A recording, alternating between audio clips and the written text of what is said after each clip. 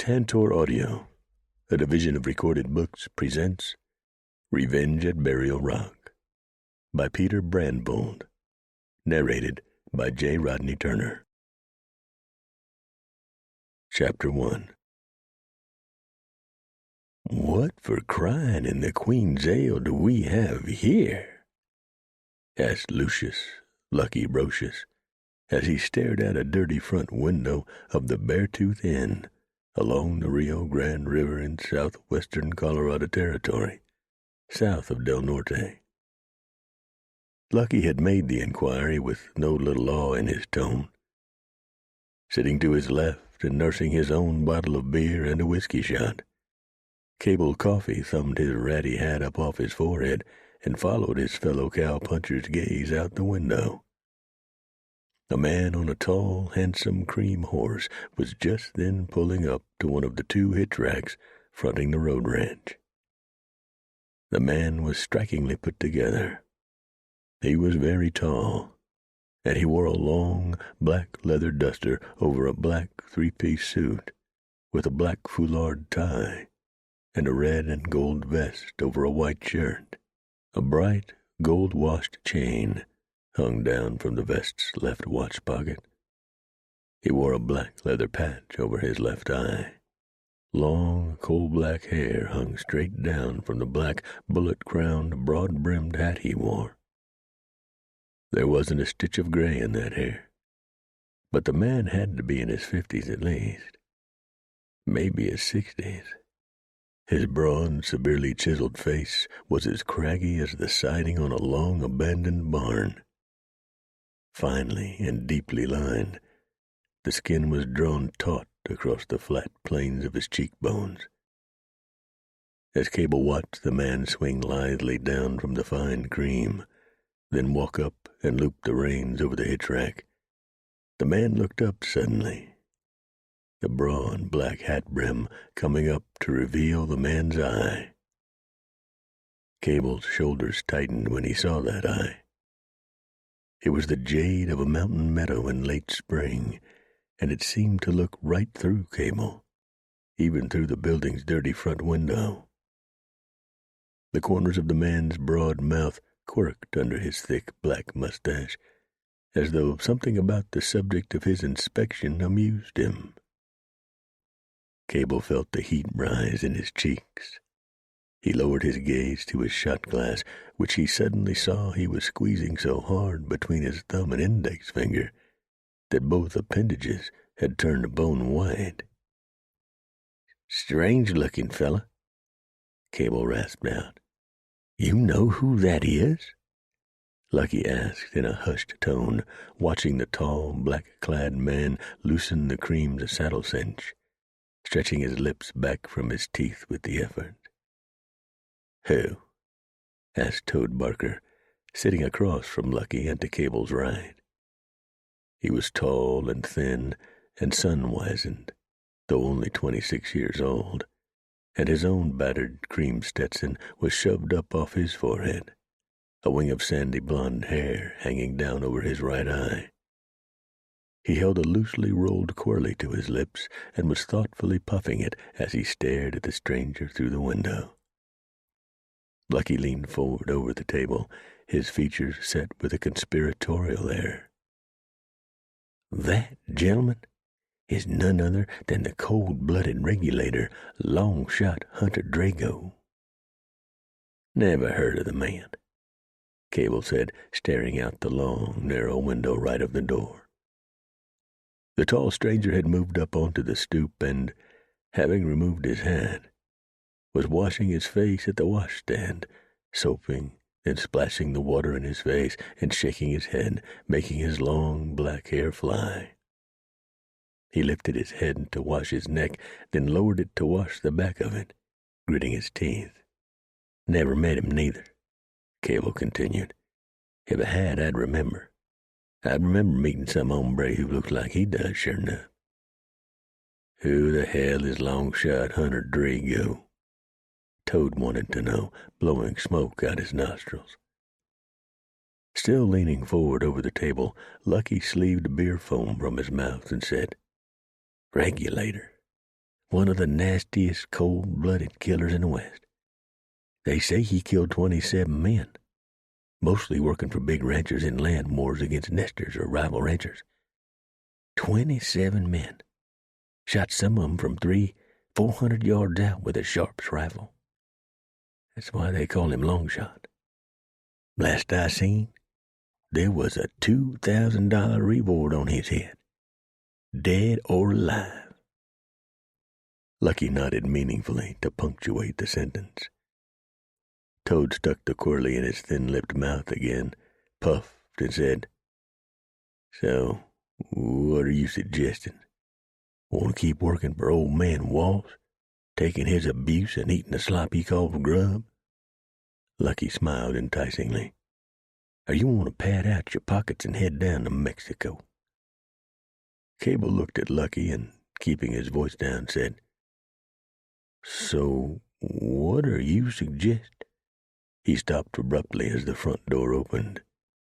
He turned to see the tall, black-clad stranger step through the door, ducking a little and holding his hat.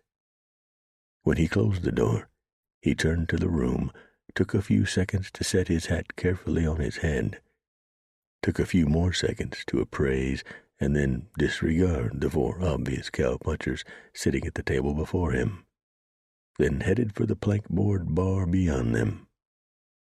Ma Howard stood behind the bar, a stout, brown-haired woman with a doughy face, mean eyes, and wearing an apron around her considerable waist. There were only 2 other customers, 2 Mexican punchers sitting at a table against the far wall, drinking tequila and playing cribbage. There'd been 3, but the third one had paid his 6 bits to Ma Howard and gone upstairs to have his ashes hauled by one of Ma's fat whores. Cable followed the tall stranger with his gaze.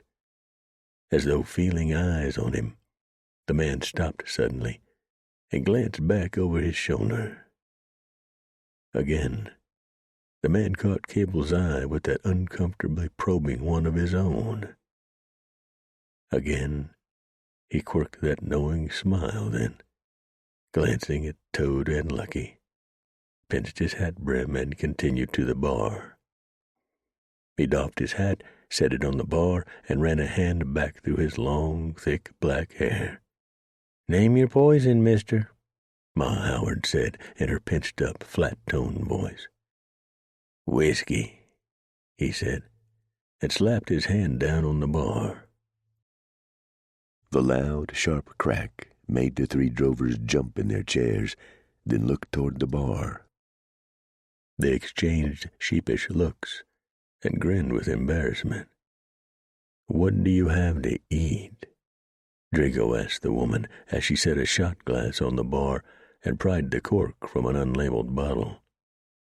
"Chili and bread," the woman said, splashing liquor into the shot glass.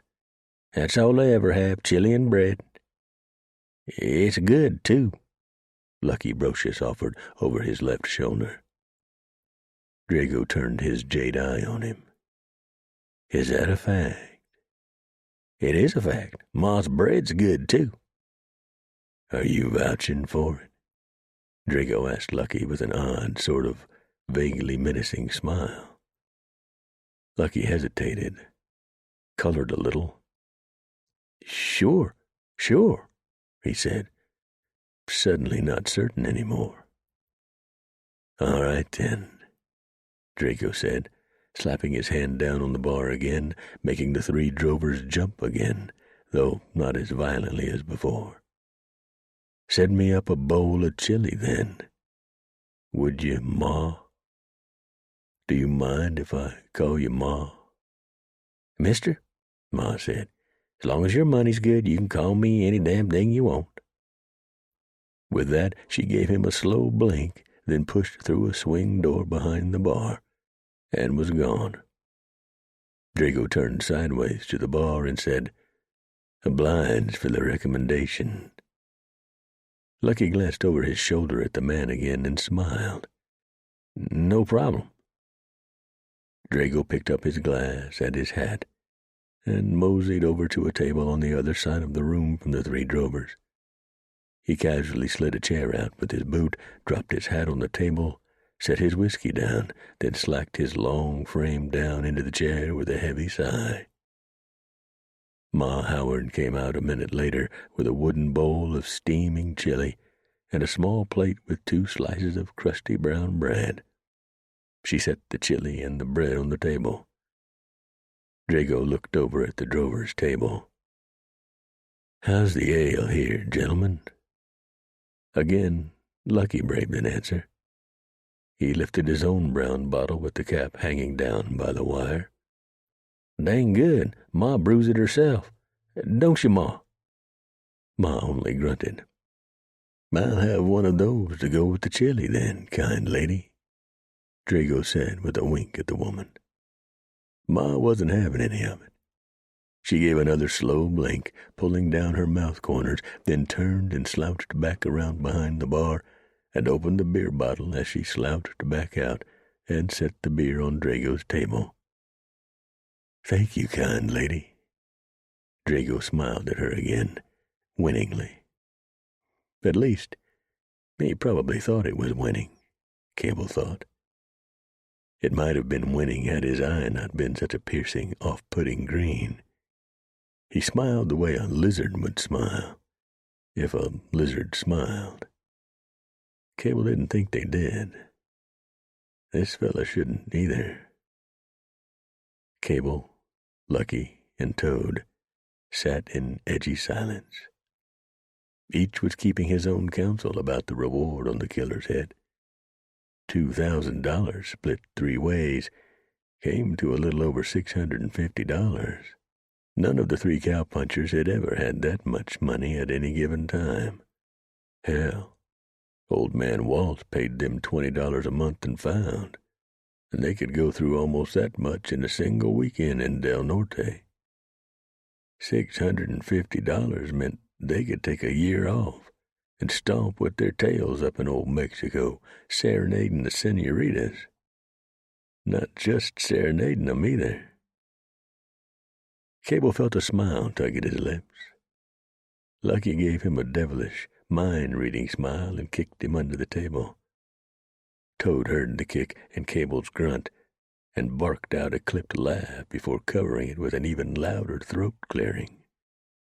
That made both Cabe and Lucky snicker. The snickers built until soon all 3 were snorting into their hands or arms, trying like the devil to stop laughing, though, as was often the case. The harder you try, the harder you laugh. Like boys in church. Finally, their muffled laughter dwindled, and they turned their red mottled faces toward Drago's table, only to find that he was no longer there. Ma was giving the 3 drovers the woolly eyeball as she picked up the empty chili bowl and the shot glass from the killer's table. The 3 drovers frowned at each other curiously, then shuttled their gazes to the front window. The cream was still tied at the hitch rack. "Privy," Toad said under his breath. Lucky glanced at Toad and Cable in turn. "We gonna go after that $2,000? If so, now's the time." Cable arched a skeptical brow at him. "While he's in the privy?" "Shh," Lucky said, scowling. "Ma's in the back," Cable said, "and the Mexicans don't understand English." Toad looked directly across the table at Lucky. "Let's go get that $2,000. Once we have it, we'll tell old Walsh what he can do with his job and his ranch, and his nasty old wife and that mean dog of his. My ass still hurts where he tore a chunk out, and let's hightail it to Mexico before the snow flies." Lucky looked at Cable. "You in?" Cable glanced at Toad. "If he's in, I'm in." Lucky placed his hands resolutely onto the table and pushed himself to his feet. Cable and Toad rose from the table, tugged their hat brims low, hitched up their pants and gun belts, and followed Toad across the room to the back. There was a short, dark hall and a door just ahead, buttery sunlight showing through the cracks between the door's vertical pine boards. Lucky stopped, glanced meaningfully at the other two coming up behind him, and then very quietly tripped the latch. He winced as the hinges groaned as he opened the door. "Slow, slow," Cable whispered in his ear. Lucky gave him an angry scowl, then pushed the door farther open and stepped through it. Cable and Toad followed him into the backyard. The single-hole privy, gray, splintered and listing precariously to one side, missing several shakes from its peaked roof, sat just ahead at the end of a well-worn path. The gray door was closed. The traditional half-moon was cut into the top. The three cowpunchers looked at each other nervously and walked very slowly and quietly toward the privy.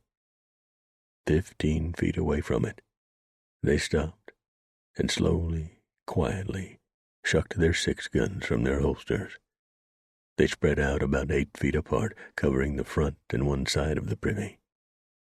Stretching his lips back from his teeth, Lucky cocked his old Schofield, raised it, and extended it straight out from his right shoulder.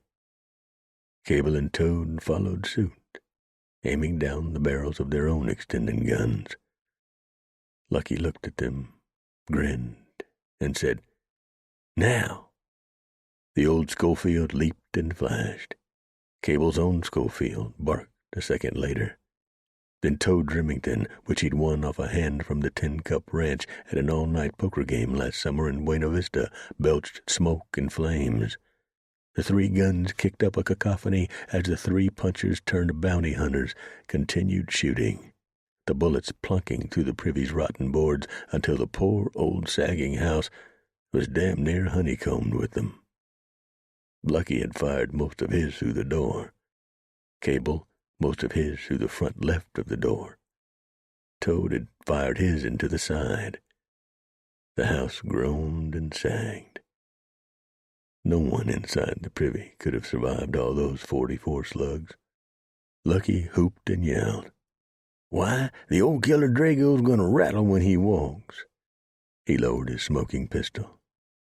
"He ain't gonna do much walking, I don't think," Cable said, sheathing his own weapon with satisfaction, then walking up to the door, his spurs chinging.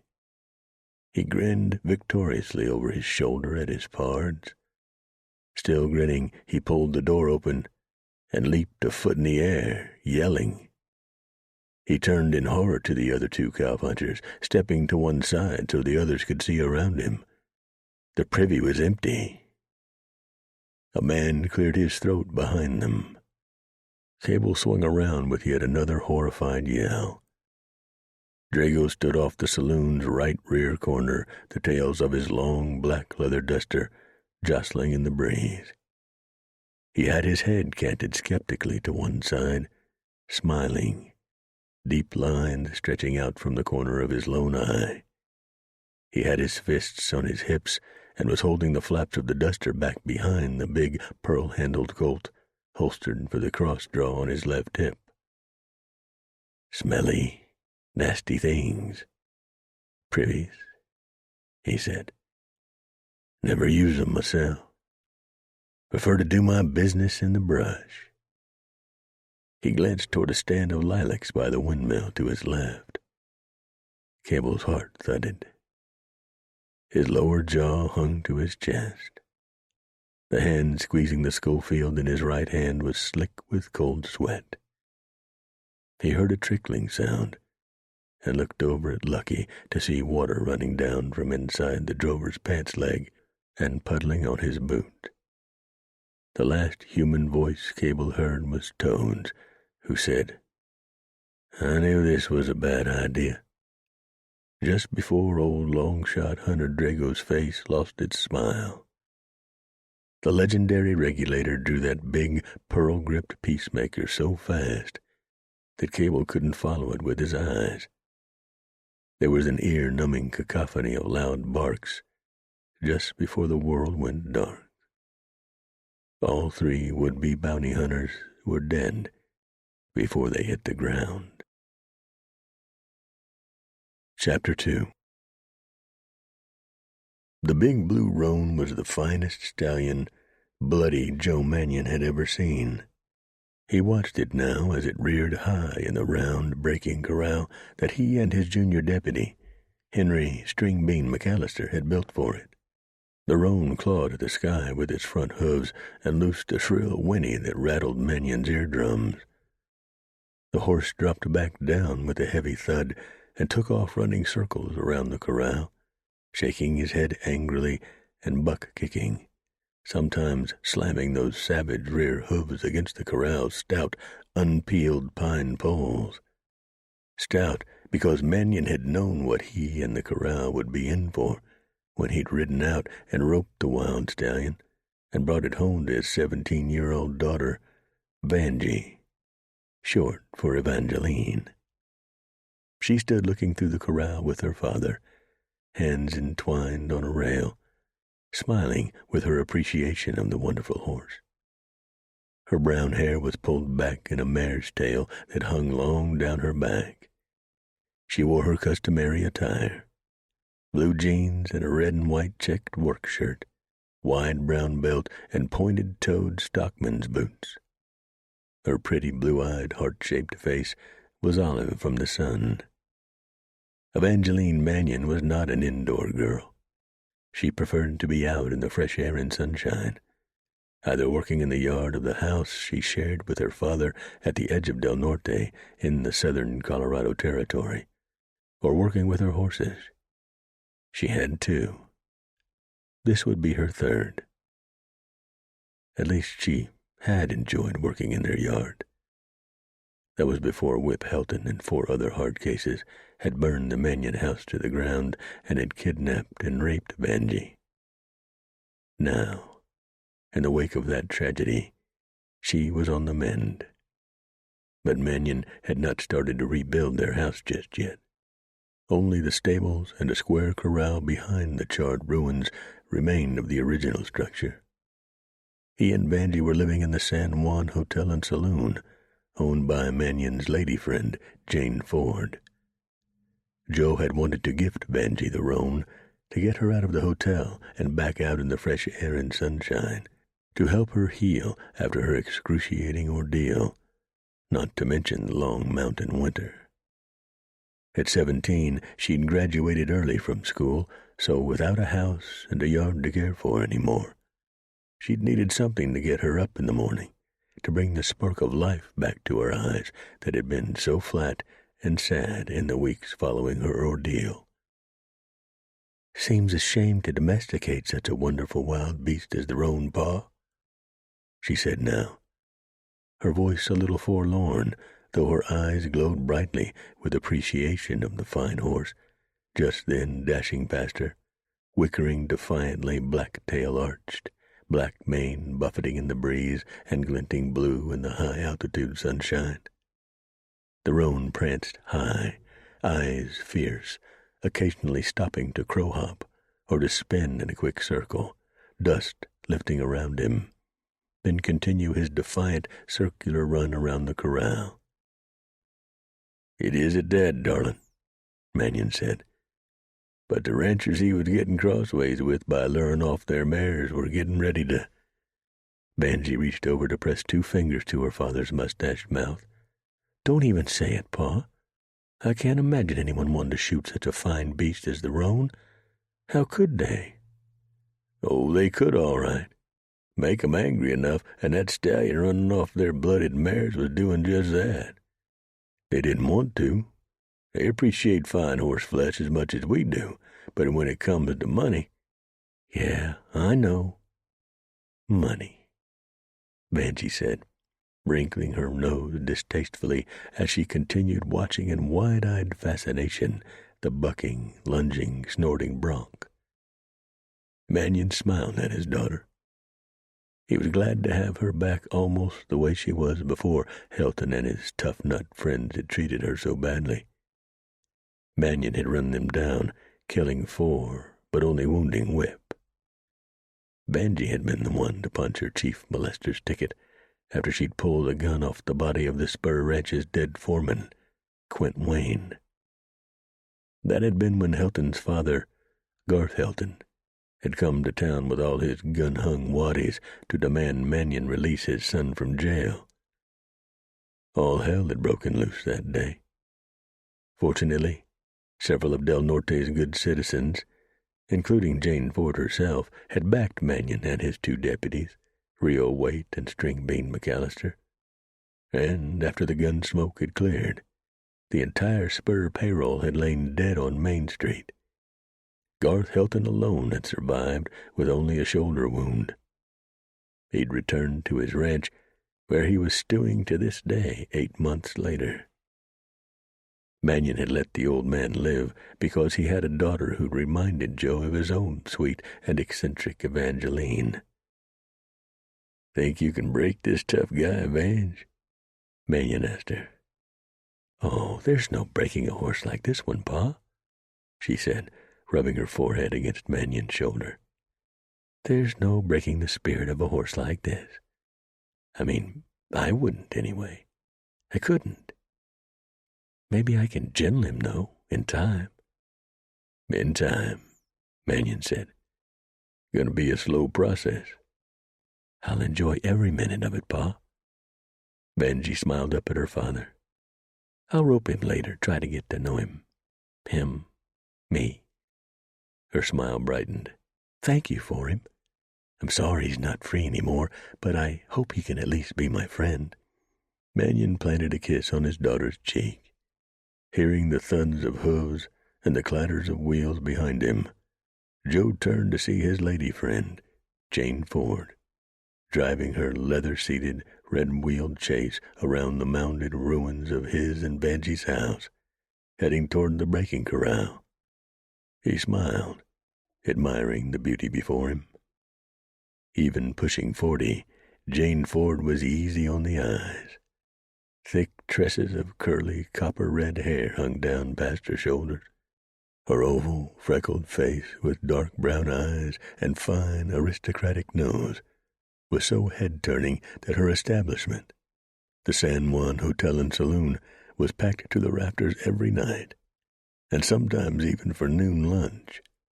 Her hourglass figure, always clad in the finest gowns and jewels, was the same way, always turning heads, until Mannion had to admit to pangs of jealousy. Jane's liquor, food, gambling layout, and the percentage girls she housed on the second and third floors of her fine establishment were the best in Del Norte, maybe even in Colorado Territory, south of Leadville. Mannion had no idea how he'd landed a fish like Jane. They were from two far different worlds. She from a moneyed family in St. Louis, educated in the finest finishing schools money could buy. An adventurous gal, she'd ventured out west to start a new life for herself on her own, and she was now a formidable business lady, indeed, respected across the territory. Mannion had been raised here in the territory when it had been even wilder and woollier than it was now. His father, Zebediah Mannion, had been a mountain man. His mother, a quarter-blood Navajo raised on one of the first ranches in the Sawatch Range near the Arkansas River. Both were long dead now. Mannion himself was pushing 50 and feeling every hard year of it, from his early days fighting the Utes to taming towns on the wild frontiers of Kansas and Oklahoma during the days of the great Texas cattle herds, and the violence that accompanied them up from Texas and lured it from all points of the compass in the forms of gunfighters, card sharps, snake oil salesmen, and prostitutes. "There's my ride," Mannion said as Jane drew back on the reins of the fine, high-stepping black in the traces. Her brown eyes beneath the feathered orange felt hat she wore to match her gown and velvet waistcoat were on the stallion still running and buck-kicking around the corral, snorting his defiance at being hemmed in, no longer free to run wild with his harem and his colts, and to fight other stallions interloping on his territory.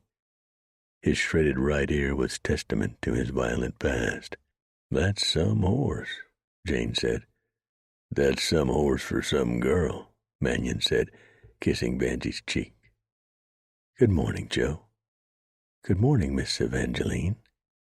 Jane smiled, her winning, toothy smile framed by broad red lips, and glanced toward a lilac hedge in full bloom nearby. "A fine spring Colorado mountain morning, is it not?" "It sure is, Miss Jane," Vanjie said. "Are you here to take my pa away from me today?" She smiled. "'Fraid so, kid." Mannion gave his daughter's shoulders an affectionate squeeze. "Jane's taking me to breakfast.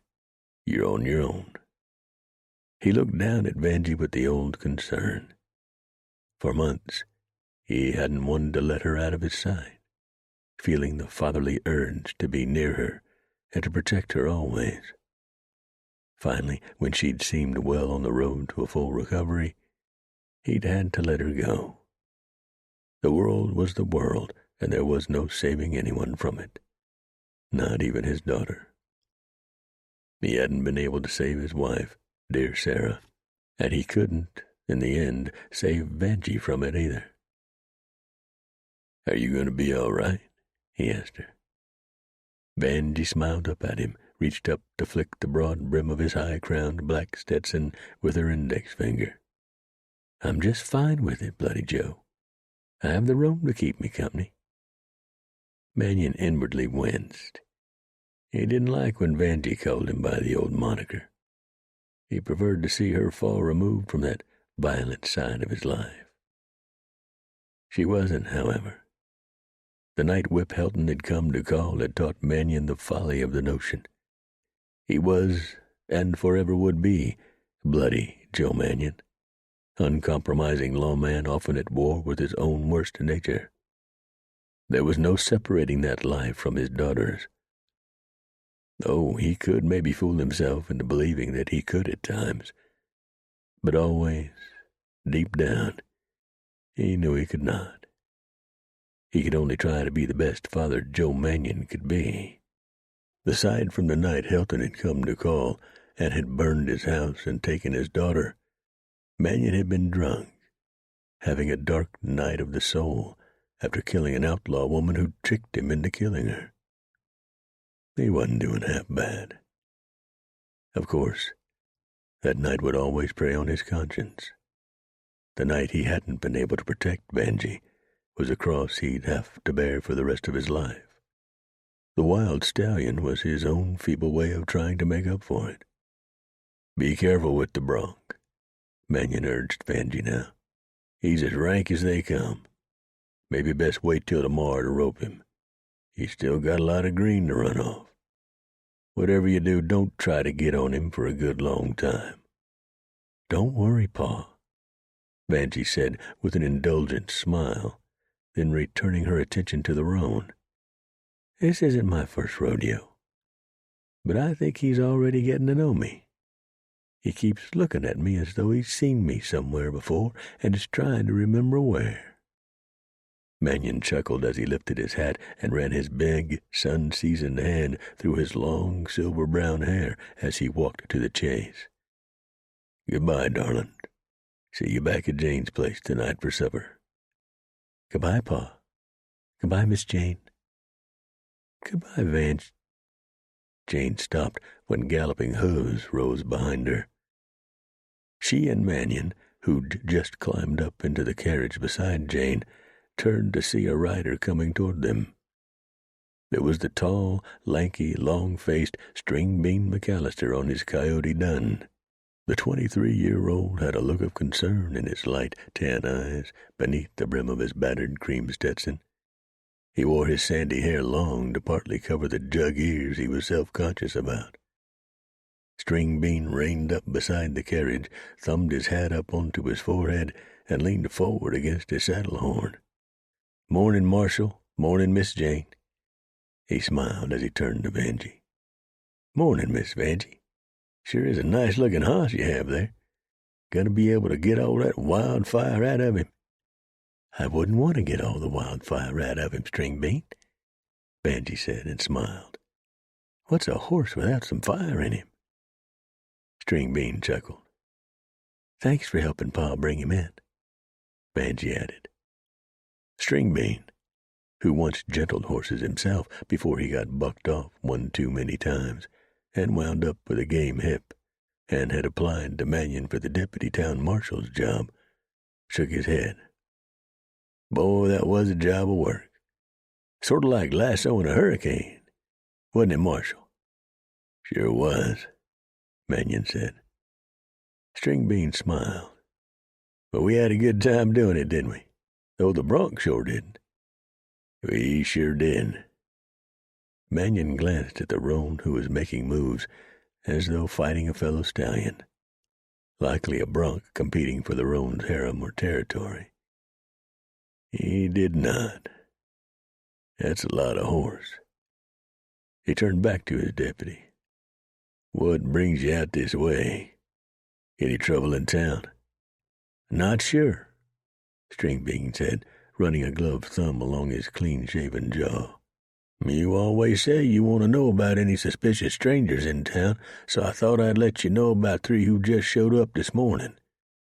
3 big fellas. Looked to have come a long way as their horses were all dusty and blown.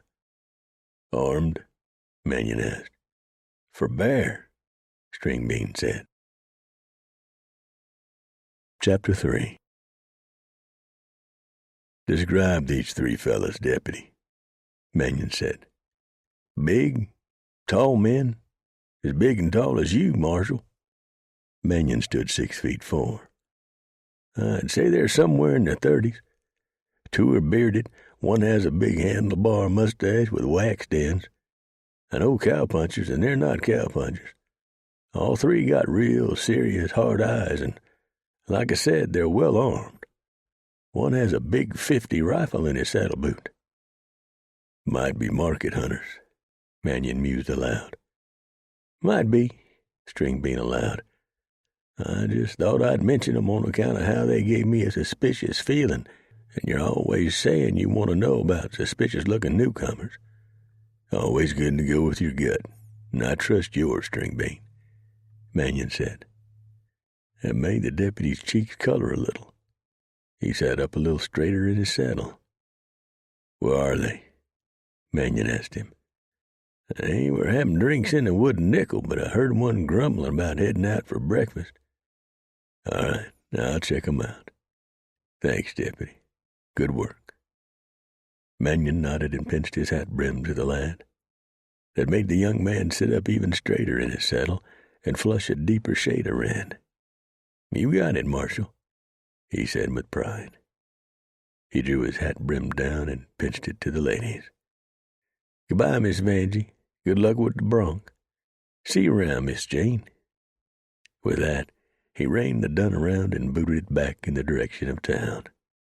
Holding the black's reins loosely in her gloved hands, Jane turned to Mannion. Want me to take you to the Wooden Nickel, Joe? Nah, Mannion said. I'll check 'em out after breakfast. He rubbed his stomach. I'm so hungry my belly thinks my throat's been cut. Jane and Vanjie chuckled at the old joke. Mannion and Jane said goodbye to Vanjie, and Jane clucked the black into motion, turning the horse to head back in the direction from which she'd come, and where Stringbean's dust was still sifting. Mannion grimaced at the remains of his and Vanjie's house as Jane pulled the carriage around it, heading for the 2-track trail that would take them the 1/4 mile to Del Norte. Mannion had built the house out here in the trees for privacy for both himself and his daughter, a private, shy girl when they'd first moved here 5 years ago from Kansas. Mannion had needed a change of scenery. Kansas had been where his dear wife Sarah had hanged herself when Vanjie had still been a baby, and Joe hadn't realized, until nearly 12 years later, that he'd associated the town he and Vanjie had lived in with that horrific suicide. Sarah leaping out of the fork in the big cottonwood in their yard with a rope around her neck. She'd been suffering mentally for weeks. The doctor had told Mannion that young mothers sometimes fell into a mental abyss in the months after they gave birth, and that Sarah had needed his support. Mannion had been taming another in a long string of towns and hadn't given his poor, desperate Sarah the time and attention she'd needed. That was another thing he'd never forgive himself for. As Jane turned the chase onto the two-track trail that bisected spring green birch and aspens, Mannion craned his neck to keep his transfixed gaze on the wreckage of his home, as though the charred chimney, half-burned ceiling beams, and mounded ashes were the wreckage of his checkered past. And if he stared at them long enough, he would learn the key to his failings, and maybe not fail again so miserably in the future. Jane reached over and placed her gloved hand on his knee. "Joe," he turned to her, "don't fret. It was just a house. You and Vanjie are still alive, and she's doing fine." "You said it was just a house," Mannion said, keeping his gaze ahead now at Del Norte growing before him. "It was my life. Vanjie's life." Jane shook her head. "It was just a house. You're going to build another one." "I am." Mannion sighed, removed his hat, and brushed dust from the crown. He chased away the shadows he felt nibbling at his consciousness a moment ago, and resolved to think more optimistically. "She is doing well, isn't she? After what she went through, she's doing amazingly well. Just wish it hadn't happened. That I hadn't." "Nope." Again Jane shook her head. "It's past, Joe. Look ahead." "I'm trying." "Maybe I can help," Jane said as the black trotted into the outskirts of the town, small cabins, houses, stock pens, and chicken coops cropping up along both sides of the trail, including the small farm of one of Del Norte's earliest residents, a former fur trapper named Johnson. He was in his 80s now and still supplying hay to the local livery barns. He sat on the leaning front stoop of his age-grayed log cabin, legs crossed, a collie dog sitting beside him. A lean man with thin gray hair and long sideburns, dressed in sack trousers, suspenders, a wool-plaid work shirt, and lace-up boots. He was smoking a pipe. As the chase passed, Mannion pinched his hat brim to the gray beard. The stoic, taciturn Johnson gave his chin a single slow dip and continued puffing his pipe. The dog rose quickly as though to chase the carriage, but Johnson placed a spidery red hand on the collie's head, and it sat back down beside him. Mannion looked at Jane, one brow arched. "How can you help?" She glanced at him, half-smiled. "Marry me." Mannion's jaw dropped.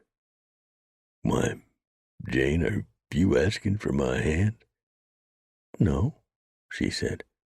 "I'm demanding it."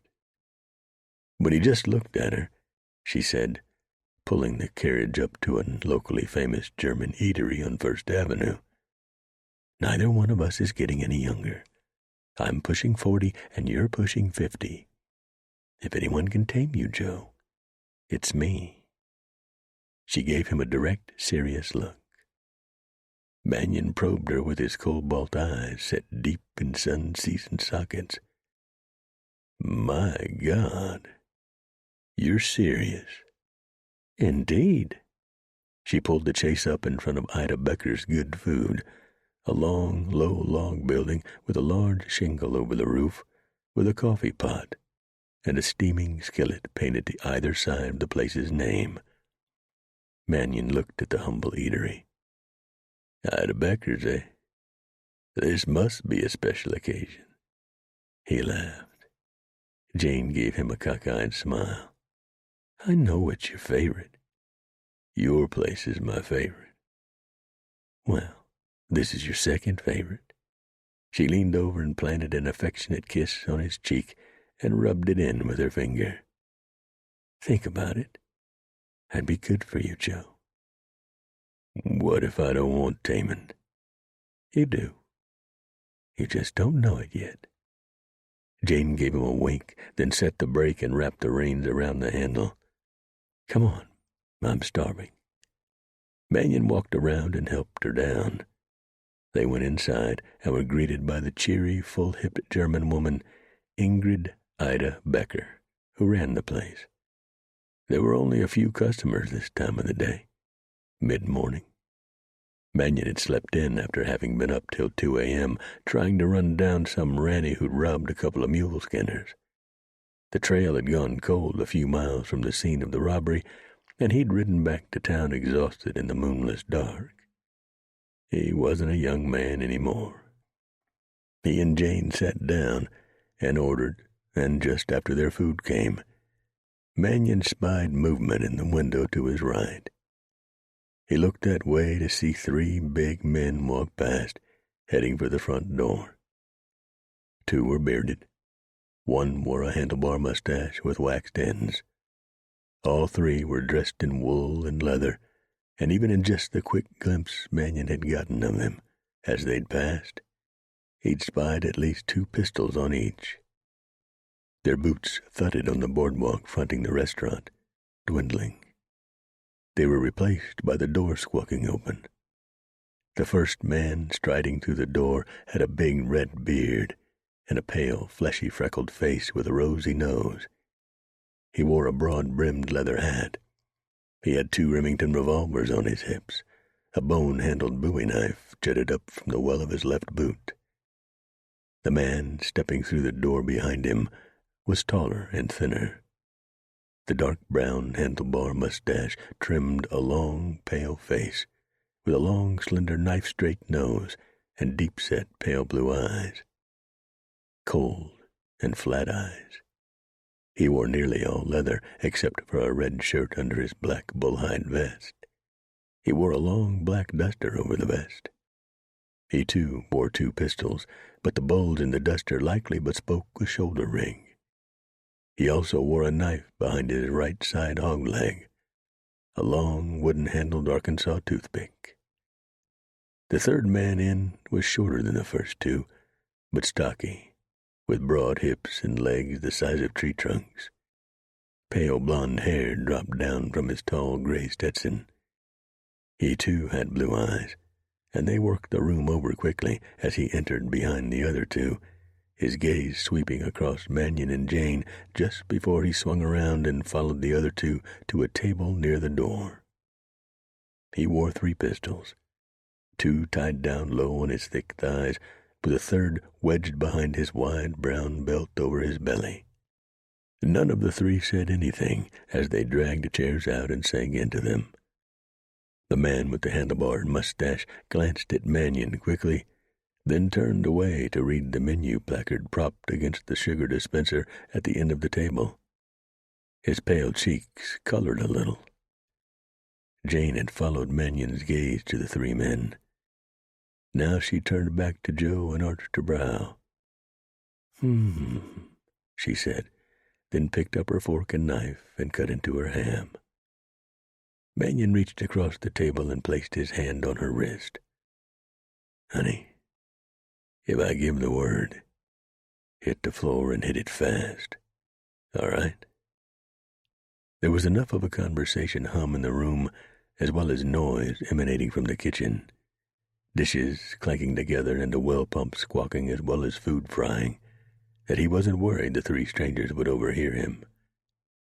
All 3 seemed to be pointedly not looking at him, keeping their gazes averted. That, and the quick, furtive looks they'd given him, was what had tipped him off that they might be trouble. Not to mention their eyes. Stringbean had had it right. Cold, hard, mean eyes. The young man was honing the instincts of fine law dog. Mannion picked up his own fork and knife and cut into his rare sirloin, served with a German sausage, sauerkraut, and a heap of fried potatoes, well salted, peppered, and buttered. He enjoyed the meal, despite the possible trouble on the lurk, though his and Jane's conversation had been stymied by the presence of the 3 obvious tough nuts. Jane was tense. Mannion could see it in her shoulders, in the stiff set of her face, the way she glanced at him meaningfully as they ate. Was this what she wanted for the rest of her life? Tense meals? Mannion had had a target on his back for the past 20 years, ever since he'd started working in the law-dogging racket. He'd become used to it. Maybe he even fed off it. Jane led the calmer, more cultured and mannered life of the sophisticated business lady. She was having second thoughts now, Joe silently opined. What woman in her right mind would not? A meal ruined by the threat of danger. He couldn't marry her, he realized now. What he'd done to Vanjie, what he'd caused to be done to Vanjie, could not happen to Jane. The fewer people in his life, the better. He wouldn't tell her now. He'd wait for the danger to pass. If it passed. He calmly finished his meal. When he'd swabbed the last of the potatoes and the sausage and steak juice from his plate with a baking powder biscuit, he looked up to see Jane regarding him with an ironic half-smile. She'd eaten only half her own breakfast. She sat staring at him over the brim of her coffee cup, which she held in her hands up close to her chin, trying to figure out how, with such men present, who may or may not be gunning for Joe, he could be so calm. Well, I'm used to it, honey. Mannion started to think the three obvious hardtails were not here for him after all, and was about to rise and walk over to the lunch counter and pay Ida Becker, who was placing clean plates on a shelf and talking to the big Chinaman who cooked for her while the Chinaman, clad in a white smock and with his long black hair in a queue, was smoking a loosely rolled wheat paper quirly. Mannion had just started to slide his chair back when the broad, stocky gent with pale blonde hair threw his arms up above his head, stretching, and said louder than necessary, "Well, gentlemen, I do believe it's time to see a man about a horse." The other two chuckled with more vigor than the joke warranted. The stocky gent slid his chair back, rose with a grunt and a belch, turned, and started walking in his heavy-footed gait toward Mannion, who lowered his hand to his lap in case he needed to make a quick draw. As the big man approached Mannion's table, he gave a smile and a cordial nod to Joe, pinched his hat brim to Jane, and continued walking on past their table to the back of the room, where a door led out onto the back where the privy was. All right, said the big red-bearded man with the wide, fleshy face. "I'll pay. This time." He gave the dark-haired man with the waxed mustache a hard look. The dark-haired man's eyes flicked toward Mannion, a very quick, fleeting glance, before he turned to the red-bearded man and smiled. Mannion sipped his coffee casually, using his left hand while sliding his right hand across his belly toward the top-break, silver-chased Russian revolver holstered for the cross-draw on his left hip. He took another sip of his coffee as he released the keeper thong from over the Russian's hammer, then lay his right hand flat on his thigh. As he did, the big gent slugged the last of his own coffee, rose from his chair, cursed under his breath, and walked toward the counter where Ida Becker was now placing clean glasses on a shelf near the plates. She was alone. The Chinaman had returned to the kitchen. All right, he said in a gruff tone. "What do we owe you, lady? By the way, my potatoes was cold." He'd just gotten the last word out of his mouth when Mannion yelled, "Jane, down!" and leaped from his chair, knocking the chair back behind him where it toppled to the floor with a loud thud just before the Russian in his hand bucked and roared. Chapter 4. Mannion shot the mustached gent at the table just as the man leaped from his own chair, bringing his pistol up from his hip, his slitted eyes bright with determination. The Russian roared, and then, as Mannion saw Jane throw herself from her chair across the table from him, he dove forward as two more guns blasted, the slugs caroming through the air where his head had been a moment before, to smash into the window left of the front door. The roar of the two blasts rocketed around inside the eatery as Mannion rolled onto his left shoulder and raised the Russian, clicking the hammer back. Bang, bang. The big red-bearded man gave a girlish scream and fired his own pistol twice wildly around the room as Mannion's slug drilled into his chest and hurled him back over the counter, evoking a German curse from Ida Becker as she, too, flew backward, hurling the glass she'd been holding high in the air before she bounced off the wall behind her and thumped onto the floor. "Kill you, Mannion!" bellowed the blonde-headed gent as he came bowling toward Joe from the rear of the room, clicking the hammer of his own aimed Colt back and narrowing one eye as he aimed down the barrel. Bang! Bang, bang! The first report had come from the blond man's Colt, that slug ripping into the seam of Mannion's shirt over his right shoulder before smashing into a chair behind him. The next two explosions came from Mannion's Russian as he fired twice quickly, punching two holes in the blond-headed gent's broad chest and throwing him back through the door behind him, which he'd left open when he'd bounded back into the building just after closing it, gun extended. Now he fell just outside the door on his back. He gave an enraged yell and, digging the spurred heels of his boots into the ground, arched his back, gave another yell, raised his Colt, and fired a round at the sky. Then he collapsed, the hand holding the gun dropping to the ground. He shivered, feet quivering, spurs jangling, as he died. Mannion cocked the Russian again as he swung his arm around and aimed toward the counter. No movement there. He slid his body around on the floor and aimed straight out ahead of him at the man with the handlebar mustache. He was sitting against a ceiling support post, bleeding from the hole in his throat, raising his own hog leg from the floor as he stretched his lips back from his large, square teeth. Mannion dropped the hammer on him. The man threw his head up, tensing, closing his mouth but stretching his lips even farther back from his teeth. Blood oozed from the fresh hole in his chest over his heart. The man blinked his eyes rapidly as he stared at the ceiling, slowly lowering the revolver in his right hand. "Who sent you?" Mannion yelled. The man dropped his chin and glared at Joe from the other side of the table he'd been sitting at. His eyes blazed with pain and fury. "You go to hell. Damn you. You killed me." "Who sent you?" Mannion shouted once more. The man continued to glare at him from the other side of the table, then his lips shaped a leering grin. Mannion gritted his own teeth and fired his aimed Russian again, drilling a puckered blue hole in the dead center of the mustached gent's forehead. The man's head snapped back and tipped sideways until his chin rested on his shoulder. Mannion turned toward Jane. She lay on the floor on the other side of the table they'd both been sitting at. She wasn't moving. Blood had pooled on the floor beneath her head. "Jane!" He scrambled to his feet, wincing at his aching joints.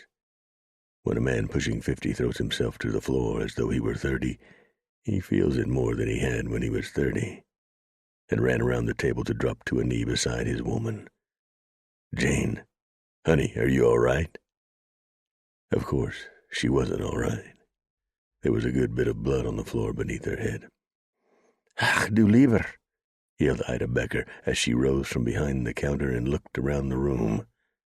There were 5 other customers at 2 different tables, and they'd all hit the floor and were still down, arms covering their heads, a couple looking in mute exasperation at Mannion. "Why you have to do that in here, Joe?" Ida Becker cried, fists on her stout hips. "Shoot, shoot, shoot, that's all you do." Ignoring the woman, Mannion eased Jane onto her back and winced when he saw the notch a bullet had carved across her skull, just above her hairline and in nearly the middle of her forehead. Blood oozed from it, glistening in the morning light, angling through a near window. "Dear God," Mannion said, cradling Jane's head in his arms. Jane winced, stretched her lips back from her teeth, her eyes half opened, then closed. Joe? She raised her right hand and placed it on his arm. Gonna get you to the Sawbones, honey, Mannion said, picking her up in his arms and straightening. Just as he turned to the door, his two deputies, String Bean McAllister and the middle-aged, thick-set Rio Waite, came in. String Bean wielding his 1878 Winchester, Rio his double-barreled shotgun. "What in God's name happened?" Rio said. "It's them," String Bean said, pointing at the man with the handlebar mustache sitting against the wall to the kid's right, his chin on his shoulder. "I knew they was trouble." "Unfortunately, you were right, kid." As String Bean and Rio made way for the marshal, Mannion said, "I'll let Beef over to the office and try to match them up to wanted circulars. I want to know who they are, or were." He glanced at the two deputies over his shoulder. "Better yet, I want to know who sent them." He stepped out onto the boardwalk, fumbled open the door of the chaise, and eased Jane onto the rear quilted leather seat. "Ach, du lieber," Ida Becker yelled behind the lawman. "Who's going to pay for my window? I swear, wherever you go, Joe, trouble follows." "He ain't called Bloody Joe for nothing," yelled one of the customers, his tone deeply indignant. Mannion climbed onto the front seat, unwrapped the reins from around the brake handle, released the brake, shook the reins over the black's back, and swung the carriage into the street, turning sharply, yelling at a ranch wagon stopped dead ahead of him, while the driver and a man standing in the street beside him stared back skeptically at Mannion. "Get out of the way," Joe yelled. "Vernon, get that infernal contraption out of my damn way. I got an injured lady here." All right, Marshal," Vernon said, turning the horse in the traces of his wagon, the box of which was heaped with burlap feed sacks, sharply right. The other man ran to get out of the way. Mannion whipped the black into a full run. He took the corner that led on to Main Street too fast and nearly ended up capsizing the carriage for his haste. The black whinnied with indignation. When he was back on all four wheels, Mannion whipped the reins over the horse's back again. "Hi-ya, boy! Get out of the way. Injured lady here. Get the hell out of my way, O'Brien. Oops. Sorry, Mrs. Bjornson. Damn near ran you down. Hi-ya, boy. Hi-ya!" He took another corner too fast. Again he nearly overturned the carriage. When he straightened it out, he pulled the horse up to a wooden shingle extending into the street, announcing Dr. Marcus P. Bohannon, M.D. The sign was shaped in the form of a hand, with a finger pointing up the staircase that ran along the side of the two-story, unpainted wood-frame building. The lower story housed the furniture shop. The furniture maker also made coffins, which was handy for when things didn't go well upstairs for Doc Bohannon. The 50-something, short, portly, gray-haired medico was just then standing on the second-floor landing outside his office, smoking a fat stogie. He hitched his baggy broadcloth trousers up his broad hips with one hand, gave his head a fateful wag, and said, "I heard the shooting. Had a feeling I'd see you sooner or later, Joe." "Good Lord, is that Jane Ford in that chase?" "It's Jane, all right, Doc." Mannion wrapped the reins around the brake, stepped out of the carriage, opened the rear door, and saw Jane grimacing and raising a hand to her bloody forehead. "Good Lord," the medico said again, then dropped his stogie over the rail. It plopped to the ground, sparking. He hitched up his trousers and waddled down the steps. "I got her, Doc," Mannion said, turning to the stairs. All right. Poor Jane," Bohannon said, and swung around, breathless, his full face mottled red in stark contrast to his thick gray mutton chops. His long, oily gray hair bounced down below his shirt collar. Everyone in town had a soft spot for Jane Ford. Not only did she run the finest saloon, eatery, gambling parlor, and hurdy-gurdy house in town, she was a damn nice woman. Beautiful, educated, and dignified. For the life of 'em, the town couldn't understand what on God's green earth she was doing with Bloody Joe Mannion. Two people couldn't have been more different. What they didn't understand was that was the very reason she'd become attracted to Joe, just as that was why he'd become attracted to her. Foolish on her part. Now he might have killed her. Bohannon shoved the door open and stepped inside, stepping to one side as Mannion carried the groaning Jane to the doorway. "In there," Bohannon said, gesturing at one of two open doors flanking his cluttered desk. "Take her in there." Mannion walked around the desk, stepped into the examining room that smelled of camphor and cigar smoke, and laid Jane on a leather-cushioned examining table. Bohannon stepped in behind him, rolling up his shirt sleeves. He looked at Mannion. "Go now, Joe. Let me see to her." "I can't leave her, Doc," Mannion said, planting his fists on the edge of the table, giving the medico a hard, determined look. "You have to, Joe. Get out of here. Go get a cup of coffee. I'll send someone for you when I've gotten her cleaned up and been able to evaluate the wound." "What's to evaluate? She took a bullet that was meant for me, Doc." "Get out of here, Joe. I need room to work. I don't need you in here glaring at me and making me nervous. Now get out of here." Mannion cursed. He swung around and headed for the open doorway. He glanced over his shoulder at Bohannon. "Keep her alive, Doc. Just keep her alive. I'm going to do everything I can. Close the door." Mannion stepped out, glanced once more at Jane writhing in agony on the examining table, then drew the door closed, letting the latch gently click into place. As he stepped out onto the stairs' top landing, he removed his hat and ran a hand through his hair in frustration, tugging on it, cursing under his breath. Last time it was Vanjie who'd been hurt because of him. Now Jane. He was halfway down the steps when a tow-headed boy stepped out from the front of the furniture shop on the street below and was about to pass on the boardwalk before Mannion. He was carrying a box that appeared filled with groceries. 9-year-old Harmon Hoffenthistle was an odd-job kid, one of the busiest around, so he was usually carrying something and hustling somewhere. He wore a black wool watch cap, sack trousers, suspenders, and a blue plaid work shirt.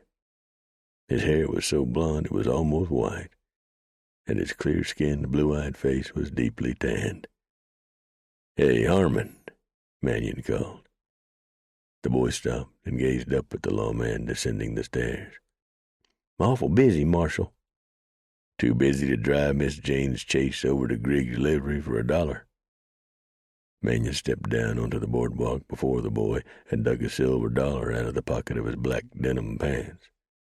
"Heck no," Harmon said. "Mrs. Benedict's only paying me $10 for hauling her weekly groceries over to her. That old hen can wait." Mannion tucked the coin in the front pocket of the kid's shirt. "Don't let 'em rob you blind, kid." "Half the time I walk around with my pockets hanging out." "Set that box in the Chase. You can use it to haul Mrs. Benedict's groceries to her." "No kidding." Young Harmon brightened as he gazed at the smart-looking Chase hitched to Jane's fine black Morgan. "Why not? She's not going to be using it again for a while," it pained Mannion to say. "What happened?" Harmon asked, setting the box in the Chase. "Took a bullet. Looks bad, kid." Mannion winced and ran his thumb along his jaw as he turned to stare up at the doctor's office. His guts were tight with worry. "And it was my damn fault," he added under his breath. "Sorry to hear that, Marshal Mannion. Miss Jane's a fine lady. Best tipper in town. Hope she feels better soon." "Me too." Harmon clambered up into the Chase. "Don't worry. I'll take good care of Miss Jane's rig, Marshal." "Later, Harmon." Mannion was still staring up at the doctor's office, wondering how Jane was doing, hoping like hell she was still alive. He started walking north along the boardwalk, eyes down, gray-brown eyebrows stitched. He could hear the late morning clamor around him, but was mainly seeing Jane in his mind's eye with that nasty gash on her forehead, a gut-wrenching look of pain on her lovely face. Vaguely, as though from far away, a man said to his right, "What happened to her?" Another man said, "Took a bullet no doubt meant for Mannion. Teach her to steer clear of that old hellion. Why doesn't she find herself?" The man, Keel Brandywine, let his voice trail off as Mannion stopped dead in his tracks and turned to him. Several men, including Brandywine, were standing out front of the Wooden Nickel Saloon, sipping beers and smoking cigarettes. Brandywine's lower jaw dropped when he saw Mannion. The man said. Sorry, Marsh." Mannion cut him off by slamming his clenched right fist against the nub of the man's right cheek. Brandywine screamed, dropped his beer, and flew back through the Wooden Nickel's bat-winged doors. Rage burned hot inside Mannion, so hot it was roasting his eyeballs. He cursed and stepped forward, raising his clenched fist again. He was just pushing through the bat wings to pick Brandywine up off the floor to give him another tattoo when a young woman's voice yelled above the thud of galloping hooves. "Pa! Stop, Pa! Pa! For the love of Pete, stop!" Chapter 5. Mannion froze. He turned back through the door to see Vanjie gallop up to the hitch rack fronting the Wooden Nickel, brown hair bouncing on her shoulders, anger cutting deep rungs across her sun-tanned forehead. "Pa!" she yelled as she reined in the long-limbed calico mare she'd named Willow. "Good grief!" "I echo that, Joe," came another admonishing voice behind him. "Good grief!" He turned to see the Del Norte mare, the diminutive, suited, and bespectacled Charlie McQueen, stooped down with one other gent and helped Brandywine back to his feet. Brandywine glared at Mannion, a red welt growing on his cheek around a half-inch cut just below his left eye. He was tall and slender, with neatly combed blonde hair and a neatly trimmed mustache. Mannion had never liked the man. He owned a lumber mill and had mining interests throughout southern Colorado, and thought he was the cock of the walk. He stooped down to pick up his green bowler hat and set it on his head. He cast another incriminating glare at Mannion, then turned to the mare, jaws hard, as he said, "Why this fool is still wearing a badge in this town is a mystery to me. Mr. Mare?" He turned to walk over to the bar. McQueen cast his own look of deep frustration at Mannion, then set his hand on the taller man's shoulder and said, "Keel, let me buy you a beer." Brandywine brushed McQueen's hand from his shoulder. "I'll buy my own damn beer." "Now you're in trouble again." Mannion turned to see his daughter gazing up at him with frustration and disappointment in her eyes. That look made Joe feel like a boy who'd tossed a snake through the half-moon in the girl's privy door. But then, what he'd done had been damn childish, and he deserved the tongue-lashing he was getting. "They're both poppin' jays," Mannion said defensively. "I know, but Mr. Brandywine is a respected businessman around here." "Like I said." "I heard about Jane," Vanjie said. "How is she?" Mannion shrugged. "I don't know. She's up with the doc. He kicked me out of his office." "Can't blame him," Vanjie said drolly. She placed her hand on his arm. "I heard it was a head wound, Pa." "It is. A graze, but it looks bad. There was a lot of blood." "Oh, Pa, I'm sorry." Benji reached up to wrap her arms around his neck and snug her cheek up taut against his chest. "So am I, darling," Mannion said. "So am I." He ran his hands down her slender back, returning the hug, though he felt self-conscious about such an obvious display of affection in public. He wasn't accustomed to that. He frowned as he looked down at his daughter. "Say, I do believe this is the first time you've been out on the street like this since—" He didn't complete the thought. Neither of them made a habit of referring to the previous horrific episode with Whip Helton. Since her recovery, after not speaking for several weeks after the savage ordeal, Benji had become a virtual recluse, leaving the hotel only to feed and work with her horses. She hadn't ventured into any of the stores or restaurants, which there were getting to be more and more of now, with Del Norte still growing. More ranchers, miners, and loggers pouring into the area. Benji looked at the people passing on the street around them. "You know, I just realized that." She shrugged and looked up at her father. "Didn't even think about it. I just saddled Willow and headed for town after I heard about Jane.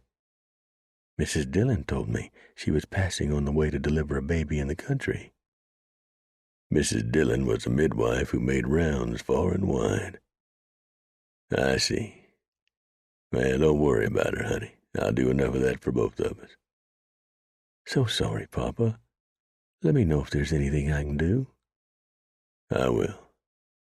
In the meantime, I'm going to try to find out who those Jaspers were who shot her."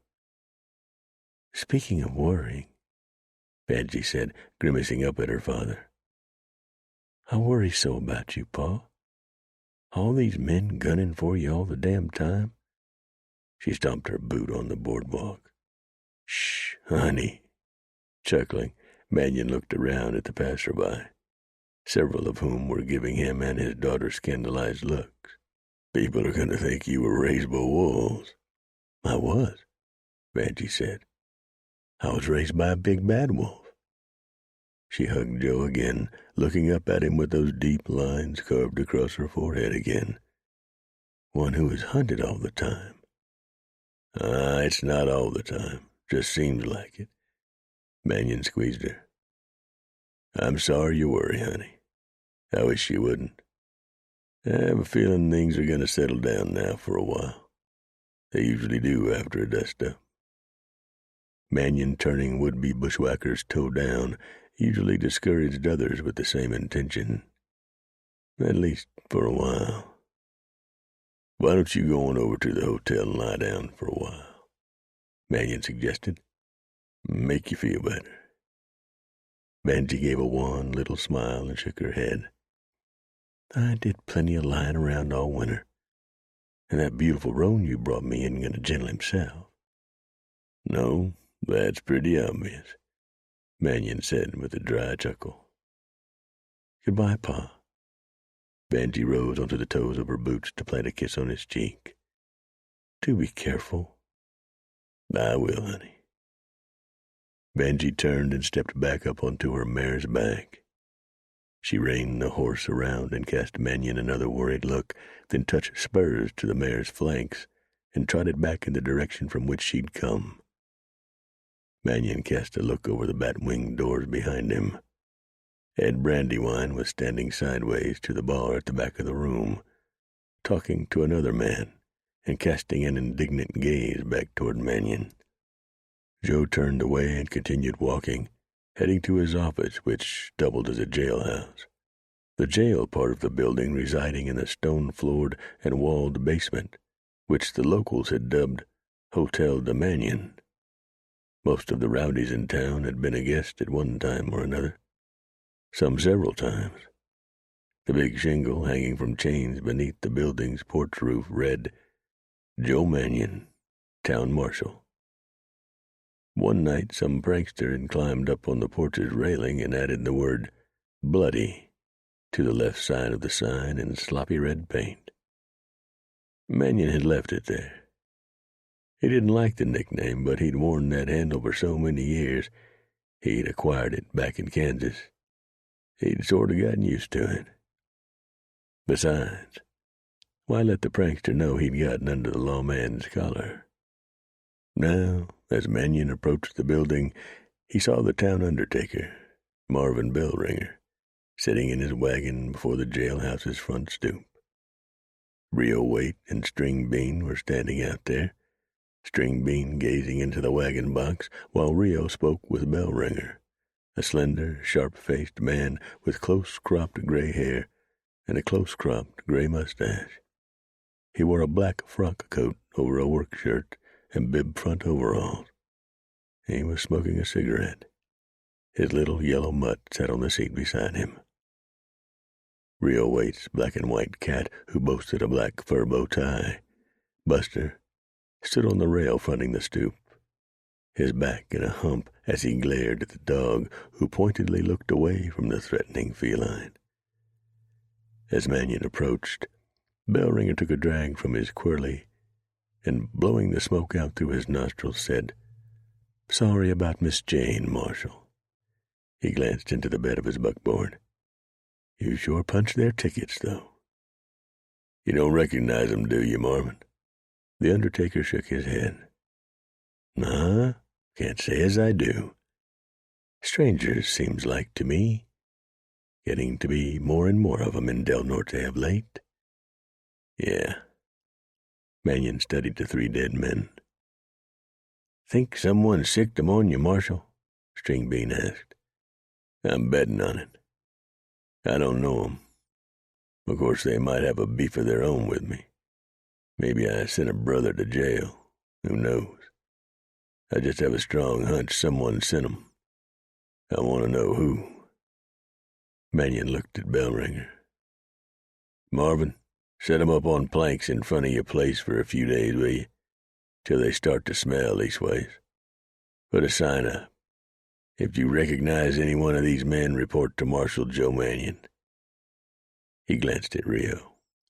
"It's worth a try." "Could be Helton," Rio said.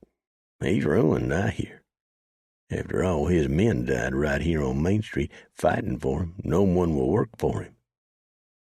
Garth Helton was the late Whip Helton's father. "Possibly," Mannion said as Bellringer rode off in the wagon containing the three dead men. "I'll ride out for a powwow. In the meantime, I'm going to look through some wanted circulars." He'd just started to turn toward the jailhouse when something on the street caught his eye. He turned back to scrutinize the horseback rider just then angling toward Hotel de Mannion, leading three horses with blanket-wrapped bundles tied across their saddles. The rider, who rode a rangy, handsome cream stallion, was a tall, dark-haired man with one piercing green eye set in a deep socket below the broad brim of his black bullet-crowned hat. A black patch covered his left eye.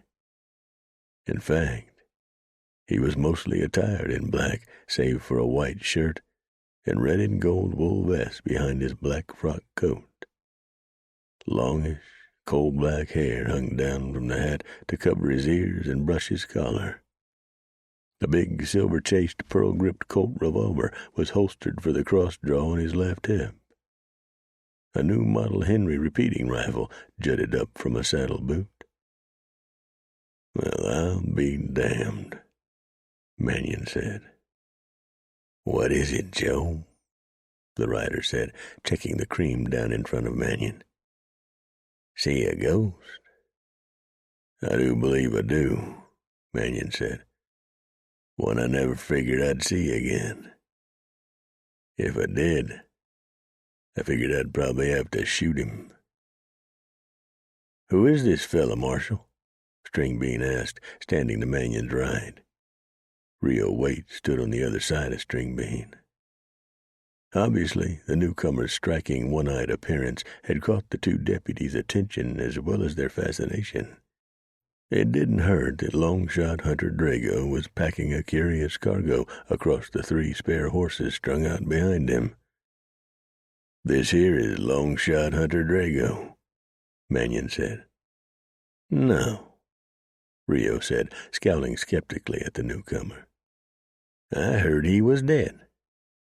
"Dead in prison," Mannion said, staring up at Drago, smiling down at him like the cat that ate the canary.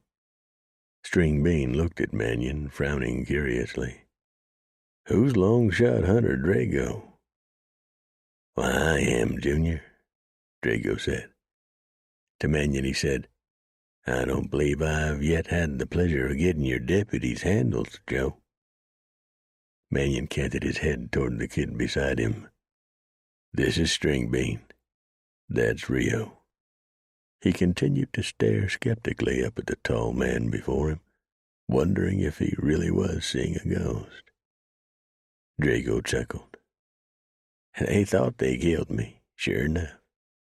4 big toughs. 2 white men, including Bruno Sands. You remember Bruno, don't you, Joe? You put him in the federal pen just behind me. The other 2 was a butt-ugly Mex and a half-breed Apache who once rode with Geronimo. Jumped me, cut out this eye, and cut my throat." He pulled his foulard tie down to reveal a long, grisly, knotted red scar stretching for a good 10 inches across his neck. String Bean gasped. Rio sucked a sharp breath of revulsion. Drago was still smiling. "Oh, they thought they killed me all right. Even the pen surgeon did. They even had me in a pine box and were nailing the lid down when I came to and started thumping against the lid. Scared one of the grave diggers so bad he made water in his pants." "You survived that?" Mannion asked, lifting his chin to indicate the man's scarred neck. "I did. Don't ask me how. Sprang out of that box spitting up blood. The grave diggers fetched the surgeon, and somehow he managed to sew up my neck and save my life." Drago grinned broadly. "Really disappointed the warden." "I bet it did. You're one son of a bitch, Drago. What are you doing in my town?" Mannion glanced at the 3 spare horses. "Packing beef, no less." "Don't worry, Joe." Drago stretched his mustached mouth in a coyote grin and narrowed that one piercing green eye. "I'm not here to kill ye. Though I do admit to passing one hell of a lot of time behind bars, thinking about it." Chapter 6.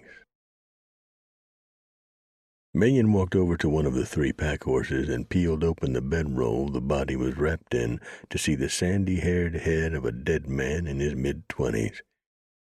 He pulled the head up by its hair to get a look at the slack-jawed face with its death-glazed, half-open eyes. "The not-so-lucky brocious," he said, glancing at String Bean and Rio. Mannion released the dead man's head. It slapped down against the cream's barrel. Joe looked up at Drago. "Once a killer, always a killer." "I killed these men in self-defense," Drago said. "And, if I must repeat myself, I'm not here for you, Joe. I did my 12 years. Again he smiled. "I'm a changed man. I come to Del Norte for purely legitimate reasons." He glanced behind him and hooked a thumb over his left shoulder. "I bought the 3-legged dog saloon." "For sure," said Rio. "Sure enough," Drago said. "I don't know what happened, but somehow, after lying on my cot at night fantasizing about killing the man who caused me to be there, I suddenly felt a calm come over me. My anger faded. I no longer hold what happened against you, Joe." "What happened was I braced you for your involvement in the Meyer County land war in Kansas." "They should have hanged you. But on the day of the trial, the witnesses who were going to testify against you got cold feet. Never showed up. The judge gave you 12 years for stealing a horse. A trumped-up charge. The horse I appropriated after mine was shot out from under me had belonged to a dead man." Mannion shrugged. "The judge had to give you something. He knew what a cold-blooded killer you were. The men who got cold feet were found dead in their bedrolls, throats cut. Everyone knows you hired that dun from behind bars." "It couldn't be proven," Drago said with a shrug. "You really bought the three-legged dog, Mr. Drago?" Stringbean asked, polite, as always, even to a killer. "I did indeed, son." "He's not your son, Drago," Mannion said, chafed by the man's presence, as well as by his phony, friendly demeanor. Mannion knew him for who he really was. A stone-cold killer who shot men in the back from hundreds of yards away and rode off whistling his delight at a job well done. "I want you out of my town or I'll arrest you for the murder of these three punchers. I assume all three rode from Marvin Walsh." "The so-called murders you mentioned, Joe, can be explained by the lovely widow lady Ma Howard, who runs the Beartooth Inn Road Ranch out by the Rio Grande. She witnessed the whole thing and will attest to my innocence in the matter. They tried to ambush me in the privy, of all places to kill a man." Drago smiled. "I don't use privies. They disgust me." "Don't worry," Mannion said. "I'll check your story." Drago smiled and pinched his hat brim. "In the meantime, I have a saloon to open. Nice meeting you, gentlemen. We'll be seeing you around." The killer dropped the reins of the three pack horses, swung the cream around, and rode back out into the street, heading toward the three-legged dog, which had been closed for the past 3 months, ever since its owner had been killed by a gambler disgruntled at the luck, or lack thereof, he'd been having at the proprietor's craps table. Mannion stood in silent fury, watching the man negotiate his way across the busy street. Rio turned to him. "You think he sent that fresh beef in Bell Ringer's wagon, Joe? Kind of a coincidence he showed up in town right after." Mannion shook his head. "Not a chance. If he wants me dead, and I'd bet gold eagles to navy beans he does. A man like that has a long memory. He'd want to have the honors himself." "I heard of him," Rio said, watching Drago now standing on the boardwalk fronting the three-legged dog, saddlebag slung over his shoulder, unlocking the closed double door. "Didn't know it was you who put him away, though, Marshal." "It was me, all right. And I'd love to go back in time and do it all over again. He might ride into town with a smile and nice lies, but he's still the devil he always was. He's up to something, and I'm going to keep one hell of a close eye on him." "We will too, Joe. Stringbean and me." "I don't know," Stringbean said, hiking a shoulder. "Folks have been known to change, Marshal." Mannion looked sharply at him. "Don't fall prey to his lies, kid." Stringbean gave another shrug, this time with both shoulders, and drew his mouth corners down. Mannion cursed, wheeled, and stomped up the porch steps and into his office. Wasn't even noon yet. What a day. He slammed the door shut behind him.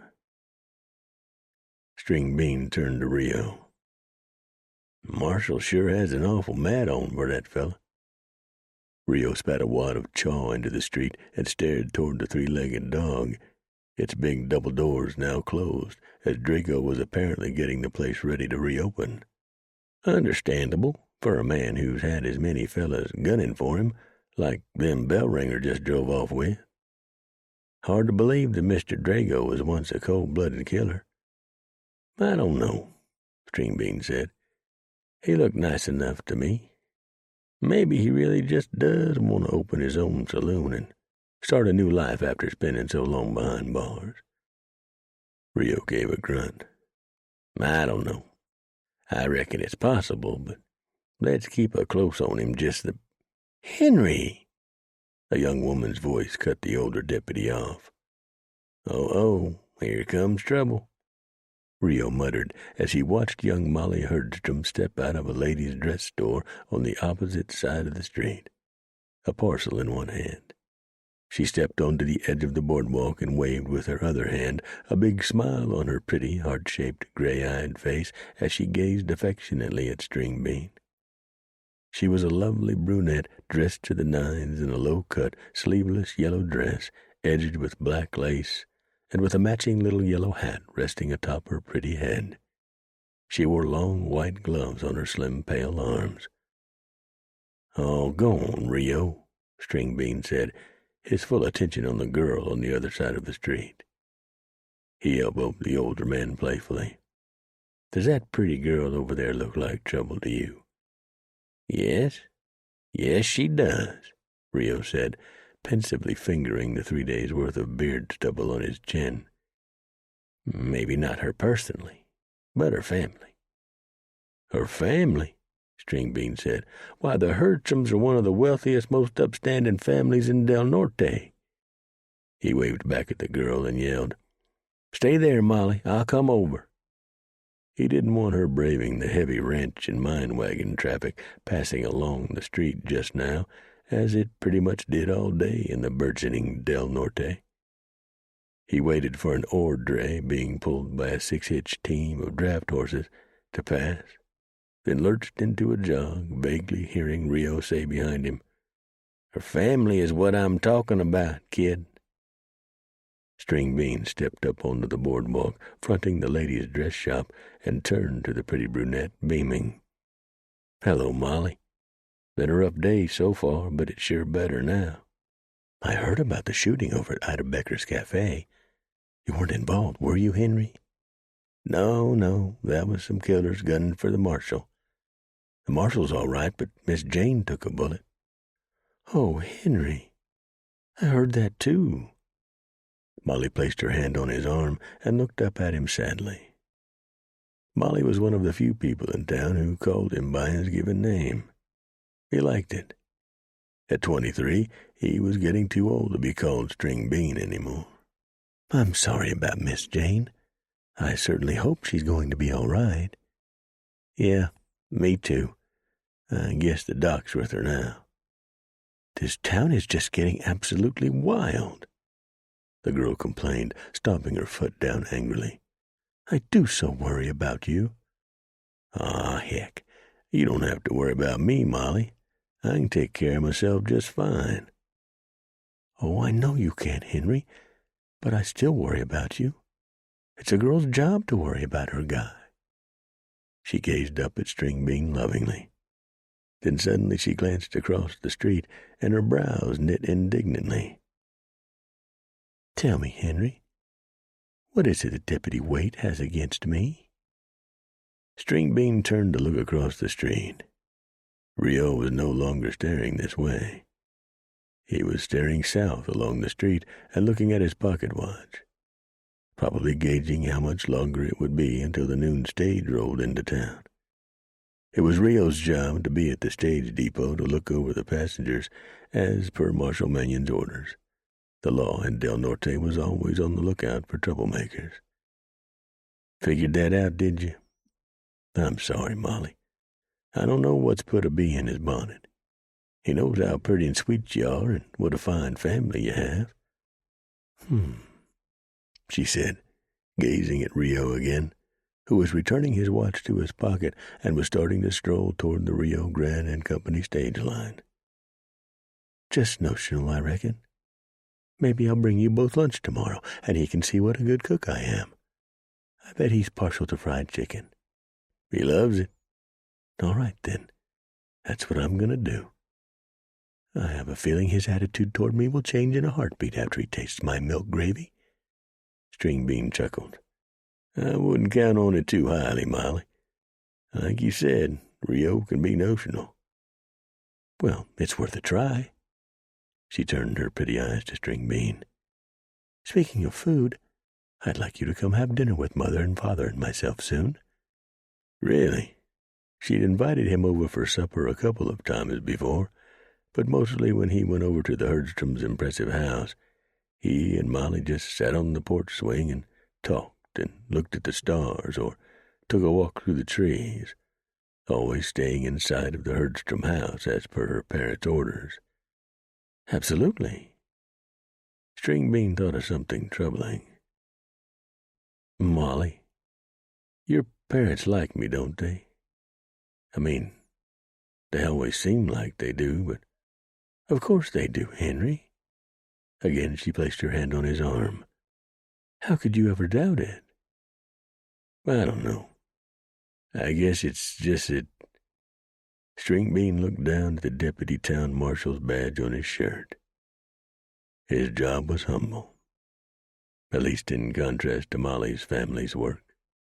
They ran a prestigious freighting business. String Bean lived a humble life, just renting a room in a local boarding house. He'd saved a little money, but Molly's parents likely expected her to find a young man with a better job, and with better blood than String Bean's, which, he had to humbly admit, would not be all that hard to do. His family had owned a little shotgun ranch in Oklahoma. That's where String Bean had fallen in love with horses and had started his career of gentling them for himself and his father and other local ranchers. Now he looked at Molly's hurt face with knit brows and pouting lips and said, heck, I'm sorry, Molly. I know your folks wouldn't mind what I did for a living as long as I liked you and you liked me. Henry, don't you know by now after all these months together? She asked, brows still stitched. My feelings have gone a lot farther than that. String Bean smiled the biggest smile he'd ever smiled. You don't know how much I like hearing that, Miss Molly.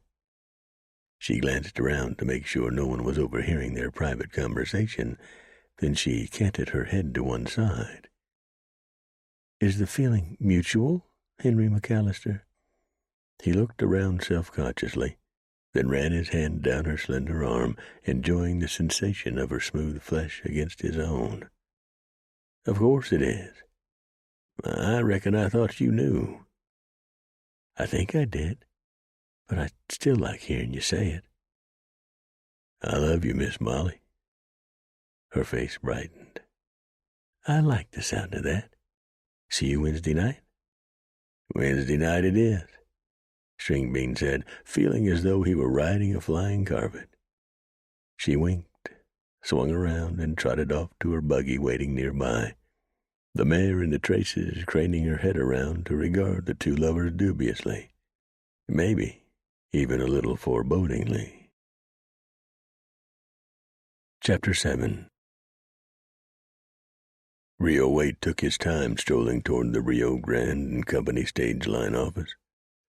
The stage was due, but it was hardly ever on time, as it was rugged country up here in the foothills of the San Juan Mountains, with the Sawatch Range humping up like vast gray boulders to the north, and the dramatic Sangre de Cristos looming in the southeast.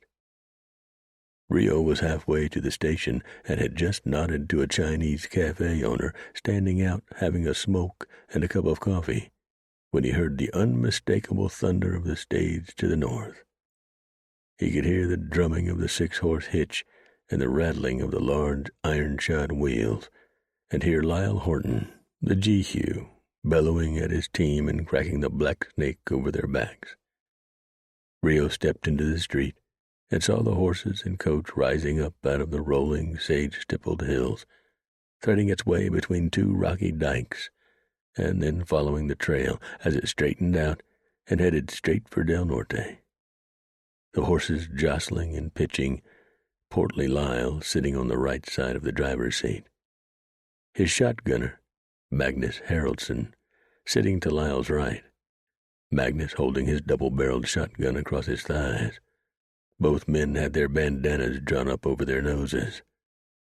Rio winced, seeing the stage rocking and pitching behind the galloping hitch. Neither Magnus nor Lyle were young men anymore. They were closer to Rio's age, 56, and Rio could imagine what that contraption would do to his backside if he ever dared driving on or riding shotgun for one. Those drivers' boot seats might be leather-padded, but no amount of padding took the pain out of 'em. Not when your backside was over half a century old. The stage came thundering into town, and the good citizens of Del Norte and cowpunchers and mule skinners and the drivers of ranch and mine supply wagons all hurried out of the way, cursing and shaking their fists and making old Lyle Horton laugh uproariously. He did love a show, Lyle did. Fortunately, or unfortunately, he had a reputation for hoorahing the town with his bucking and rocking concord, so as soon as the good folks, and not so good folks, of Del Norte heard the thunder of the stage's approach, they hustled to clear the street. Even the dogs scampered quickly into breaks between business buildings or under raised boardwalks to lay with their chins on their paws, mewling. Rio gained the boardwalk fronting the long, white-frame, clapboard-sided office of the Rio Grande and Company stage line, just as the guffawing Jehu leaned back in his seat, tugging on the reins, the wheelers, the leaders, and the two big swing team animals in the middle of the hitch skidding to dusty halts, gray froth spraying off their withers. Rio kept back against the front of the office building so he wouldn't get hit with any of that horse sweat. When the horses were all stopped and snorting and tossing their heads and blowing, Rio stepped forward and glared up at Horton and said, "Lyle, you just love being a son of a bitch, don't you?" Loud guffaws issued down from the driver's boot. The shotgunner, gray-bearded and blue-eyed Magnus Haraldson, just grinned and shook his head. He pulled down his blue polka-dotted bandana. "Good Lord," came a voice from the near side of the coach. Rio turned to see a dandy with a red walrus mustache and glinting spectacles poke his head out the window right of the door. "I've never been so assaulted sitting down in my entire life." He turned his head and lifted his chin to yell up at the boot. "I did not pay $5.07 to be sick to my stomach the whole darn trip." That only made the Jehu, a big-gutted man with a red beard liberally streaked with gray, laugh all the harder. "Nope," Rio said, chuckling as he regarded the dandy. "No one does." As Lyle and Magnus climbed gingerly down from the boot on the carriage's side, the shotgunner first, and the Jehu following close behind, the door opened and the dandy stepped out, wincing and rubbing his backside. Behind him came two men Rio took to be gamblers, and if the third wasn't a whiskey drummer with his customary cheap suit, ratty bowler, and two big carpet bags bulging with what were likely samples of coffin varnish, Rio was no judge of men. He was a judge of women, however.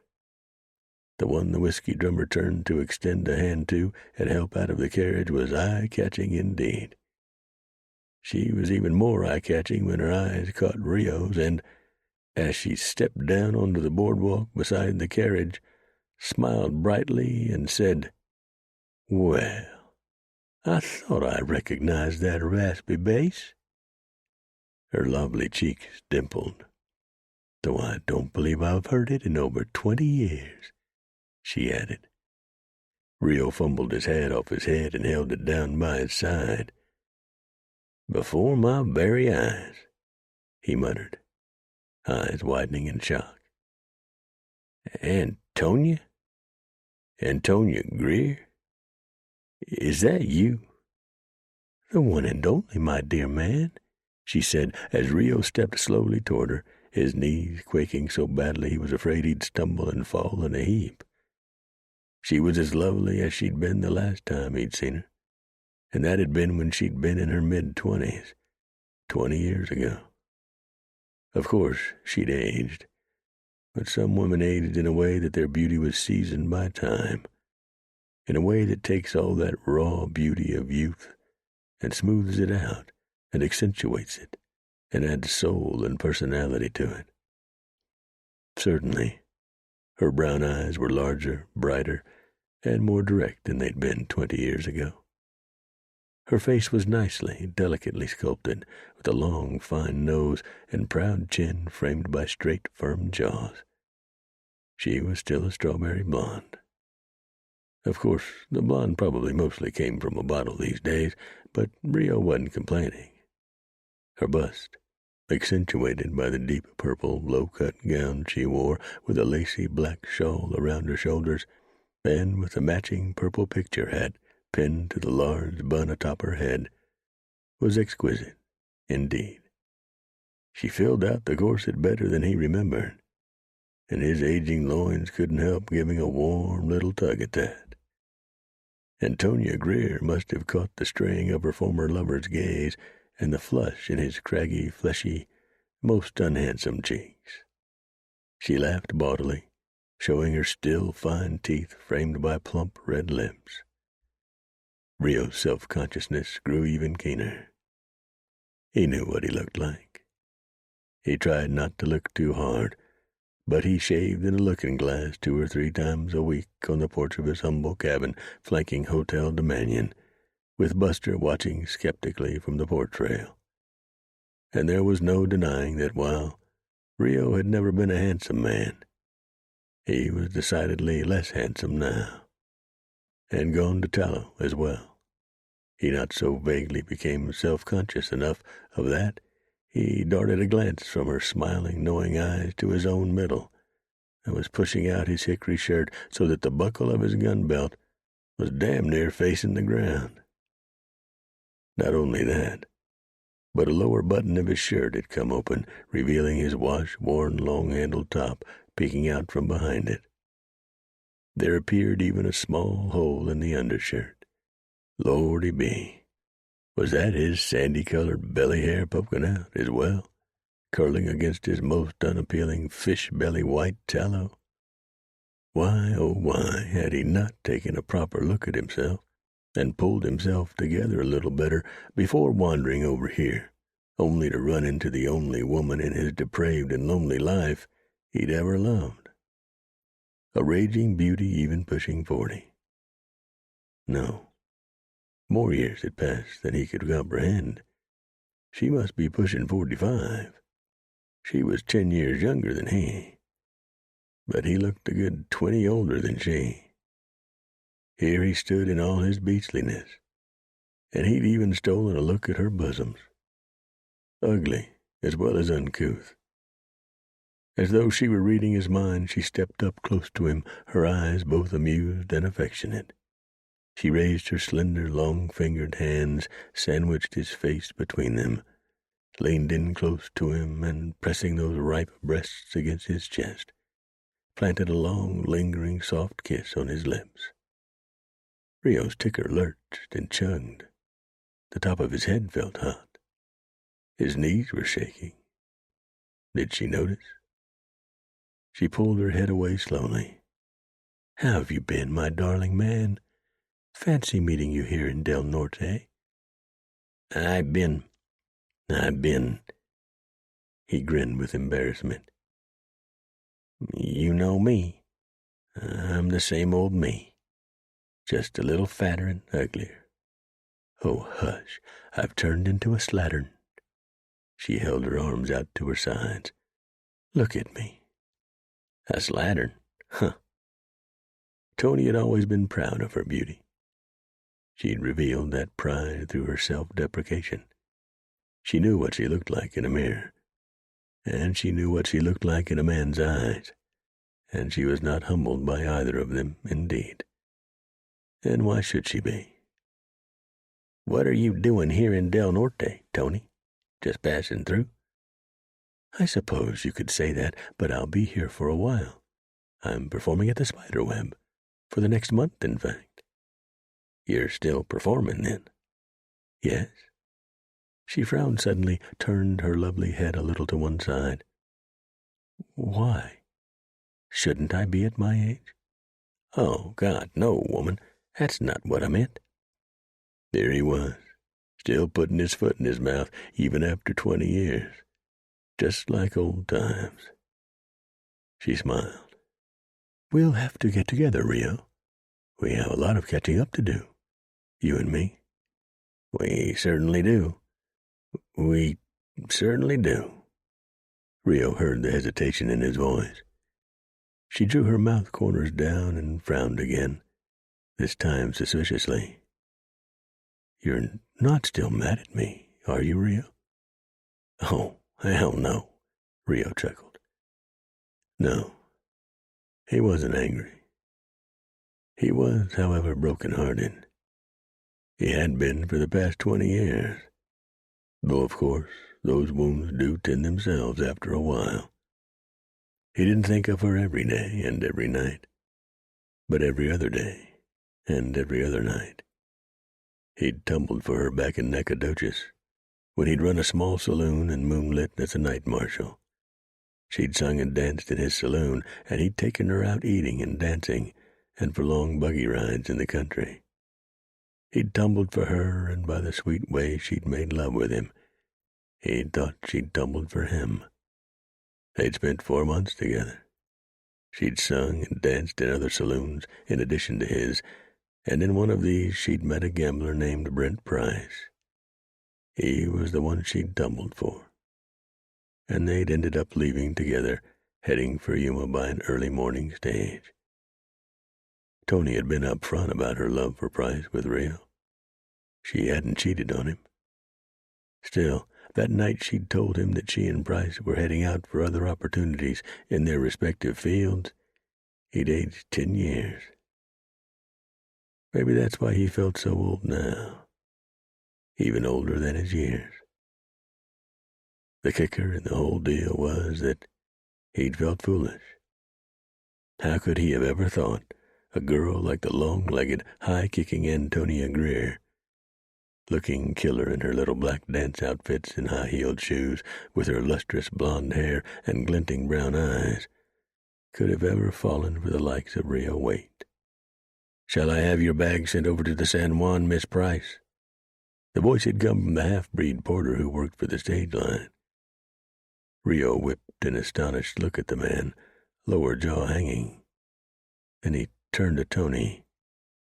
"Price? Oh, yes. I'm sorry, Rio. I should have corrected you," Tony said. "Brent and I married. He died 3 years ago." It was as though some strong hand reached up from inside Rio's chest to pull his tongue down his throat.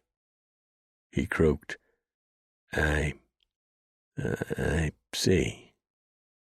Tony turned her pretty face and luminous eyes to the big half-breed, Kenny Two Owls, who wore a suit 2 sizes too small for his length of bone. "That would be wonderful, thank you." She frowned at Rio curiously. "Where is the San Juan, if I may ask?" "Just across the street," Rio said, sort of half finding his tongue again. "The street's busy. I'll walk you." He shrugged. "If you like, Tony." "Maybe we can have a drink," Tony suggested. "You know, to cut the dust," she smiled. "I could have a cup of coffee," Rio said. He turned and offered her his arm. "Thank you, kind sir." She took his arm.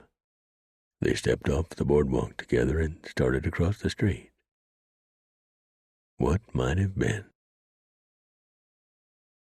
Chapter 8. 3 days later, Mannion reined his prized bay stallion, Red, to a halt atop a low divide in the broken bluff country of the San Juan Range. Pines and cedars rose, laying long shadows across the greening spring grass and mountain sage around him. He'd spied movement through the trees before him, and down in a bowl below, also stippled with evergreens and aspens. He reached back to fish his field glasses from a saddlebag pouch and removed them from their baize-lined case. Through the 2 spheres of magnified vision, he saw a rider loping a horse nearly directly away from him, climbing the next rise. The man wore a black vest and a high-crowned cream hat. The horse was coal-black with 1 white stocking. Horse and rider topped the next rise, then disappeared down the other side. Then there was only the blue arch of the flawless high country sky. Mannion lowered the glasses, frowning. Probably a cowpuncher looking for spring calves. Joe had seen many cow-calf pairs on his ride out from town. No other punchers, though.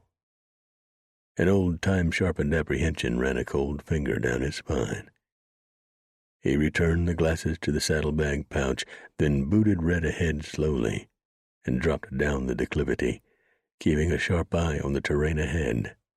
He leaned forward to loosen his yellow boy rifle in the saddle scabbard jutting up ahead of his right knee, within an easy grab if needed. It was often needed. He let Red choose his own path down the hill, weaving around standing trees as well as deadfalls. When he reached the bottom of the slope, he checked Red down and looked around again, carefully, pricking his ears, listening. No sounds but the breeze in the tree crowns, the occasional thudding of pine cones tumbling to the ground, and the chittering of a distant squirrel.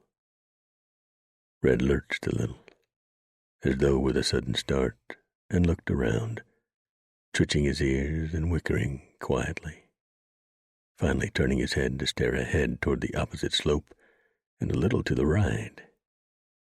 Mannion could feel the horse's muscles expanding and contracting beneath the saddle. The horse continued to stare in the same direction, lifting his long snout and sniffing the breeze. "What is it, boy?" Mannion whispered. He couldn't hear or see anything over that way. That didn't mean anything. Red had a good sniffer, and he was obviously scenting something. Could just be a deer, maybe a cow. Might even be a bear out of recent hibernation and preying on the young calves that had dropped only a month ago, sating its long pent-up hunger. Only one way to find out. Mannion clucked. Red continued forward, hooves thudding softly against the soft floor of the forest. As horse and rider rode across the crease between slopes, then started up the rise, Mannion reached forward, slid the yellow boy from its scabbard, quietly levered around into the action, off-cocked the hammer, and rested the barrel across his saddle bow. His back grew taut with edginess. He, too, sensed trouble, but all he had to base it on, besides gut instinct, was Red. Was the black-vested rider he'd seen a few minutes ago stalking him? Possibly sent by the same man or men who'd sent the three in town? Mannion rode up to within a few yards of the crest of the rise, stopped Red, and swung down from the saddle. He doffed his hat, hooked it over the horn, and then walked, crouching to the crest of the rise, dropping down behind a rock a little larger than a gravestone, and fronted by a shrub. He peered over the rock and the shrub. Beyond lay another crease between hills, much like the one he'd just crossed, except at the bottom of this one, a creek muttered in a stony bed sheathed in aspens and brush. Another pine and aspen-stippled rise rose beyond the creek, capped with several large granite outcroppings, some twice again as tall as the pines and aspens growing up along their base. This was good bear-hunting country. Mannion and Vanjie had hunted here just off the open range the thuggish, territorial Garth Helton had always considered his own. There were lots of places up in those rocks for Bruins to hole up, come fall, when they were getting ready for that long winter snooze. They could fill up on water in the creek and on the wild berries growing on each bank. Those rocks made for plenty of places for a bushwhacker to hole up, too. Mannion returned to his horse, donned his hat, mounted Red, and continued up and over the rise. Again, he looked around carefully, keeping an eye on Red as well.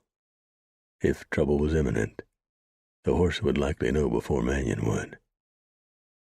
The bay splashed across the creek and followed a game trail up the bank through the brush. On several shrubs were the white blossoms of cranberry and serviceberry, both of which Vanjie picked for pies in the fall. Red continued following the game path up the slope, angling slightly from left to right, then right to left. Just as the horse turned onto the second switchback, Mannion lowered his head to pass beneath a low pine bough. As he did, he heard the sizzle of a bullet, and then the hard thump as it tore into the bough he'd just ducked to avoid. The thump was followed by the sharp bark of a rifle. Mannion cursed as he swung his right leg over the horn and dropped straight down to the ground, landing flat-footed.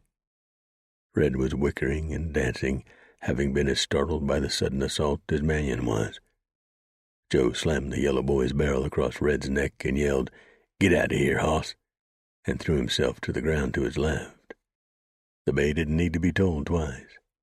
Red gave a loud whinny, swung hard right, and took off running across the belly of the slope, dragging his reins. Belly down on the ground, Mannion stared up the slope and right to see the breech of a rifle flash in the sunshine as a man worked the cocking lever. It was the black-vested rider in the cream hat, all right. He knelt on a ledge near the top of a large outcropping.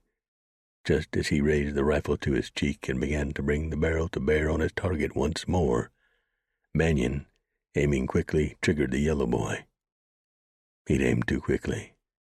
The round hammered rock dust from the side of the outcropping to the right of his target. At least, it caused the bushwhacker to throw his next round wild. As the bullet plumed forest duff 3 feet to Mannion's left, Joe racked another round, fired, racked another round, and fired again.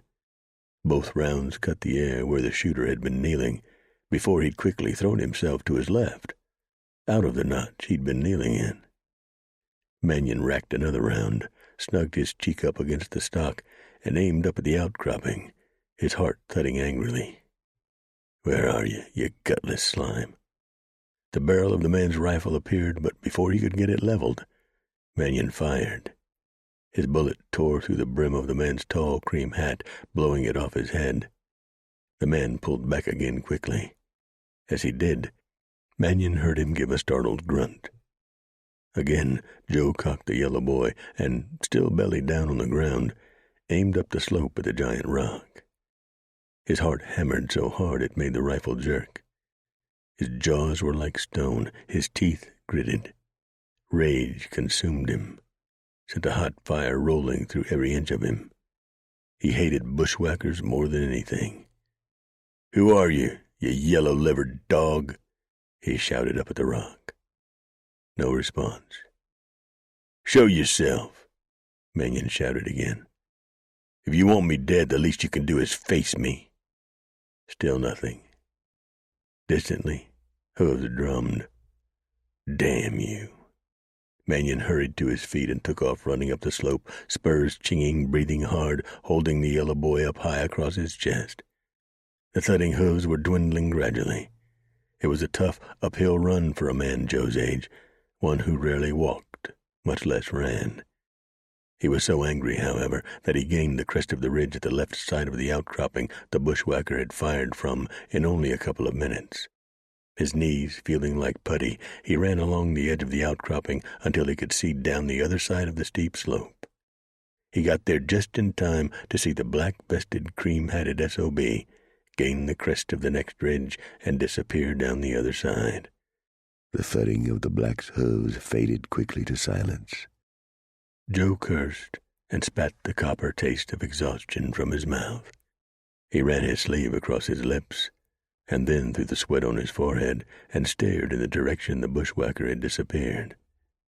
There was nothing more frustrating than an ambush, and not being able to catch the lonely dog who'd flung the lead at you from cover.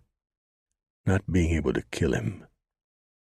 Leastways, not being able to kill him after you'd found out who'd sent him or had learned the nature of his grudge. Nah, he'd been sent, Joe thought. Just like the 3 in Ida Becker's cafe.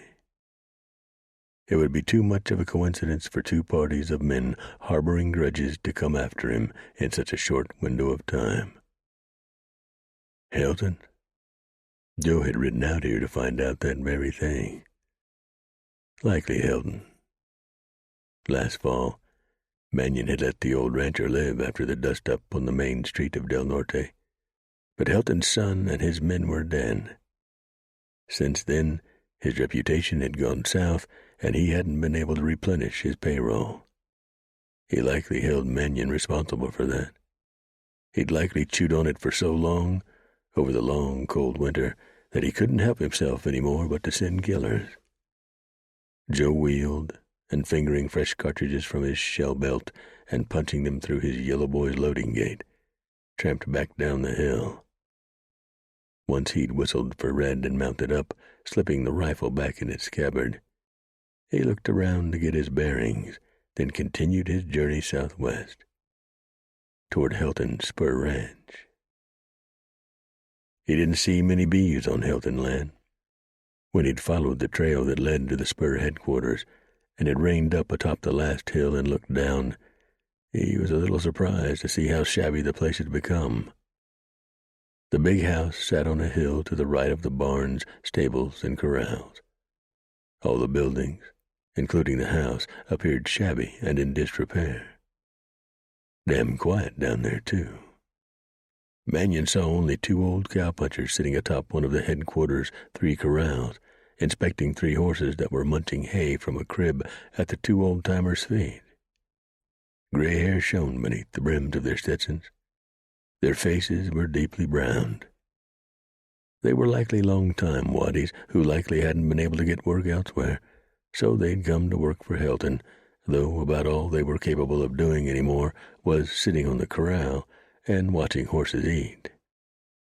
They were turning their heads toward each other, and their mouths were moving, chinning about the old days, maybe horses and women they'd once known. Speaking of horses, the 3 in the corral with the old men were the only 3 Mannion could see on the place. Helton might have sold the others to keep the spur. Mannion had heard that after the trouble Whip had gotten into, and then getting crossways with the entire town of Del Norte by threatening to burn it to the ground if Mannion didn't release his son from jail, Garth had lost most of his business partners. Considering the man unpredictable in the least and likely off his nut, they'd pulled their proverbial irons out of his metaphoric fire, leaving him high, dry, and cash poor. Yep, likely harboring one hell of a grudge. Mannion muttered to himself and booted Red on down the trail and through the portal, announcing the Helton name with the spur brand burned into each side of it. He crossed the yard to the house, reined up near the broad steps, climbing to the broad front porch that needed a fresh coat of paint. Shrubs and flowers in the yard around the house were as unkempt as the rest of the place. Mannion swung down from Red's back, mounted the steps, and stopped about halfway up. Sitting before him was none other than Garth Helton himself, a big, balding, craggy-faced man, unshaven, and appearing at least 10 years older than he had the last time Mannion had seen him. The man appeared to have been as badly neglected as his headquarters. He sat in a pushchair. He had a big striped wool blanket draped across his shrunken body. His head was tipped to one side. He was snoring, lifting his chin slightly with each inhalation, sound asleep. Or so he appeared. Mannion climbed another 2 steps and stopped when Helton suddenly turned his face to him. The rancher opened his eyes and gave a wolfish smile. He lifted one corner of the blanket to reveal the double maws of a shotgun yawning at Joe. Mannion winced at the ratcheting clicks of 2 hammers being cocked. Chapter 9. "I could do it," Helton said, that wolfish grin in place. "I could do it right here and now. Blow the famous Bloody Joe Mannion to hell and gone." "Infamous would be a more accurate word. And you sure could. In fact, go ahead and do it." Mannion raised his arms in supplication. "I deserve nothing less for being so stupid, waltzing right into a rattlesnake den." Helton seemed to consider it, narrowing his eyes till deep lines spoked out around them. His face was paler than Mannion remembered. In fact, the last time he'd seen the man, last fall, it had been saddle-leather brown. Now it looked pasty and sickly, and the several days' worth of beard stubble was entirely gray.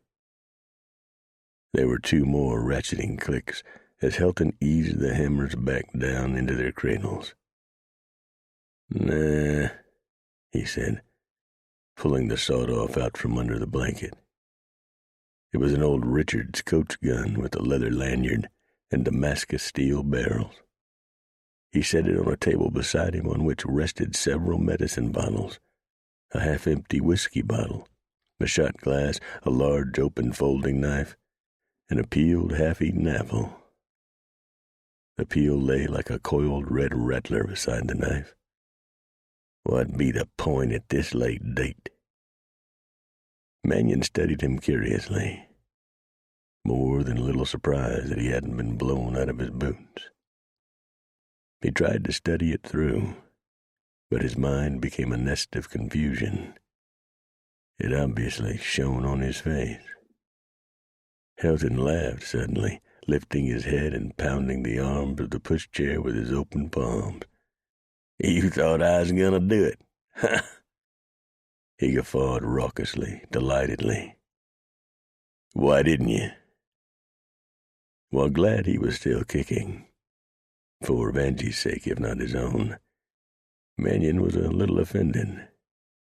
Had he been so wrong about who wanted him dead? Helton guffawed some more, pounded the chair arms once more, then sobered slightly. His eyes were bright with humor and probably with the medicine and Irish whiskey on the table beside him. He shrugged a shoulder. "Like I said, what, Pa?" The girl's voice cut him off. Mannion turned to see Helton's daughter, Landry, step out of the house, a big shaggy dog following close on her heels, which were bare. Her feet were bare and dirty. She wore a plain day dress. When the dog saw Mannion, it lunged out from behind the girl, hackles raised, growling, barking, and showing its teeth.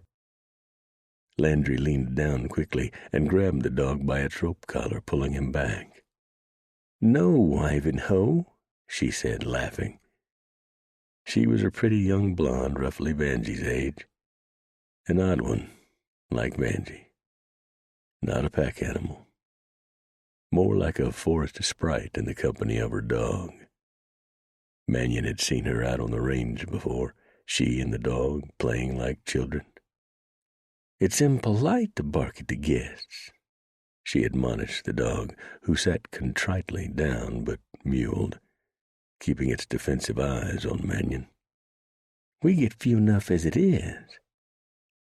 Joe removed his hat. "Hello there, Miss Helton." He'd never spoken to her before, just seen her from a distance. He wasn't sure how he even knew her name.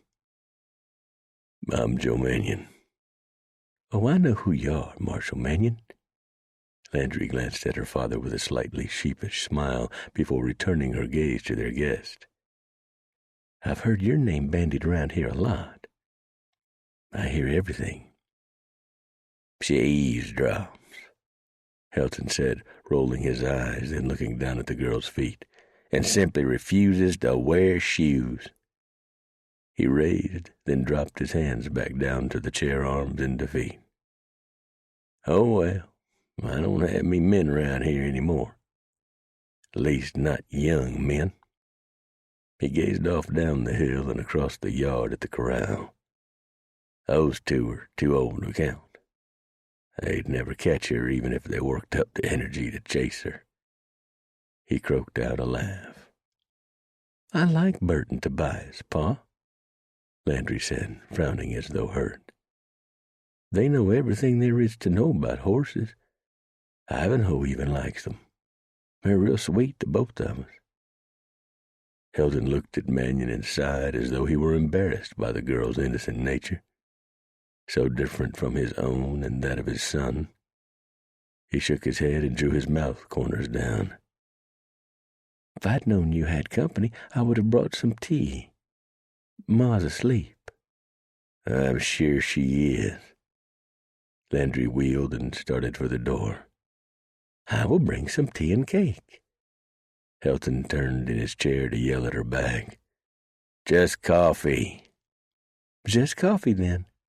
came the girl's tart reply as she retreated into the lodge, the dog following close behind her, but turning its head to cast Mannion another suspicious glance. Mannion looked at Helton. This wasn't exactly a social call. Oh, I know. Helton turned his head to indicate a wicker chair on the porch to his right. But since you're here, you might as well make it one. He scowled with what appeared genuine disappointment and longing at his old enemy. You know, aside from those two down there, I haven't seen another man's face on this place in damn near 5 months. Mannion walked over and sat in the chair, half facing Helton. He held his hat down between his knees, absently tossing and turning it as he regarded the pushchair. Why the wheels? Helton stared off over the porch rail, but touched a thumb to his chest. Ticker. I hadn't heard. I told the doc not to tell anyone. Helton glanced at Mannion. You know, it's not easy for a man like me to have tumbled so far. I didn't do it to you. No, I know very well who did it to me. Helton looked at Mannion again pointedly. I didn't kill you, did I? Mannion looked down at his hat. And I didn't send those men to kill you either, Helton said, that wolfish smile returning to his chapped mouth. Mannion frowned. How did you know? Why else would you be here? To check on my welfare? The father of the son who burned your house, savaged your daughter? Mannion had no idea how to respond to that. Could Garth Helton actually have spent the winter recounting his past and coming to honest terms with who he was, or hadn't been? Had he changed? Mannion almost thought he might have, but he couldn't quite wrap his mind around the possibility. He'd known the fiery old rancher too long. The man who hanged rustlers and left them where he'd hanged them as a warning to others. Maybe being so close to death. And old Garth certainly did look close to death. It caused him to take stock of himself, what his life had been about, and to regret some things. Landry brought coffee in 2 china cups on a silver tray and set one on the table beside her father and one on the table beside Mannion. Probably kind of strong. It's been on the range since morning. Ma likes her coffee all day long, good and hot and black. Landry gave Mannion a fetching smile, then wheeled and skipped back into the house, batting the silver tray against her thigh. The dog was waiting for her in the doorway. As she brushed past him, lightly running her fingers along his back, the dog wheeled and followed her inside. That's not true, Helton said, staring again over the porch rail and out toward his mostly empty pastures. Landry just wants her to prefer coffee. I know what she prefers, Mannion said. Yes, most around here do. Bernice came from the east and never liked it out here. But her father made her stay here. He and I were business partners. He wanted his daughter and me to raise a whole passel of kids out here, and to make this the biggest ranch in southern Arizona for many generations to come. The only problem with that is it was an arranged marriage. No love on either side.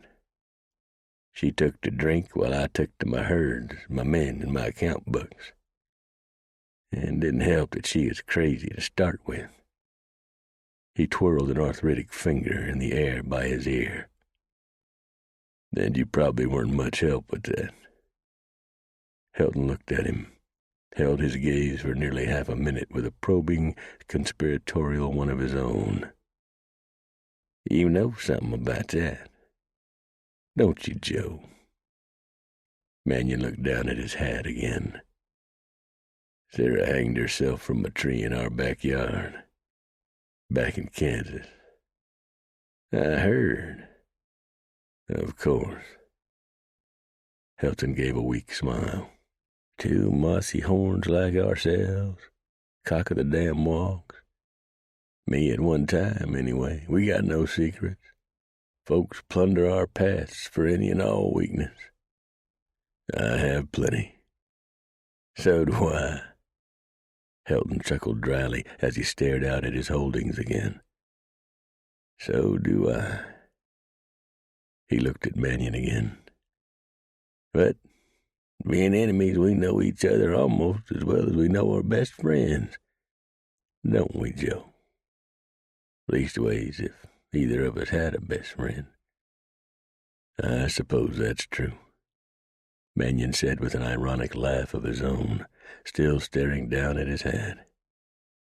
He had no idea why he was having a heart-to-heart with Garth Helton, but here he was. He wasn't sure why he wasn't leaving. Look at that out there, Helton said, raising a spidery hand straight out from his shoulder and waving it slowly.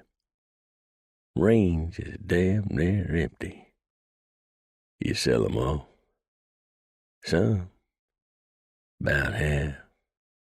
Rustlers got most of the others. Horses as well as cattle. Hell, I can hear 'em while I lay in bed at night. Hear 'em whistling and calling, "Come, bossy. Come, bossy. Here, little doggy." I hear 'em laughing as they run off my stock. Helton looked at Mannion. The surrounding ranchers, nesters, farmers. Hell, they're picking my bones. Mannion just stared back at him. He was almost uncomfortable with how sorry the man was now. The old hellion was spilling his broken heart to the man who had broken him, though it was also true that Helton had broken himself. I can't get anyone but those two graybeards down there to work for me. When I lost my men in town, I lost my reputation. I lost respect. Hell, I lost my self-respect. He frowned, truly befuddled. How could I let you do that to me, Joe? You should have let your son stand trial. Helton smiled and shook his head. Wasn't in me. No, I know. You had to fight, just as I did, to the damn near death. Helton looked at him again, pointedly, genuinely befuddled. What is it about us, Joe? Fear. Helton frowned. Really? Yep. Fear looking weak. Fear that if we look weak, the younger wolves, and there's getting to be quite a few of those now at our ages, will gang up on us, beat the hell out of us, turn us out of the pack. At least, out of the head of the pack. And we'd hate that more than anything, wouldn't we? Yes. And here I am, Helton said with a heavy sigh. You should have let me kill him, Mannion said after he'd taken a sip of his coffee. You should have let me take him out of this house, take him out there onto your range and put a bullet in his head. He deserved that. But you didn't do that. And now look where you are. You're wrong, Joe. Mannion arched a brow at him. Helton thumbed himself in the chest again and stared off over his range. I'm the one who should have done that. Mannion looked down at his hat again. They sat sipping their coffee for a time, then Helton said, Your daughter, how is she? She's better. I caught a wild stallion for her. I think gentling it will do wonders for her. The blue roan? Yep. Good. Helton smiled. Still hard to think of a wild creature like that, tamed. I know, but he'd be dead if I hadn't caught him. Helton looked at him again. Would that be so bad? Mannion gave a knowing smile and took another sip of his coffee. Helton threw back the last of his own coffee, then said, "Tell me, Joe, why in the hell did you let me live anyway? Back in Del Norte after the dust-up?" Mannion was about to answer when bare feet slapped inside the house, and then the door opened and Landry Helton came out wearing a knit shawl about her shoulders and a big straw hat on her head, her blonde hair jostling about her shoulders. She held a folded burlap sack under her arm. Her dog, Ivanhoe, was leaping excitedly up against her, barking raucously. "Goodbye, Papa. I'll be back soon. I'm going out grubbing for mushrooms. I want to add them to the roast tonight." She paused to give her father an affectionate grin. "I do know how much you love your mushrooms with your beef." "Sautéed in brandy," Helton said. "Sautéed in brandy," Landry echoed him. She pinched the frayed brim of her hat at Mannion. "Good day, Marshal Mannion. I think Pa's enjoyed your visit. Do come again." With that, she dashed barefoot down the porch steps, Ivanhoe leaping up against her with the sheer joy and excitement of living and going out on another outing with his favorite person in the world. He and Helton watched the girl skip off across the yard and head up the side of a pine-stippled mountain, the shaggy dog rushing off ahead of her to chase a rabbit. They watched her until she and the dog were gone.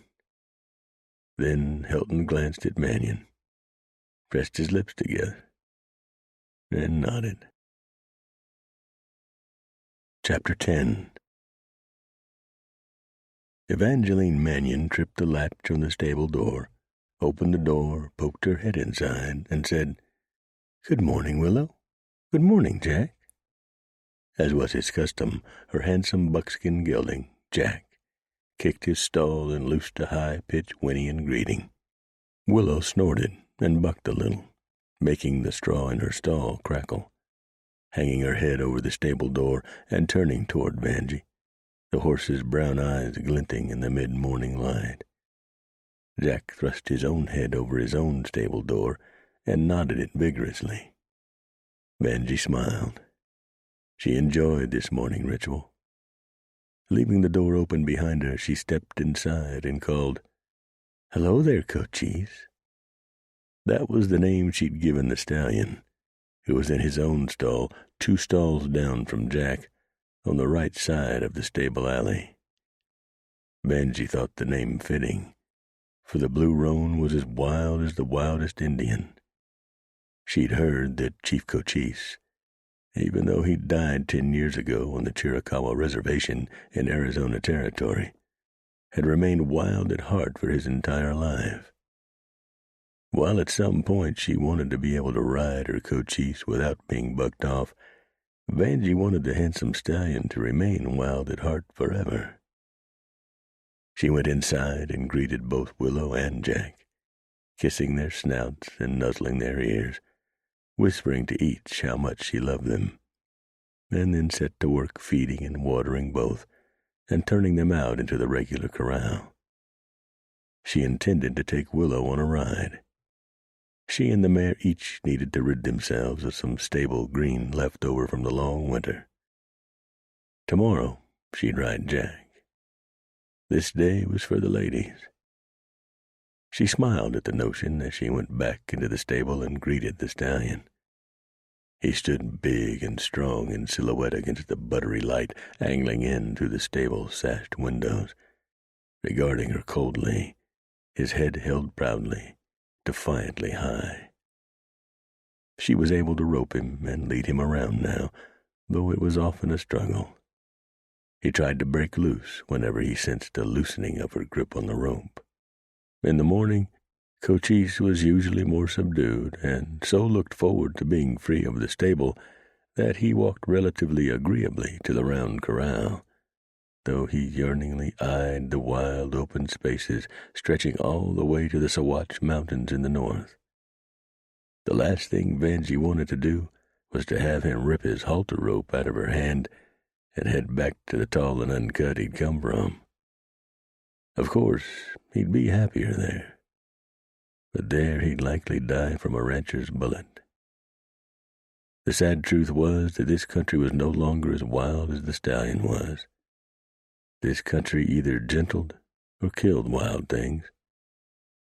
Vanjie hated that about it. And there it was. She watered and fed a bait of oats to the bronc. Then, nervously, the halter rope wrapped tightly around her gloved right hand, led him over to the gentling corral.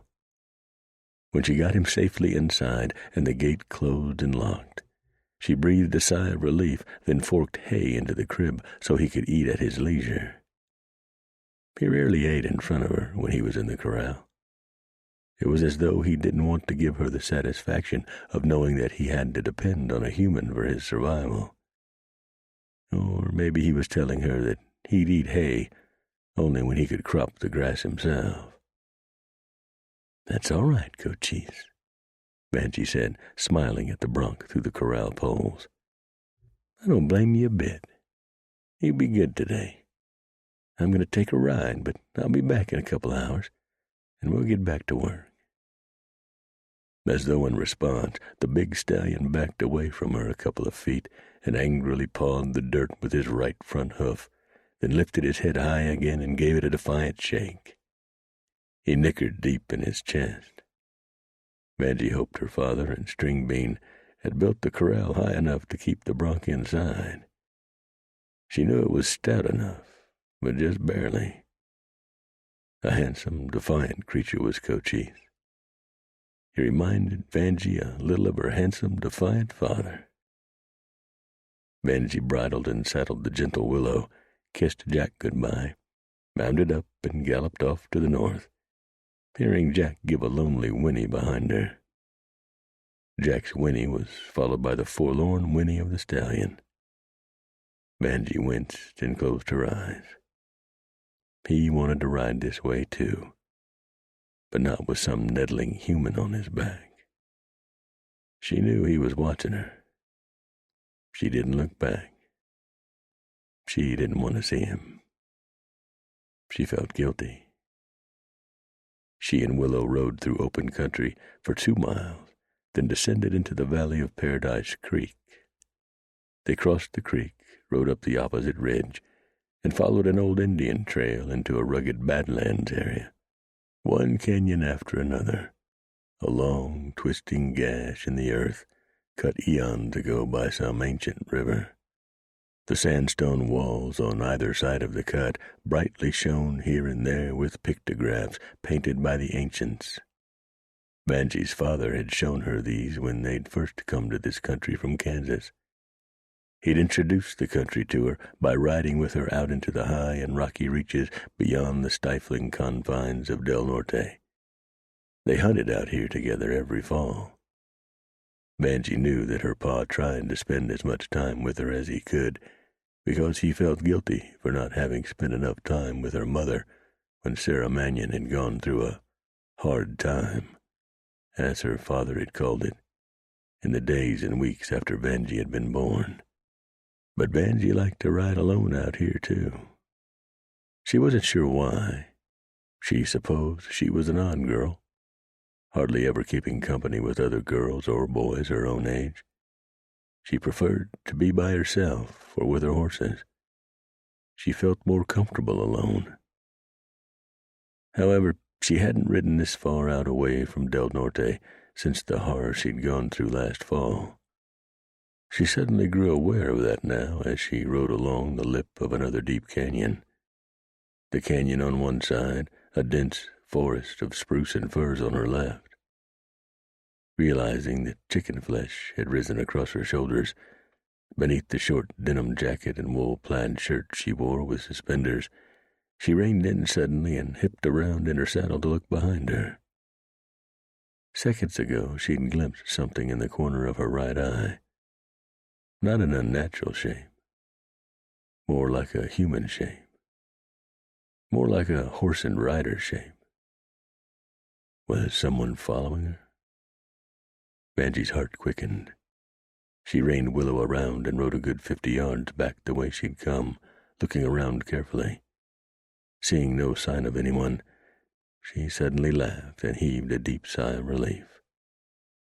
Just nerves. She'd suddenly realized how far away she was from home, and then she'd imagined someone following her. That was all it was. Just nerves. The only way to get rid of those was to confront them head on. That's what Pa had told her. Though what Bloody Joe Mannion knew about nerves, Benji had no idea. She doubted her father had ever been nervous in his life. She smiled as she reined Willow around again and continued following the ancient trail between the canyon and the steep forested mountain wall.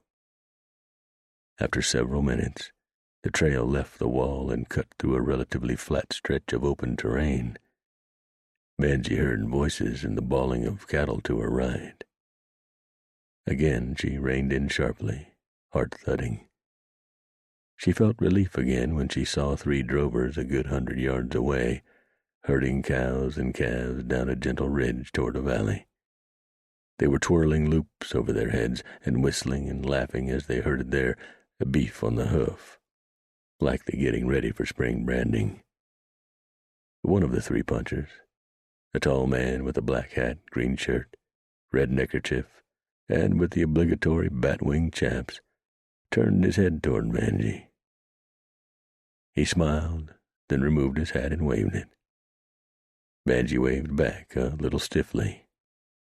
She was glad when the 3 punchers and their cattle disappeared behind a knoll, still heading for the valley a good distance away from her now.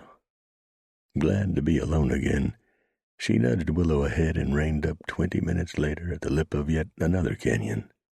This was her own secret chasm. That's how she thought of it anyway. She followed its lip toward the prattling sound of a falls, then stopped. The falls lay just ahead. A creek came down a stone trough to drop over a steep ridge and splash into the canyon nearly directly below Benji, forming a wide, dark, inviting pool. Benji called it Lost Canyon because she'd never seen any sign of anyone else visiting here. Except the ancient peoples who'd once called this area home, of course. She'd found pieces of broken pottery and charred animal bones from ancient fires, as well as pictographs painted on the canyon walls, portraying stick figures enjoying the falls and the creek. She stared down at the pool, cream and silver where the falls tumbled into it, dark as ink way back to where the pool spilled over a stone trough to form a stream farther off down the canyon. The water looked inviting. Benji used to come out here to swim. It was a very private place. She hadn't ridden out here, though, since last fall. Maybe it was time she started swimming here again. She looked around. What was there to be afraid of? Nothing. Still, she felt afraid. She felt vulnerable way out here, so far from home. But that was silly. She was safer out here where she was alone than she was at home. After all, it had been at home the bad thing had happened. Besides, you have to face what you fear head on. Take the bull by the horns. Benji chewed her lower lip, then reined Willow around and rode back along the canyon lip until she found the trail down the steep ridge wall. She put the mare down the trail, leaning far back in the saddle, holding the reins up high against her chest. Once in the canyon, Benji booted the mare over to where the falls tumbled down from the ridge and into the pool, and dismounted. The mare put its head down and glowered and switched its tail at the ripples the falls sent out across the pool. Benji dropped the reins, ground-reining the well-trained horse, and, crossing her arms, looked around cautiously.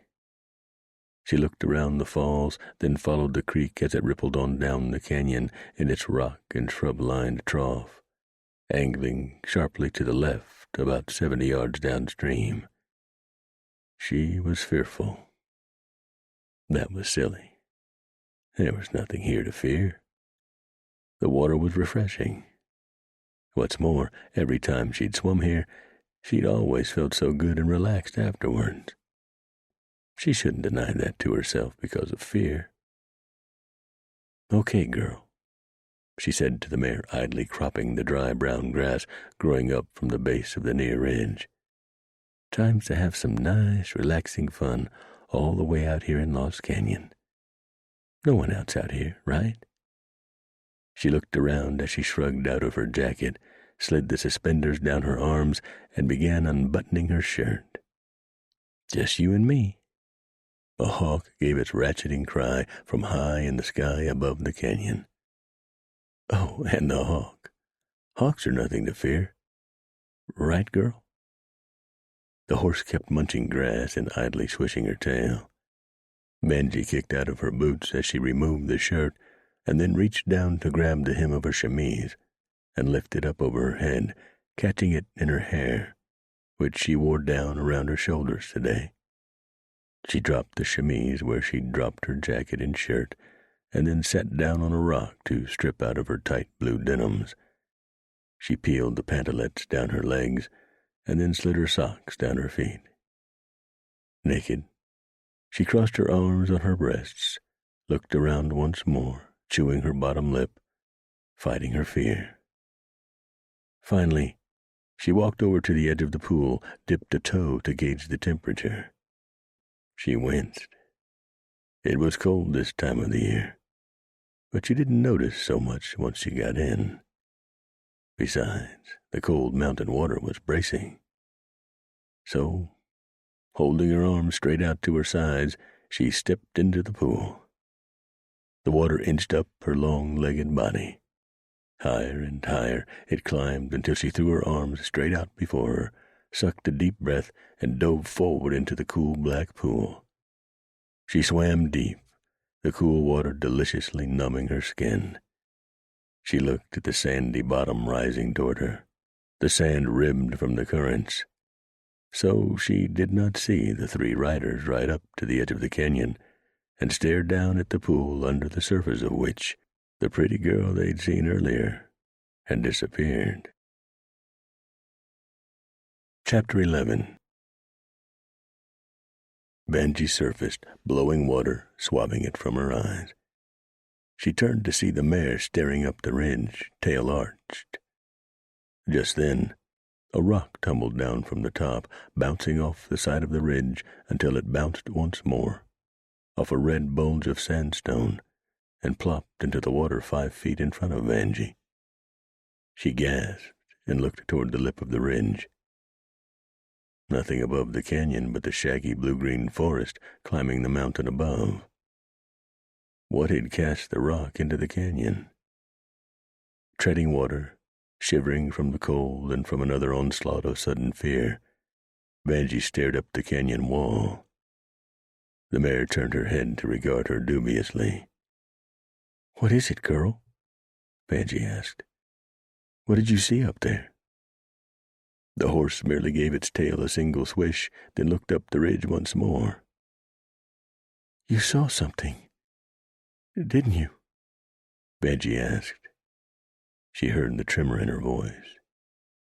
She jerked with a start when a rider suddenly appeared, turning a big brown horse onto the trail that descended the canyon wall.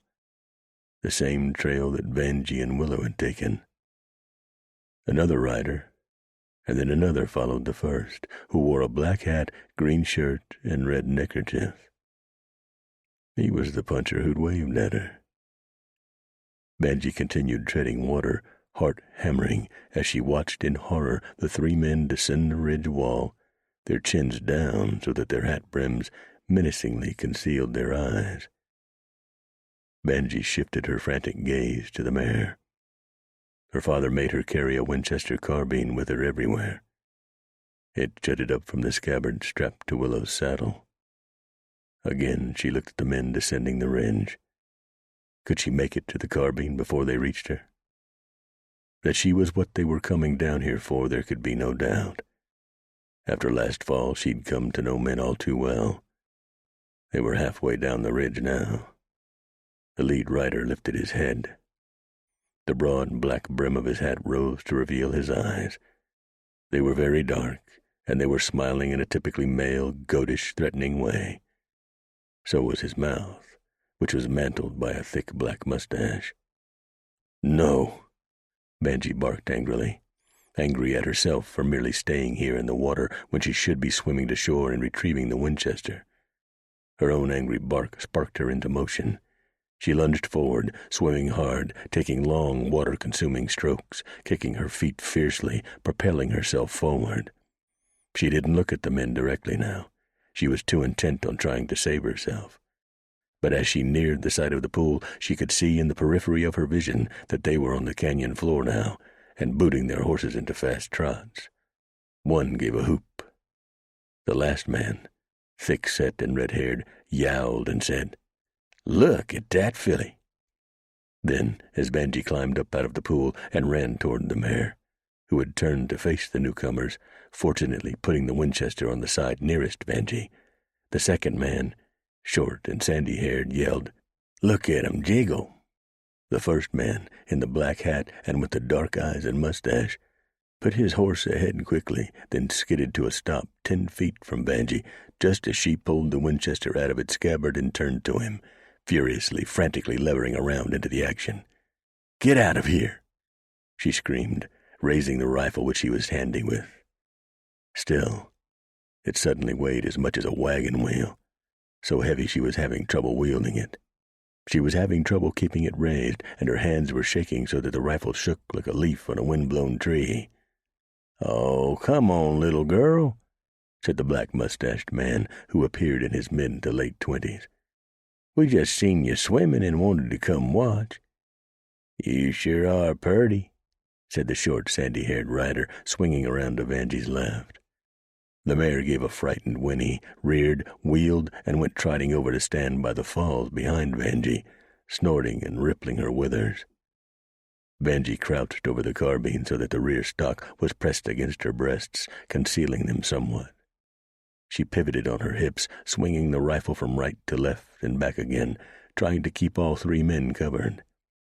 They all had oily expressions on their faces and were ogling her, thoroughly enjoying terrorizing her. She wanted in the worst way to punch a bullet through the black-mustached man's chest. He was the one inching closest to her, holding his reins in one hand, holding his other hand up to Vanjie, as though in supplication. She drew her index finger back against the trigger, but she just couldn't draw it back far enough to fire the rifle. "Get away," she said through gritted teeth. "Get away, all of you. I'm warning. Hi-ya!" The red-haired man suddenly spurred his horse forward, ramming it into Vanjie's left hip and shoulder. She screamed and fired the rifle into the pool as she tumbled to the stone-hard ground and rolled. And then all 3 closed on her, laughing and whooping and hollering. "I'm first," yelled the black-mustached gent. "I seen her first. I get to have her first." Banji looked up at him in horror just as he started to swing his right foot over his saddle horn.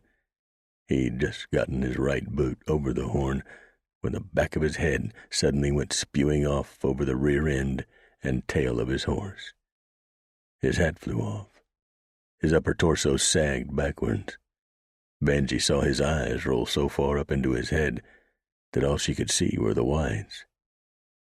Her mind had not yet caught up to her eyes when a rifle blast rocketed around the canyon. "What the hell?" said the red-headed puncher, hipping around in his saddle to steer up the ridge behind him. He gave a loud grunt as he was punched sideways in his saddle, the center of his back opening up with a fist-sized hole and spewing viscera down his stirrup fender and onto the ground. The echo of the next blast had not died before the third man, the short, sandy-haired puncher, stared up the ridge, snapping his eyes wide and throwing up both gloved hands, palms out. "No," he pleaded. A half-second later, he was punched back and sideways in his saddle. He rolled down the side of his suddenly screaming, pitching horse to strike the ground to Vanjie's right. "No," he cried again, climbing to his knees and clamping his left hand over his right shoulder from which blood was oozing. "He was just funning with her's all." He scrambled to his feet, grunting and mewling and hatless, long sandy hair dancing on his shoulders. He went running down along the side of the pool and then leaped over the slight ledge over which the pool overflowed before it dropped to feed the creek running down the canyon. He ran as though drunk, keeping his hand clamped over the bloody wound in his shoulder, bat-wing chaps flapping about his denim-clad legs. As Vanjie watched in hang-jawed shock, the man's head exploded. He ran a few more stumbling steps before staggering to the right and dropping face down in the creek where he jerked as he died. Vanjie swung her head around to gaze up the ridge. A tall, slender man sat a fine cream stallion on the ridge's lip. He held a rifle in his hands. He was just then turning his head to look from the man he'd just killed to Vanjie. He was a striking figure. He wore a long black leather duster over a black three-piece suit with a red and gold button vest. He wore a black leather patch over his left eye. Long, coal-black hair hung straight down from the bullet-crowned, broad-brimmed hat he wore. He set the rifle on his thigh, barrel up, reined the cream away from the edge of the ridge, and showed his teeth as he clucked to the fine animal. He and the horse disappeared from view before reappearing again where the trail dropped down into the canyon. The man reined the cream onto the trail and rode down slowly, leaning back in the saddle, his gloved left hand wrapped around the stock of the pretty brass-breeched Henry rifle, resting barrel up on his thigh. Pulling herself out of her shock, Vanjie rose and, holding one arm across her breasts, walked over to her clothes. Casting cautious glances toward the man riding slowly toward her, taking his time, keeping his head down, the brim of his hat hiding his eyes, she started dressing. She was still a little wet, so it wasn't an easy chore, but she did it quickly, shivering from both the cold water and from fear. She had everything except her boots on and was buttoning her shirt as the man and the cream dropped the last few feet down the trail to the bottom of the canyon. Slowly, his one-eyed face expressionless, the man rode toward Vanjie, the cream's hooves clacking on the canyon stone floor. The man's lone eye was a strangely luminous green. Vanjie's heart was still racing. She wasn't sure if she had anything to fear from this stranger or not. Maybe he'd killed the others because he wanted her to himself. He was older, however. Much older, though there wasn't a strand of gray in his hair or in his thick black mustache. His face was handsome but craggy in a way that reminded Vanjie of her father's face, though Joe's hair was about half silver, as was his mustache. She thought the stranger and her father were probably around the same age, though. The stranger's face remained menacingly expressionless as he reined up 15 feet away from Vanjie, canted his head a little to one side, and arched the brow over that lone green eye. "Are you all right, miss?" "I've been better." Vanjie buttoned the last button on her shirt, hearing her voice tremble. Quickly, she stuffed the tails of the shirt down into the waistband of her denims. She glanced around at the dead men in revulsion. She turned to the newcomer. "I do appreciate the help. If you hadn't come along..." She didn't want to think about what had been about to happen to her. Just like before. But of course, she did. She was visualizing that other time, matching it to this one, though she tried not to. She'd thought she'd made it through all that, the gut-wrenching fear and sleepless nights, the ache in her belly, no appetite, dreams in which she'd heard men laughing and howling, and herself screaming. Would they all be back? "Do you mind if I light?" Vanjie frowned at the stranger. "Do I mind if I step down from my saddle?" A dam broke inside of Vanjie when she realized what the man was asking and why he was asking it. Because, obviously, she feared him just as right now she feared every other man in the world. She stepped back and to one side and raised the back of her right hand to her mouth, sucking a long, deep breath and releasing it in a shrill, trembling sob. She half sat on a rock and wailed into the back of her hand. "Here, here." The man shoved the Henry rifle into its black leather scabbard, then swung down from his saddle. He removed his duster and walked slowly over to Vanjie, who did not fear him now for some reason. Because of the question he'd asked her, maybe. It had removed the threat she'd naturally felt in him because he, like the dead three, was male. He said, "Let me just wrap this around your shoulders, young lady," the man said, gently, and gently, slowly, wrapped the leather duster around her shoulders. "You look very cold." "Thank you," Vanjie said through another sob, unable to quell the terror oozing out of every pore of her, and being given voice by the uncontrolled sobs. "I am very cold." "I'll build us a fire," the man said. "Make us a pot of coffee. Make you feel better." Vanjie just wanted to climb onto her horse and head for home, but she felt like she'd felt a few minutes ago, when she'd been lying naked on the ground, immobile, as unable to move as a stone. She was almost afraid to turn her head one way or the other, as though fearing what she might see there. Her terror was the wild roan galloping inside her, making her heart continue to pound. She watched, shaking as the man gathered chunks of driftwood left by spring floods when the falls in the creek had created was a torrent. He arranged rocks into a ring and set about building a fire, starting with tinder. When he had a couple of fledgling flames going and was leaning low, holding the black hat in his hand to blow on the flames, he glanced over at Vanjie, who was no longer sobbing but still trembling.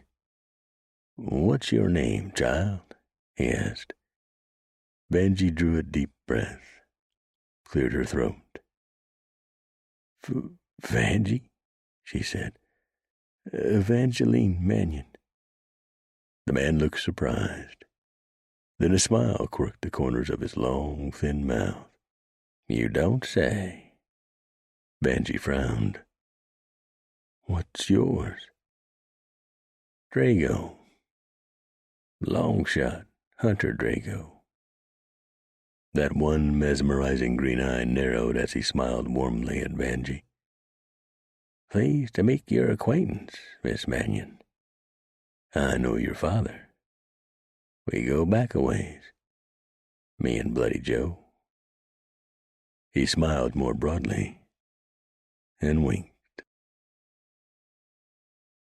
Chapter 12. When Longshot Hunter Drago had a good fire going, and had hung his coffee pot from an iron tripod to cook it, Vanjie found the fire so warmly appealing, leaching the chill as well as the terror out of her bones, that she finally came down off her rock and sat on one near the fire. She leaned forward and wrapped her arms around her knees. She looked at Drago on the other side of the fire, where he absently prodded the burning wood with a willow stick. "Are you, or were you, a lawman, Mr. Drago?" He wasn't currently wearing a badge that Vanjie could see. "Me? Nah. Drago said, glancing up at her with his green eye. "I thought maybe that was how you knew my father." "Nope. But your father and I go back a ways." He gave a wry chuckle. "Were you friends?" "Your father, well, I'm not sure how he sees us."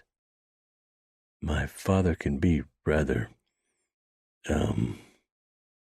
Banshee hugged her knees more tightly, feeling much better now, physically calmer as well as safe. Drago had hauled away the bodies so she could no longer see them, and could instead enjoy the fire and her and Hunter Drago's conversation in peace. My father can be rather stubborn, narrow in his way of seeing things. I can honestly say I've never known a more stubborn man than Joe Mannion. Bloody Joe, Banshee said with an affectionate smile. She glanced at Drago. She saw a strange, dark light in that lone eye now, suddenly, as he stared across the fire at her. Just as suddenly, her suspicions were aroused. Her thoughts returned to her feeling of having been followed when she'd been riding along the edge of the canyon earlier, believing she'd spied someone in the corner of her eye. Fear returned, making her heart hiccup once more. What are you doing out here, Mr. Drago? If you don't mind me asking. Honey, a pretty girl like you could ask me anything she wants. Drago flashed her a warm smile. The warmth touched his lone eye again, which calmed her again, at least a little. I reopened the Three-Legged Dog Saloon in town. The place has a small kitchen, and I'd like to serve game. Always been partial to venison and elk, and, well, you see, I haven't had the opportunity to enjoy any of that in quite a few years. Bear, too.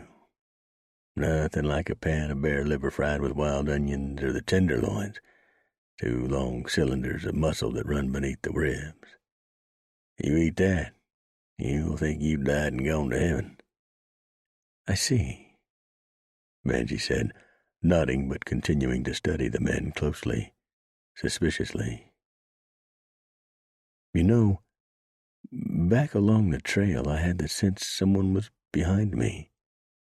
Probably me, Drago said. I don't recollect seeing you, though. He offered another warm smile. And I'm sure I would have remembered. He looked at her pointedly, concern suddenly flashing in that jade eye. Oh, don't worry, honey. I'm no threat to you. I may not always have been a civilized man, thus the long-shot moniker, but I'm civilized now, through and through. And you know who I have to blame for that? Who's that? Your father. Banshee frowned, genuinely curious. He put me in prison a little over 12 years ago. He did? Banshee slapped a hand to her chest in shock. That's how you knew my father? Rest easy, honey, Drago said, chuckling as he used a stick to remove the boiling pot from the tripod. I give thanks every day for bloody Joe Mannion. Him throwing me in prison is how I found the Lord, and a better way of life. A different way of looking at things, you might say. The world is a kinder, gentler place for me now. Drago reached into his coffee pouch, sitting with its mouth open beside him, and tossed a fistful of arbuckles into the pot. He used a leather swatch to return the lid to the pot, then hung the pot over the fire once more. He absently brushed the swatch against his knee as he stared into the flames and said, Before prison, I was a dark man, a soulless, unhappy man. I was a killer. I not only didn't mind killing, I enjoyed killing. He cast his gaze across the fire at Banshee. Now, you probably can't fathom a man thinking that way. No, you couldn't in a million years. Your soul is sweet. But that's how I thought, sure enough. It was an awful way to live, and you don't even realize it. You don't know the happiness you're missing out on. Dark. Oh, God, so dark. A sheen grew in his eye. A tear dribbled down his cheek as he poked again at the fire with the stick. Sorry, he said, thickly, self-consciously, and brushed the tear from his cheek with his gloved right hand. I lost so many good years. He looked at Banshee again. You know what I mean? Too many wasted years, and we get only so many, honey." Benji felt her renewed suspicions and fear leaching away as the others had done. As she stared across the fire at this suddenly emotional man, a man who just a minute ago she never would have suspected capable of feeling such emotion, the warmth of a vague affection and sympathy touched her. She could imagine all the darkness that must be part and parcel of such a life as that he'd described. She could imagine it, because in the depths of her own horror, she'd been able to imagine that darkness behind the grinning faces of her howling attackers, back last fall and here again today. How empty such souls must be. How constantly desperate. "How I do go on," Drago said, removing the pot from the fire once more and setting it on a rock. He poured a little water into the pot from his canteen to settle the grounds. He dug out a couple of fire-scorched, white-speckled black cups from his war bag, and used the swatch to fill each with piping hot brew, onto the surface of which a couple of gray ashes from the fire floated. He rose and handed one across the fire to Benji. "Be careful with that, honey. It's hot." "I got it," Benji said, wincing against the burn as she took the cup in both hands. "Thank you." She set the cup down on her thigh and blew on it, and glanced once more across the fire at Drago, who suddenly appeared deep in thought now, brow ridged as he stared into the fire, holding his coffee cup in both of his gloved hands. Suddenly, he smiled as he looked at her again. "Enough of the darkness talk. The past is buried. I can't do anything about it now. My spirit is light now, light as angels' wings. I came here to settle down and build a business and a life. A good life, the Lord's life. I'm not perfect. No, far from it. But I do try. I know I may be too old to start a family, but I'd still like to find a good woman and settle down. Have someone to warm my feet in my old age. Someone to say goodbye to when, well, you know." "At the end," Benji said, understanding though she'd never yet felt that impulse herself. To settle down with a husband. She was too happy with her solitary life with her horses. But now, talking with Drago, she felt the glimmer of a notion that maybe that one day would change. Maybe it should change. After all, she didn't want to spend her entire life alone, did she? Her pa wasn't going to live forever. "Well, I'm glad Pa did that for you, Mr. Drago." Benji gave a dry chuckle. "I have to admit, there aren't too many folks who feel that way about my father." Drago sipped his coffee, swallowed, and said, "Please, call me Hunter." "All right," Benji said with a smile. "Hunter it is. I'm Benji." Drago stood and thrust his hand across the fire at her. "Pleased to make your acquaintance, Miss Benji." Benji laughed, stood, and shook the man's hand, a little surprised to feel the stiffness of fear gone from her limbs. "The pleasure is all mine, Hunter." She glanced off to where he'd hauled the bodies of the men he'd killed. "For obvious reasons." Drago threw back the last of his coffee. "Well, what do you see we ride back to town together, Benji?" He smiled. "Get you back to your pa." "Sounds good, Hunter. Under the circumstances, I would more than welcome a trail companion, though I vow not to let what happened here today bother me for long." "Oh, it won't. You have a strength in you, Benji. I can see that. It'll take you far." "I think so too, Hunter." Drago took the cups over to the pool to rinse them out. "Let's get you home." He glanced over his shoulder at the girl. "Can't wait to see the expression on Bloody Joe's face when he sees who his daughter is riding back to town with." Benji laughed. Mannion pushed through the bat wings of the San Juan Hotel and Saloon and stopped dead in his tracks, scowling. Just ahead of him, Jane Ford was setting drinks down on a table manned by 3 Del Norte businessmen. from the tray she held on the flat of her left hand. She looked damn near as beautiful as she always did, dressed to the nines as she was, her curly red hair pinned atop her head. She would have looked every bit as beautiful as always, if not for the wide white bandage wrapped around the top of her head, over the bullet burn she'd taken because she'd been fool enough to breakfast with Joe himself. Also, she was paler than usual and still a bit drawn, which was no surprise. She'd lost a lot of blood that fateful day.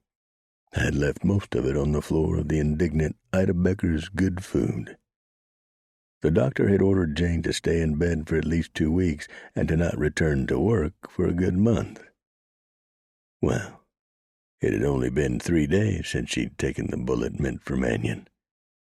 As she lowered the tray and turned away from the businessman's table with her trademark fetching smile, Joe marched up to her and somehow managed to keep his voice down. "Good Lord, woman, are you trying to kill yourself?" "Oh, Joe, please," Jane said, returning his scowl. "I can't lay around in bed. I was going mad. Besides, I have a business to run." "Jane, you were down for only 2 days. 2.5. The doctor said it was a relatively minor wound, and the only problem was that the scalp, when cut, bleeds something awful. So I lost some blood. I have it all back now from all that soup you forced down my throat, and I am going back to work." She fingered the heavy padded bandage. "If only I didn't have to wear this.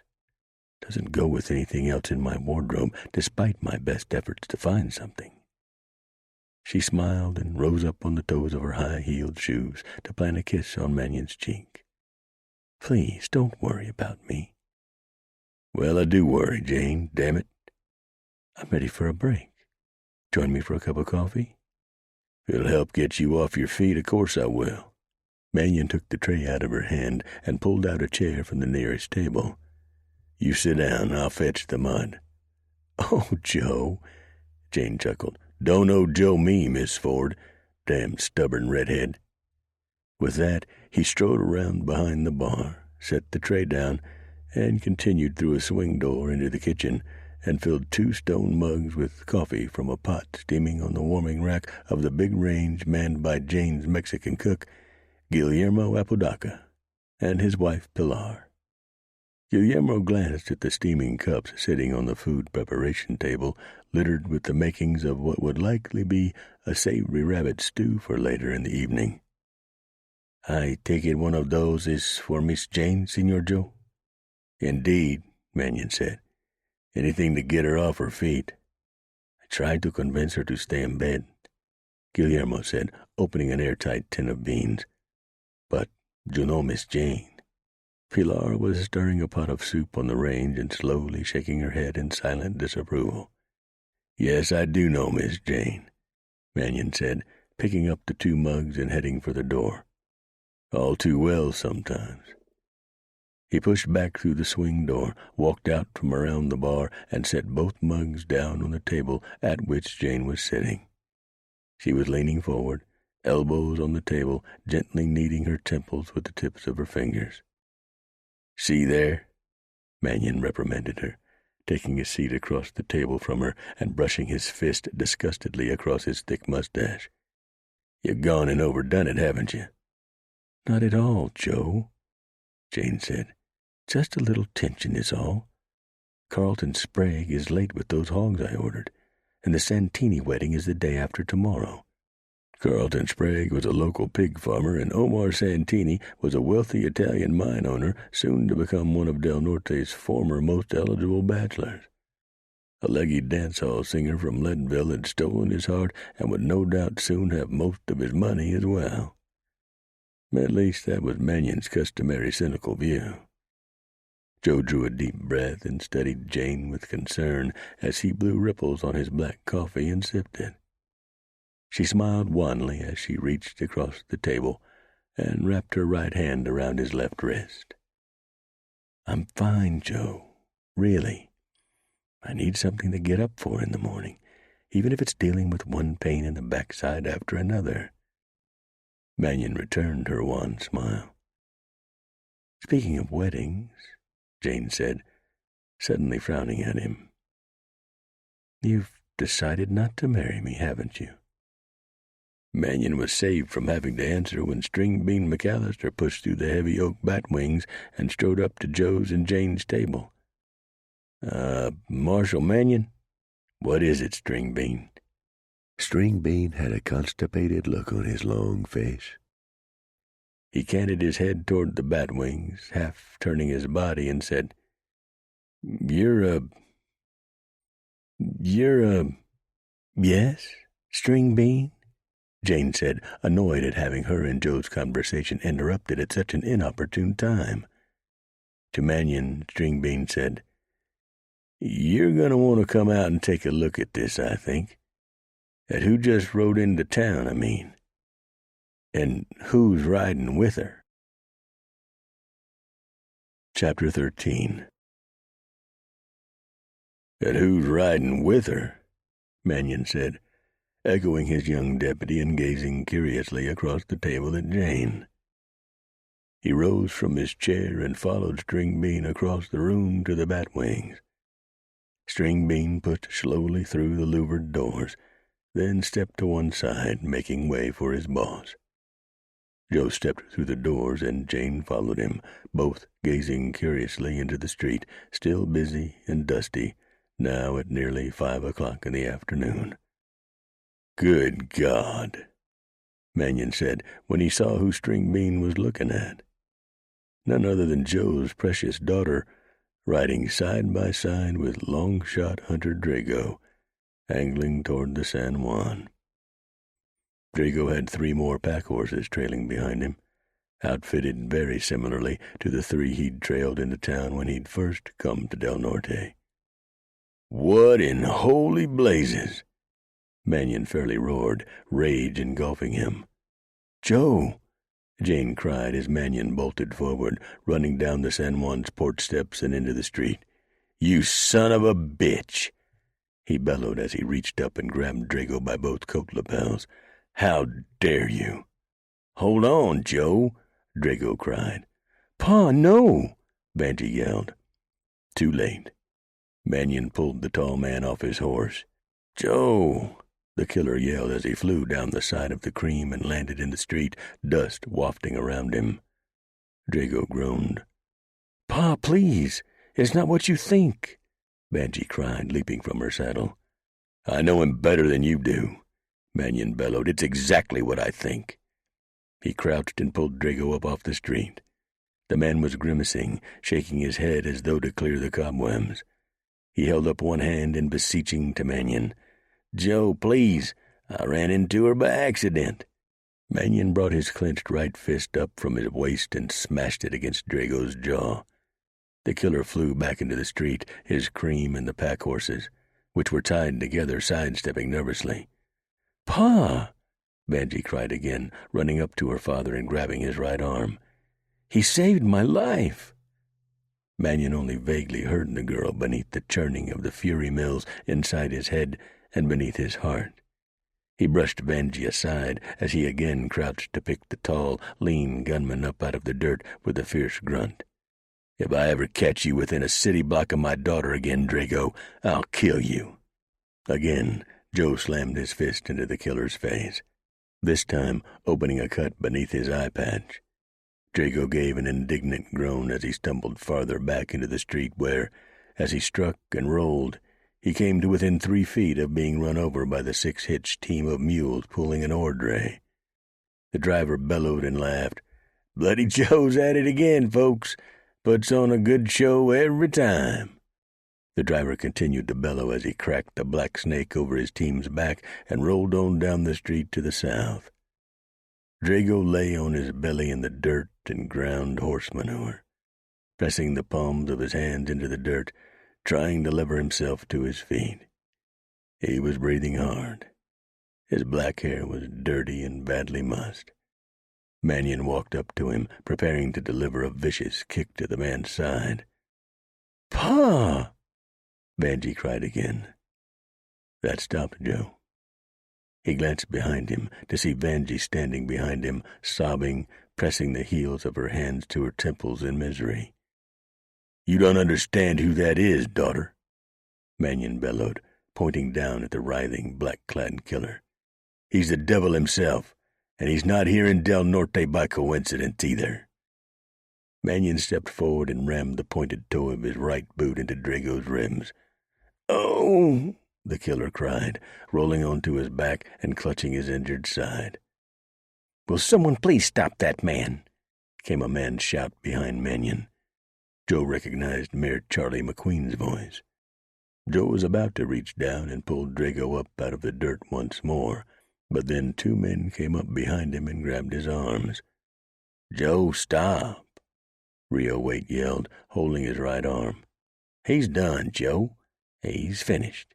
You beat on him any more, you'll kill him." "Please, Marshal," Stringbean urged, standing on Joe's left side, clutching Joe's other arm and regarding his boss with no little pleading. "It's over. You done kicked the stuffin' out of that fella. Both ends, purely."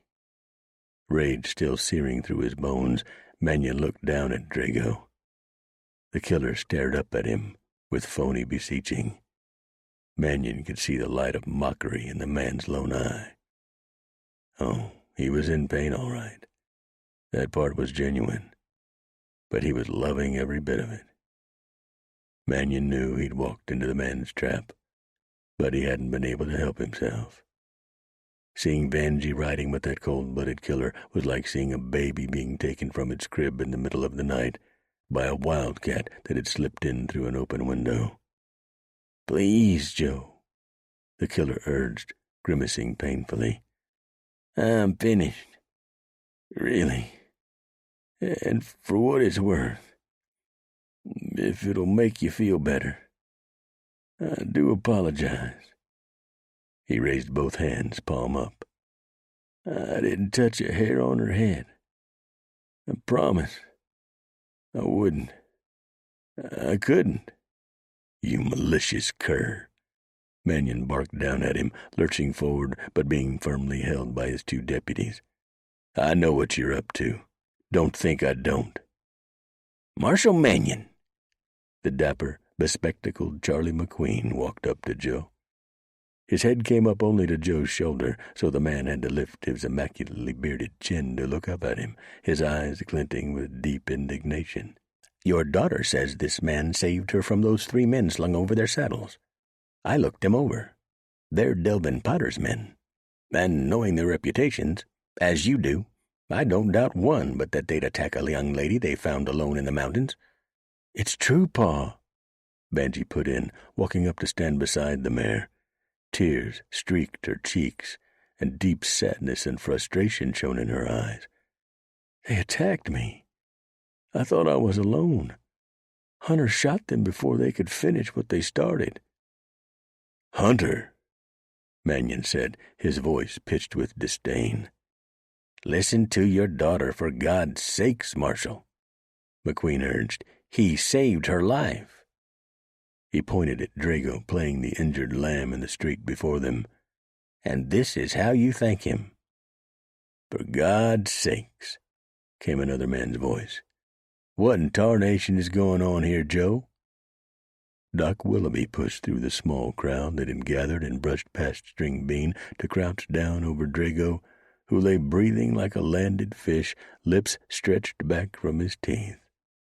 The doctor glowered up at Mannion and said, "Christ almighty, why are you trying to kill the owner of the 3-legged dog, Joe? He's a respected businessman." He looked down at Drago. "Easy, Mr. Drago. Take it easy. I'm going to check and see if you have any broken bones, and then we'll get you over to my office." The Sawbones glanced up at Mannion once more, shaking his head in disgust. "For God's sakes." Touched with chagrin, but only just a little, Mannion turned to Vanjie. He wasn't quite sure what to say. Again, she'd been attacked. This time, Longshot had saved her. What was Drago doing anywhere Vanjie was? That hadn't been an accident. Not any more than Drago's presence in Del Norte was an accident. How could he get that across to her and to everyone else in the town? He cleared his throat to speak, but Vanjie merely stared up at him in disgust, then swung around suddenly, marched up the hotel's front porch steps, and disappeared inside. Vanjie had marched past Jane, who stood at the bottom of the steps, regarding Joe with the same expression Vanjie had. Slowly, she, too, shook her head in disdain, then swung around and headed back into the hotel. Mannion stood numb as a stone until he realized there was no one around him anymore. While he'd been staring at the hotel's front louvered doors, Drago had been lifted up off the street and carried over to the doctor's office for tending. Brio Waite and String Bean were gone. Charlie McQueen was gone. Most of the crowd had dispersed. Those remaining regarded him as though he was some escaped circus lion. Mannion spat to one side, brushed the bloody knuckles of his right fist against his pants, then headed up the street in the direction of his office. Rage still burned in him, not as hotly as before. It was tempered by a deep frustration. There was a wolf in the fold here in Del Norte, and he was the only one who knew it. The other citizens stood with the wolf, which meant they were the most vulnerable sheep of all. Around 6 o'clock that night, String Bean McAllister turned his Coyote Dunn banjo onto the trail that led up to the Herdstrom house just outside of town on the north side, in a pretty grove of aspens near Hatchet Creek. He always felt a little strange heading for the Herdstrom house. He liked Molly a whole lot. No, he loved Molly a whole lot, but her family was so far removed from his humble upbringing in Oklahoma that he felt out of place here in her stately digs. On the other hand, he was both humbled and proud that Molly's parents hadn't objected to her seeing this lowly deputy town marshal. He didn't know what he'd do if they suddenly didn't want him coming by anymore. His life would be a right empty, lonely one without Miss Molly in it. He looked down at the spray of pansies he held in his gloved right hand. He'd bought the freshly cut flowers from Miss Eugenia Day's flower shop on 4th Avenue in Del Norte. They'd cost him a pretty penny, 75 cents for 8 of them wrapped in purple tissue paper. But they were worth every penny. Pansies were Molly's favorite. As he approached the 2-story brick house with a white columned portico off the right side, that feeling of strangeness grew inside him again. To the left of the portico, on the gravel driveway, sat a fancy-looking carriage with 2 fine, white horses standing in the traces. The carriage looked much like a Concord coach, only it was painted white, trimmed in dark red, and was tricked out with fancy brass fittings and high red wheels. Green velvet curtains hung over the windows. Over the door was scrolled, in ornate lettering, McClarksville and Company Mines. On the door was a gold M in a black circle. As String Bean rode up beside the carriage, he saw that the driver's boot was painted red as well. The seat itself was upholstered in quilted red leather. It was the sort of contraption that String Bean imagined a governor would be carted around in, or hell, maybe even the president himself. Cold fingers of apprehension danced across the back of the deputy's neck.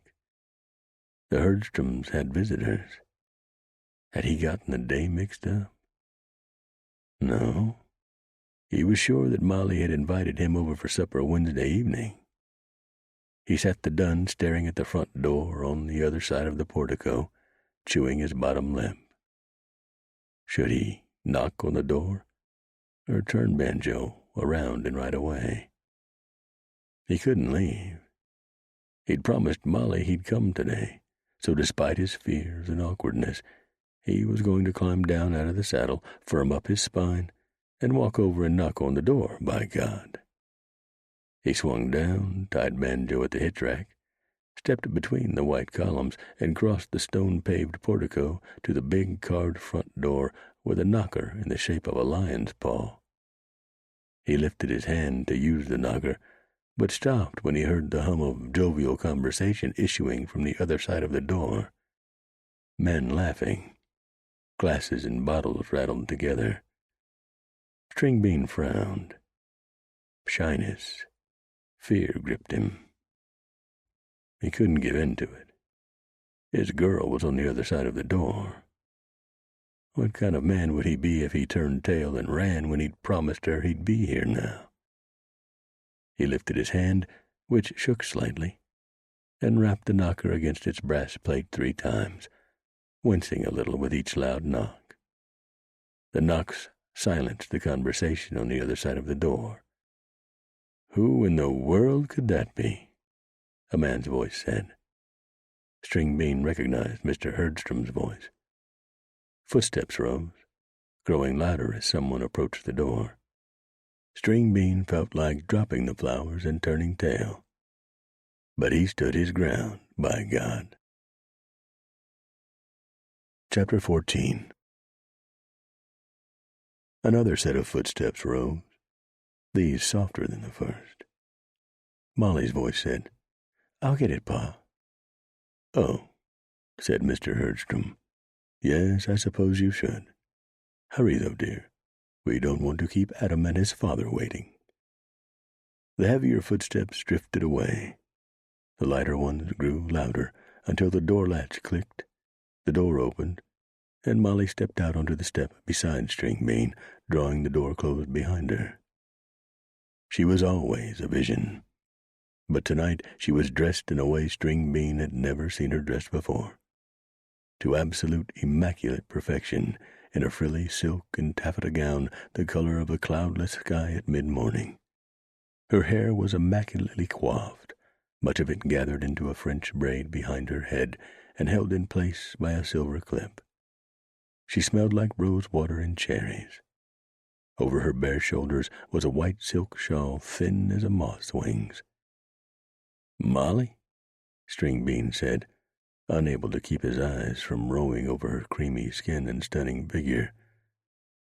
I've never seen me dressed this way." "No, you wouldn't. I mean, I don't make it a habit. My mother brought me this frock in Denver, back when she and Pa first got the idea that I might be—" Molly's expression grew pensive, sad, and she looked away briefly, her lovely cheeks flushing a little with emotion.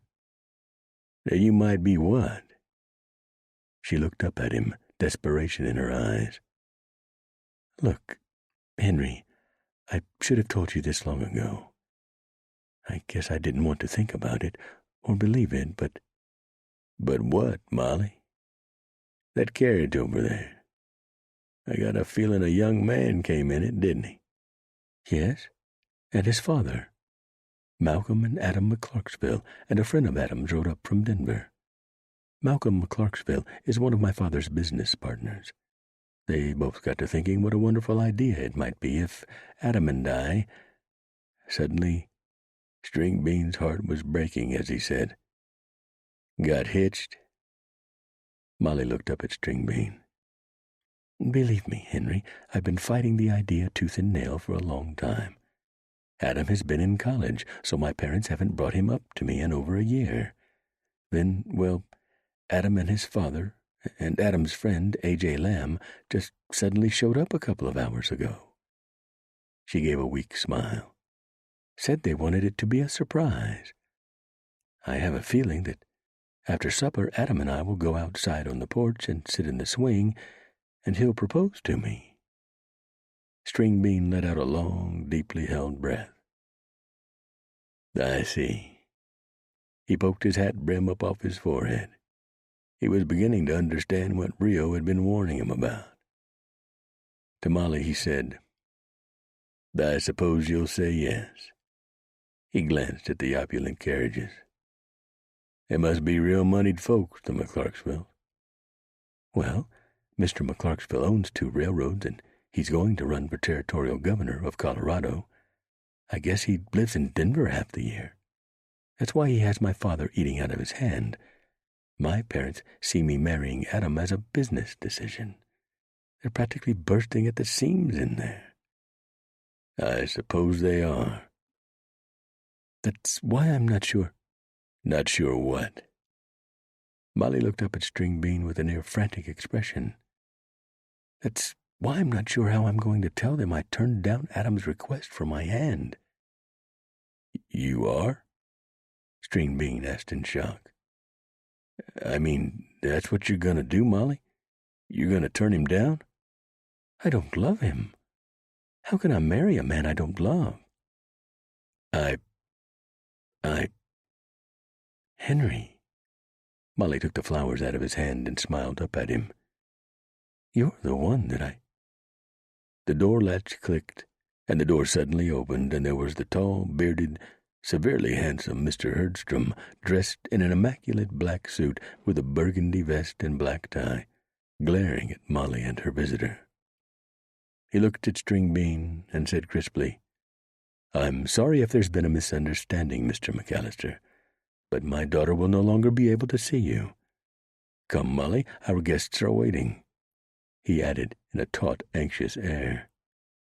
He grabbed Molly's arm and pulled her inside, saying to String Bean, "I truly am sorry, Deputy. You are a good man.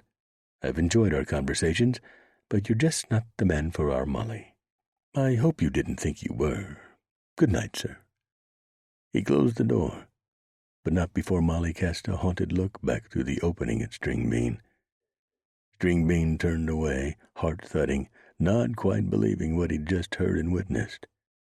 The door opened behind him, and his flowers came flying out to land on the stone floor of the portico beyond him and to his right. The light purple paper tore and the flowers scattered. The door closed behind String Bean. He walked over and stared down at the flowers. A deep bitterness was seeping through him. Bitterness and rage. He glanced back at the door that Mr. Herdsville had so rudely slammed in his face, as though he were no more than a stray dog howling on the stoop for scraps. He looked down at the flowers again, then gave them an angry kick, scattering them far and wide. "You can go to hell," he said to the closed door. He stomped over, untied his Dunn's reins from the hitch rack, and swung up into the saddle. He looked at the door again and said, "Go to hell, you poppin' Then he booted the Dun into a gallop and didn't slow even a little until he reined up in front of Hotel de Mannion 10 minutes later. Rio Waite was kicked back in a chair on the front stoop, boots crossed on the rail before him, battered hat tipped far up on his forehead. His big greener was leaning against the wall behind him. Buster was sitting on his lap, lapping cream from a small tin saucer resting on Rio's bulging belly. "Whoa! Whoa! Where's the fire? Shall I ring the bell for the bucket brigade?" Rio queried in jest. "You were right, Rio," String Bean said, tossing his reins over the hitch rack. "I'm sorry I doubted you." "Oh, hell," Rio said, instantly realizing the score.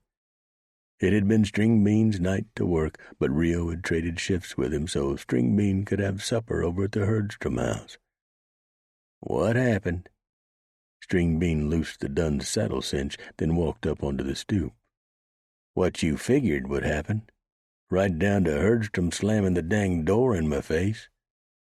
"Aw, hell, kid," Rio said, glowering up at the younger deputy. String Bean said, "Why don't you go home? I got plenty of time to pull my own shift now. Maybe you need to go get drunk.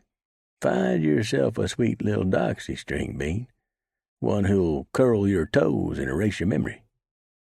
String Bean sat angrily down in the hide-bottom chair to the left of Rio, as well as the open office door flanking him. "Nothing's gonna erase my memory." He shook his head. "Dang, that was humiliating. He even threw my flowers out the door." "He did. Sure did. Uppity son of a buck," Rio said. "You called it. Never liked that man myself. Rides around in that leather buggy of his with his chin in the air." Rio dropped Buster to the porch floor and set the now empty pan onto the porch rail beside him, then rose from his chair, the wood creaking with his shifting weight. "Well, if you're going to sit up all night and stew, you might as well get paid for it." "Me?" He grinned and pulled his hat down lower on his forehead. "I'm going to go a-courting." String Bean looked up at him in surprise. "You are? You watch me." Rio winked. "I still got a little romance left in these old bones. Later." "Later, Rio," String Bean said, chuckling until he remembered that sad, desperate look Molly had given him right before her father had slammed the door in his face. He sat back in his chair and crossed his arms on his chest, fuming. String Bean took several rides around the town. All was relatively quiet, it being a weeknight, though now, with Del Norte having grown so much so fast in the 2 years String Bean had been deputy, you just never knew when or where trouble would erupt. By 10 o'clock, he'd only had to break up a skirmish between 2 Chinese miners who'd been about to beat each other's brains out with shovels out front of the come-one-come-all hurdy-gurdy house on 3rd Street, and shoot a skunk lurking around one of the livery barns and was believed to be rabid. He returned to the jailhouse, beefed up the fire in the stove, and set a half-full pot of coffee to warm.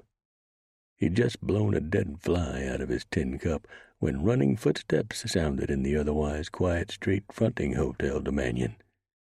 He'd left the door open to the cool spring night air, so when he turned to it, he saw the tow-headed Harmon Hoffenthistle run up the porch steps, the 9-year-old sun-tanned face red with anxiety beneath the brim of his black watch cap. "String Bean, where's the marshal?" "I ain't seen him since this morning." "Since he punched the lights of poor old Mr. Drago, you mean?" Young Harmon enjoyed a fight as much as any healthy red-blooded 9-year-old, but that had obviously been hard to watch even for him. "Yeah, I reckon that's what I mean." String Bean turned to face the boy and hitched his cartridge belt and old model Colt revolver up higher on his lean hips. "What's happening, Harmon? Did Miss Bjornson's cat fall into that old well again? You know, I told her she needs to cover that blame hole. I'm sick of having to—" "No, that ain't it." Harmon wagged his head. "Miss Jane sent for you. She is hoping the marshal wasn't here. After this morning, I reckon. She said to fetch you a Rio. Since it's you here, would you get to the point, Harmon? I was hoping to enjoy my coffee in peace and then try to take a little nap." "Gee, what's got your drawers in such a twist, String Bean?" "Never mind. Get on with it, Harmon. What does Miss Jane need me for?" String Bean sipped his mud. "Dusty Wallace and Dwight Beecham were giving each other the woolly eyeball in a San Juan." Harmon gave a knowing grin. "You know what about, too, I bet." "Ah, heck, not them two again." Dusty Wallace and Dwight Beecham were cowpunchers who once rode for the same brand. They'd once been friends, until Beecham had married a pretty former whore they'd both been fond of. That was when the rancher who'd hired them both fired Beecham to keep the peace in the bunkhouse. Now, Beecham and his wife, the former Sally Littleboy, a pretty half-breed girl, had their own shotgun ranch in the San Juans. Word around Del Norte had it that Beecham's having married Sally hadn't kept Sally and Dusty Wallace from trysting in an isolated mountain cabin on occasion. It sounded like Beecham might have found out where that cabin was, and what exactly was going on in there. Harmon snickered. "Miss Jane's worried they're going to get drunk and get in the dust up and break the place apart, like they almost done last time over at the Wooden Nickel. She wants you to go over and settle 'em down. She said you're good at that, at keeping a lid on trouble." The boy grinned and winked, again with meaning. "Unlike one-town marshal we both know." Again Harmon snickered. "I wish you'd quit having so much fun at the marshal's expense, Harmon. And what are you doing up this late? Isn't it past your bedtime?" Harmon shrugged as he pulled an apple out of his coat pocket and rubbed it on his coat sleeve. "Ah, heck, I always skin out a window after Ma and Pa start sawing logs and come uptown. Someone always needs me for something, and I raise my rates after 7. Can always use the extra cash, don't you know? Me, I got ambitions." He bit into his apple and chewed. All right," String Bean said, reluctantly setting his freshly poured coffee on the marshal's cluttered desk. I'll go over and see if I can keep a lid on them, too. Miss Jane's right. If anyone can do it, I can. Besides, he could use the distraction. He kept remembering that door slamming in his face. Chapter 15. "You wait out here, Harmon," Stringbean told the boy as he climbed the broad steps of the San Juan's front veranda. "This is no place for boys out beyond their bedtimes." The place was hopping as it usually was, even on weeknights between 10 and midnight. Stringbean could hear the muffled roar of jovial conversation beyond the batwings, smell the cigarette and cigar smoke, and the perfume of Miss Jane's lovely doxies, the prettiest, most professional girls in any hurdy-gurdy house in the Southern Territory. "The hell with that," Harmon said, defiantly following Stringbean through the batwings. "One of the girls might need an errand run, and I'm here to run it for the right jingle or a swallow of beer." Stringbean sighed as he stopped just inside the batwings and looked around. Miss Jane caught his eye right away.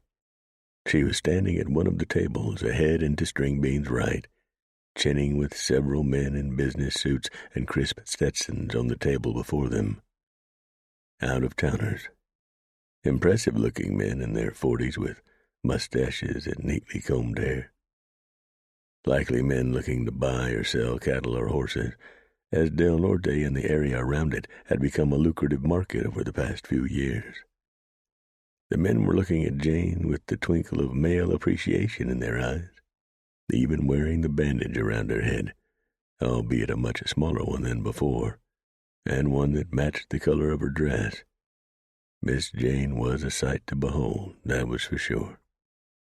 Even Stringbean could see that. "If you'll excuse me, gentlemen," Jane told the men before her, her gaze on Stringbean, a smile stretching her red lips. "I have some business to take care of." Jane walked over in that graceful way of hers, a light from the wagon wheel chandeliers glinting in her eyes, as well as off the pearl choker encircling her fine, long neck. The eyes of the men she'd been speaking with followed her brashly. She wore her hair part way down tonight, and she had several decorative, jewel-encrusted pins in it. They, too, glinted in the light from the lanterns and chandeliers. "Hello, Stringbean," Miss Jane said as she approached. She glanced at young Harmon. "Thank you for fetching him, Harmon." She glanced at the clock over the door, then frowned down at the boy. "I didn't realize how late it was. Shouldn't you be in—" Jane let her voice trail off as Harmon, who'd apparently caught someone else's attention, snugged his watch cap down tighter on his head and headed deeper into the drinking hall. Sure enough, Stringbean saw one of Jane's girls hooking a finger at the boy, summoning him for some chore, maybe hauling out a night vase or fetching coal for the brazier in the girl's room. "Quite the little businessman," Jane remarked. "You're telling me," Stringbean said with a chuckle. "You having trouble with Dusty and Beecham again, Miss Jane?" "Not yet, but they're spoiling for a fight." Jane looked toward the bar. "They're bellied up to the mahogany."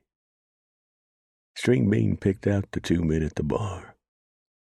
Dusty Wallace stood near the bar's left end. Dwight Beecham stood near the middle.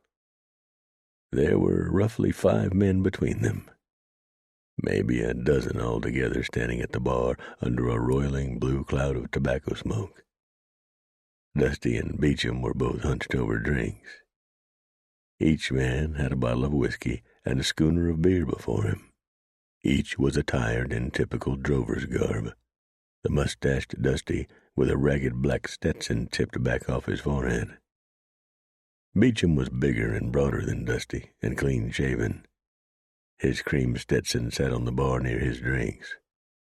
Just as Stringbean glanced at the man who'd given up the life of the 30-a-month and found puncher for the life of the small rancher with a wife and possibly kids on the way, Beecham slid the right flap of his black denim jacket back behind the Schofield revolver holstered on his right hip.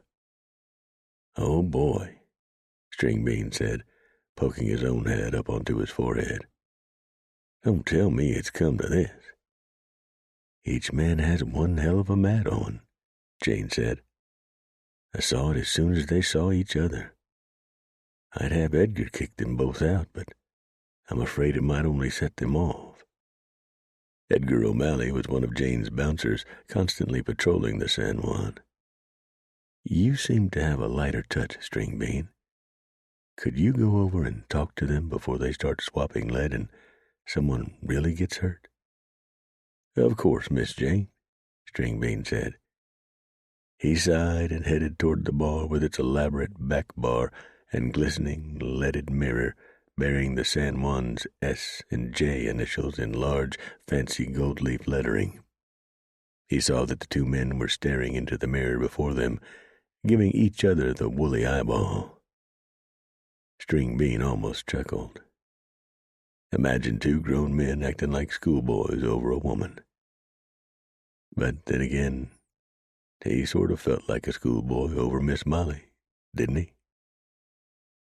Thinking of her was like a dog's sharp nip. He shook his head to clear it. Still, he saw that door slamming in his face again. He walked up to Dusty Wallace, leaned forward, and spoke quietly into the man's right ear. "Pull your horns in, or I'll pull them in for you. Miss Jane won't put up with what you got going on between you and Beecham." It was almost as though he'd heard someone else say it. The rough tone hadn't been like him at all. But then he wasn't feeling like himself. Dusty had just started to turn an incredulous look toward him when Stringbean walked along the bar and stopped before Dwight Beecham, who must have seen him stop and talk to Dusty in the back bar mirror, because Beecham was turning toward him now with a look of deep incredulity on his sunburned cattleman's features. "If you can't keep your hand off that hog leg," he suddenly realized he was reaching forward and pulling the man's Schofield revolver from its holster, "I'll hold on to it for you until you're ready to leave town." He'd said the words in a taut, menacing voice that hadn't been his at all. But it had been his. Where it had come from, he had no idea. Beecham jerked forward, the glower of sudden rage twisting his features. "Stringbean, you give me that consarned gun back right." Stringbean's jaw hardened as he swung the man's gun back behind his right shoulder, shifting his grip till he was holding it by the steel frame. He swung the butt in a blurred arc until it smashed against Beecham's left cheek. "Oh!" The man flew sideways against the bar, the men to either side of him yelling their surprise and making way. "Stringbean!" Stringbean turned to see Dusty Wallace standing 6 feet away from him, glaring at him.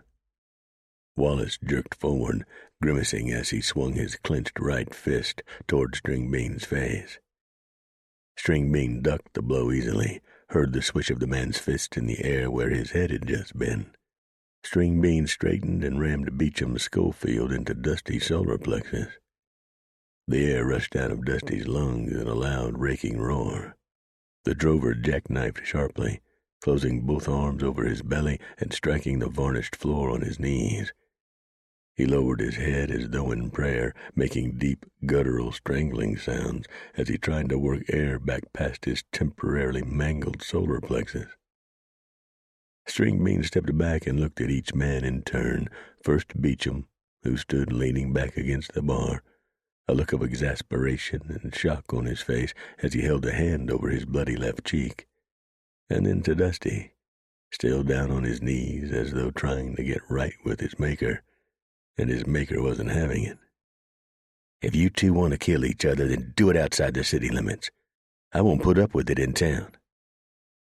With that, Stringbean clicked open the Schofield's loading gate, held the gun up by his right shoulder, turned it upside down, and slowly turned the wheel.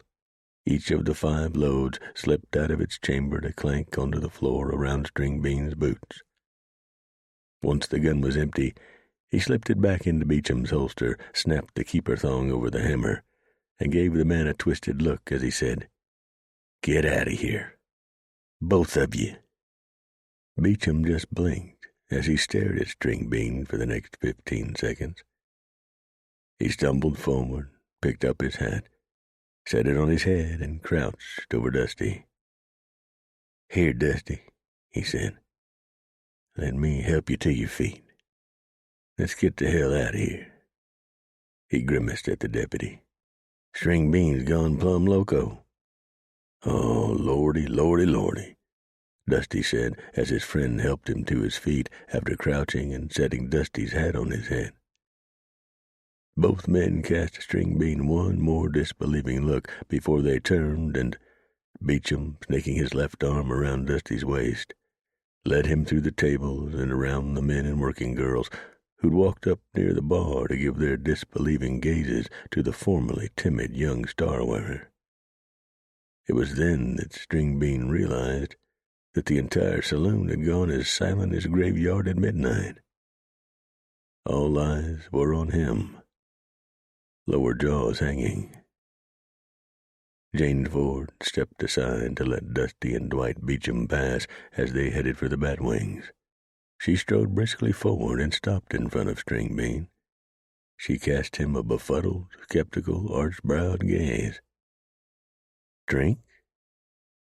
Suddenly self-conscious, String Bean ran his palms down his shirt.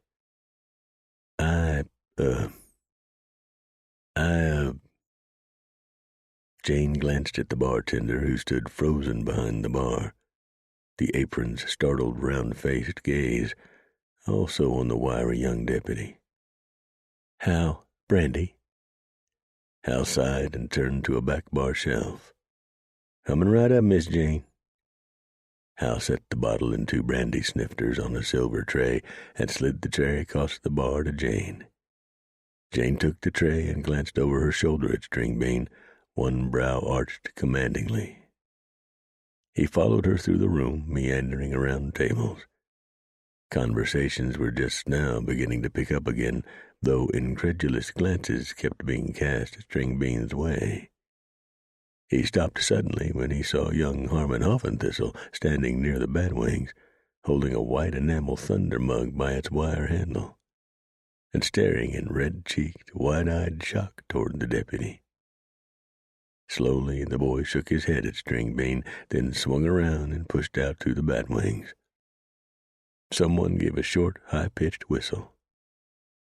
String Bean turned to see Jane sitting at a table near the entrance to the bear den, the room beyond an arched doorway housing her gambling layout.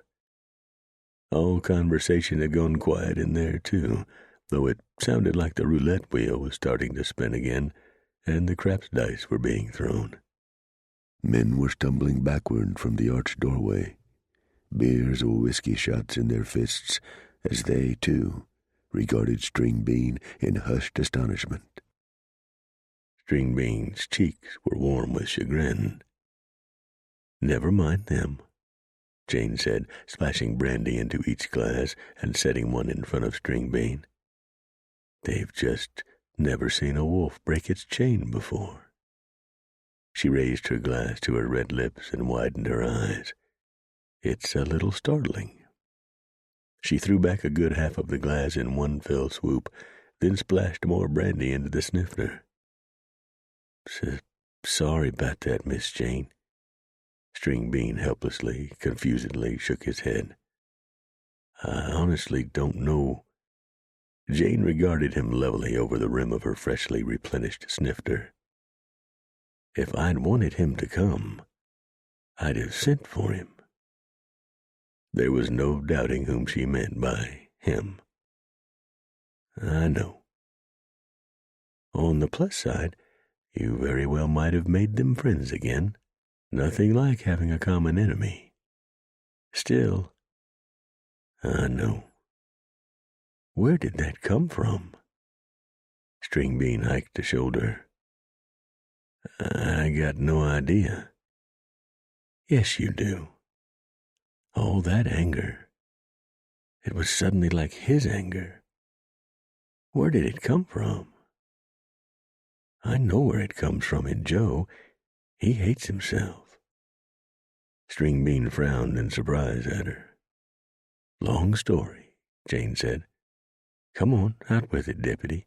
I demand to know, at the risk of getting pistol-whipped." She gave a husky, ironic laugh. "Oh, Miss Jane, I never would. Where did it come from?" String Bean gave a deep sigh. He looked down at his glass. He winced a little in revulsion. He wasn't much of a drinker, just a beer now and then. He didn't imbibe in the hard stuff. He didn't like the way it burned going down, or how lightheaded and downright silly it made him feel. The occasional beer was enough. "Go on," Jane prodded him. "Drink up. It's a good stress reliever and truth-teller, brandy. Especially the good Spanish stuff. It's my contention the New World never would have been discovered without it." "All right." Reluctantly, String Bean picked up the glass and sipped. Come on, more than that," String Bean said. "Can't we just leave it at sorry and let me go about my business? I'm on duty, Miss Jane." "Not until we've chatted. You might think he's your boss, but being the redhead here, I'm your boss." She smiled at that. She had one fetching smile, Miss Jane did. A fella couldn't tell her no. Of course, she knew that. All right. String Bean drank down half the glass. He set the glass back down on the table and pressed his hands palm down as though to steady himself in a hold of a clipper ship in stormy seas. Whew. He ran the back of a hand across his mouth and looked across the table at her. "You know Miss Molly Herdstrom?" "Your sweetheart, of course." "Don't think she's my sweetheart anymore." "Oh." Her folks want her to marry into a rich family. Tonight, I got their front door slammed in my face. Ah. Jane reached across the table and wrapped her hands around his wrists. At ease, Cowboy. We all make mistakes. She's yours. She says she don't want to marry him. She says she loves me. Then she won't. It's as simple as that. If she can't buck her family and marry someone she doesn't love, as opposed to someone she does, then she's not right for you anyway. String Bean looked across the table at her. Wanly, he smiled. I wish it was as simple as that. Jane sighed and sat back in her chair. She turned her brandy glass on the table with her thumb and index finger. Me too, Deputy. Me too. Marshal Mannion? Yep. You let me know if I'm talking out of school, but are you two going to get hitched, Miss Jane? She looked from her glass to String Bean. No. I see. After what he showed me he was capable of today, I no longer wish to marry him. I thought I could. I love him. Probably always will. I'm a sucker for big, handsome, temperamental reprobates like Joe. Slowly she shook her head. I'm not a girl anymore. I'm older, and I've had enough. I want a nice man, a man who can keep his wolf on its leash. She smiled. I want a man who thinks of me first, instead of himself. Chapter 16. Later that night, String Bean was making his midnight rounds, looking around cautiously, on the lookout for trouble. It was good dark now, and it was his job to make sure no businesses got robbed under cover of darkness. There'd been a few backdoor break-ins lately. He was about to cross the night-shrouded, star-capped, nearly deserted Main Street and check the rear door of a gun shop that had recently been robbed when a soft whistle sounded from ahead. He saw a smallish, silhouetted figure, touched partly by the orange light of a still-burning oil pot, step out of a break between a grocery shop and a Chinese laundry, and beckon to him. "Henry, here," came the hiss. String Bean frowned in surprise. The only one who called him by his given name was Molly. He continued walking ahead, quickening his pace. What in holy blazes was she doing out this late? Del Norte was not safe after dark for anyone, much less a 17-year-old girl. "Molly," he hissed as he approached the girl standing on the covered awning of the grocery shop, beside a rain barrel. She wore a black hooded cape over a simple dark-colored day dress. "You shouldn't be out." She pressed 2 fingers to his lips. "Henry, I had to see you." "But Molly..."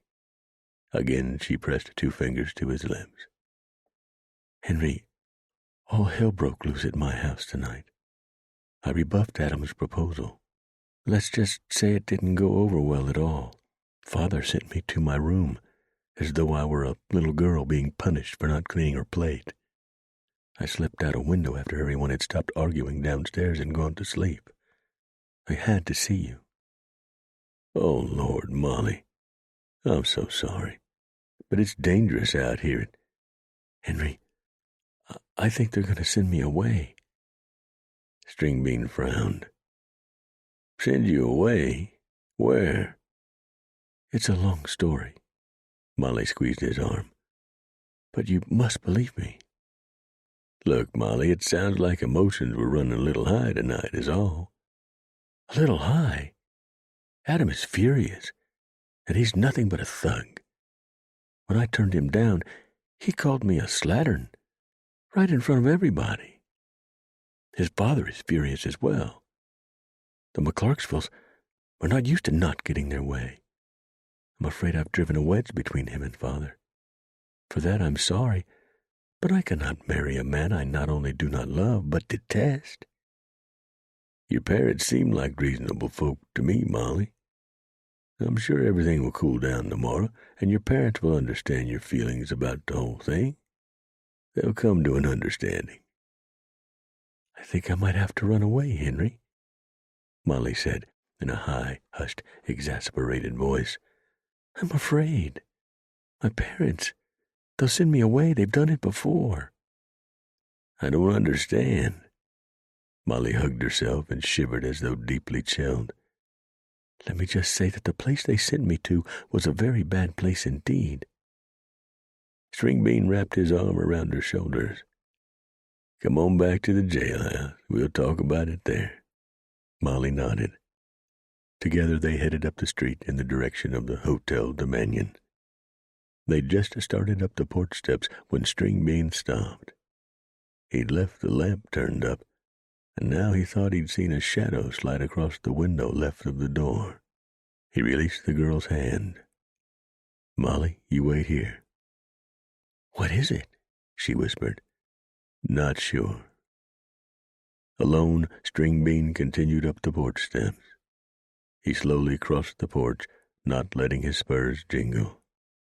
He unsnapped the keeper thong from over the trigger of the Colt tied down on his right thigh, tripped the door's latch, slowly shoved it open.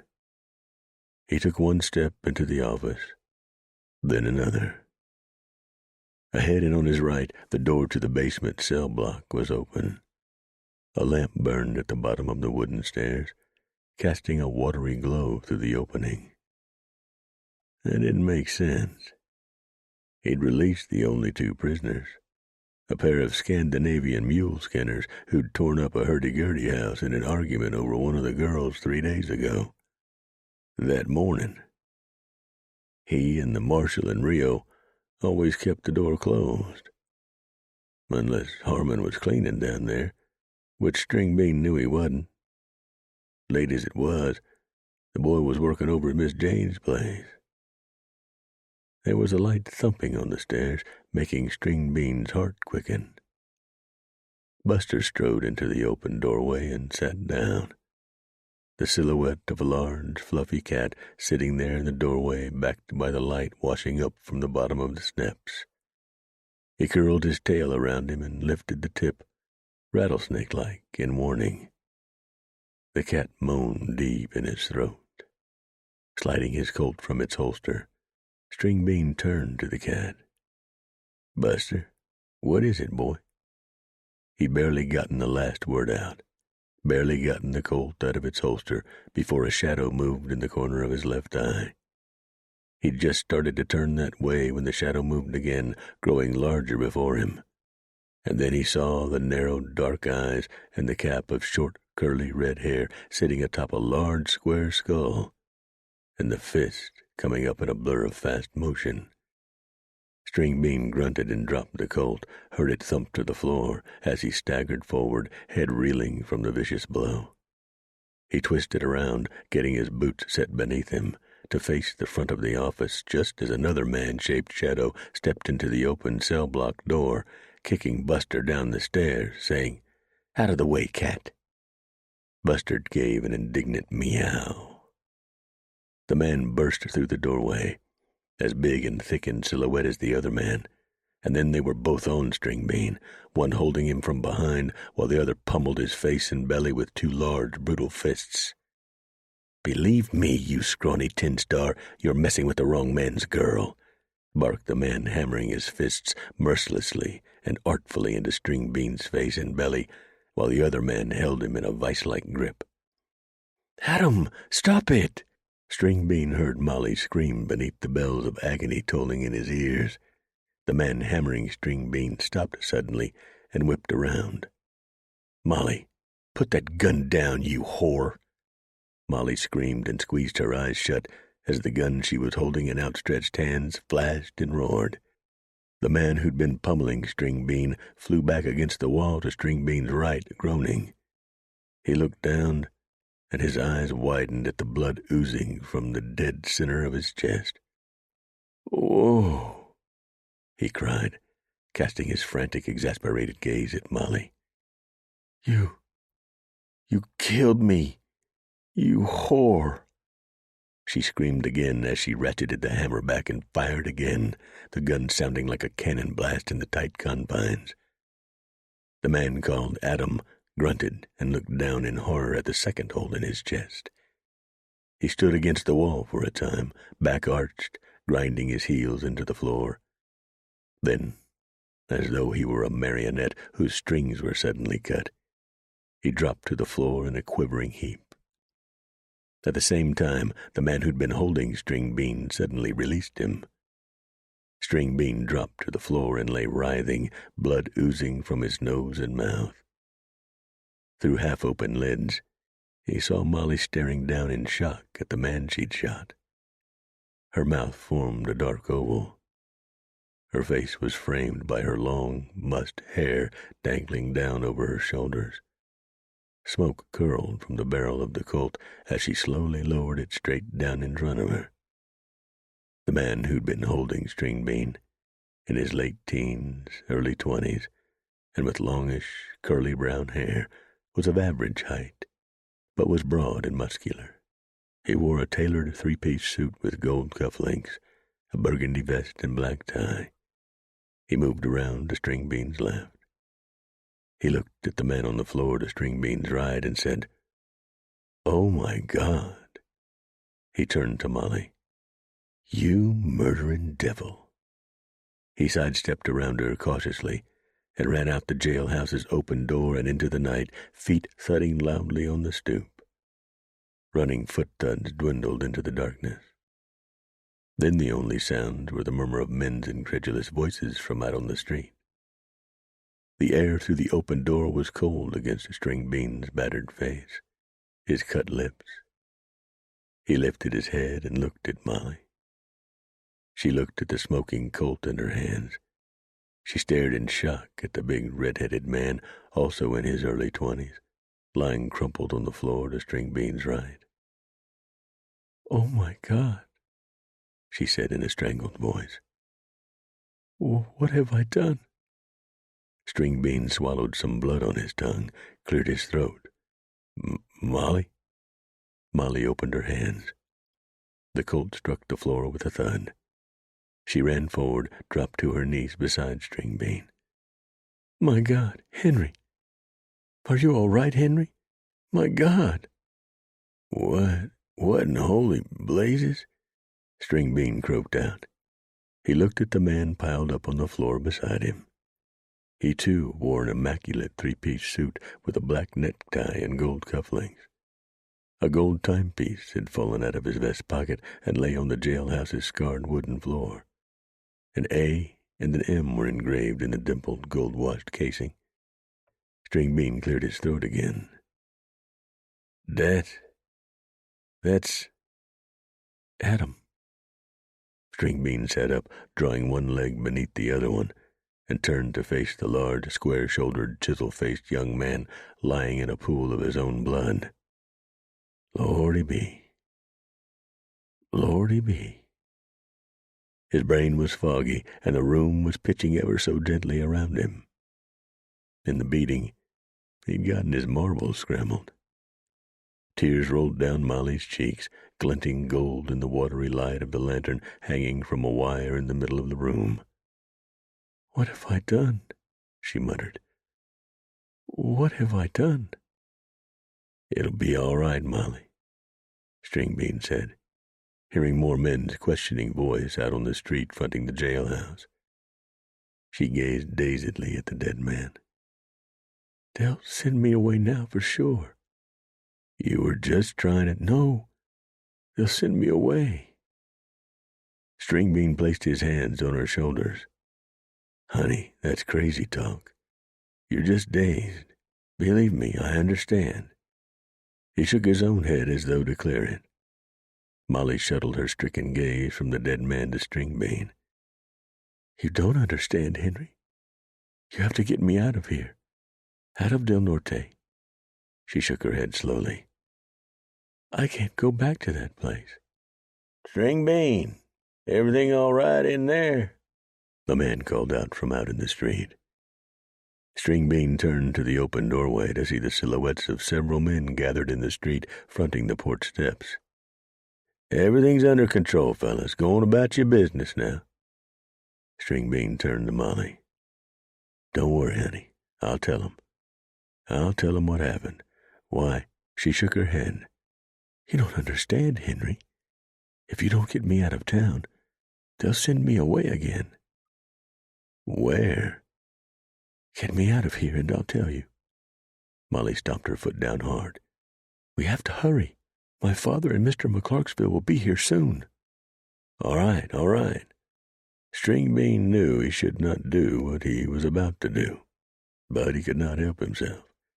The terror in the girl's eyes was real. Slowly, wincing against the pain in every fiber, he rose to his feet. He pulled the towel off the nail over the washstand and ran it gently across his torn lips and bloody nose. You stay here. I'll be right back. He moved to the door, stepped out onto the stoop, and drew the door closed behind him. Several men were still lingering on the street fronting the jailhouse. A small crowd of men also stood outside two saloons on opposite sides of the street from each other. The three-legged dog on the right, the wooden nickel on the left. Everything all right over there, String Bean? A man called from in front of the wooden nickel. String Bean held up a hand, palm out. Everything's under control, fellas. Everything's fine. Go on about your business now. He looked around, wondering where Marshal Mannion was. Normally, hearing gunfire from over at his suite of rooms at the San Juan, he'd be over here by now. String Bean had hoped he'd see him. He'd know what to do. String Bean knew his own plan was wrong, that he was letting his heart steer him from the straight and narrow.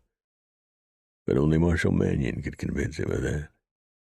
He called, Anyone seen Marshal Mannion? The men nearby and gathered on both sides of the street glanced at each other, shrugged. I ain't seen him, one man called from out front of the three-legged dog. A man from in front of the wooden nickel said, I seen him ride out on old Red several hours ago. Looked plumb disagreeable. Even for him," added the man standing beside the man who'd just spoken. Men on both sides of the street chuckled or laughed. "I see," Stringbean said with some disappointment. When the marshal was in a foul mood, he often saddled Red and tried riding it out of himself. Just now he was probably trying to ride out his frustration over what had happened earlier with long-shot Hunter Drago. "I'll fill him in later, then. Like I said, everything's under control here, you men. Go on back inside and have another drink." As the curious onlookers shuffled away, Stringbean looked around for Rio Wade. The older deputy lived in an old abandoned prospector's cabin behind the jailhouse. If he'd been home, he would have heard the shooting, which meant he was probably still a courtin', as he called it earlier. With neither the marshal nor Rio around, Stringbean had to make his own decision. He knew his decision was the wrong one, but he had no choice but to make it. For the terrified girl inside the jailhouse. He walked down into the street and tightened Banjo's saddle cinch, then walked back up onto the porch and entered the jailhouse. Molly stood before him, looking anxious. Stringbean glanced at the young man lying dead behind her. Somehow he'd hoped that when he'd re-entered the jailhouse, the dead man would be gone. That what had happened, Molly shooting him, had only been a nightmare, and maybe Stringbean would wake up then and find it a bright, brand-new day, and Molly had not killed the man who'd earlier asked for her hand to save Stringbean's hide. "I'm going to get you out of here," Stringbean said. "I know a place. You'll be safe there until I can talk to Marshal Mannion. Tell him how it was, that you shot at him to save my life." "Thank you, Henry," Molly said, her thin voice quavering. "Here." He pulled a striped blanket coat off a wall peg, slipped it over her shoulders. "Gonna be cold where we're going. You'll need this." Molly shoved her arms into the coat's sleeves. When she had the coat on, she glanced over her shoulder at the dead man and shuddered. "Come on, honey," Stringbean said, giving her hand a squeeze. Molly nodded. Stringbean opened the door, led her across the porch and into the street on the Dunn's left side. He glanced over the gelding at the saloons, relieved to see that the boardwalks fronting each were now vacant. He climbed into the leather, then reached down from Molly's hand, freed the stirrup for her, then swung her up onto the Dunn behind him. "You all right?" Stringbean asked her. "No. Just get me out of here, please, Henry." He'd meant, was she comfortable? He hated the forlorn tenor of her voice as he reined the Dunn out into the street, then booted into a trot to the south. He knew that he and the girl were likely being watched from behind saloon windows, but there was nothing to be done about that. He'd ride back to town later and explain the situation to Marshal Mannion. He had no idea what he and the marshal would do about it, but he'd tell the marshal anyway. There'd be no hiding what had happened. But he could hide Molly to protect her for now, to make her feel safe, to rid the terror from her eyes for at least the time being. And that's just what he was going to do. At the edge of town, he booted the Dunn into a rocking lope, glad there was a 3/4 moon to steer by. Where he was headed was rugged country, and the route he'd chosen was even more rugged than his regular route. He didn't want to be trailed. For now, not even by Marshal Mannion. Lordy, what a sneak he'd become. Chapter 17. Mannion rode into town around midnight. When he'd ridden out a few hours earlier, leaving Rio in charge while Stringbean enjoyed supper with his gal's folks, he'd meant only to be gone an hour or so. The ride had started out as a wool-gathering mission. He feared he'd lost his lady as well as his daughter. He'd taken the midday meal at the San Juan, and both women had refused to speak to him, so he'd eaten alone in the main drinking hall and grown more and more morose. He'd decided to take an hour off, leave Rio in charge, and do the whole town a favor and ride out and blow off some of his mad. But then Red had thrown a shoe, and he'd had to lead the horse to a little shotgun ranch, a 3-mile walk in boots built for towing stirrups, where he'd used the rancher's forge and bellows to shape and nail in place a new shoe. Those several frustrating hours had done nothing to blow his mad off. But then, a mere horseback ride in the country wasn't going to do that. The only thing that was going to blow his mad off was putting a bullet through the head of long-shot Hunter Drago. Nothing short of that would do. He rode down Main Street, lit here and there by light emanating from the windows of those saloons still open at this hour. Most were, but it being a weeknight, they all seemed rather subdued. He heard some lazy piano music issuing from the all-nighter as he passed the shabby place, frequented mostly by Indians, half-breeds, and the trashiest whites on his right. "Long damn day, Red," Mannion said as he leaned forward to give the bay's left wither an appreciative pat. "Sorry about that." The horse raised its head and gave an affectionate whicker. It made the lawman feel better. Odd how something so simple as a horse's affection could do more for a man than a 3-hour ride in the country. He couldn't let anyone know, however. He had a reputation to keep up. When a rough-and-tumble town tamer loses his reputation, which he'd damn near done 2 summers ago when he'd been out drawing right here on Main Street and had taken a bullet in the leg, he might very well get shot out of the privy during his morning's constitutional. That had happened to the town marshal Mannion had first worked for back in Kansas over 20 years ago now. Somehow, you had to keep your reputation as well as your women, and that could be one hell of a tightrope act. He'd give it another go tomorrow. In the meantime, he'd head for the jailhouse, kick Rio loose, and take over for the man. It had been a long afternoon and evening, but Mannion doubted he'd sleep, so he might as well man the jailhouse and walk the streets. Maybe he'd catch whoever had robbed one of the gun shops a few weeks back.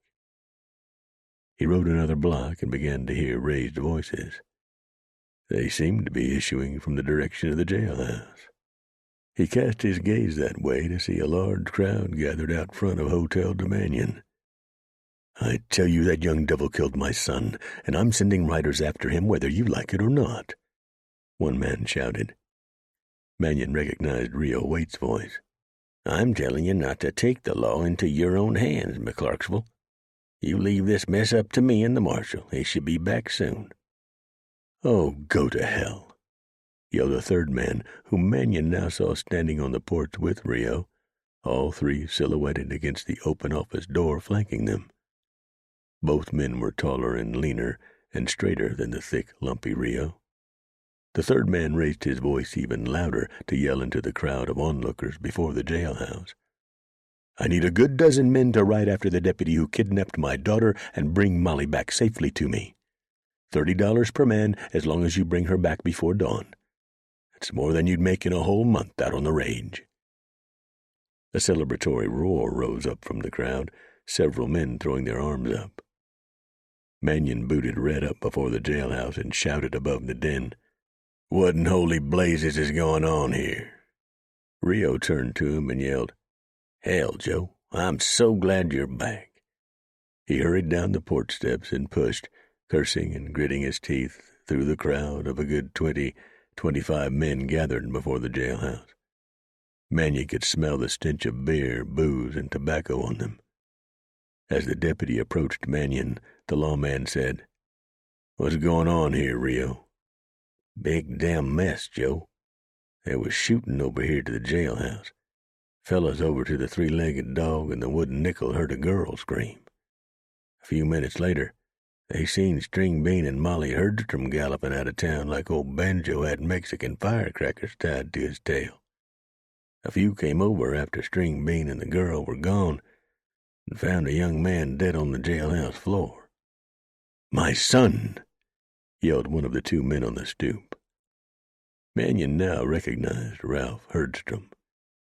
He did not recognize the other man. A big fella, with a ginger-colored walrus mustache and thick mutton chops. He appeared, like Herdstrom, somewhere in his 40s and dressed, like the impeccably attired Herdstrom, in a tailored pinstriped suit. He shoved his thick arm and pointing finger at Mannion. "Your deputy murdered my son, Marshal Mannion, and Herdstrom and I are sending a posse out for him." A man in the crowd rose onto the toes of his boots and yelled, "I can't believe String Bean could murder any man in cold blood, but hell, for that kind of money, I'll drag him and the girl back for you." Mannion cursed as he swung down from the saddle. "Everybody hang on. Nobody's riding out after anybody, much less my deputy." He pushed through the crowd, Rio on his heels, and climbed the porch steps to stand before Herdstrom and the fancily attired stranger. "Now, what are you saying happened here tonight?" The stranger half turned to jut his pointing finger through the jailhouse door, his flesh face swollen and red with fury. "Your deputy murdered my son." Mannion shuttled his gaze to the jailhouse's open door. Sure enough, a body did indeed appear to be piled up at the back of the room. "All right," he muttered. "Just hold on." Mannion stepped through the door and walked over to see a young man clad in a three-piece suit lying on his side in a pool of blood. He'd been shot twice in the chest. He was in his early 20s, square-jawed and with broad, pale face under a cap of curly copper-red hair. A few red pimples shone on his forehead. Mannion heard a hoarse intake of air and turned to see the fancily attired stranger standing to his right, raising his fist to his face, pressing the back of it against his mouth. Tears well in his eyes, rolled down in his cheeks. "Your son, eh?" Mannion said. The man nodded. "What's he doing here? And why do you think my deputy shot him?" Herdstrom was standing to Mannion's left. He turned his head to one side and yelled, "AJ, come in here." Footsteps thumped on the porch steps, then on the porch, and Mannion turned to see another young man, clad similarly to the one on the floor, in a three-piece suit with red foulard tie and checked waistcoat, step through the door, removing the brown bowler on his head. He was maybe 6 feet, square-jawed, with longish, wavy, chestnut-colored hair curling down over his ears. Like the one on the floor, he was broad-shouldered, muscular. To Mannion, Herdstrom said, "This is Adam's friend, AJ. They met at Yale, where they are both enrolled." He looked at the young man, who'd taken 3 steps into the room before stopping. "AJ, tell Marshal Mannion what happened here tonight." "Yes, sir, Mr. Herdstrom." AJ switched his gaze to Mannion and said, "Marshal," and gave a polite nod.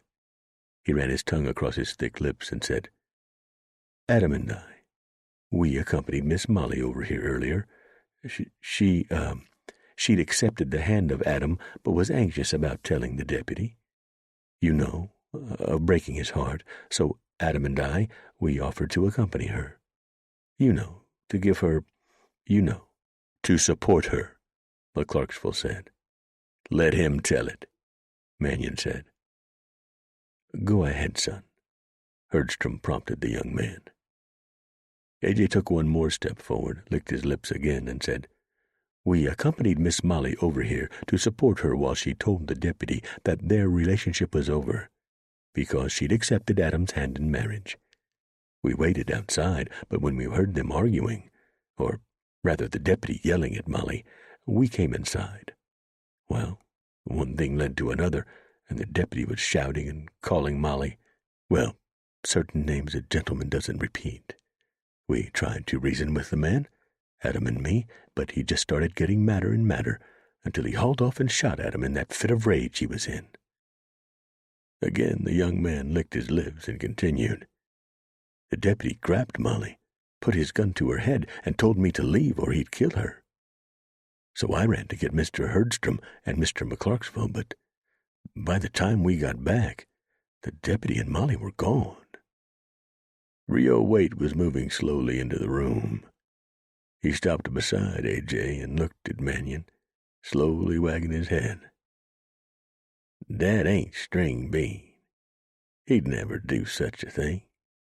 Never seen him in a rage, not even close." "Neither have I," Mannion said, turning to A.J. "I don't believe a word of—" "Joe?" came a woman's voice from the doorway. He turned to see Jane standing there, a black shawl about her shoulders, a grave expression on her face. "Can I speak to you?" Mannion and Rio shared curious glances. Then Joe walked to the door and followed Jane out onto the stoop. The crowd was still milling around in front of the jailhouse. Mannion turned to them and said, "You men, get the hell out of here now. No one will be going after my deputy and that girl. Either get back to the saloons or go home and sleep it off." Grumbling, the crowd slowly dispersed. When the last man was gone, Mannion turned to Jane. "What is it?" "String Bean had a mat on tonight. Nothing like I'd ever seen before. He braced Dusty Wallace and Dwight Beecham something awful at the San Juan earlier. His sour mood was due to the Herdstroms treating him so shabbily at their place earlier. When he got there for supper, she canted her head to indicate the open door of the office. The McClarksvilles were there." "What are you saying?" Mannion said. "You can't possibly think—" "I'm just telling you what I saw, that's all. A side of String Bean I'd never seen before. That's all I'm saying. I just thought you should know." Mannion nodded slowly. "All right." "I have to get back," Jane said, and walked down the steps into the street and started back in the direction of the San Juan. Mannion stepped back into the office doorway, jerked his chin at Rio, who stepped up to him. "Get this mess cleaned up. I'm going after String Bean." "All right, Joe." "Which direction did he and the girl head?" "The men on the street said south." "All right." "Joe." Rio grabbed his arm. Mannion turned back to him. Rio stepped up close and said quietly, rolling his eyes to indicate the three men in the room behind him, "They're lying." "Probably." Mannion turned and walked out to where Red stood ground-reined. Joe grabbed the horse's reins, climbed into the leather, and said, "Sorry, Red. The night just got a little longer." He put the mount into a lope down the now nearly deserted street to the south. "Trouble, Joe," sounded a voice to his right. He reined in Red to see Hunter Drago standing outside the three-legged dog, smoking a long black cheroot. The man gazed at him through that lone, whimsically narrowed eye of his. Drago raised his cigarette to his lips and drew on it, the coal glowing bright orange. Mannion merely grunted, angrily flaring his nostrils, and booted Red into a gallop down the street. Chapter 18. At the south edge of town, Mannion was able to pick the relatively fresh prints of String Bean's dun out of the maze of other hoof and wheel prints that had scored the trail throughout the day. There was a moon, and Mannion was a good tracker, so he had no trouble following the prints until, roughly 2 miles southwest of Del Norte, they suddenly disappeared. "What the hell?" Mannion dismounted and closely scrutinized the trail. He gave a grim smile. String Bean was shrewd. Mannion was shrewder. He saw where String Bean had rubbed out the prints where he'd swung the dun off the trail. A few feet to the right of the trail lay the aspen branch to which green leaves still clung that String Bean had used to cleanse his sign. The green leaves were torn and dusty. The prince continued into the sage, the dun and its two riders, heading west into rugged country. Mannion said, gazing in that direction, the bright moon dimming the stars that hung over the high indigo ridges. I do believe I know where you're going, kid. String Bean was likely heading for the old trapper's cabin he once lived in when he'd been working as an itinerant horse gentler, roaming from ranch to ranch, but heading back every night to his own place. Once, when Mannion and his young deputy had been out here hunting the gang that had robbed the local stage line, String Bean had pointed out the cabin as he and Mannion had ridden along the lip of the canyon in which the shack sat. At the base of Coyote Rock, if Joe remembered correctly. He remembered where it was, all right. He had a feeling String Bean was hoping he didn't. Obviously, the kid had skinned out of town not wanting to be followed. But could String Bean possibly be guilty of murder and kidnapping? Not the String Bean Mannion knew. Joe shook his head as he climbed back onto Red's back. He clucked Red across the night-cloaked, moonlit country to the west. 90 minutes later, with the moon hanging low in the western sky, Mannion reined Red to a halt atop a timbered knoll. Coyote Rock thrust itself high against the sky to the southwest, blotting out more than a few stars, and most of the moonlight angling down around both sides of the rock. Mannion had reached his destination. He was glad. With the moon on the wane, it was getting too dark for safe traveling. He didn't need Red breaking an ankle and setting his rider afoot out here. He'd been set afoot once already today. Once was enough. Besides, he prized the big horse. They'd ghosted many an Alhoot trail together. He far preferred horses over humans, except for Benji and Jane, of course. Mannion ground-reined Red then. While he didn't want to believe he'd need it, he slid the yellow boy from the saddle sheath. He turned to stare down through the pines and firs toward the cabin sitting in the canyon below, fronting a narrow creek that glistened like a snake's skin in the moonlight. Rocks along the creek shone pale in that same light. The cabin was a hunched square box with a brush roof. It was flanked by a small corral and tumble-down stable. Weak umber light flickered in the cracks between the vertical planks of the shutters over the cabin's two front windows. Pale wood smoke unfurled from the large fieldstone chimney crawling up the cabin's right wall. Time to find out what in holy blazes is going on, Mannion muttered to himself. He patted the bay's rump. You stay, boy. Red swished his tail in acknowledgment of the order. Mannion set off down the knoll, meandering around the trees and stepping over or around deadfalls and blowdowns. He moved quietly, but wasn't too worried about the crunching of his footsteps, for the creek was muttering behind the cabin. That would likely cover the sounds of his approach. At the bottom of the knoll, he continued straight on up to the cabin without hesitating. He stopped 10 feet from the door. Voices sounded inside. String Bean's and the girl's. The girl was sobbing. Mannion stepped forward, tripped the latch, thrust the door open, and stepped inside. The girl screamed and jerked to her feet from where she'd been sitting on the other side of the long table, 7 feet from the door. String Bean rose with a startled yell.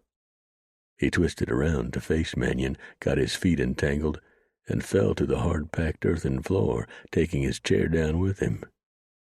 He had his hand on the walnut grips of the old Colt holstered on his right thigh. "Keep it right there, killer," Mannion said. He planted the yellow boy's butt plate on his hip and aimed the barrel at the ceiling. String Bean blinked up in shock at his boss. He'd gotten the Colt half out of its holster and left it there. "Marshal!" Mannion took another step into the cabin and kicked the door closed behind him. "You should have barred that if you didn't want company." "Didn't realize anybody was shadowing us," Stringbean said, his cheeks flushed with chagrin. "You should have taken the time to know." Mannion took another step forward and set his rifle down, leaning it against the table. He removed his hat and ran a big hand through his hair.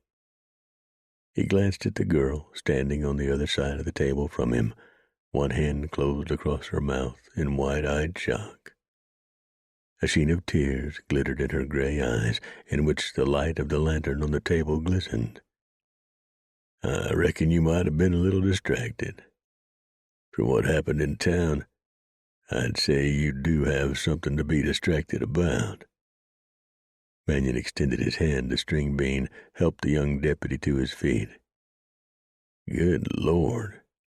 What happened to your face, kid?" One eye was swollen and the young deputy's lips were torn and bloody. He had several cuts on his cheeks. "Long story," Stringbean said. "I was going to tell you all about it, Marshal. I just wanted to get Molly safe first, away from town." "How is she not safe in town?" "Like I said," Stringbean said. "Long story." Mannion tossed his hat onto a peg by the door and kicked out a chair. "I got all the time in the world." He looked at Molly, who had lowered her hand from her mouth, but continued staring at him with a stricken expression. "Why don't you have a seat, honey?" She didn't look all that happy to see him. Most kidnapping victims would. He glanced at the fireplace to his right. A coffee pot sat on the front of the hearth, the fire dancing in the grate behind it. He walked around the table, pulled a tin coffee cup down from a shelf littered with mouse droppings, blew the dust out of it, and set it on the table before the chair he'd dragged out. He grabbed a leather swatch from the table and went over and picked up the coffee pot. Stringbean and Molly each had a cup on the table. Stringbean's was empty. The girl's was 3/4 full. Mannion filled Stringbean's cup, topped off Molly's, then filled his own. The aroma filled the air over the table. In spite of the hellish day it had been, Mannion's mouth still watered at the smell of fresh brewed arbuckles. "Nothing like a nice cup of mud at the tail end of a long day," he said. "Been a long one for me." He returned the pot to the hearth and strode back to the table. "For you two, too, looks like." He looked at the girl. "Go on. Have a seat, honey." He looked at Stringbean. "You too, killer." He blew on his coffee and sipped. Stringbean and Molly shared an incredulous look. Stringbean walked around the table and held the chair for the girl. She sank into it, and he shyly but gentlemanly slid it forward. He moved back around the table, righted his chair, and sat down in it. Mannion sat down in his own chair and looked at Stringbean, who leaned forward, hooking his arms around his steaming coffee cup. He frowned at Mannion. "Killer?" Before Joe could speak, Molly said, "I shot the man in your office, Marshal Mannion." She looked down at her hands and added, "He proposed to me tonight." "Ah." Mannion lifted his cup, blew on the coffee, sipped, and set the cup back down on the table. He kept his gaze on the girl. "You couldn't have just turned him down?" He didn't mean it as a joke or even to sound ironic. "He wasn't taking no for an answer," Stringbean said. "Is that who gave you those nice tattoos on your face?" Mannion asked him. "The dead fella?" "Him and his friend," Molly said.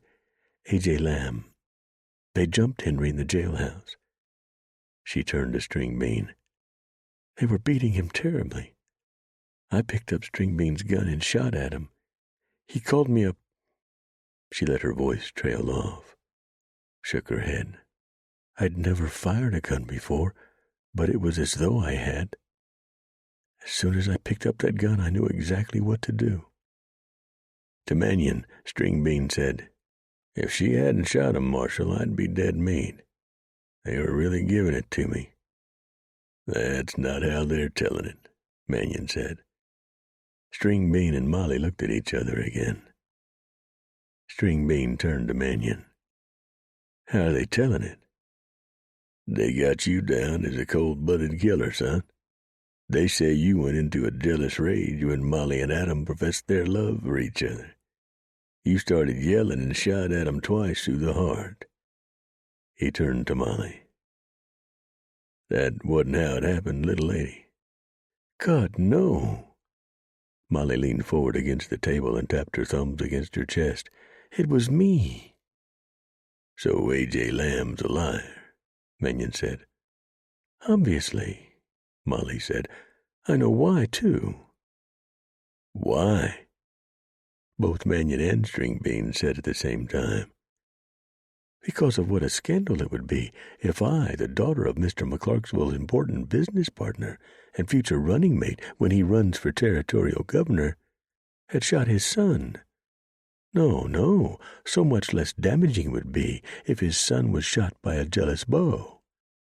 This way, they'll keep the story out of the Eastern papers and me out of jail. They'll just send me away to the Sisters of Calvary Home for Wayward Girls, like they did before." Now it was Mannion's and String Bean's turn to share an incredulous look. String Bean turned to her, reached across the table, and took one of her hands in both of his.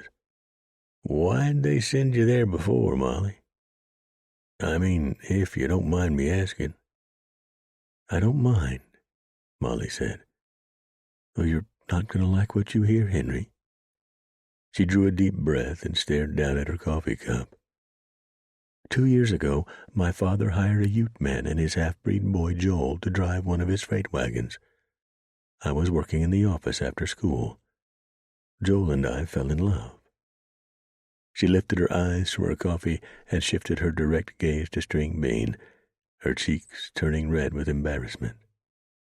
"My father caught us together in one of the wagon barns. Oh, we weren't doing anything bad. I just brought Joel some fried chicken and pickled eggs, and we were sitting together holding hands. But I guess I had some straw in my hair, and my dress looked a little rumpled." She looked across the table at Mannion. "That was all it took. Joel and his father were fired, and I was sent away to learn a lesson. Spent 3 months there. Horrid place run by brutal, vile nuns." She set her hands palm up on the table. Several pink scars ran across them. String Bean groaned. "That's nothing," Molly said. "You should see the ones on my back." She turned to Mannion again, drew another deep breath. "My father and Mr. McClarksville are capable of awful things, Marshal Mannion. Neither one made it to their respective stations in life by behaving the way they'd have liked for me to behave.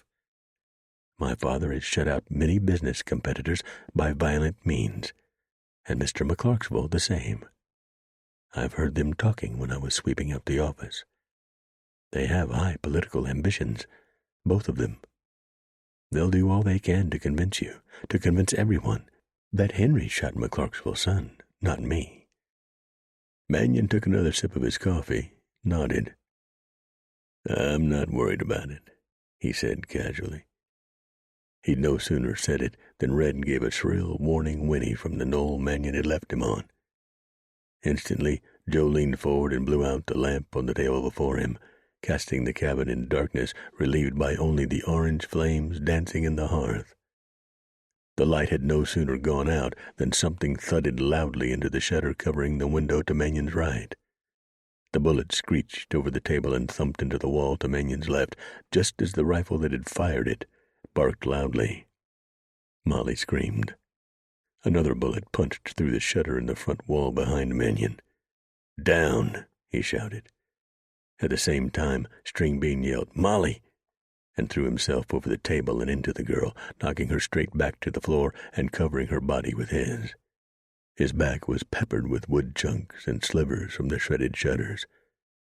Mannion threw himself down as all hell broke loose outside. A sudden cacophony of screeching gunfire, sending bullets buzzing about the cabin like wasps around a hive. He grabbed the yellow boy, crawled to the window on his right, through which bullets continued to whine through the now all but obliterated shutter. He waited for a lull in the shooting, then thrust the yellow boy's barrel out the window and fired off 3 quick rounds toward where he'd seen the flashes of one of the rifles rocketing lead into the cabin. He pulled the yellow boy down, pressed his back against the wall. The thudding of several sets of hooves rose, dwindling rapidly into the distance. He looked over to where he could see String Bean still lying atop the sobbing Molly. "You two stay here," Mannion said. "I'm going after them." "You got it, Marshal," String Bean said. Mannion opened the cabin's front door, but paused before stepping out. Not sure all 3. At least he thought there'd been 3. Shooters were gone. When no more shots came, he went out, closed the door behind him, and walked straight out away from the cabin, placing 2 fingers between his lips and whistling. Hooves thudded, and then Red's silhouette took shape before Mannion. Galloping down the rise, weaving among the trees, reins bouncing along the ground behind him. There was enough light in the east now that Mannion thought he could track the 3 shooters, who, according to the hoof thuds, had galloped off to the west. "Good boy," Mannion greeted the horse, grabbing the reins and swinging up into the leather. He booted the stallion west along the 2-track trail that threaded the bottom of the canyon the shack sat in. He needed to find out who the bushwhackers were and put them out of commission so they couldn't bushwhack him again. If it was only he they were after, that was. They might have been after String Bean as well. If Herdstrom had sent them, he'd sent the wrong men. They'd probably been drunk and thrown caution to the wind and opened up on the cabin despite Herdstrom's daughter being inside. From the quality of man that Mannion had seen in front of the jailhouse earlier, he didn't doubt it if that had been the case one bit. On the other hand, maybe Herdstrom didn't really care if his daughter died. What trouble she'd cause him. Could the man actually be that evil? Mannion wouldn't know. Until at night, he'd never exchanged 2 words with the man. He followed the trail up a low rise. He was nearly to the top of the rise when he reined Red up suddenly and gazed off the trail's left side, frowning. Hoof thuds sounded over that way, beyond a rocky bluff studded with pines and cedars. A single rider moving fast to the north. The thuds dwindled, and then the only sounds were the morning piping of birds. "One rider, huh?" Mannion muttered to himself, pensively smoothing his mustache with his gloved thumb and index finger. "That leaves the other 2, doesn't it? They could be waiting for him on the other side of the rise. They'd probably scouted their back trail and knew he was on it. The single rider might have circled back around to finish what he and the other 2 had started at the cabin. Mannion hoped String Bean had his guard up. He swung down from Red's back, walked a little farther up the rise, then doffed his hat, got down on hands and knees, then crawled until he could edge a look over the top of the rise and down the other side. Down there in the murky blue shadows, 2 boulders, like 2 giant dominoes, leaned against each other along the trail's right side.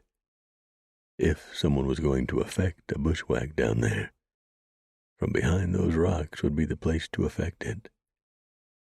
Joe crabbed several feet back down the rise, rose, set his hat on his head, and led Red off the trail and tied him to a pine branch. Ahead, the shoulder of the rise continued climbing into ponderosa pines. Mannion shucked the yellow boy from its sheath and started climbing. Soon he was in the pines. He switched course, heading up and over the rise to the west, and started down the other side. He couldn't see the boulders along the trail from here, and was still too dark, though it was growing lighter quickly, and the pines blocked his view. But he knew they were beneath him and maybe 60 or 70 yards off to his left. He continued straight down the decline, moving as quickly as he could in the rocky terrain rendered more dangerous in the murky light by deadfalls and blowdowns. At the bottom of the rise, he continued walking west, keeping to the trees and rocks that screened his passage from anyone lurking around the trail. When he'd walked maybe 20 yards, he switched direction again and headed toward the trail, walking slowly and quietly, keeping his ears skinned. He stopped suddenly. He'd heard what had sounded like a man's low voice. It had come from the other side of a large spruce just ahead on his left. He took another step. Another. The spruce slid back behind him, revealing the backsides of the 2 boulders he'd seen from the top of the rise. It also revealed 2 men squatting along the right side of the nearest of the 2 boulders, near the pale ribbon of 2-track trail. Each held a rifle. Mannion could smell the rancid sweat and alcohol on both. He said quietly, "Don't turn around. I have you dead to rights." They both croaked out startled grunts and, rising, swung toward him, swinging the Winchesters in their hands as well. Mannion cursed as the yellow boy spoke twice quickly, the ejected cartridges clattering onto the rocks at his boots. Both men jerked back against the boulder they'd been hiding behind, dropped their rifles, and collapsed. Mannion had wanted to take them alive. Dead men couldn't tell him who'd sent them. He walked forward through his own wafting powder smoke and looked at each man in turn, having to kick the second man onto his back to get a look at his bearded face. He recognized them both. Local misfits. Nothing special about them. He hadn't seen them in the crowd fronting the jailhouse earlier, but they could have been sent by anyone who'd found them in one of the local watering holes, those that catered to the lowliest of the Del Norte lowlifes. Remembering hearing the galloping hoof thuds of the third man, he stepped onto the trail and quickened his pace as he headed up the rise. The sun was just rising above the horizon ahead of him as he galloped down the last hill and saw Stringbean's old cabin hunched in the hollow below. His heart thudded when he saw a man wearing a low-crowned cream hat and wielding a rifle step up to the door and kick it in with a crunching thud. "Stringbean, look out!" Mannion shouted. As the man stepped into the cabin, disappearing from Mannion's view, a rifle spoke twice. "Ah, hell," Joe said as he and Red made a beeline for the cabin. Dread was a cold stone in his belly as he reined Red up in front of the cabin. He was just about to leap down from the stallion's back when the man in the cream hat re-emerged from the open doorway, staggering. His face was twisted into a pained grimace. Blood bibbled his hickory shirt and the brown vest he wore over it. "Oh, hell," he said as he dropped the rifle. He took one more step, dropped to his knees and then to his face, doing nothing to break his fall. "Thank God," Mannion said. Stringbean appeared in the doorway, his own smoking Winchester in his hands. He looked at Mannion. "You didn't think I'd fall for that old trick, did you, Marshal?" He grinned, his busted lips glistening in the buttery morning sunshine. Chapter 19. "Well, Buster," Rio said to the cat curled up on his lap at Hotel de Mannion, "been a long night. Might be time for a nap." Buster purred, licked his paw, and cleaned behind his right ear. Rio yawned and set his boots on the desk before him, crossing his ankles. He yawned again and leaned back in the chair, crossing his arms on his chest. He closed his eyes. Knock, knock. Rio and Buster jerked with sudden starts. Rio was surprised that he'd been able to draw his holstered Remington so quickly and clicked the hammer back, aiming it straight out over the desk. He hadn't realized he'd ever been that fast, nor still was. The figure in the doorway, however, was no owl hoot gunning for his head. It was none other than the beautiful, blonde-headed, brown-eyed Miss Antonia Greer. Or Price, as was the case now, since she'd run off with and had married the gambler Brent Price, leaving Rio heartbroken in Nacogdoches 20 years ago. "Whoa," Tony said, holding her hands up, palms out. "Easy there, Wyatt Earp. This isn't an assassination attempt." "Tony." Rio looked at the cocked gun in his hand, lowered the barrel, and eased the hammer down safely. "Sorry about that." "My, you're fast with that thing." Tony chuckling uneasily, as well as admiringly, as she walked into the jailhouse. She wore a fancy brown knit cape with the hood down. Beneath, she wore the fine red gown edged in white lace that she'd worn earlier, when Rio, having been relieved by String Bean, had gone over to the spider web to watch her sing and dance, which she still did every bit as fetchingly as she had 20 years before. When she'd been performing earlier, she'd worn her hair up, but now it hung straight down over her shoulders and glistened in the lantern light from a recent brushing. Rio felt his cheeks warm as he dropped Buster to the floor and rose from the chair, returning the hog leg to its sheath. "Just noticed that myself," he said, chuckling with genuine pride. "He might have been old and lumpy, but he was fast, by God. Imagine." "Not hard to imagine at all, Rio. Why, you're a seasoned lawman." "Seasoned, yes," Rio said, coming around the desk, moving awkwardly with Buster rubbing up against his boots, jealous of the attention his master was suddenly giving this strange woman. Rio clucked and shook his head. "Never made it above deputy, though. Just never had quite what it takes, I reckon." "Listen to how you sell yourself short, Rio," Tony said, moving up to him and sweeping a stray lock of his thinning hair back over his nearly bald pate. "I won't listen to it. You've lived a life to be proud of." "Think so?" "I know so." "Well, thank you for that, Tony," he said, daring to plant a tender kiss on her cheek, since she'd done the same to him a few times since she'd first ridden in on the stage, though their time together had been otherwise chaste. "I do appreciate the good accounting." He chuckled again, self-consciously. "What are you doing here? I figured you'd be in bed by now. It's nearly dawn." "When I went back to the hotel, I heard about the trouble that had occurred over here. I wanted to come over and make sure you were all right." "Oh, sure, I'm all right," Rio said, glancing over his shoulder at the faint blood stain remaining after the dead kid's body had been hauled away by the undertaker, under the close scrutiny of the man's mucky-muck father and Mr. Herdstrom. Rio had gotten up most of the blood. He didn't think the stain was overly noticeable. Dang mystery, though, I'll tell you. At the hotel, they said your fellow deputy, the young man, was accused of shooting someone in a fit of jealous rage.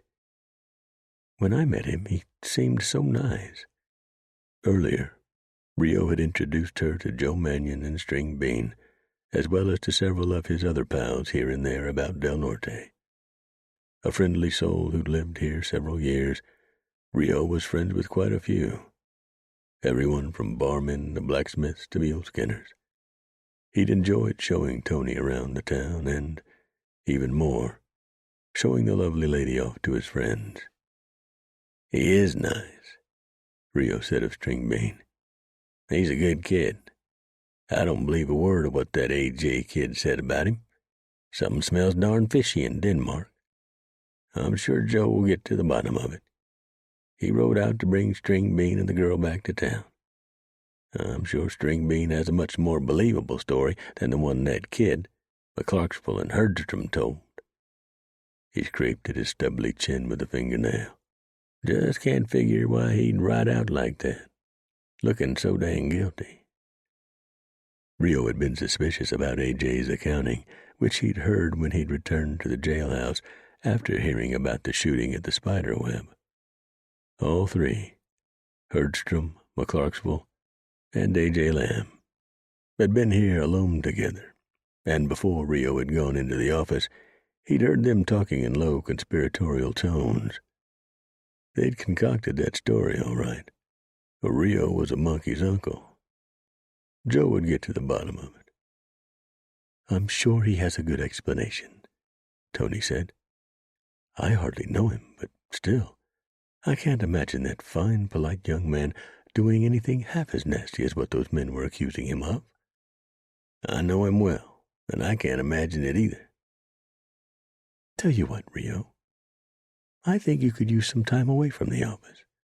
One of these fine days, why don't we take a buggy ride together in the country and have a picnic along a lovely creek? Tony smiled up at him, her brown eyes glinting beautifully in the lantern light. Rio was a little shocked by the suggestion. He felt his cheeks warm, suddenly self-conscious. He glanced down to make sure his shirt was properly tucked into his pants, wincing again at his bulging belly that had his belt buckle staring damn near straight down at the ground. He ran a hand through his thinning hair, then regarded the hat on the desk. The Stetson had seen far better days. But then he'd been wearing it for the past 15 years. Why in hell hadn't he thought long ago of getting himself a new one? He chuckled again to himself as he returned his attention to Tony gazing up at him, the skin above the bridge of her nose wrinkled curiously. The reason he hadn't purchased a new hat was because he was tighter than the bark on a tree, and he hadn't expected to find the former Antonia Greer rolling into his fair city. "What are you chuckling about?" Tony asked. Rio felt his cheeks warm. "Oh, I was just giving myself a little lecture." "A lecture about what?" She canted her head to one side. Well, just how you must see me, Tony.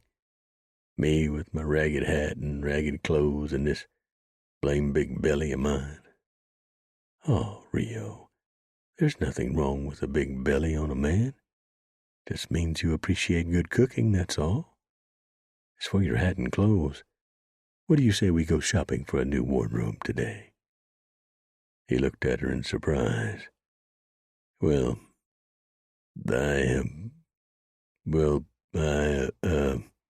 it's a date then," she said, beaming. She rose up on her toes and planted a kiss on his lips. His lips, not his cheek, his lips. Still beaming, she wheeled and flounced jauntily out the door and down the porch steps. She strolled off down the street humming. Rio just stood there, feeling the tenderness of her lips on his. Mannion stepped down from Red's back and looked down at the man lying belly down before him. He kicked the man over onto his back. The man's slack face, owning several days of gray-brown beard stubble, was as familiar as those of the other two dead men. "Herman Kibble," he and String Bean said at the same time. Kibble occasionally worked as a market hunter or at one of the smaller ranching outfits. He'd also been accused of rustling, which Mannion wouldn't put past the man at all. Kibble had grown up in the Sawatch with a widower father and 3 brothers, all 4 of whom had been hanged by one of the larger ranchers in the region when they'd been caught with running irons. Likely only by sheer luck had Herman avoided the same fate as his kin. "What the blazes was he doing out here gunning for us, Marshal?" String Bean asked, thoroughly befuddled. "I'd like to know the same damn—" Behind him, Molly's voice cut him off. "Henry," she said. Mannion and String Bean turned to her. She was standing in the half-open doorway, leaning against the doorframe. Her eyes appeared pain-racked, and her knees were quivering. "I'm scared, Henry," she said in a thin, quavering voice. Tears dribbled down her cheeks. "Really, really scared." "Oh, honey, it's all right. Come on, let's get you back inside. I'll get you another cup of coffee. It'll all come back to you in a minute, I'm sure." "What'll come back to her?" Mannion asked. String Bean only cast a dire look over his shoulder at the lawman as he ushered the girl into the cabin. Brows furrowed with deep curiosity, Mannion followed them inside. String Bean had righted the table, and now he sat Molly down at it. She looked deeply scared, which would make sense after all the bullets that had caromed around inside the cabin, but what'll come back to her? Mannion asked again as String Bean poured the girl a cup of coffee from the pot on the table, the lid and handle of which had taken deep dents from one of the dry gulcher's bullets. Molly looked up at Mannion. Tears shone in her eyes as she said, "I don't have any idea what I'm doing here, Marshal." "What?" Mannion said. "Lost her memory," String Bean said. He rubbed the girl's back. "I threw her to the floor too hard. She hit her head. Now she has no memory of the last couple of days." Still rubbing her back, String Bean said, "I'm so sorry, honey." Molly looked up at him and asked in a puzzled little girl's voice, "Why did you throw me to the floor, Henry?" "He saved your life, Molly," Mannion said, stepping up to the table and tucking his thumbs back behind his cartridge belt. "You don't remember the attack?" "What attack?" Mannion and String Bean shared a dark look. "I have no idea how I got here," Molly cried, with beseeching up at String Bean standing over her. "What's the last thing you remember?" Mannion asked her. She frowned, swabbed tears from her cheeks with the backs of her hands. She hiked a shoulder and said, "Riding to town in the Surrey to get material for a new dress with Mother. After that," she frowned, shook her head, "everything is fuzzy, or just not there altogether." "You don't remember Adam?" Mannion asked. "Or the trouble in the jailhouse?" "Adam? McClarksville?" Molly said, indignant. "What about him? I haven't seen him in over a year, and I never hope to again." Again, Mannion and String Bean shared a dark look. Mannion said to String Bean, "Stay with her. I'll saddle your horse. We'd better get back to town." They rode into town an hour and a half later. As usual, the town was bustling in the late morning. All heads swiveled toward the threesome riding down the middle of the street, Mannion and String Bean side by side, the forlorn-looking Molly riding double with the young deputy on String Bean's dun. A large group of horseback riders was gathered outside the San Juan Hotel and Saloon. They were all looking up at Herdstrom and McClarksville and A.J. Lamb standing on the San Juan's high front stoop. McClarksville was yelling and gesturing. He wore a gun and cartridge belt around his waist. He held a smart-looking new-model Winchester in his right hand. He was gesturing with that, too, until his head swung toward Mannion, String Bean, and Molly. Then he froze and stopped talking. His mouth opened and his lower jaw sagged. "You got him!"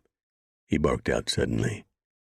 Then Herdstrom and A.J. turned their heads toward the threesome, and Herdstrom said, "Thank God," and hurried down the porch steps, making his way through the horseback riders clumped before him.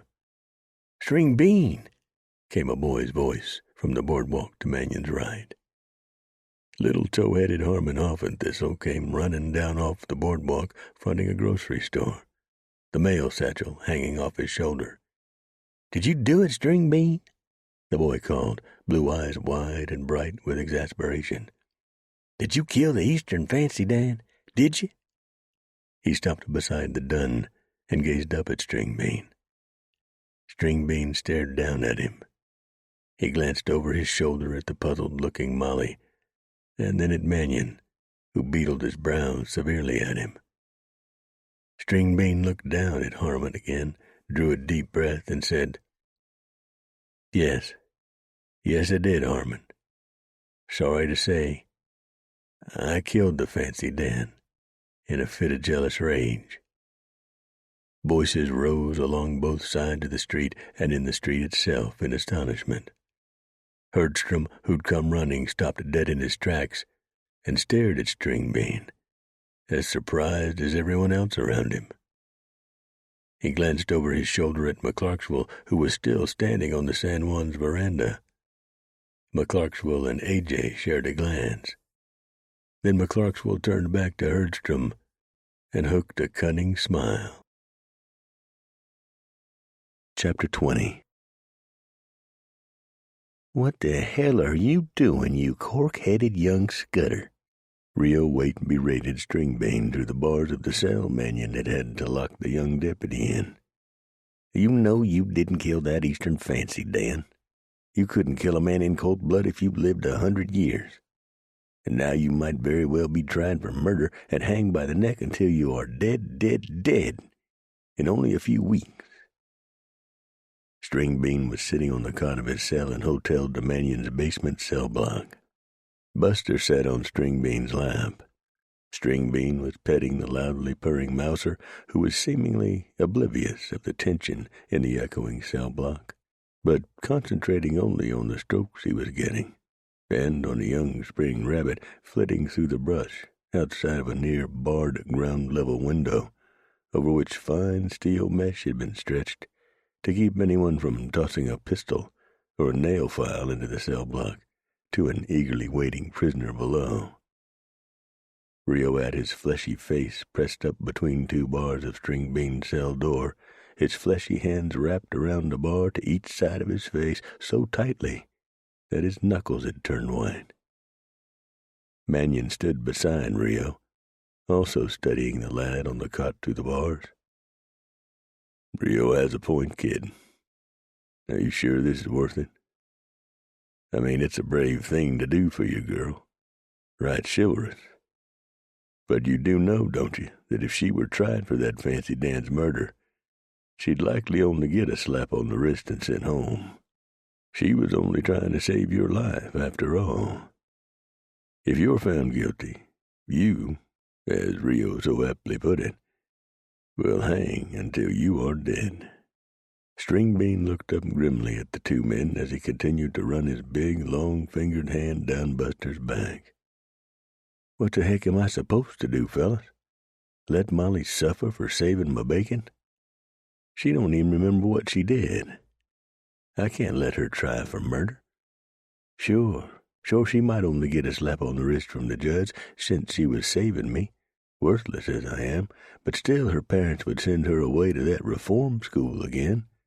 And with that scandal hounding her for the rest of her days, her life would be ruined." "What about your life?" Mannion asked him. "Mine don't count for near as much as Molly's," String Bean said. Rio clucked and looked up at Mannion in deep frustration. Joe shook his head. He was as frustrated as Rio. What's more, it galled him to think that Herdstrom and McClarksville and that lying little sissy A.J. Lamb might just get away with murder. The murder of String Bean McAllister. What burned Mannion even more than that was believing that Herdstrom and McClarksville had sent those three no-accounts after him, String Bean, and the girl last night to trim their wicks, apparently not minding if the girl's wick got snuffed as well. Probably be better to be out one troublesome daughter, Herdstrom likely figured, than to have to endure a scandal that might keep him and McClarksville from political office. not to mention the wealth that such a position would likely earn them. Why, in a few years, they might be the richest, most powerful men in the territory. What was the loss of one troublesome daughter? Hell, the voters would likely sympathize with him no end, and throw every vote his way on account of his being a bereaved father of a daughter murdered by a crazy, jealous deputy town marshal. Mannion had always since urged him out of Blackheart. Now he knew it to be true. "Son," Mannion said to Stringbean now, "is there no way we can talk you out of this?" Still stroking Buster, Stringbean looked up at him through the cell door bars. "Nah, I don't think so, Marshal. That Eastern Fancy Dan is dead, and someone needs to account for it. I'd rather it be me than Molly. She was just trying to save my hide." Mannion and Rio shared another fateful look. Mannion sighed. It was one hell of a pickle. Mannion understood the young man's feelings, but it was hard to watch him sacrifice himself. He hoped Stringbean would come around and make the right decision. If not, Mannion would have to. He wouldn't watch Stringbean hang for a crime he had not committed, even if it meant putting the girl on trial for the murder she did commit. Yes, a judge would understand, given the circumstances. The only problem, however, with the girl's memory gone, it would be Stringbean's word against the Eastern Fancy Dan friend, A.J. Lamb, who had about as much spine as an angleworm. "Marshal Mannion, is Molly back home with her parents?" Stringbean asked. "Yes." Stringbean drew his mouth corners down with worry. Mannion drew another deep breath, released it slowly, then turned to Rio. "I'm going to head over to the San Juan for a cup of coffee. Maybe a plate of eggs, if I can hold 'em down," he added with another dark glance at his younger deputy. "Hold down the fort till I get back, then I'll spell you." "You got it, Joe." Mannion headed down the cell block hall to the stairs, climbed them heavily. A few minutes later he knocked on Jane's door in the Rio Grande and had to wait a minute before she answered. It was around 10 o'clock in the morning, but when she had a late night, which she often did, she slept in. Finally, the latching bolt clicked. The door opened a foot, and Jane frowned through the opening. She wore a soft, light lemon robe with matching slippers, and her face was lined from sleep. She blinked groggily. "Joe, what are you doing here?" she said, gravelly voiced. Her tone bit him. He was often here at all hours. Even when she'd been asleep, he'd never received such a cold greeting from her before. "I have trouble, Jane." No honey this time. He could tell she would have rebuffed the endearment. Her feelings about him had changed, but he had other things to worry about just now. He needed her advice. "When do you don't have trouble?" "Never mind, Jane." Mannion turned and started to head back down the hall toward the stairs. "Joe, wait." He stopped, turned back around. "Meet me for coffee downstairs. I'll be there in 5 minutes." As he descended the stairs, Mannion heard the thunder of laughter and a man's voice that was all too familiar. He turned to see long-shot Hunter Drago standing with 5 other men, prominent Del Norte businessmen, at the bar with morning beers on the mahogany before them. They were talking and laughing and having a good old friendly time. A beer breakfast between friends. Prominent friends, each one dressed to the nines in a business suit. Drago wore his long black leather duster. His high-crowned black Stetson was on the bar before him. Drago's eyes drifted to Mannion in the back bar mirror, standing halfway down the stairs, glaring at him. The killer, whose face bore the discoloration and swelling of Mannion's attack, raised a dimpled bear schooner high and smiled his one-eyed smile and roared. "No hard feelings, eh, Joe? Just a little disagreement between friends." The others, including Mayor Charlie McQueen, turned toward Mannion, casting the town lawman disapproving gazes. Mannion continued down the stairs. "Come on, Joe," McQueen said, raising his own beer high. "What do you say? No hard feelings?" "Go to hell, all of you," Mannion growled and kicked out a chair at a table.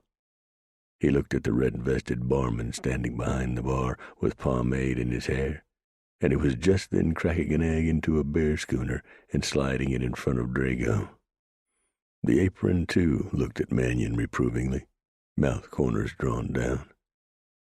"2 cups of coffee, Les," Mannion called to him. Les didn't respond, but merely took Drago's money and dropped it into a money box under the bar. He turned and disappeared through the swing door into the kitchen, then returned a minute later with a silver tray on which 2 cups of coffee and a silver server steamed. Jane was coming down the stairs just as Les brought the coffee to Mannion's table. Jane greeted the apron and the men at the bar with her customary cheer.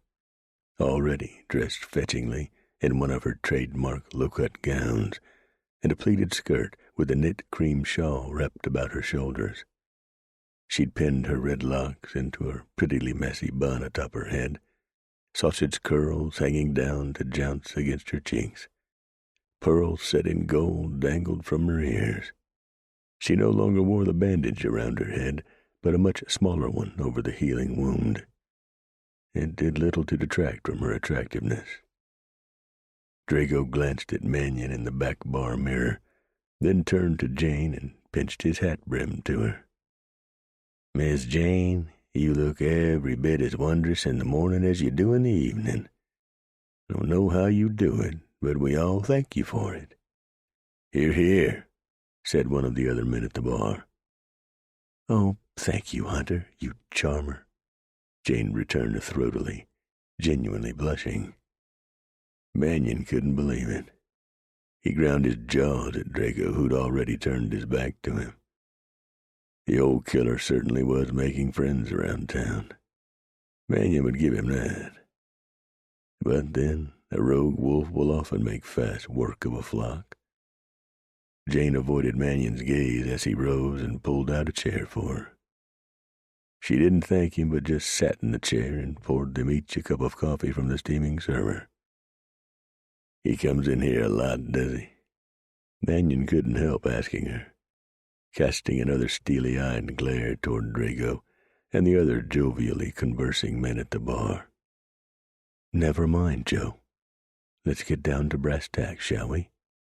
Jane blew on her coffee and sipped. "What happened with String Bean?" Mannion doffed his hat and set it on the table. "You're not going to believe it." She gave an impatient sigh and raised her steaming cup to her lips. Mannion grimaced inwardly at her coldness, then told her what had happened last night, including the bushwhack and Molly Herdstrom's loss of memory. "So String Bean's in jail?" Jane said, incredulous. "He took the blame." "But you're sure he didn't do it?" "Despite his temper tantrum in the San Juan earlier that night. Yes, the girl wasn't lying." Jane stared at Mannion, blinked once. "In that case, Joe, you can't let him take the blame." "I know." "What are you going to do?" "I'm a simple man. I was hoping you'd have the answer. Remember, it'll be String Bean's word against the word of that Eastern fancy Dan who's taking a break from Yale. The son of a prominent Eastern businessman, one who could very well be the next territorial governor, is dead." "You're in an awful position, Joe. Your only choice is to either watch String Bean hang or blame the killing on Herdstrom's daughter, who has no memory of last night at all." Her family likely has her believing she actually accepted the hand of the dead fella. She's probably so confused she doesn't know which end is up. And then if I go over and arrest her for murder—" "Oh, God," Jane said, slowly shaking her head. Mannion sighed and sipped his coffee. "Who do you suppose sent the bushwhackers?" "Who do you think?" "Herdstrom? Even though his own daughter was in the cabin?" "Who else? It would be too much of a coincidence for it to be someone out for only my head alone." "My God." Jane shook her head again, slowly. "The evil here in Del Norte." "Well, it's growing," Mannion said. "That's what happens. Evil grows right along with it." Jane wrinkled the skin above the bridge of her nose. A thought had suddenly dawned on her. She turned to Mannion. "What is it, Jane?" "I just remembered something. You know, Joe, Herdstrom and Keel Brandywine have been meeting here a lot. At least 2 times a week. They always sit by themselves at a private table." She glanced toward a line of booths blocked off by room dividers, with colored glass in their upper panels at the rear of the room, under an enormous painting of a buffalo herd being chased by feathered buckskin-clad Indians wielding spears and bows and arrows. "Brandywine? The lumberman?" Mannion said. Jane nodded. "The other day, when I walked over to the Wooden Nickel to invite Ernie Drake to a card game I was arranging between the town's various saloon owners, I saw Brandywine sitting at a table, having what appeared to be a very private conversation with 3 well-armed no-accounts, men I'd never seen in Brandywine's company before. The contrast between him and them was stark. That's why I noticed it." "One of those no-accounts wasn't Herman Kibble, was it?" "Why, yes, Joe," Jane said. "Yes, it was." "Hmm." Mannion nodded slowly. "Brandywine, eh?" "Didn't you throw a punch at him not long ago?" "Yes," Mannion said, giving a wolfish grin. "Yes, I did. Maybe I'm going to get the chance to do it again." Jane set her right hand on Mannion's left one. "Joe, please try to keep your wolf on its leash." Mannion looked down at her hand on his. Flushing self-consciously, she slid her hand away. "Breakfast?" Mannion said. Jane shook her head. "Not hungry." Mannion placed his hand on hers. "Jane." She pulled her hand out from beneath his. She finished her coffee and rose. "I have to get the girls up.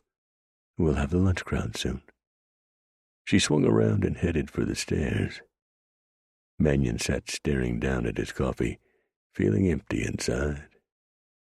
When he looked up, he saw Hunter Drago staring at him in the back bar mirror. Drago grinned. Chapter 21. String Bean sat back on his bunk, staring up at the window high in the outside wall of the cell. A bird, some sort of sparrow, sat in a sage shrub growing up just outside the window.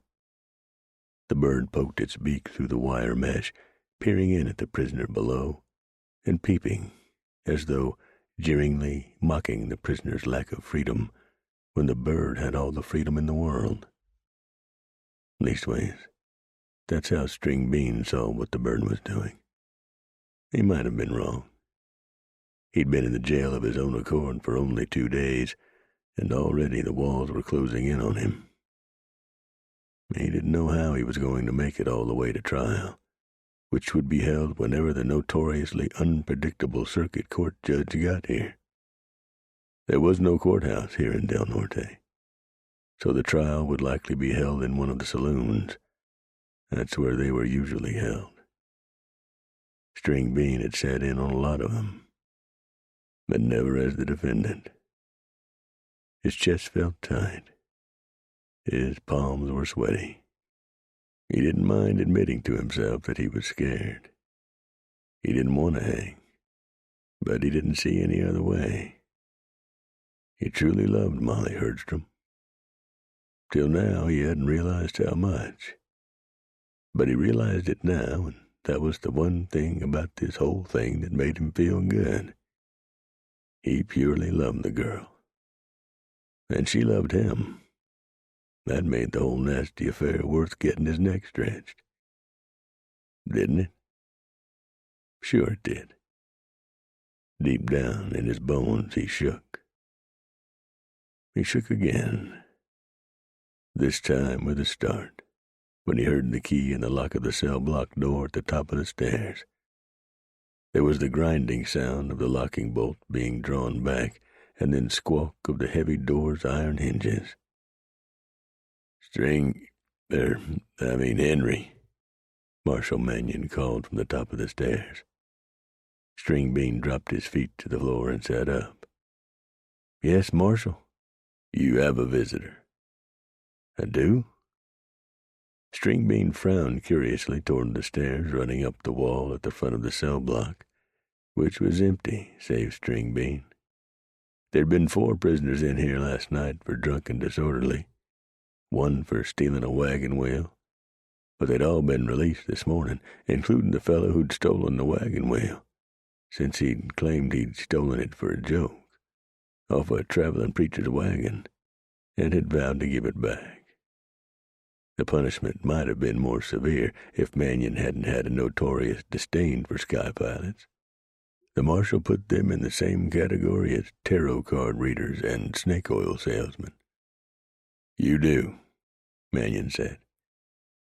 He muttered something too quietly for Stringbean to hear. Then there was the light tapping of footsteps on the stairs. They were not followed by the closing of the cell block door. The marshal must have left it open. He, Rio, and Stringbean only kept it closed and locked out of habit. But since only Stringbean was down here, and Stringbean wasn't going anywhere, he kept it open.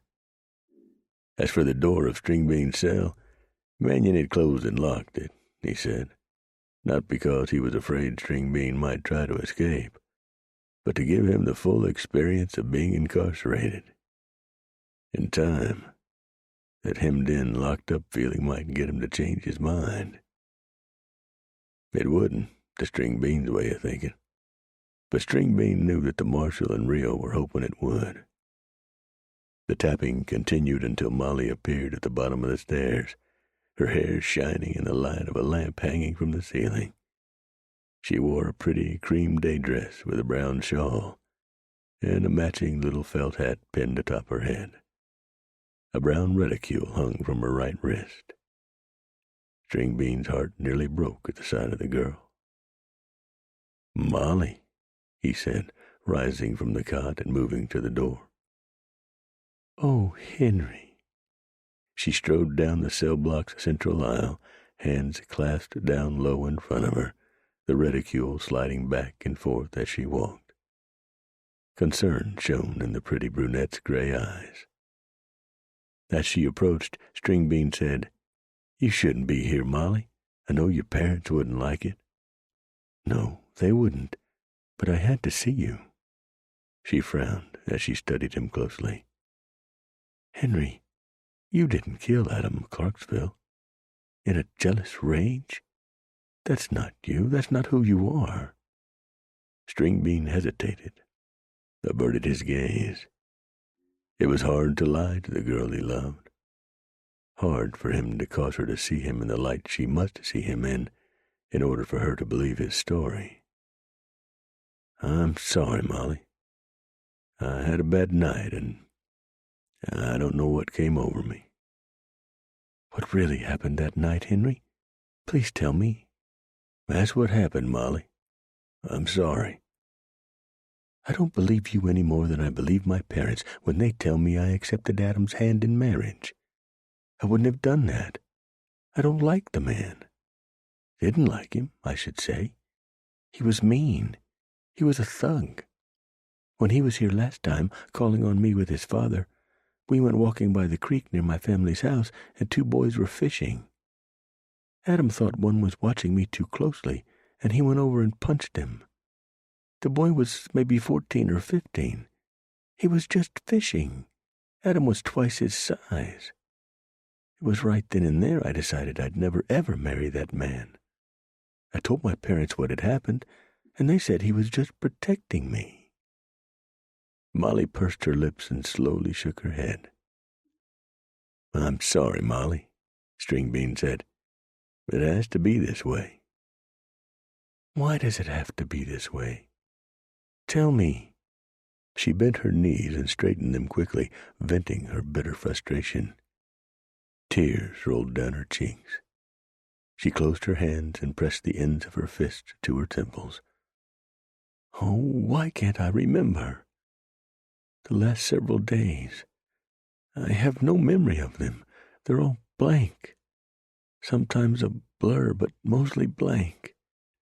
But I know you're lying to me. You're all lying. Even you, Henry. Why?" "All I can tell you, Molly," Stringbean said softly, sadly, "is that it has to be this way." "All right, then," Molly said, sniffing, lifting her chin resolutely, and taking one step back away from the cell. "Have it your way, Henry. You're lying to me, and that saddens me, but it also makes me angry. You stay here, then, and you get tried for a murder I know you didn't commit, because you couldn't have shot anyone in cold blood, even on the worst night of your life. But you go ahead and stick with your story and pay the consequences for your lies. But if at any time you decide to tell me the truth, between now and the day they hang you, send Harmon or some other boy for me, and I will come back to you to hear the truth. Till then, I will not see you again, either at your trial or your hanging," she added with a shrill sob and a face twisted in agony. She slapped a hand across her mouth as she wheeled and strode off down the cell block toward the stairs. Watching her, Stringbean drew a deep breath, let it out slowly. He backed toward the cot, sat down on it, and stared at the floor between his scuffed boots, his heart swollen with grief. Mannion stood in the jailhouse office's open doorway, smoking a cigarette and sipping a cup of coffee. He stared out into the dusty street where a ranch wagon was clattering by. Two bearded, middle-aged drovers in big felt sombreros, billowy neckerchiefs, and two old leather chaps sitting on the wagon seat, faces stoic, eyes narrowed against the roiling dust of Main Street, now at high noon. A rangy German shepherd followed close behind the wagon, tongue drooping. The squeal of mental agony echoed up from the cell block, jolting Mannion out of his reverie. The squeal was followed by the clattering of soft-soled shoes on the cell block's stone floor. Mannion turned toward the cell block's open door, through which the sounds emanated. Feet marched angrily up the wooden steps until Molly Herdstrom stepped through the door and into the office, her pretty face crumpled in grief. Tears rolled down her cheeks. "Say now," Mannion said, "what's all this about?" "As if you don't know, Marshal Mannion," the girl hissed at him, eyes narrowed in scorn. He stepped quickly to one side as she marched past him and out onto the stoop, and then down the steps before swinging south and marching away. Walking straight-backed and stiff-armed, she was the picture of bitter sadness. For a few seconds, Mannion felt the urge to call her back to tell her the real story. But he couldn't do it. What would hurt her more? Not knowing, or knowing? "Joe? Say, Joe." Mannion swung his head to the left and blinked his eyes as if to clear them. He was hallucinating. Must be from lack of sleep, tossing and turning all night, his mind spinning away on his myriad of current problems. He closed his eyes once more, dragged fingers over the lids, and opened them again. Nope, sure enough.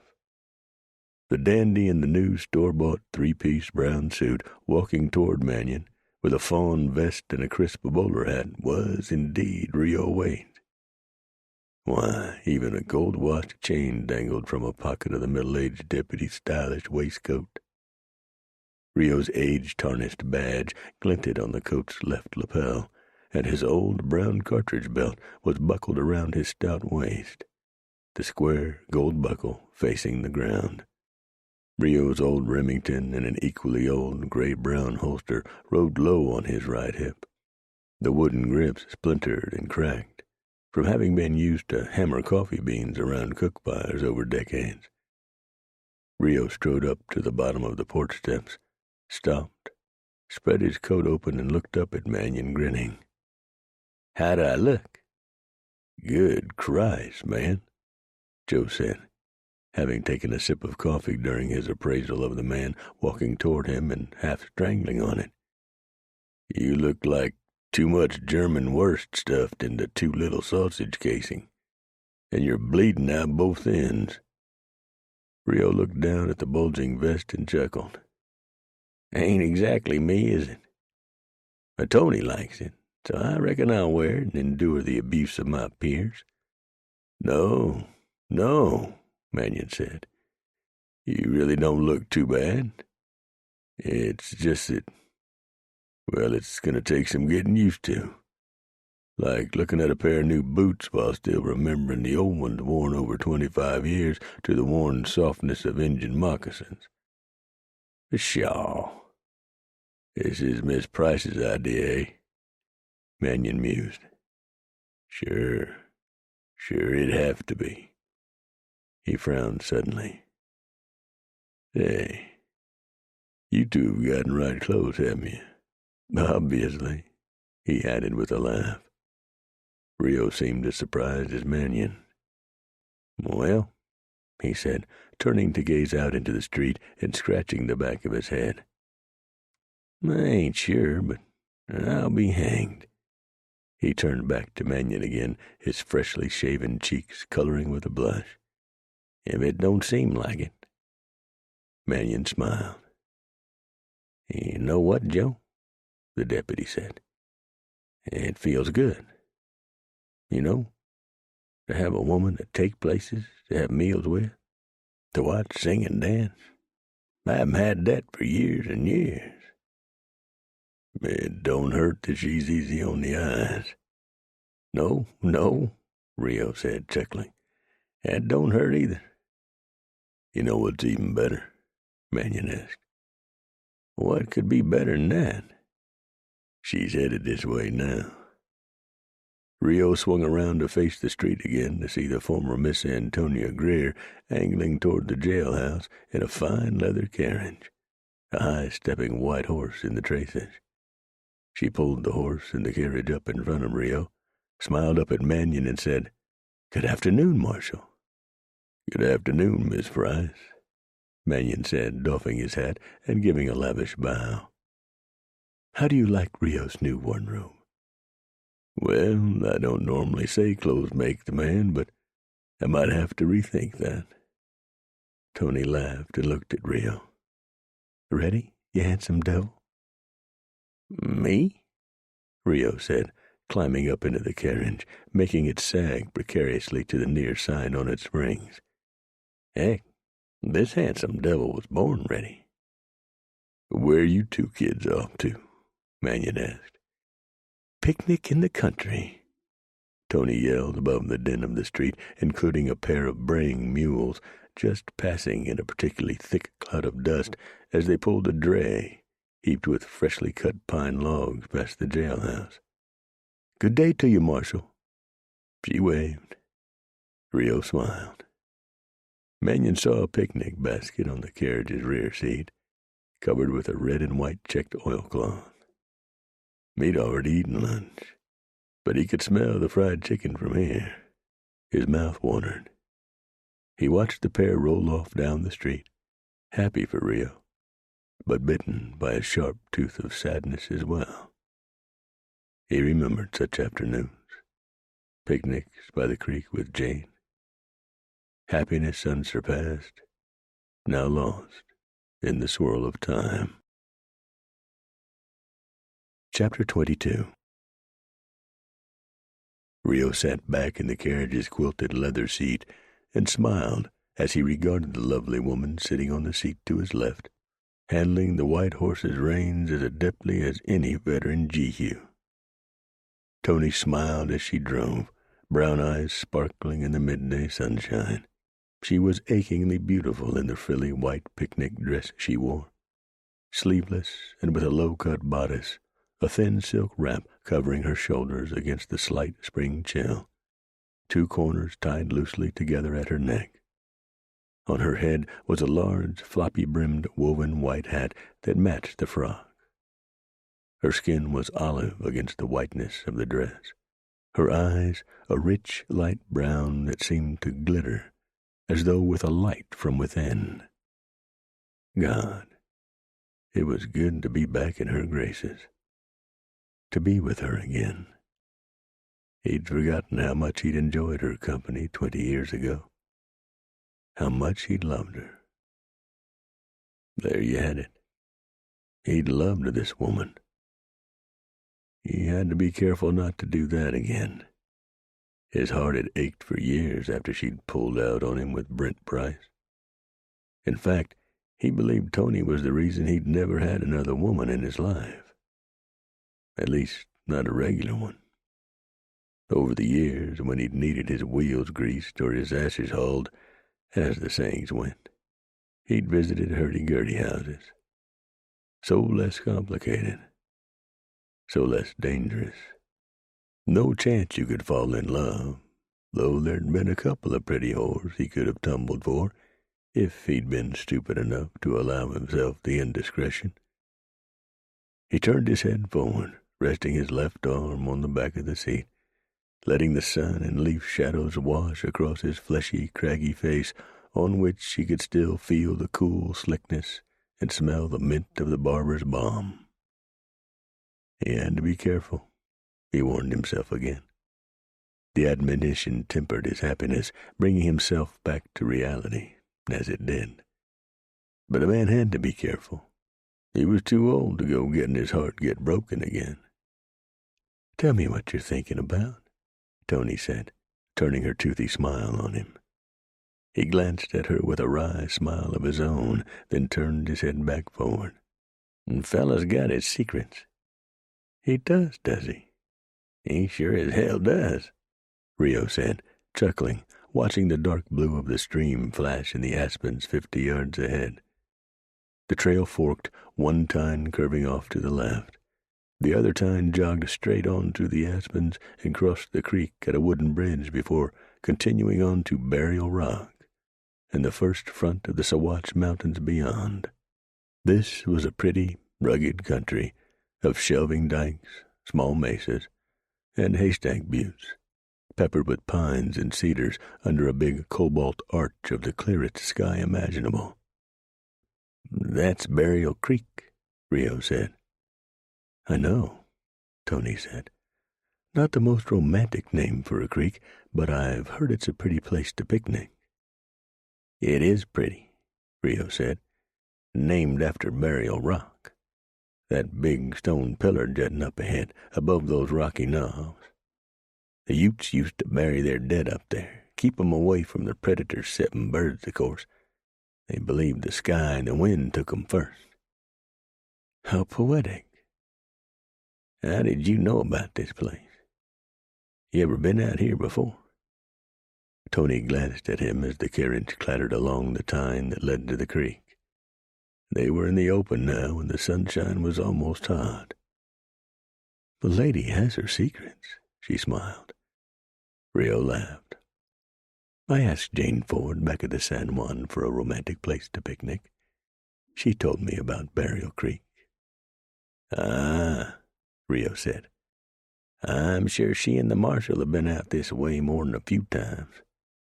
"Likely no more in the future, though," Tony said, frowning as shadows swept over the white gilding and then over the carriage as they entered the pines and aspens sheathing the creek. "She told me she'd broken it off with the good marshal." Rio clucked his regret.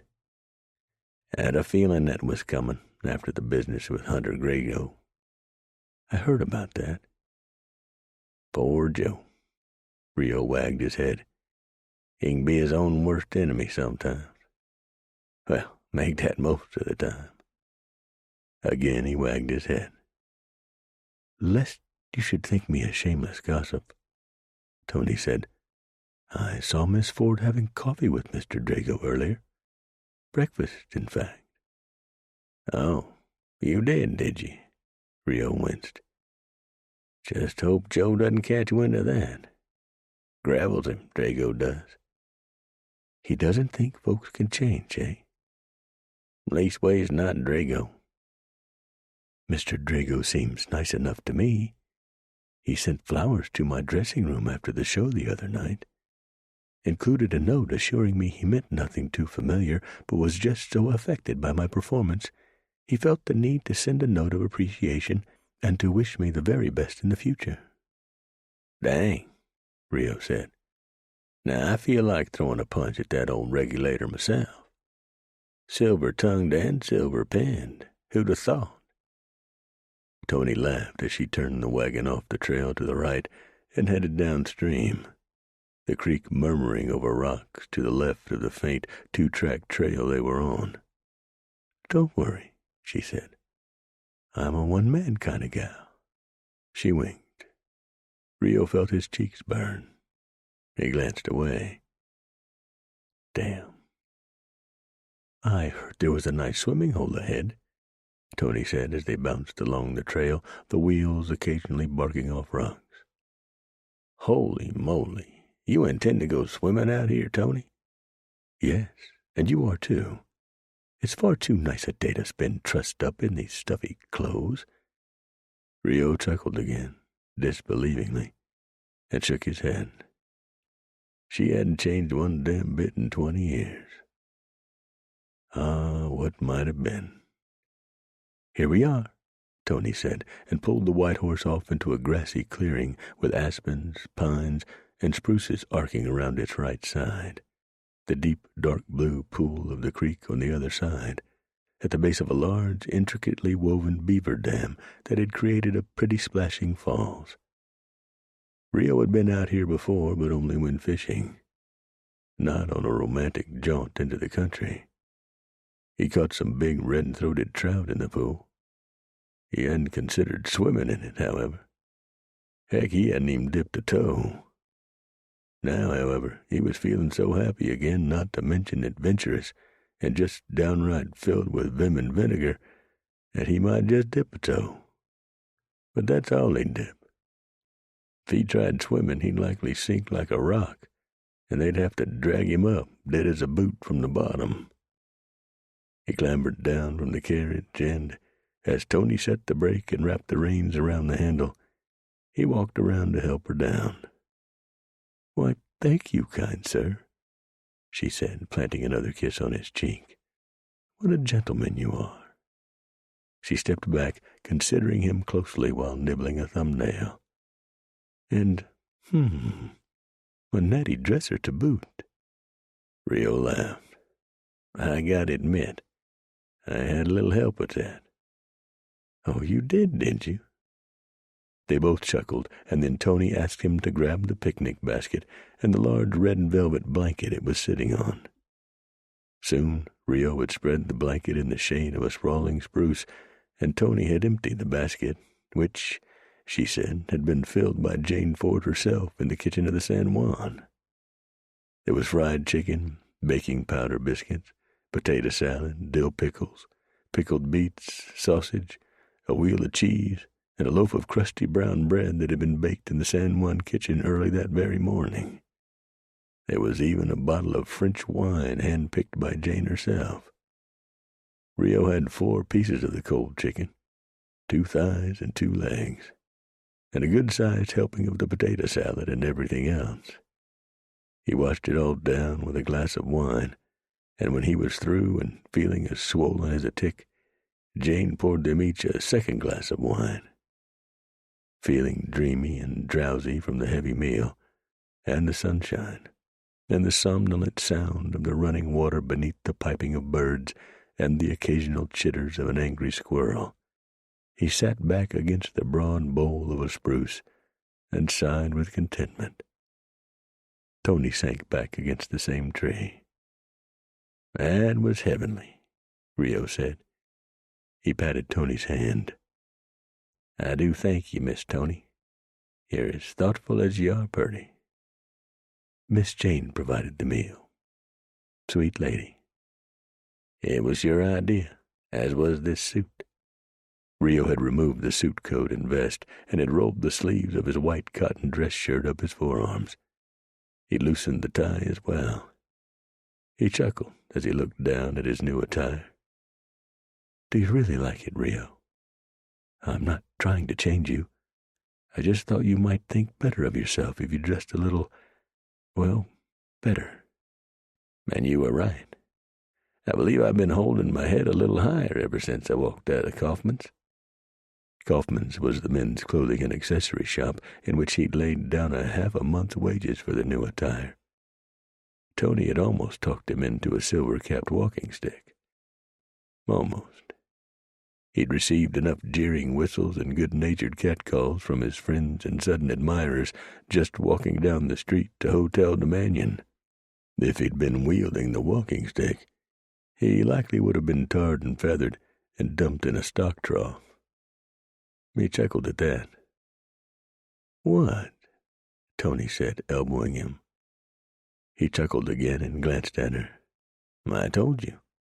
A man has his secrets." "The walking stick," Rio snorted. "All right, that might have been one step too far," Tony allowed. They laughed. They sat back against the tree, sipping the wine. "I haven't had such a wonderful afternoon in a long, long time," Tony said with a contented sigh, letting her head loll against Rio's shoulder. "I second that," Rio said. "Let's cap it off right. Let's make it really memorable." Tony finished her wine and pushed to her feet. "What?" Rio said. "How?" Tony leaned toward him and brushed the tips of her fingers over his eyelids. "Close your eyes." "Huh? You heard me." Rio closed his eyes. "What are you gonna do?" "Just keep your eyes closed." Rio could hear the blanket-covered grass crinkling and her dress rustling as she rose and moved around. "Uh-oh," Rio said when he heard her remove her shoes and drop them to the ground. "You just keep those eyes closed, mister. I have a pistol in the buggy." "You do?" Rio laughed. "A girl can't be too careful." Rio laughed again and tried like hell not to peek as he heard her stumbling around on the blanket before him. He heard the telltale rustling and snapping and unlacing of a lady disrobing. Of course, he hadn't heard such a sweet song in a long time outside of the hurdy-gurdy houses, and doxies didn't have all that much to remove. But out here, accompanied with the warm sunshine and bird song and the sonorous muttering of the creek, it was a bewitching, downright alluring song indeed.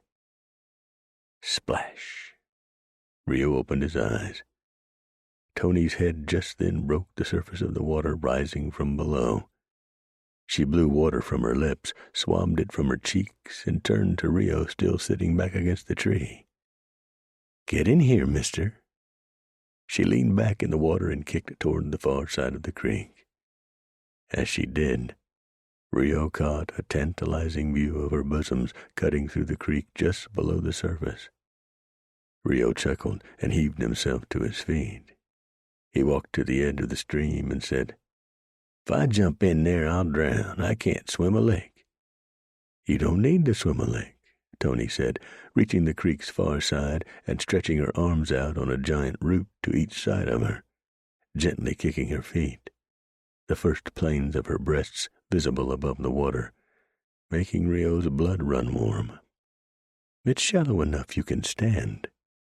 She slid forward and swam back out to the middle of the creek, stopped, and raised her hands above the water. "I'm standing." Rio winced. You are you? Get in here, but be careful taking those duds off. Fold them up nicely and stack them in a nice pile. You're bossy.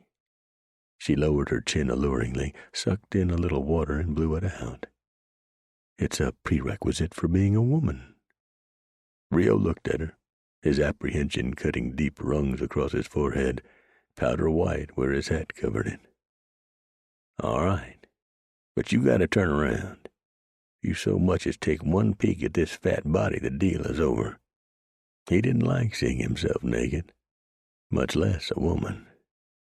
He even had the doxies turn the lamps way down or out altogether. All right. Tony turned around, giving her back to him. The water came up to just below her shoulders. Rio stumbled around, grunting and cursing as he skinned out of the new duds. Hearing him, Tony laughed. You better not get grass stains on that suit.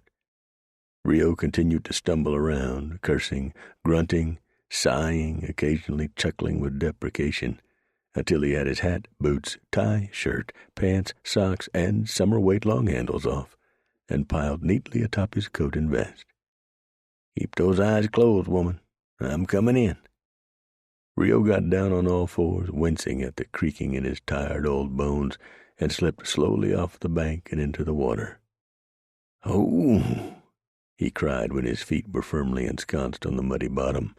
You didn't tell me it was cold. It's a mountain creek in May, Rio. Tony turned around, smiled, and swam toward him. She took long, fluid strokes, keeping her beguiling brown eyes on his, her wet hair pasted against her head, sleek as an otter's hide. The long ends floated behind her in the water. Rio watched her with hushed, growing interest. The closer she came, the harder his heart thudded in his ears. He kept expecting her to stop. She didn't. She swam right up to him, wrapped her arms around his neck, and closed her mouth over his, kissing him with deep, hungry affection. Oh, Lordy, Rio said to himself, wondering if he was asleep and dreaming. But no, her body, cool and smooth and naked in his arms, was very real indeed. Chapter 23. String Bean, you want a cup of coffee? Mannion called down the stairs to the cell block filled with weak yellow light and shadows. Just made a fresh pot. No thanks, Marshal, String Bean replied, his tone concerningly forlorn. I think I'm going to try to sleep a little. All right, Mannion said. Let me know. Sleep well. Thanks, Marshal. Mannion glowered down the stairs. Having been locked up for 4 days now, had been taking a lot out of the lad. The circuit judge was still likely a week away. Via telegraph, Mannion had heard he still had 2 murders to try up around Silverton, and 4 stagecoach robbers, former miners having tired of picks and shovels, apparently, to lay the gavel to in Gunnison. Mannion wasn't sure if he should hope the kid held up during the wait, or if he broke. If he broke, he might see the error of his ways and change his mind about taking the blame for Adam McClarksville's death. On the other hand, if he didn't take the blame, Molly Herdstrom would have to. Mannion couldn't see String Bean letting her take the blame. The young man just wouldn't cut that way. A soft thud sounded on the porch fronting the jailhouse. Mannion turned his head toward the office's front wall. In the curtained window above his desk, a shadow moved. Mannion frowned. There was another soft thud. Someone was skulking around out there. Sliding his right side Russian from its holster, Mannion moved to the door.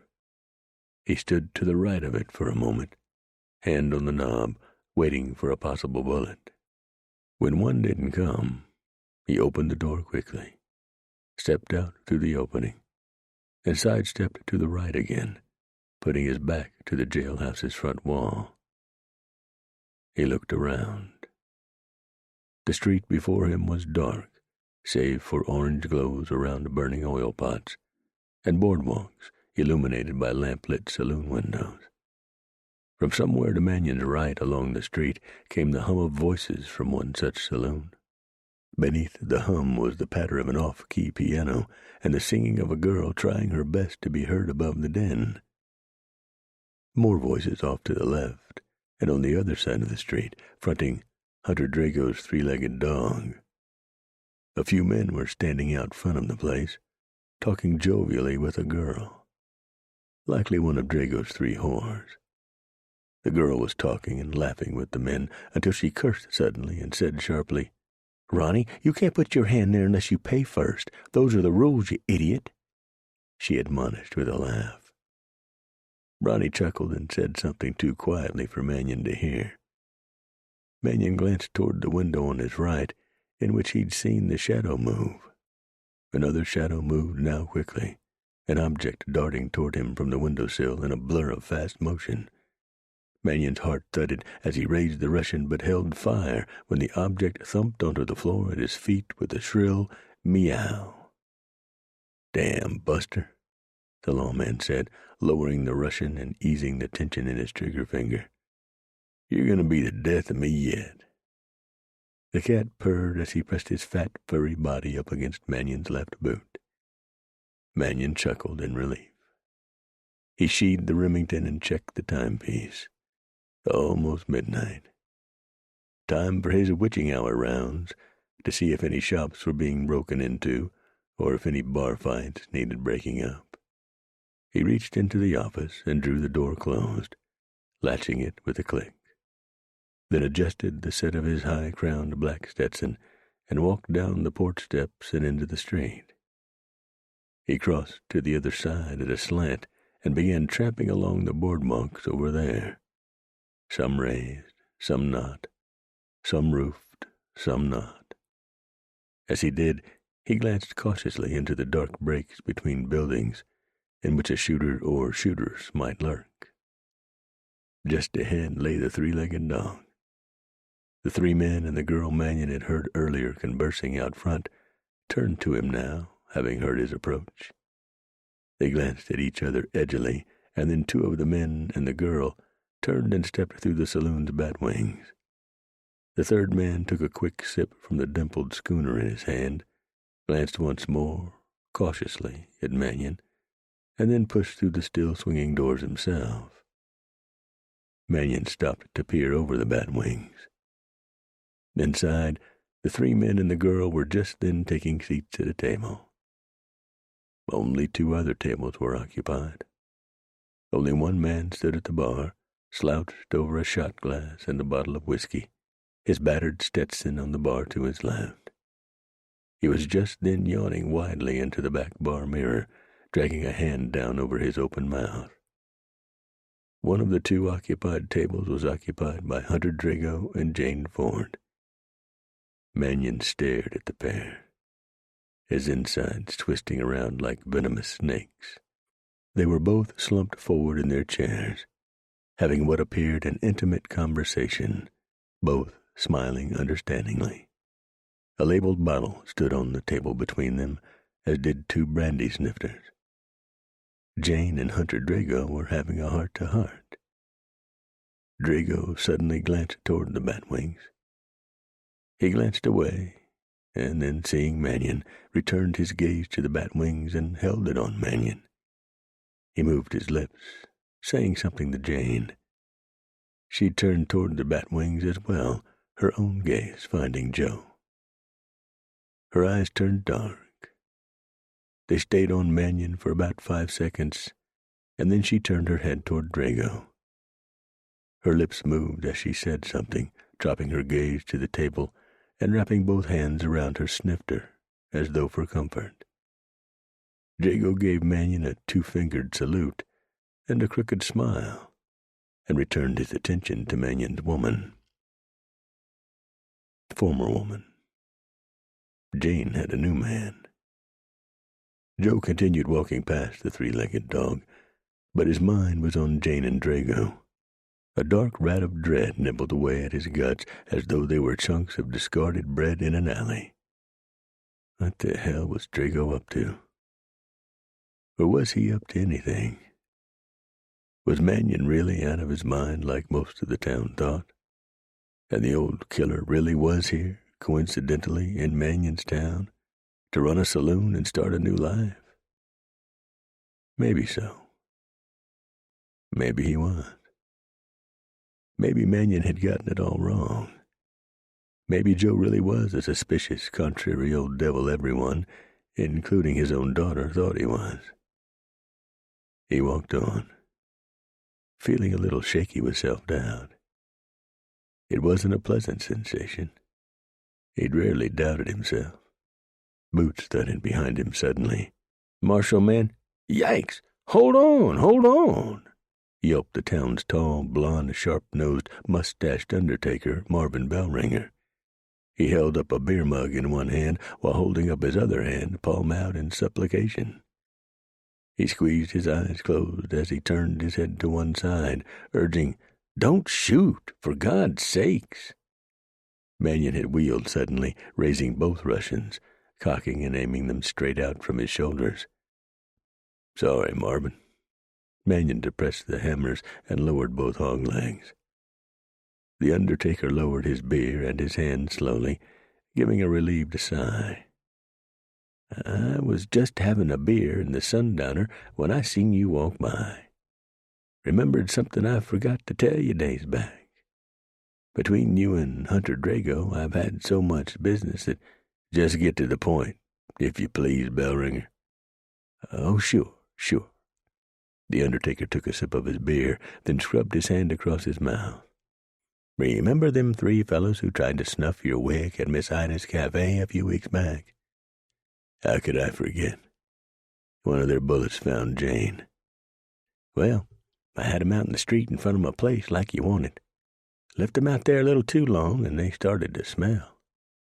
A mule skinner drove by one day, smelled 'em, and gave 'em a gander.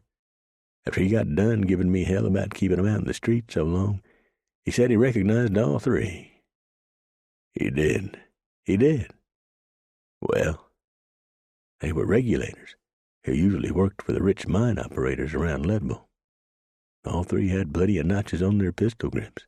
He didn't know their names, but he, having staked small claims around Leadville himself, sure enough knew them by sight. They were right good at either killing fellas who got crossways with the bigger outfits or scaring you so bad you tucked tail and ran. The mule skinner tucked tail and ran all the way to Del Norte.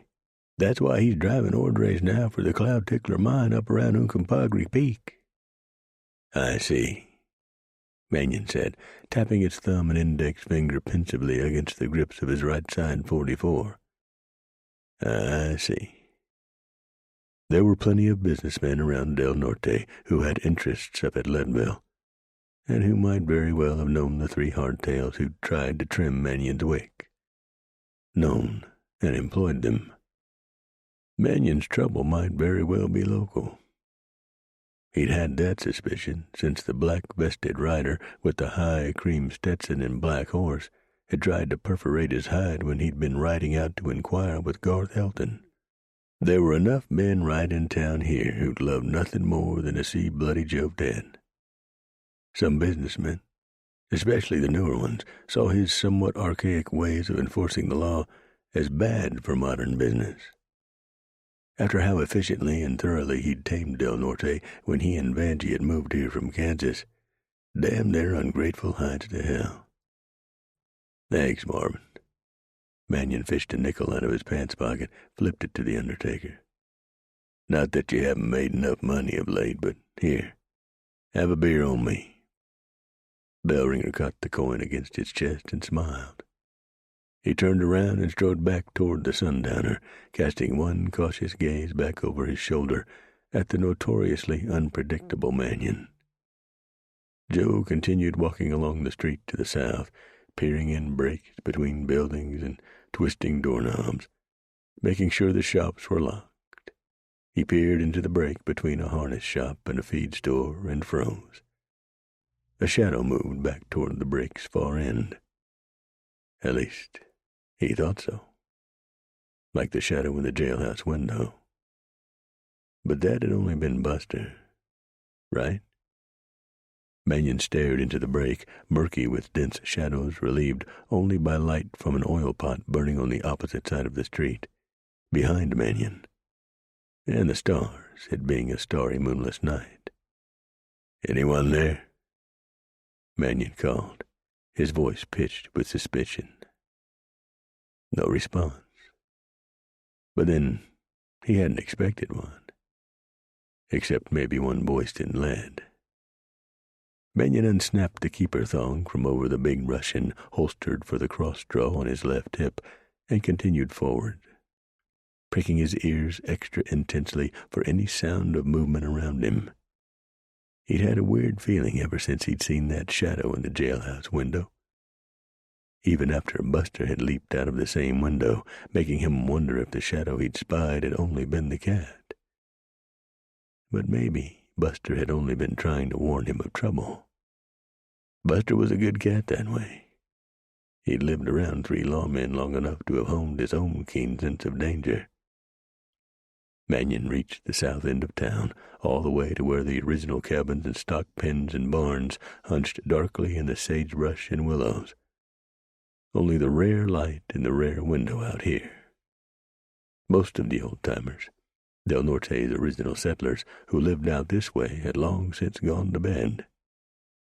Mannion walked back into the business district, again rattling doorknobs and peering through dark windows, looking for suspicious movement inside. He paused out front of the San Juan. He stared up the veranda's broad front steps. The big curtained windows of the saloon were still lit, but Mannion saw no shadows moving behind them. Probably only a few itinerant horse or cattlemen still drinking inside after making business deals, preparing to hop the morning stage to head back to wherever they'd come from. Mannion had found that most such businessmen were from Denver, but they were coming from as far away as Kansas City and Chicago to seal deals these days, too. Del Norte and the area around it were growing. Joe stared up at the windows of his and Benji's suite, which they'd occupied since their house had been burned by Whip Helton and the tough nuts he'd ridden with. All dead now. The windows were dark. Benji was asleep. Mannion grew dark himself, pondering his daughter. She'd been especially cool to him ever since he'd braced Hunter Drago. Not as cool as Jane, but cool. Benji usually left the suite early to work with the wild stallion, returning to have supper with her father and to retire early. For Benji was early to bed and early to rise. She spent most of her time with her beloved horses. She and Mannion used to spend an hour or two reading together and talking after supper. But these days, Benji usually repaired to her room to read by herself and to go to sleep. Self-doubt made Mannion feel shaky again. Had he been wrong about Drago? Was he as crazy as everyone thought he was? He continued forward, rattling doorknobs, pausing to peer over batwings, looking for trouble, finding none. It was a quiet night. He paused to peer over the batwings of the Wooden Nickel Saloon. Finding the place nearly deserted, he turned away and started forward again, but stopped and turned back to peer over the doors once more. 4 heads turned toward him. The heads of the only 4 people in the place, aside from the husky barman who appeared to be asleep, standing up behind the bar, arms crossed on his lumpy chest. Those 4 heads belonged to Mayor Charlie McQueen, Ralph Herdstrom, Malcolm McClarksville, and their lumberman, Keel Brandywine. All 4 sets of eyes widened in surprise as they studied Mannion. Charlie McQueen's lower jaw dropped a little, and his cheeks above his immaculately trimmed beard colored. All 4 men sat staring, speechless, at Mannion. Sitting at a table in the middle of the otherwise empty room, they were nervous. In fact, as Mannion regarded them, a sweat bead popped out on Herdstrom's forehead. It glistened in the light of a near-hurricane lamp and dribbled down into his right eye, which he blinked against the salty sting. Mannion stepped through the bat wings, stopped just inside. "Gentlemen," he said, spreading his feet a little more than shoulder-width apart and planting his fists on his hips. "Burning the midnight oil?" McQueen's right eye twitched. All eyes remained on Mannion. "Is that a crime, Mannion?" Brandywine asked cheekily. "Not at all. Just making conversation," Mannion said. He gave a smile that he knew did not make it to his eyes. All four men, he silently pondered as he stared back at them, had reason to see him dead. McQueen had helped Joe out in the old trouble of last year, taking down Hilton's men on Main Street. But Brandywine was one of those newcomers who likely wanted Mannion out, even before Mannion had tattooed his cheek days back, after he and Jane had been ambushed in Miss Ida's cafe. Had Brandywine convinced McQueen to join in his efforts? It wouldn't have been too hard. McQueen was a weak-minded popinjay.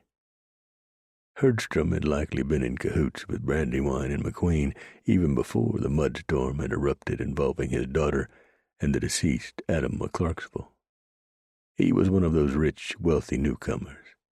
He had business interests in Leadville, and Joe had heard that McClarksville, who had big political ambitions, did too. Their killing Mannion would have the additional benefit of making sure that charges against his deputy stuck. They were all in something together, that was for sure.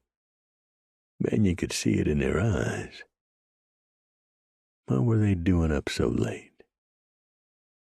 Maybe they thought that tonight, with almost the entire town against Mannion because of Hunter Drago, was a most opportune time to finally kick the lawman out with a cold shovel. Maybe they were staying up late to finally see it through. Mannion smiled again suddenly, pinched his hat brim to the four nervous popinjays. "Good night, gentlemen. Best go home soon. God knows you need your beauty sleep." He winked, turned around, and pushed back out to the bat wings. He resumed his trek looking for trouble, finding none, until he stopped at the bottom of the jailhouse steps. The window left of the door was dark. Mannion had left a lamp burning. He reached down and unsnapped the keeper thong from over the hammer of his cross-draw Russian. Chapter 24. Mannion ratcheted back the Russian's hammer. He walked up the porch steps, not trying to be quiet. He took one step onto the porch, then lurched to his left and slammed his back against the office's front wall, left of the door. He'd no sooner made the move than a deafening blast issued from inside the office. A pumpkin-sized hole appeared in the door, wood from the vertical panels flying out across the porch and down the steps where Mannion had been standing a second before. Joe turned to face the door. He thrust the Russian through the hole and fired round after round into the office, hearing screams and loud grunts of agonized surprise, followed by the thudding of feet and the heavier thuds of bodies striking to the floor. He'd just gotten off his sixth shot when a bullet from behind him punched into the doorframe to his right. A gun blasted on the other side of the street. He saw the flash in the corner of his right eye. He pulled the empty Russian out of the door and twisted around to his left, dropping to his butt on the porch floor and slamming his back against the office's front wall. He drew the right-side Russian from his holster, aimed straight out away from him as another bullet slammed into the office wall just above his left shoulder. He triggered the Russian at the flash, once, twice, 3, 4 times. The man-shaped silhouette jerked backward. He fell on the boardwalk fronting the barber shop. Mannion fired again, but his slug plowed harmlessly into the building behind the man as he gave an enraged bellow, heaved himself to his feet, and ran into the break to the left of the barber shop. "Yellow dog!" Mannion quickly reloaded the smoking Russian in his hand, then leaped off the porch and ran across the street. He stopped at the mouth of the break, near where a high-crowned cream Stetson lay on the boardwalk, crown up. Mannion crouched, raised the Russian, and fired 3 quick shots into the darkness before him. A man yelped. There was a crunching, rustling thud as the man fell somewhere deep inside the brake. Mannion strode into the darkness before him, inadvertently kicking old newspapers and discarded bottles and airtight tins, sage shrubs and grass crunching beneath his boots. Ahead, a shadow moved on the ground. The man lay writhing and cursing. As Mannion approached, the man, who wore a black vest, rolled onto his back and glared up at his assailant. He had a broad face, with a thick handlebar mustache to which sand and bits of weed seeds clung. "How many damn lives you got anyway, Mannion, you bloody bastard?" "One more'n you." Mannion holstered the Russian and kicked the man in the side. "Get up." "I'm all shot up." "Then I'll help you up." The man screamed as Mannion crouched, grabbed the front of the man's vest, and pulled him to his feet. "Oh!" the man cried. Mannion could feel the greasy blood through his gloves. Mannion grabbed the man by the back of his shirt collar and half dragged him back through the brake and into the street, the man groaning and grunting and cursing as he shambled along, half falling, sometimes falling to his knees before Mannion jerked him back to his feet, and they resumed their trek south along Main. "Who are you?" Mannion asked, as they approached the wooden nickel, out front of which 4 men stood in silhouette against the lamplight issuing from the saloon behind them. "Go to hell." Mannion stopped, let the man drop to his knees in the street. Joe kicked him in the belly, hard. The man screamed and said in a quavering, guttural voice, "Jeremiah Craig." Mannion laughed. He knew the name. Regulator from Wyoming. Worked for top dollar, which had likely come from the 4 men just then scurrying back through the wooden nickel's doors like rats to their holes. "Up you go." Mannion grabbed the back of the man's collar and jerked him back to his feet. Again, the man cursed as he was half dragged onto the boardwalk fronting the wooden nickel, and then through the swinging doors and inside. McQueen, Herdstrom, McClarksville, and Brandywine were sitting where they'd been sitting before. Even as Mannion noisily dragged the dry-gulching killer into the saloon, violently kicking chairs and tables out of his way, they did not look at him, but kept their sheepish gazes on one another, each with one hand on his shot glass, hilariously trying to look casual. As Mannion drew to within 2 feet of the 4 men, he gave one more hard thrust, twisting around at the waist, and thrust Craig onto the table where the killer lay belly up, dark eyes glassy with pain. The bottle and shot glasses flew in all directions. The 4 dandies scrambled to their feet, knocking over chairs, and scurried back away from the table. "What is the meaning of this?" yowled Charlie McQueen. "Joe, my God!"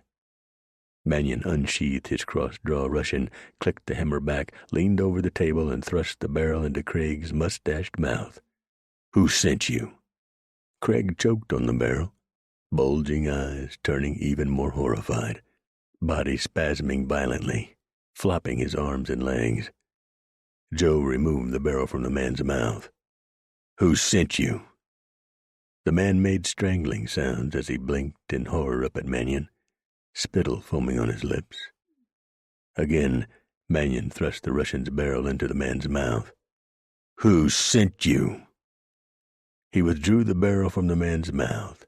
"If I don't get an answer," he said, "I'm going to blow a hole through the back of your throat." The man looked around wildly at the 4 men staring down, aghast at him. He raised one arm feebly, pointing desperately with one black-gloved hand. "They did." Mannion smiled. "That's what I thought." "Holster it, Mannion. You're done." Joe turned to see Keel Brandywine, holding a cocked Lady Derringer on him to Joe's right, 3 feet away. Mannion laughed and smashed the Russian down hard against the Derringer, which cracked and sent a slug into the floor between Joe's boots. Brandywine yelled as he dropped the Derringer and grabbed the hand with which he'd been holding the feminine little popper with his other one. He crouched over the injured appendage. As he did, Joe smashed his right knee into the man's face, feeling the wetness of the man's blood through his denims as the man's nose exploded like a ripe tomato. Brandywine staggered backward, straightening, blood oozing from his smashed nose, eyes rolling back in his head. Joe holstered the Russian and used the fists that had been holding it to deliver a savage roundhouse to Brandywine's left cheek. Brandywine yelped and flew back and sideways before landing on a table.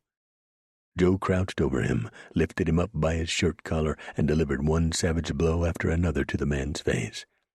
When the man's face was ground burger, eyes already swelling, there was a girlish shriek behind Joe, and suddenly Charlie McQueen leaped onto Joe's back, entangling his arms around Joe's neck, squeezing.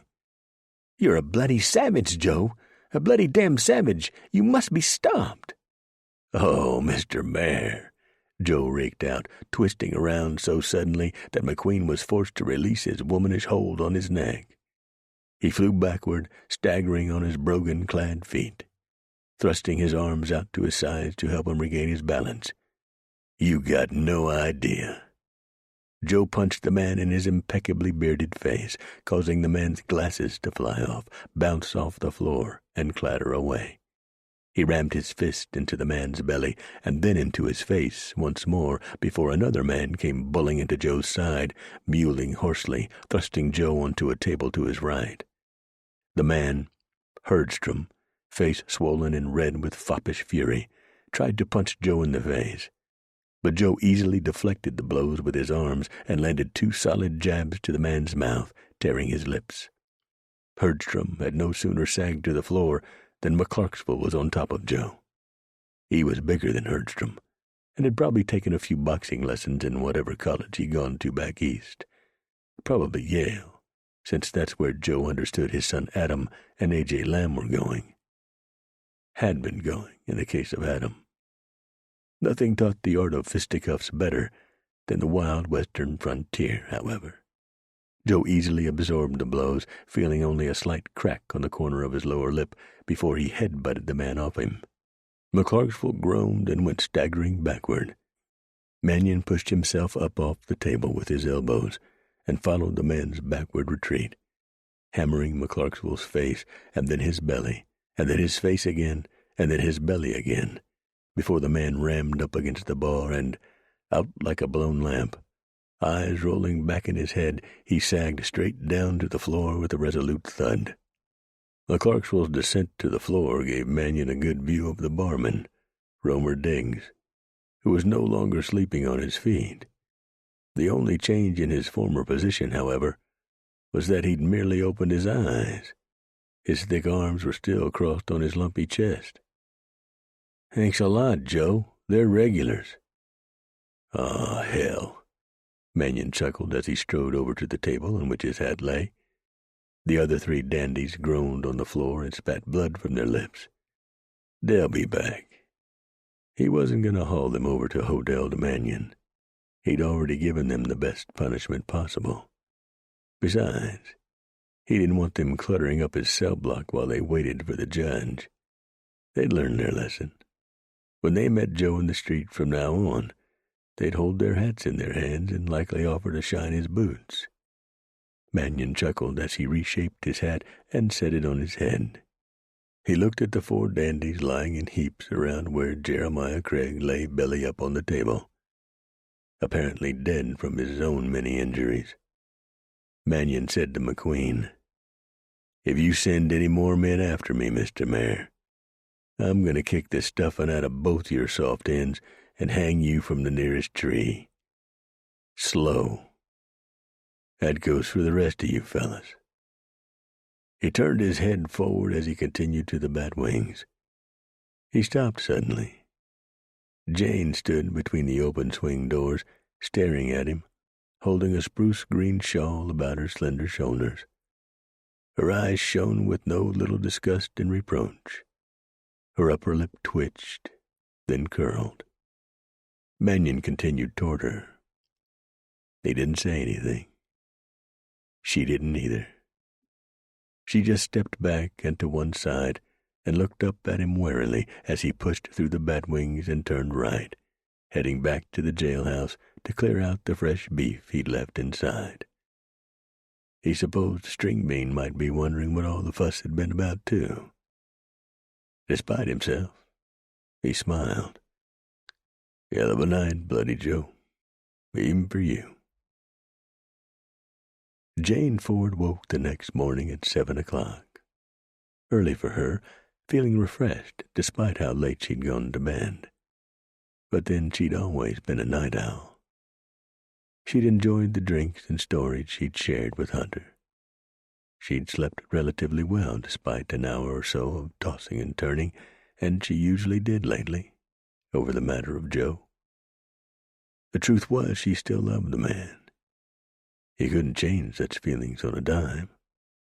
But what she'd seen, the unseemly scene she'd witnessed in the Wooden Nickel last night, had further enhanced her resolve that Mannion was not the man for her. Of course, she didn't know what had led to the dust-up, if you could call it that, in the Wooden Nickel. But surely another man of more controlled passions might have handled it better. Especially a man who'd been given the privilege of wearing a town marshal's badge, as well as that of a deputy sheriff, though Joe rarely wore the second badge, but kept it in a drawer, until trouble called him outside Del Norte's town limits and he needed broader jurisdictional authority.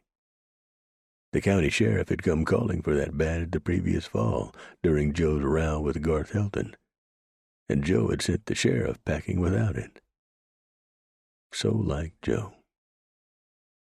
That remembrance gave Jane the urge to quirk her mouth corner in a devilish grin, but she managed to contain herself and to retain the seriousness of perspective warranted by the throwback character of Bloody Joe Mannion. He was a brigand, a thug. He'd beaten up 3 of Del Norte's most prominent businessmen last night, and the man he'd treated so harshly last week had not deserved the thrashing Joe had given him right out on Main Street for all to see. In fact, the Hunter Drago whom Jane had come to know was quite the civilized, even sensitive and philosophical man.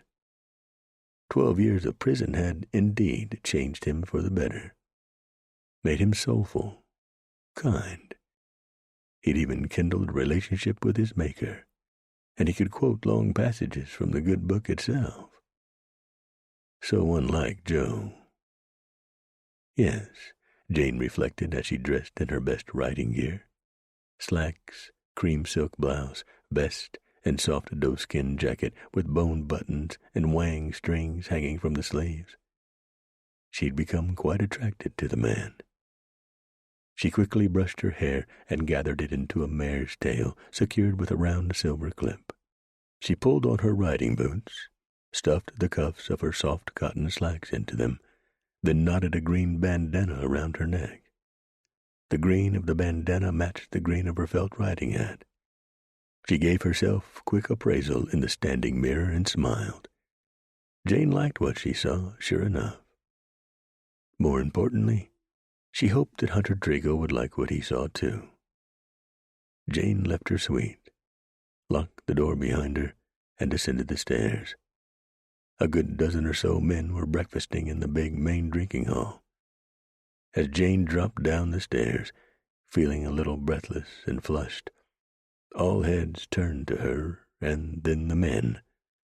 Mostly men, but a few of Jane's working girls as well, rose from their chairs and gave her a warm round of applause. A couple of them whistled. Jane stopped, frowning curiously. Then she shuttled her gaze out the window left of the door. Hunter Drago was sitting his handsome cream horse out there, holding the reins of Jane's saddled chestnut mare. She smiled as she returned her gaze to her fawning admirers.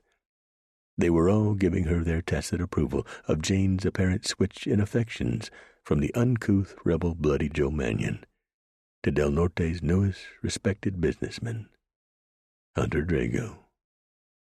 Unsuccessfully fighting off a blush, Jane continued down the stairs, strode across the room while the applause continued, and then pushed out through the batwings. Hunter smiled from beneath the brim of his black bullet-crowned hat. He raised the mare's reins in his left hand. As promised, here I am. Hunter's smile broadened. Now, shall we see some of this beautiful country, Miss Jane?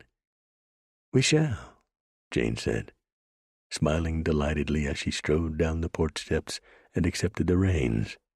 Hunter winked and pinched his hat brim to her. Chapter 25.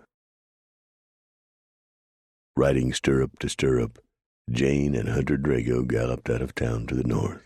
They rode hard for several miles, then slowed their mounts as they began climbing the forested first front of the Sawatch Range. Towering stone monoliths began rising around them. They climbed up and over 2 watersheds, and now at 10,000 feet above sea level, the air thin and cool, they rode through the bustling little mining town of St. Elmo, nodding at the bearded prospectors standing knee-deep in Chalk Creek, panning for gold. Here, dirty snowdrifts remained between the small tin or brush-roofed cabins, issuing blue smoke from their brick or tin chimney pipes. Jane and her riding companion left town, but not before buying a picnic lunch of roast beef sandwiches and hard-boiled eggs from the La Plata saloon, then continued northwest in the forested mountain bastion, toward Mirror Lake, and another burgeoning mining camp on the other side of yet another high pass called Tin Cup. They were following a trail between a steep mountain shoulder and a deep canyon threaded by yet another creek when clouds rolled in and a cool wind picked up. Distantly, thunder rumbled. "Oh, my," Jane said, hipping around to watch the swollen purple clouds tumbling toward her from the southeast. "We're going to get a storm. Best head for lower ground." Now, Miss Jane," Hunter said, narrowing that beguiling lone eye of his and spreading his mouth with a wolfish smile. The tails of his black duster were blowing up in front of him. "You don't seem to me like the sort of woman who'd balk at a little afternoon storm." Jane grimaced. "I don't?" The problem was, few storms this high up in the mountains were little. "No, and neither does that mare of yours." Jane looked down at the 4-year-old chestnut she'd named Pandora. When Jane had time to read, which was rare, she preferred Greek mythology. The mare appeared calm despite her tail blowing up between her legs and the continuing rumble of distant thunder. Pandora merely lifted her long, fine snout to sniff the breeze, as though savoring the smell of distant rain, pine rosin, brimstone, and sage. "Well, I don't need to be shown up by my horse," Jane said with a laugh. She winced when more thunder rumbled, growing louder as the storm approached. "Besides," she said, "we're only about a mile from the next pass. We'll have more cover down the other side. We might see some bighorn sheep over there." "I would indeed love to see a bighorn sheep. Never have before." "They're a real treat," Jane said, touching boot heels to Pandora's flanks and continuing forward. They'd ridden only 100 more yards when it started to rain. The sky just spit at first, but as though someone were pushing the rain throttle steadily forward, it came down harder and harder very quickly. Thunder rumbled louder, and then just as Jane and Pandora were within sight of the rocky crest of the pass, riding ahead of Hunter on the narrow horse trail, a witch's finger of pale blue lightning flashed out of nowhere, and a ponderosa pine standing along the trail, maybe 50 feet ahead and left, suddenly exploded as though it had been filled with dynamite. Thunder followed like the hammering of a giant empty tin pot, making the world shudder. The crown dropped down over where the lightning had split the tree nearly in two, burning. Bark and wood chunks flew in all directions. Pandora gave a high, shrill whinny and reared sharply, clawing her hooves at the purple sky. "Oh," Jane said, reaching for the horn with both gloved hands, but missing it as gravity shoved her back over the mare's arched tail. She turned a backward somersault in midair, then watched the gravelly ground come up fast to smack her hard. She'd no sooner struck than she began to slide down the steep slope toward the canyon. "No!" she cried, digging her gloved fingers desperately into the gravelly ground, unable to find purchase. "Jane!" Hunter yelled. "Help!" Jane cried as she felt her feet and then her legs drop down over the lip of the canyon. Then the rest of her dropped over the edge, and the ridge wall was a red-tan blur in front of her as she dropped straight down, facing it, until she landed so hard on something protruding from the ridge wall that the air in her lungs was slammed out of her in a loud, raking whoosh. The sudden landing dazed her, scrambling her brains, blurring her vision, and causing bells to clang in her ears. She groaned and lifted her face from the ground and looked around to see that she'd landed, at least the upper half of her body had landed, on a 3 or 4 feet knob of sloping ground, slick from the pounding rain and protruding from the ridge wall. A stout but stunted cedar grew out of the base of the knob, between the knob and the ridge, and it was this that she had automatically wrapped her arms around. That's why she hadn't slid down off the knob and into the canyon yawning wide 200 feet below. She glanced into that chasm. She swooned, her stomach rising into her throat. The stream wended through the canyon below the veil of slanting rain, the water stitched with white rapids. Somewhere, a hawk screeched beneath the storm's roar, as though mocking the poor woman's dire predicament. "Oh," Jane heard herself say, her legs dangling over that deep, yawning crevasse, threatening to suck the rest of her into infinity, if only her desperately clasped hand should unclasp, tearing her arms free of the anchoring cedar and hurling her into oblivion. "Oh, God!" "Hold on, Jane." She was able to lift her head just enough to see Hunter standing atop the ridge, peering expressionlessly down at her, arms hanging straight down at his sides. Rain hammered his stoic, black-clad figure. "I'll be right with you." He turned and disappeared. "Oh, God," Jane said, resting her chin on the wet, sloping knob. Fear engulfed her. Every muscle and sinew in her body was trembling. That terror grew even more expansive when she heard the crackling of the cedar in front of her. The tree bowed forward. Bark dribbled down its trunk, which was about as large around as one of Joe's corded forearms. The cedar was stout, but brittle. It was not going to take the pressure Jane was putting on it much longer. If it didn't break, she was going to tear it out by its roots. Neither were her hands going to take the pressure she was putting on them.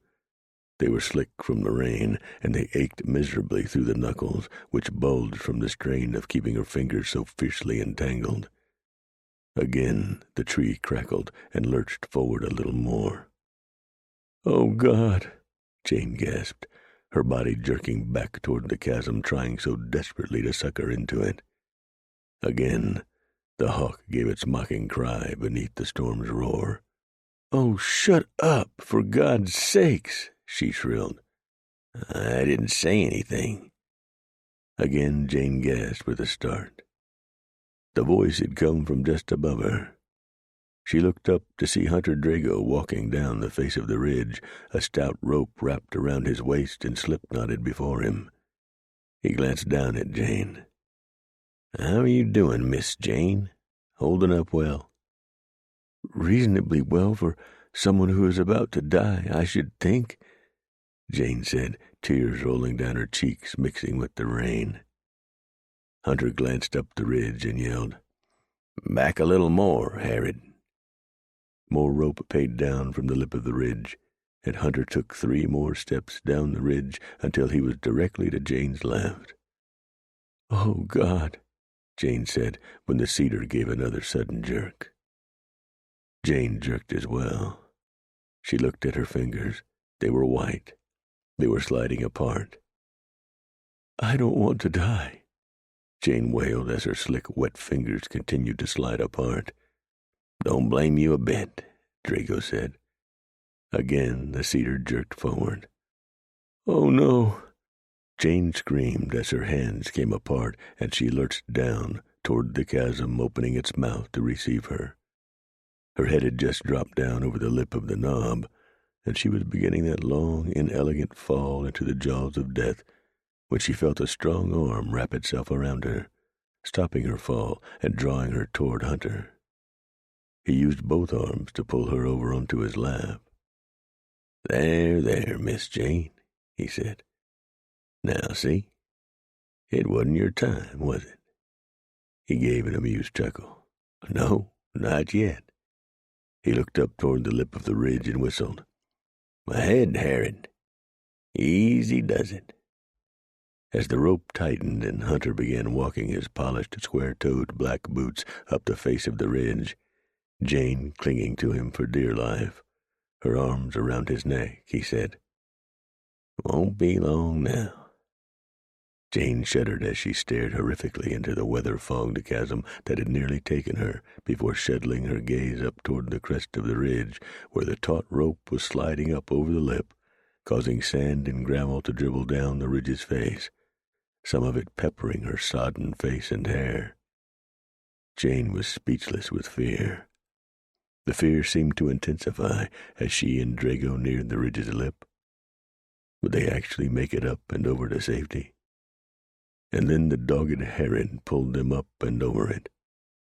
Hard in her throat, Jane watched the hind quarters and tail of the cream horse walking forward toward the forested slope beyond, her feet and Hunter's feet following the rest of them up out of the chasm. "Stop, Harrod," Hunter calmly called to the mount, who stopped immediately. Jane stopped sliding painfully along the ground. Her heart slowed. She looked up to see Hunter on top of her, straddling her. He smiled down at her, flicked a gloved thumb across her lower lip. "Riches do not profit in the day of wrath," he quoted, "but righteousness delivers from death." Proverbs chapter 11, verse 4. He winked. The reins loosed off the slight funnel in his Stetson's brim. "Well said," Jane said, still trembling. "Better yet, well delivered." Hunter twisted around, loosened the rope's slip knot, then lifted the loop up and over them both, tossed it aside. Jane was soaked to the skin and cold. So cold. She didn't mind. Not one bit. She'd fully expected to be dead by now. "In other words," Jane said above the roar of the storm, "thank you." "Oh, don't thank me, Miss Jane." Hunter rose, straightening his long, lean legs, then crouched to wrap one arm around Jane's shoulders and took her right arm in his right hand, gently lifting her to her feet. "I almost got you killed for my mulishness. Let's see how fit you—" "Ow!" Jane said. As she placed weight on her left ankle, the appendage gave a fierce bark of agony. "Ah," Drago said. "The ankle." "Yes." As Jane leaned against him, he gentled her back down to the ground. In the hammering rain, the water continued to sluice off his hat brim. Hunter dropped to a knee beside her. "I tell you what, Miss Jane, why don't we get ourselves out of this weather? I spied a cave back a couple 100 yards. Why don't we take cover in there, and then we'll get warm and check out that ankle of yours?" Jane nodded. She leaned forward to squeeze the appendage in question. It ached fiercely, and she thought she could feel it swelling inside her boot. Hunter rose, then crouched over Jane, drawing her up into his capable arms. He carried her over to Harrod and set her up on the horse's back, settling her snug in the wet saddle.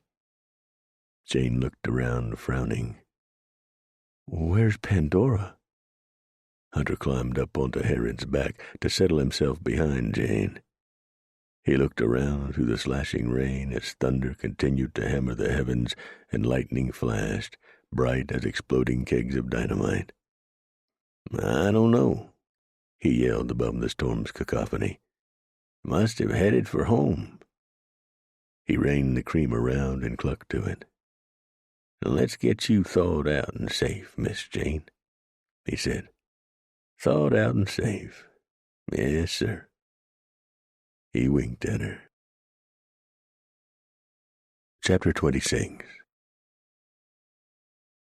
Jane felt safe with Hunter behind her, his arms wrapped around her as he manipulated Herod's reins. Herod? Jane chuckled to herself. In prison, Drago must have taken his biblical readings a little too far, to a far too imaginative degree. But who wouldn't? Jane supposed. The good book was probably the only thing he'd had to read, and she was sure the walls, or bars, had closed in on him. If Jane remembered correctly from her own rudimentary biblical teachings from Sunday school when she'd been growing up in a wealthy, modestly God-fearing family in St. Louis, King Herod was the monster king of Judea who tried to kill baby Jesus and, when he couldn't find him, killed every other infant in Bethlehem. Jane chuckled. Herod must have been quite the contrarian before Hunter had managed to train him so well. Thus the name. Likely an appalling exaggeration of the horse's real character. But Jane knew how frustrating half-broke horses could be. She should probably suggest Hunter change the name now. After all, the horse had saved both their lives, so unlike what the biblical Herod would have done. But she let it go for now. There might be time later. Yes, there might just be time later, she thought, as Hunter put Herod up a well-worn trail, climbing the side of the forested slope on their ride. Jane leaned back against Hunter as the horse climbed, winding around large rocks, toward the oval, dark mouth of a cave opening beneath a stone overhang about 50 yards up from the main trail below. At the top of the slope, Hunter checked Herod down, stepped down from the saddle, then reached up and eased Jane into his arms. Shifting her weight, settling her against his chest, he climbed the slight stony rise that rose to the cave. "Oh, Hunter, your poor back," Jane said, her arms around his neck. "Pshaw," Hunter said. "I carried rocks in prison for 12 years. Yes, sir, from one pile to another pile to another pile. The guards were notional, don't you know. Kept changing their minds about where they wanted them piled. Compared to those stones I was forced to move around under threat of a bullwhipping, you're light as a feather, Miss Jane." He laughed, then crouched to peer cautiously into the cave through the billowing, pale curtain of rain. Jane looked too, relieved to see no menacing copper eyes staring out at them, for she knew that wildcats often called these caverns home. The cave was about the size of a small parlor, the ceiling slanting down toward the back until the rear wall, barely visible in the murky shadows, was only about 3 feet high. What caught the brunt of Jane's and Hunter's attention, however, was a modest-sized pile of firewood stacked against the right wall, with a fruit crate filled with what appeared tinder of twigs and crushed pine cones. Beside the fruit crate sat 3 airtight tins, 2 of beans, 1 of stewed tomatoes. In the center of the cave lay a blackened stone fire ring and a small mound of gray ash. Not only abandoned, but supplied, Jane cooed in approval. "Yes, sir," Hunter allowed. "Many folks must overnight here, and keeping fuel for such times as these is the custom of the country." Draco grunted his satisfaction, then crouched to enter and gently sat Jane down against the left wall. "Oh," Jane said, flexing her ankle inside the boot, then crouching forward to squeeze the swelling limb with both hands. "Hurts bad, Hunter. I hope you brought some whiskey." Hunter laughed and patted Jane's shoulder as though the question were too absurd to warrant a response. "Let me fetch my possible, and we'll get that ankle tended." Hunter left the cave, crouching against the storm. Jane sat back against the cave wall, cursing her stupidity. She should not have let him convince her to keep climbing higher on the pass, not with a storm on the way. She knew better. Hunter did not. He'd spent the last 12 years in federal prison. Still, she'd let him convince her to keep going because he was a man, a big, burly man, the type of man who'd always caught her eye and had ensnared her heart over the years. Not unlike Joe himself. Yes, unlike Joe. Hunter was far different from Joe. Hunter was still a man, but he had a tender heart and a vibrant spirit, and it was she who let him convince her to keep riding when she'd known better. With him, as with every man, she just needed to put her foot down and keep it down. She was no wilting hothouse flower, after all. But there'd be time for that, she thought, smiling as she watched the tall, lean, rugged man lead the horse into the shelter of some rocks down the slope. Plenty of time. Had her heart already been ensnared? She hoped not. She needed more time after Joe to be able to completely let him go. Just as she was no wilting hothouse flower, she was no teenager either. She should know better. But was it so wrong to let your heart be ensnared? She had to admit she'd been lonely after Joe, and she wasn't getting any younger. She'd gone long stretches without a man in her life. She was, deep down, independent. But she felt the years catching up to her, and with each day that passed, each night she slept alone grew longer and longer. "Penny for your thoughts, Miss Jane." Jane looked up to see Hunter standing before her, his rain-beaded saddlebags draped over his shoulder. She shook her head as though to clear the reverie, feeling her cheeks warm, then warm still further, when she imagined the pink flush that must be rising in them. "Oh, it's nothing," Jane said. Hunter smiled down at her, knowingly, and Jane averted her gaze, embarrassed. Hunter removed his hat, swatted water from it against his leg, set it down on a rock, then dropped to a knee beside Jane. He unbuckled the flap of one saddlebag pouch, dipped his hand inside, and pulled out a hide-wrapped bottle. "Here," he said, removing the hide from the bottle and held it up, smiling. "That should take the sting out of that ankle." "Oh," Jane said in surprise, "my favorite brandy." Hunter smiled and winked. "Would I bring anything less?" It was Jane's turn to smile. "I had a bottle of red wine in my saddlebags, but Pandora's probably halfway back to Del Norte by now." "Then I reckon this will have to do." Hunter pried the cork out of the bottle, handed the bottle to Jane, and placed his hands on her left boot. "This is going to have to come off." "Good luck," Jane said, taking a liberal pull from the bottle. "It's swelling," she winced. "Believe me, I can feel it." "Think it's broken?" "Just a bad sprain," Jane said. "At least I think so. I've had them before." She gave Hunter an ironic look and hooked a crooked smile at him. "This is not my first rodeo, unfortunately." "Tough woman," Hunter said. "I like that. Better take another pull, though. This is gonna hurt." "All right." Jane held up a finger and took a pull. She lowered the bottle and said, Wait. She took another couple of deep pulls from the bottle, sighed, and ran the back of her hand across her mouth. Both hands on her foot, preparing to tug, Hunter looked up at her from beneath his brows, mouth corners quirked in an ironic grin. "All right," Jane said. "Here we go."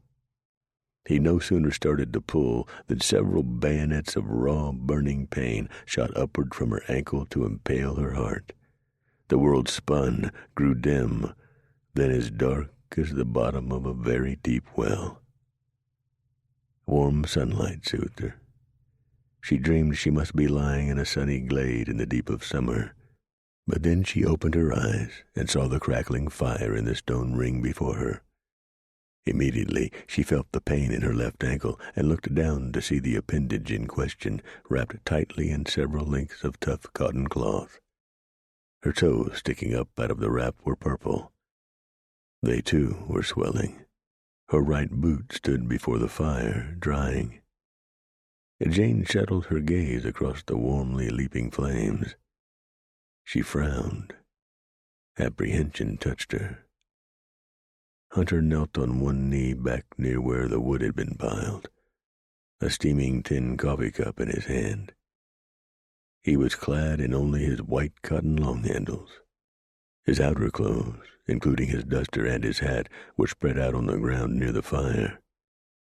He'd pulled the top of his long handles down to expose his pale chest and belly, his corded belly button. He didn't have any fat on him.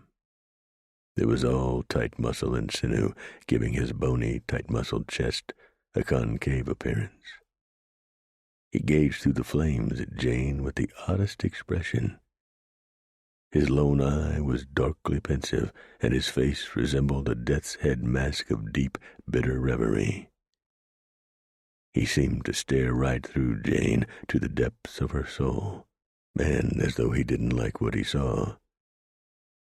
"Hunter?" she said. He continued to stare at her, as though he'd gone into some dark trance. "Hunter?" Jane said again, hearing a thin tremor in her voice. Maintaining that same expression, he said tonelessly, "I was just wondering if you had any idea how long 12 years is." Jane stared at him.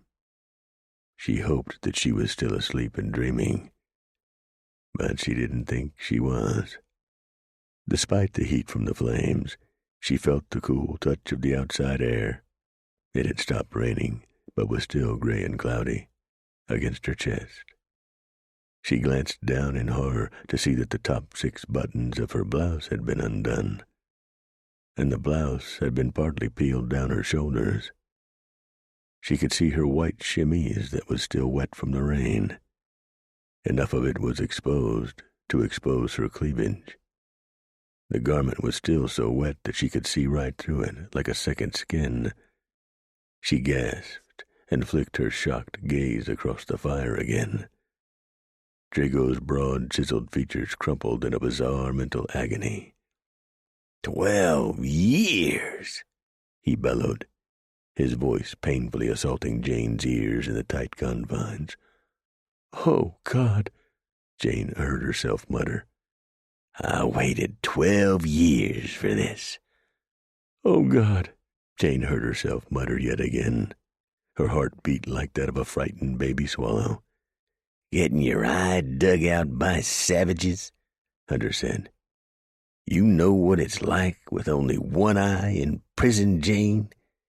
Never able to see who's coming up on your blind side until you feel the blade slide into your ribs." The uncorked brandy bottle stood near his left knee. He lifted it, dumped some brandy into his coffee, and swirled the solution as he stared with that haunting expression across the fire at her. "Spending all day, every day, using picks, chisels, and shovels, boring train tunnels. Then, just for the guards' kicks and giggles at night, spending extra time turning big rocks into smaller rocks. If you so much as hesitate, they take the bullwhip to you." Jane had seen the snake-like pink scars atop his shoulders. But now he turned slowly, giving her his back. She grimaced and slapped a hand to her mouth. His back was a grisly network of long, curving, overlaid scars. It was covered with them so thoroughly that she didn't see so much as a postage stamp size of unmarred flesh. The scars appeared to continue down into his pants. Slowly, that dark, death's head stare still in place, he turned back to her. 12 years, he said with quiet menace. Night after night, imagining the man who put you there enjoying his freedom. A hot steak, a swallow of whiskey, a warm bed, a soft woman. He took another sip of his coffee and brandy and nodded slowly as he returned his gaze to Jane. 12 years. I figured Joe could wait a few weeks, wondering why I was in Del Norte. He smiled with cold lunacy, knowing something was going to happen, but not what. Wondering what it was, just what form my eruption would take. The cold, crazy smile broadened. He'll know soon, though, won't he, Jane? Hunter, I'm going to kill you, Jane. I'm going to kill you in front of him, and then I'm going to kill him, too. Slow. That last word roared out of him even louder than the claps of deafening thunder from earlier. He set his cup down, and then he rose and strode quickly over to Jane, dropping down before her and taking her arms in his hands, squeezing them painfully and thrusting her back against the cave wall. But first, I'm going to have what I haven't had in 12 long years. I'm going to take that from him, too. Chapter 27. Molly Herdstrom woke from a nap with a gasp. She sat up on her bed, the coverlet sliding down her chest. She stared across her bedroom lit in the afternoon by 2 large windows, but saw little but the fog inside her own head. No, not inside her own head. The fog of partially remembered images inside the jailhouse the night that Adam McClarksville had been killed. She remembered holding something heavy in her hands, and the smell of rotten eggs in the air around her. The sensations were frustratingly fleeting. She couldn't get enough of a hold on them to gain clarity. She couldn't have been holding a gun. She'd never held one before, much less fired one. Her heart pounded in terror, as though, even awake now from a half-remembered dream, she was still reliving that night. Terrified of what? For the life of her, she couldn't remember. She looked at her small, pale hands at her lap. They held nothing, neither now nor suddenly in her memory. All she could remember from that night was raised voices, her own included. What those voices were saying, she did not know. It was as though she were hearing a heated argument between herself and 2 or 3 men from the far end of the house.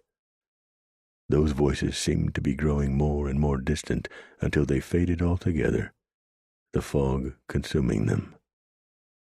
Molly clearly remembered one thing, though. The feeling of fear.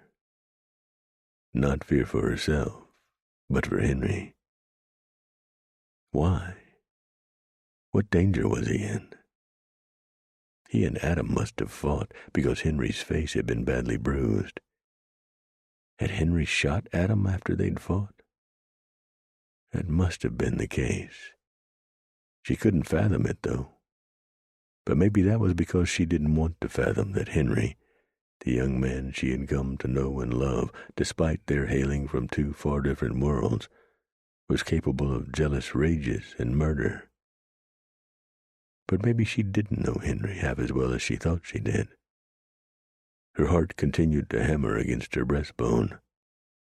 She tossed aside the Afghan she used on her made bed when she lay down for afternoon naps and dropped her silk-stockinged feet to the floor. Her lungs felt tight. She couldn't seem to breathe. Her shoes.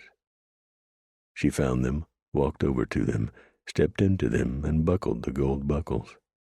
She grabbed her leather jacket off the wall by the door, drew it on, automatically ran her hands through her hair, checking to see if she looked respectable. She felt the ribbon she'd tied in it that morning. Her hair was good enough, a minor consideration. She had to get out of the house. She opened her bedroom door, looked both ways down the dimly lit hall, and called, "Mother?" No response. "Mrs. Broadmoor?" Clara Broadmoor was the Herdstrom's part-time housekeeper. She usually only came in the morning and was gone by 1, as she apparently was now. Molly suspected her parents had instructed the woman to keep an eye on Molly while she was here. They didn't want her leaving the house without them knowing where she was going and when she would be back. Well, Mrs. Broadmoor was gone now, and so was Mother. Mother was likely at the office helping with the month-end accounts. Molly absently remembered the commotion that had filled the house one recent early morning when Father had returned home with his face badly discolored and swollen. Mother had summoned the doctor to stitch Father's lower lip. Father had yelled and cursed for the next hour. Molly did not know what kind of trouble Father had gotten into, and didn't care. But she assumed he must have been confronted by a disgruntled former employee or employees in the Wooden Nickel, her father's favorite watering hole in Del Norte, where he enjoyed fleecing men of the lower classes at poker. He'd been confronted there before. Every man had his bad habits, or his sport, as Mother called them. Fleecing the lower classes was her father's. Her mother had explained when Molly had caught word of her father's regular visits to the humble dive. Molly wasn't worried about Father. She had no love for him anymore. He was cold, stern, an arbitrary disciplinarian. He still treated Molly, at 17, like a child, or like a piece of property whose future he would dictate and whose future husband would be up to him and her mother to decide. Molly had been made to understand a couple of years ago that whom she would marry would be a business decision. Thus, it had been decided that Molly would give her hand to Adam McClarksville when he'd graduated Yale, and that was all there was to it. They'd allowed her the dalliance with the young deputy to keep her occupied and amused, unable to believe she would actually tumble for someone so backwards, at least in their eyes. What Molly could not believe, however, was that she had finally agreed to the proposition. She had promised herself that, despite what her parents and the McClarksvilles wanted, she would not marry Adam. She would marry the man she loved, even if it cost her being cast out on her own in the cold, cruel world she knew little of, so spoiled she'd been, as was her father's way of putting it. Yes, she was a headstrong young woman. It had cost her time in a terrible place, but so be it. She knew enough from what she'd read and from her own instincts that life was short and precious, that love was everything, and that what her parents expected of her was not only unreasonable, but unconscionable. She went downstairs, relieved to confirm that she was indeed alone. The cabinet clock ticked in the living room, accentuating the house's quiet abandonment. Molly strode through the quiet, neat, recently cleaned and tidied kitchen to the back door and stepped out onto the back porch. Her heart was still beating fast and her lungs felt tight. What she needed was a walk. She stepped off the porch and strode down the stone-paved path past the spring house, the privy, and the woodshed, around her mother's vegetable garden, which she'd been ordered to weed this afternoon. Anything to keep her busy and out of trouble, which seemed all the more important after the other night when Adam was killed, and into the woods beyond, in which the creek murmured in its verdant sheath of wild berry bushes. She'd just crossed the creek at a shallow ford, climbed the opposite bank, and was walking into the pines and sage beyond, when a man's sing-song voice rose behind her. "Oh, Miss Molly!" Molly swung around with a frightened gasp and stared back beyond the creek and through the pines. "Who's there?" "Oh, Miss Molly," came the sing-song voice again, a little louder this time. The mocking yell was followed by the slow thuds of a horse's hooves. Molly gazed back through the pines. Her heart had just started to settle down once she'd crossed the creek, as though by leaving her yard she'd crossed into safe territory. But now it was starting to hammer again. It hammered harder when a horse and rider appeared, back about 50 or 60 yards through the trees, moving slowly along through the pines. "Who is it?" Molly said, raising her hand to shade her eyes from the sun glare. "Who's there?" She hadn't managed to raise her voice loudly enough to be heard. "Molly," came the rider's voice. She couldn't make him out. He was too far away, and he was silhouetted against the sun. "That you up there, Miss Molly?" Molly recognized the voice, if not the rest of him. A.J. Lamb, Adam's friend from Yale. "Go away," Molly said, managing to get some volume behind it. "I don't want any company, Mr. Lamb. Besides, it's not proper. I'm alone. My parents are not home." She turned and continued walking through the trees, quickening her pace, her heart continuing to drum and bang against her breastbone. She was following an old walking path. She didn't know who had made the path. It had been here for as long as she could remember. Someone had once told her the Indians had made it when this area had belonged to them. She had also heard that much farther along the trail sat an old abandoned mountain man's cabin. Molly didn't know for sure.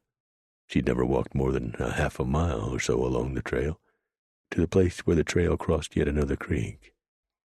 "That's all right," A.J. Lamb called behind her. "I won't tell if you won't." He laughed. There was the sound of splashing water. Molly looked back to see Lamb and the horse crossing the creek, the water splashing up white and making several small rainbows in the sunlight. Lamb whistled sharply. The horse lunged up the near bank, and then Lamb booted it into a trot, whipping his reins against its left hip until it was loping. Molly stepped to one side of the trail and stopped, anger mixing with her fear now. She hadn't seen Lamb only briefly 2 nights ago, when he and Mr. McClarksville had come over to the Herdstrom house. She and Lamb had exchanged the briefest of glances, his a strangely meaningful one, before all three, her father, McClarksville, and Lamb, had disappeared into father's study. Molly had met Lamb only once before, 2 years ago, when she and her parents had taken the train to Denver, and they'd met the McClarksvilles, Malcolm and Adam, with A.J. Lamb there as well. She didn't know for sure, of course, but she assumed that Adam and Lamb were very close friends, and that apparently close college friends went everywhere and did everything together. She hadn't liked the quick, furtive smirks they'd shot at each other that night in the Larimer Hotel's natty dining room. She hadn't known what the smirks had been about, of course. She had just assumed that smirking and kicking each other under the table a lot was how young men their ages behaved regularly, which is to say, childishly. Now she watched angrily as he rode up to her, smiling beneath the narrow brim of his black bowler. He was not an unattractive young man, but she did not like how he always seemed to be smiling, as though he knew a secret about you, and wouldn't you just like to know what it was? He'd been like that during their brief meeting 2 years ago, and he was like that now. He was also overly stylishly dressed in a black 3-piece suit with a white silk shirt, paper collar, and burgundy necktie. Molly had never known any young man, other than Adam McClarksville and A.J. Lamb, to dress this way daily. She thought it silly and rather showy, not to mention phony. But then, she supposed, even at their young ages, 2 years older than Molly, they were being groomed to fill their father's shoes, and they might as well learn early how to dress the part. "I told you," Molly said. I'm all alone." She threw her arm out to indicate that no one else was around. "And your being here is most improper, Mr. Lamb." "Ah, heck," Lamb said, dropping athletically down from his saddle. "Who cares what's right and proper any more? Besides, I've been going stir-crazy over at that stuffy hotel while Mr. McClarksville spends all his time with Mr. Herdstrom. I don't know what they're cooking up, or rather what they were cooking up, until McClarksville came back to the hotel one morning with his face all swollen up like he'd been bit by one of those western rattlesnakes I was warned so much about back east before I headed out here with Adam." Lamb walked up to Molly, holding his horse's reins lightly, smiling, showing a full set of very white, well-tended teeth. Lamb shrugged. "I don't know. I just figured maybe I'd ride over and see what you were up to, Miss Molly. No one answered my knock on the front door, so I walked around back and saw you walking into the woods." He shrugged again. "Figured I'd trail along is all. Maybe have a conversation." "About what?" "About what?" Lamb seemed surprised. He gave a tight little chuckle. Then he frowned curiously and canted his head to one side. "You really don't know, do you? I mean, this act of yours. It's really not an act, is it? If you mean about my not remembering what happened the night Adam died, I don't."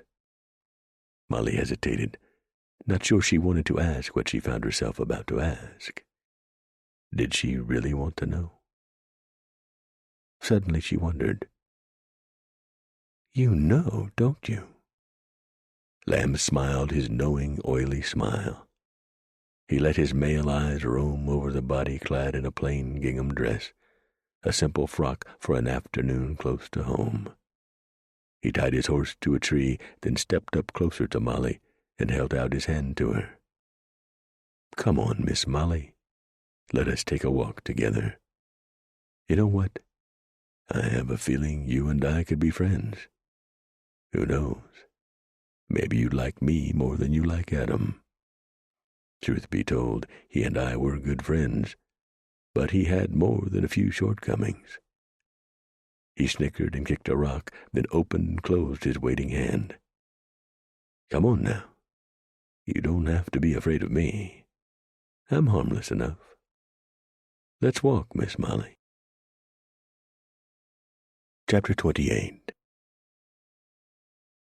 Molly scowled up at A.J. Lamb, her face warming with anger. "I'm not going to hold your hand, Mr. Lamb."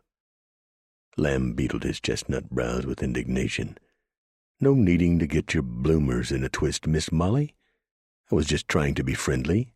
After all, I know something about you that you likely don't want anyone else to know." "What do you know about me?" she said, gazing up at him, her heart fluttering. Now he gave that arrogant, knowing smile again. "Why, it was you who killed Adam, not the deputy. No, sir.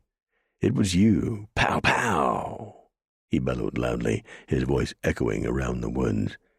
He thumped himself twice in the chest hard. Twice through the heart. "Dead," he yelled again. Molly stared up at him, aghast. She stumbled heavily backward with the force of what she'd just learned. As she did, it all came back to her. Deep down, she'd known, hadn't she? Yes, deep down she had known. Suddenly she saw it all before her, as though it were playing out again right now. The gun in her hands aimed at where Adam and A.J. Lamb were mercilessly beating Henry. "Adam, stop it!" The man hammering Henry stopped suddenly and whipped around. "Molly, put that gun down, you whore!" Molly screamed and squeezed her eyes shut as the gun she was holding in outstretched hands flashed and roared. Adam flew back against the wall, groaning. He looked down, and his eyes widened at the blood oozing from the dead center of his chest. "Oh!" he cried, casting his frantic, exasperated gaze at Molly. You You killed me! You whore!" She screamed again as she ratcheted the hammer back and fired again, the gun report sounding like a cannon blast in the tight confines. Adam grunted and looked down in horror at the second hole in his chest. He stood against the wall for a time, back arched, grinding his heels into the floor. Then, as though he were a marionette whose strings were suddenly cut, he dropped to the floor in a quivering heap. Molly slapped a hand to her mouth in horror. The rotten egg odor she'd smelled earlier had been the smell of gun smoke. Smoke from the gun that had been in her own hands. Grinning like the cat that ate the canary, A.J. Lamb walked up to Molly. "Don't worry, honey. I'll never tell. As long as you do something special for me." "What?" "Oh, come on. Don't play innocent with me." Lamb smiled insinuatingly. "I've heard the stories about why you were sent away to that school for wayward girls." Molly felt her lower jaw drop. She stared up at Lamb, who was a whole head taller than she was, in mute shock. "Come on, pretty girl," Lamb said, shoving Molly up against a tree. He leaned toward her, trying to kiss her. She wriggled away from him, screaming, "No!" and slapped him across the face. It was his turn to stare in shock. Quickly, that look became one of exasperated anger. In a blur of quick motion, he drew his right hand back behind his left shoulder, then sent it flying forward until the back of it smashed against Molly's mouth. She screamed as she twisted around and fell. She lay belly down on the ground, dazed, the coppery taste of blood on her lips. Before she knew it, Lamb was on top of her, thrusting her onto her back and laughing as he nuzzled her neck and pawed her breasts through her dress. "No!" She thrust her left knee up into his groin. He grunted in agony, and for a moment seemed paralyzed, lying stiffly on top of her, mouth drawn wide, face red, a forked blue vein throbbing just above his nose. Molly screamed again, pushed him off her, then scrambled to her feet and ran as fast as she could, straight into the forest. "Whore!" Lamb bellowed behind her. "You'll pay for that, you whore!" Molly screamed hoarsely, venting her own rage. She ran as fast as she could, but cold fingers of dread walked up and down her spine as she heard his heavy, thudding, crunching footsteps growing quickly, loudly behind her. She could hear him raking air in and out of his lungs fiercely as he closed the gap between them. Those sounds, too, grew louder until his shadow slid quickly up on her right, and then his hands were in her hair. He pulled her head back savagely, cursing, then gave her a hard shove. She flew forward and hit the ground hard and rolled. She'd no sooner come to a stop, lying belly up, than Lamb threw himself on top of her. He straddled her, grabbed the front of her dress with both hands, and, his face a red mask of savage fury, ripped it down the middle with a single powerful thrust, revealing her chemise and heaving breasts, pushing the fabric out from behind. He grabbed the top of the chemise and, with an enraged hoarse grunt, spittle flying from his lips, ripped it down the middle as well, laying her pale breasts bare. "You bastard!" Molly screamed, vaguely surprised that she'd found the word in her vocabulary. She tried to kick at the assailant on top of her, but he was too high up on her body. She tried to punch him, but received only another savage backhand across her cheek for her efforts. That dazed her, caused her vision to dim, the world to tilt around her. He grinned down at her goatishly as he lowered one hand to the fly of his twill trousers, began undoing the buttons. "You know what, Miss Molly, you murdering whore? I think you're going to like it. Why don't you just lie back and stop fussing and—" He stopped, frowned suddenly, looked around. Molly had heard it too, the loudening thuds of a horse approaching fast. Molly looked up in time to see a galloping horse and rider appear out of nowhere, approaching in a blur through the pines, long brown hair bouncing on the rider's slender shoulders.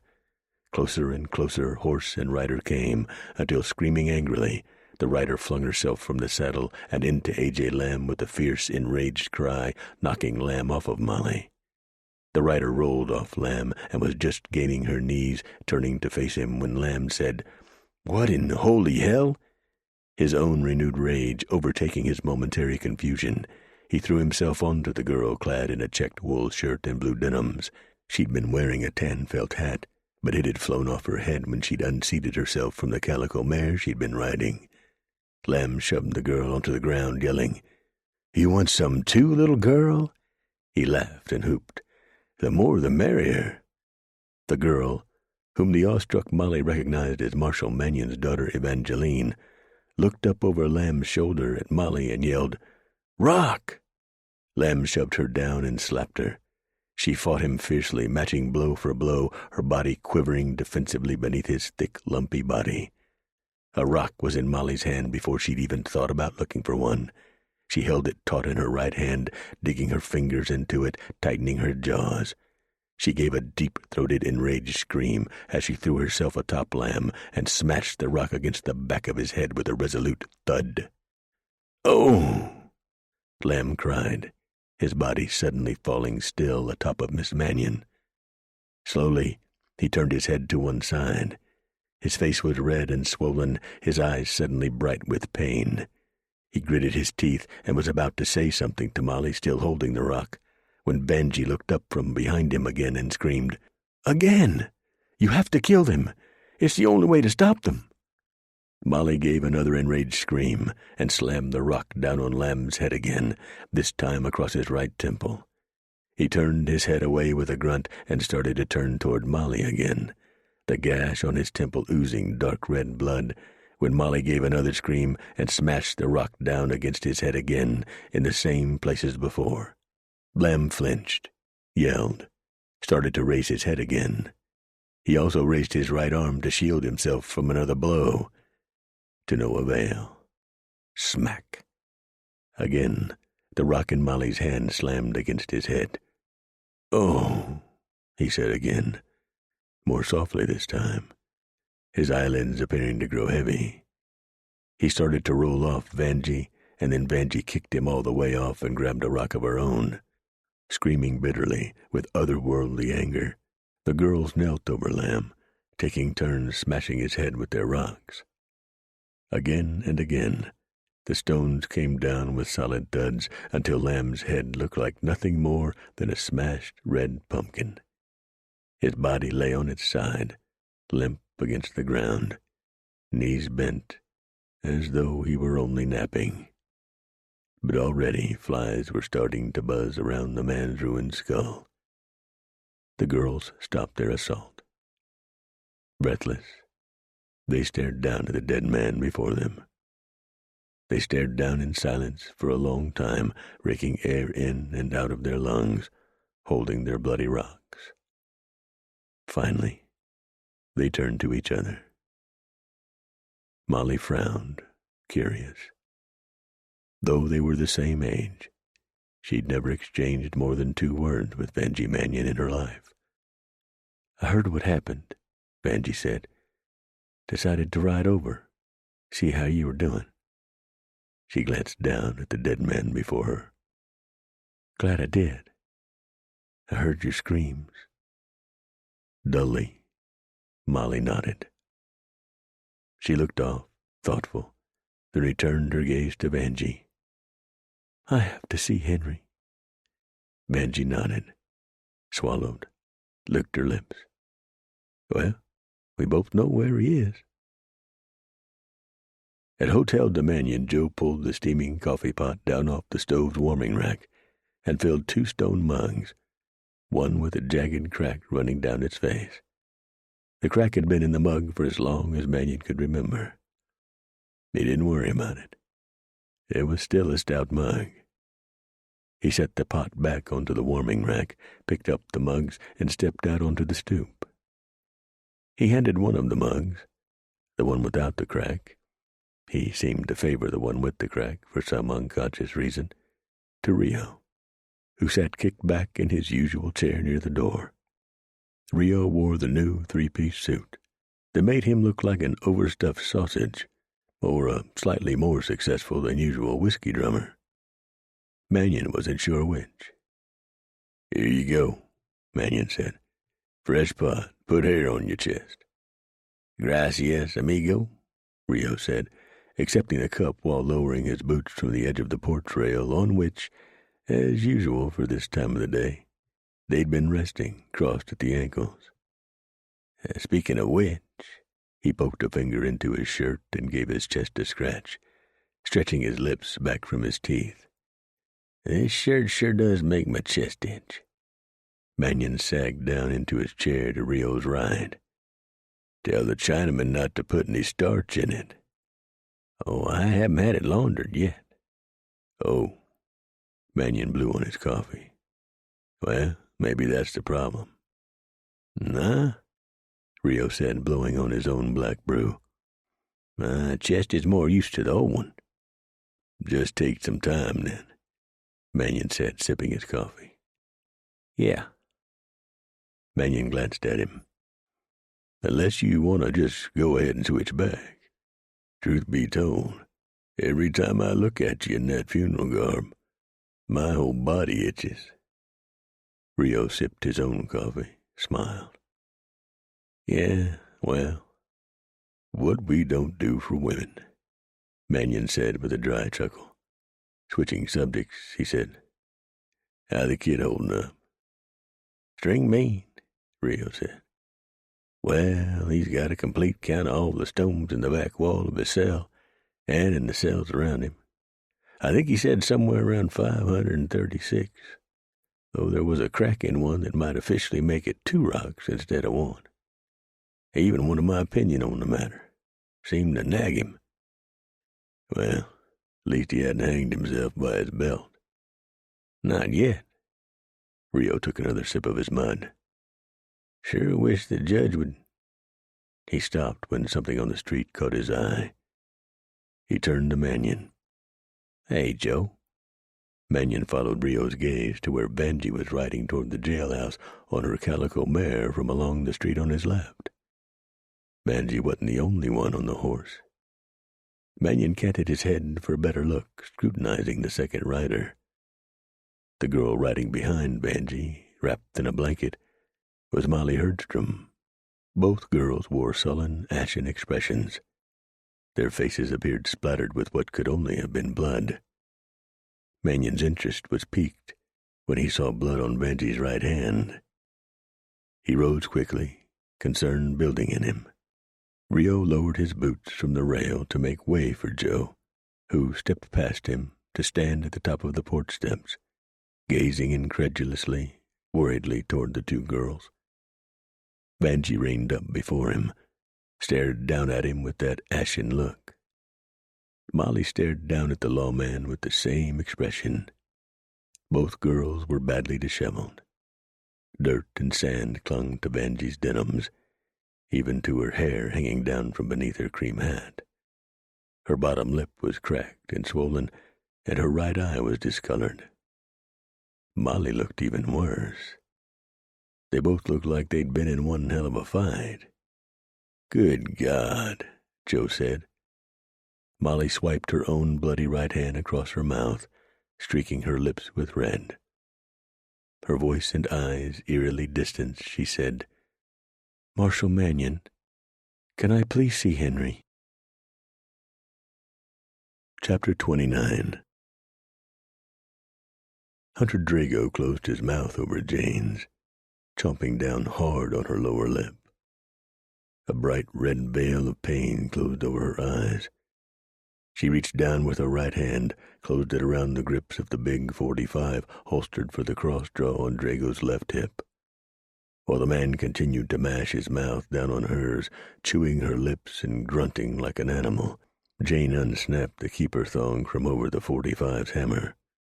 She slid the gun from its sheath, flipped it in her hand so that she held it by the barrel, then, using her free arm, thrust him slightly back away from her.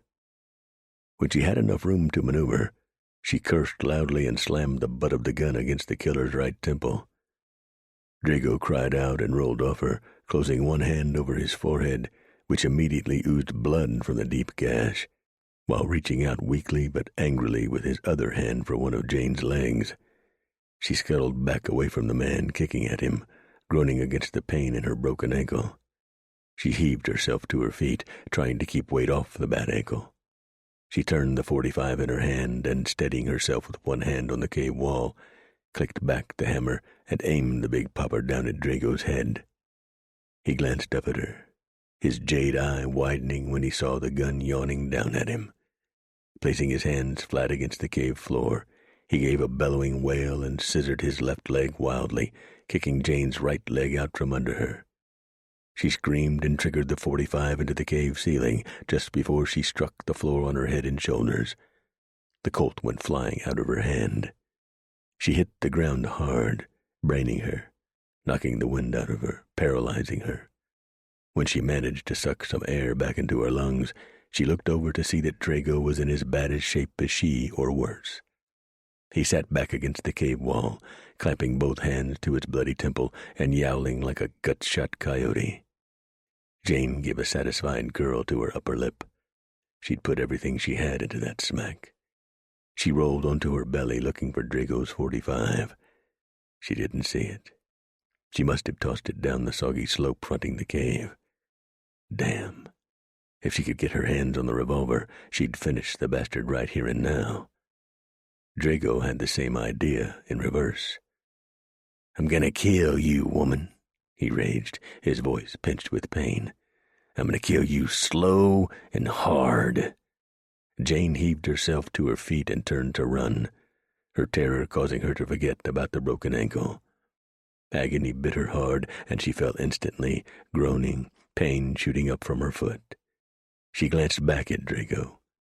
Holding one hand to his bloody temple, he slid a big bowie knife from the sheath on his left side and dipped his chin to cast a glare of spine-freezing malevolence. Jane groaned, heaved herself to her feet, settled the bulk of her weight on her good ankle, and hobbled out of the cave. She moved down the slope fronting the cavern too quickly, fell, and rolled sobbing. The bad ankle was on fire. Still, her determination to get away from the lunatic killer was stronger than any pain she might endure. She pushed to her feet again. She found a deadfall branch she could use as a crutch and, leaning into the branch, continued hobbling down the slope. "Kill you, woman. Damn near blinded my other eye," Drago bellowed behind her, his inhuman voice echoing around the cavern behind Jane. She hobbled down the slope faster. She was coated in mud from her tumble down the stone declivity fronting the cave. She slipped and slid in the slick sand and gravel now, and in the spongy forest duff. Seeing the trail again to the trees below, she moved too quickly again, inadvertently put weight on the broken ankle, and fell with a horrified, indignant wail of her own. "Give me another hit of that, will you, Will John?" asked Max McCorkle, as he sat in the driver's boot of the big Pittsburgh freight wagon, the ribbons of the 4 mules and the traces held deftly in his gloved, bear-sized paws. "You had enough," Will John LaSalle said, holding the unlabeled bottle of Who Hit John tightly between his legs. "We still got us a good 2 hours to Del Norte, and the trail is wet. Eyes on the trail, my friend. Eyes on the trail." "Oh, go to hell. I'm still cold and wet from the rain, and I need the John to thaw my bones." McCorkle took the reins in his left hand and extended his right to the burly LaSalle. "Oh, hell, you big crybaby," LaSalle said, thrusting the bottle into his friend and colleague's hand. "Go ahead and drain it. Drive us into a canyon. See if I care. I got 5 mouths to feed, and a howling woman to give me the what for if I'm late again. So hell yeah, drive us into the nearest canyon, Max." LaSalle howled crazily, drunkenly, stomped his knee-high, cork-soled, lace-up boots on the splintery wooden floor of the driver's box, and tugged on the tangled gray tobacco-stained beard that hung nearly to his bulging paunch. McCorkle pulled the bottle down after 2 or 3 good tugs and thrust the bottle back at his partner. "I told you not to marry that woman.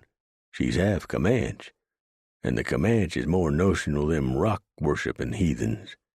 The Comanche women have the final say. They're the law of the land. Now me, I once had me a Navajo girl. Oh, damn, she was sweet.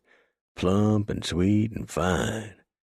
The driver grinned lustily, narrow-eyed at his partner, and leaned over to say, and she knew how to please me right fine in bed, Rainbow did. Oh, really, Max, LaSalle said. That why she ran off with that saloon owner from Tucson? Damn it, McCorkle complained. Now why'd you have to go and remind me of that and spoil the memory? Just keep driving, Max. I might got me 5 ungrateful mouths to feed back in Del Norte, but I got a bottle of the good stuff in the woodpile, so... He stopped suddenly, turned to frown curiously at the driver. Did you hear that? Hear what? Sounded like a scream. Oh, hell, McCorkle said. You're just imagining your woman's already given you the what for once you... He stopped suddenly and cast his squinting gaze off the right side of the trail ahead. I heard that. A woman's scream, a garbled, pleading cry for help. LaSalle lurched to his feet, pointing. There. McCorkle followed his partner's pointing finger toward where someone was crawling through the trees on the trail's right side. A woman, all right. A fella could tell that even for all the mud and pine needles she appeared to have bathed in. A redhead. She was just now coming down out of the trees, pushing up on her arms and thrusting herself forward, then collapsing, then steeling herself again, lifting her head high until the cord stood out in her neck, groaning loudly and pushed forward once more. Stop the wagon, Max. Stop the wagon. All right, McCorkle said, drawing back on the ribbons. LaSalle corked the bottle, shoved it under the seat, and then clambered down from the driver's boot and onto the muddy trail. He thrust his arms out to both sides for balance. He'd had a pull or two too many of the tangle leg he'd bought in the mountain mining camp of Tin Cup after the weather had started to sour, he realized. The woman shoved up on her hands again, pushed herself forward, kicking with one leg but sort of dragging the other leg behind her. She turned toward LaSalle, and her eyes widened hopefully. "Help me," she cried. "Please help. He's going to kill me." LaSalle approached cautiously, peering up the forested slope behind the woman, apprehension touching him. Who's going to kill you, ma'am?" She'd collapsed face down and said something into the ground. LaSalle couldn't make it out. He dropped to a knee beside the woman. He placed a hand on her back and frowned down at her. Who? The woman lifted her mud-streaked face and turned to him, her brown eyes cast with terror. "Hunter Drago." "Miss Jane?" LaSalle exclaimed in shock, jerking his head back suddenly. He turned to where Max McCorkle was just then shambling bandy-legged around the snorting, braying team, heading toward where LaSalle was hunkered in the brush beside the woman. "Max, it's Jane Ford." "Jane Ford?" McCorkle said, half to himself, bushy brows beetling beneath the brim of his battered sombrero. "You mean from the San Juan in Del Norte?" "Sure enough it is." LaSalle turned back to the woman. "What are you doing way out here, Miss Jane?" "Will John," the woman said, reaching up to place a hand on LaSalle's knee. "Do you men have a gun?" Sure, we got a gun," McCorkle answered for LaSalle, hitching up his patched canvas trousers at the thighs and squatting before the woman. "We got us a double-barrel shotgun under the seat yonder." He hooked a thumb over his shoulder to indicate the wagon sitting on the 2-track trail behind him. The mules eyed him, his partner, and the woman skeptically. "Good," Jane said. "There is a very bad man behind me. He's trying to kill me. I have a broken ankle. Can you gentlemen help me into your wagon?" Sure, Miss Jane," both men said in tandem, casting their wary gazes up the forested slope behind the woman. Who's this bad fella you're talking about?" "Hunter Drago," Jane said.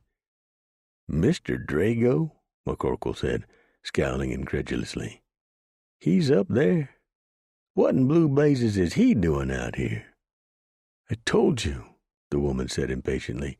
"He's trying to kill me. Now, gentlemen, please." McCorkle and LaSalle shared a skeptical look. LaSalle turned back to the woman and said, "Mr. Drago, he ain't so bad. Always been friendly enough to us. Sure it's him back there."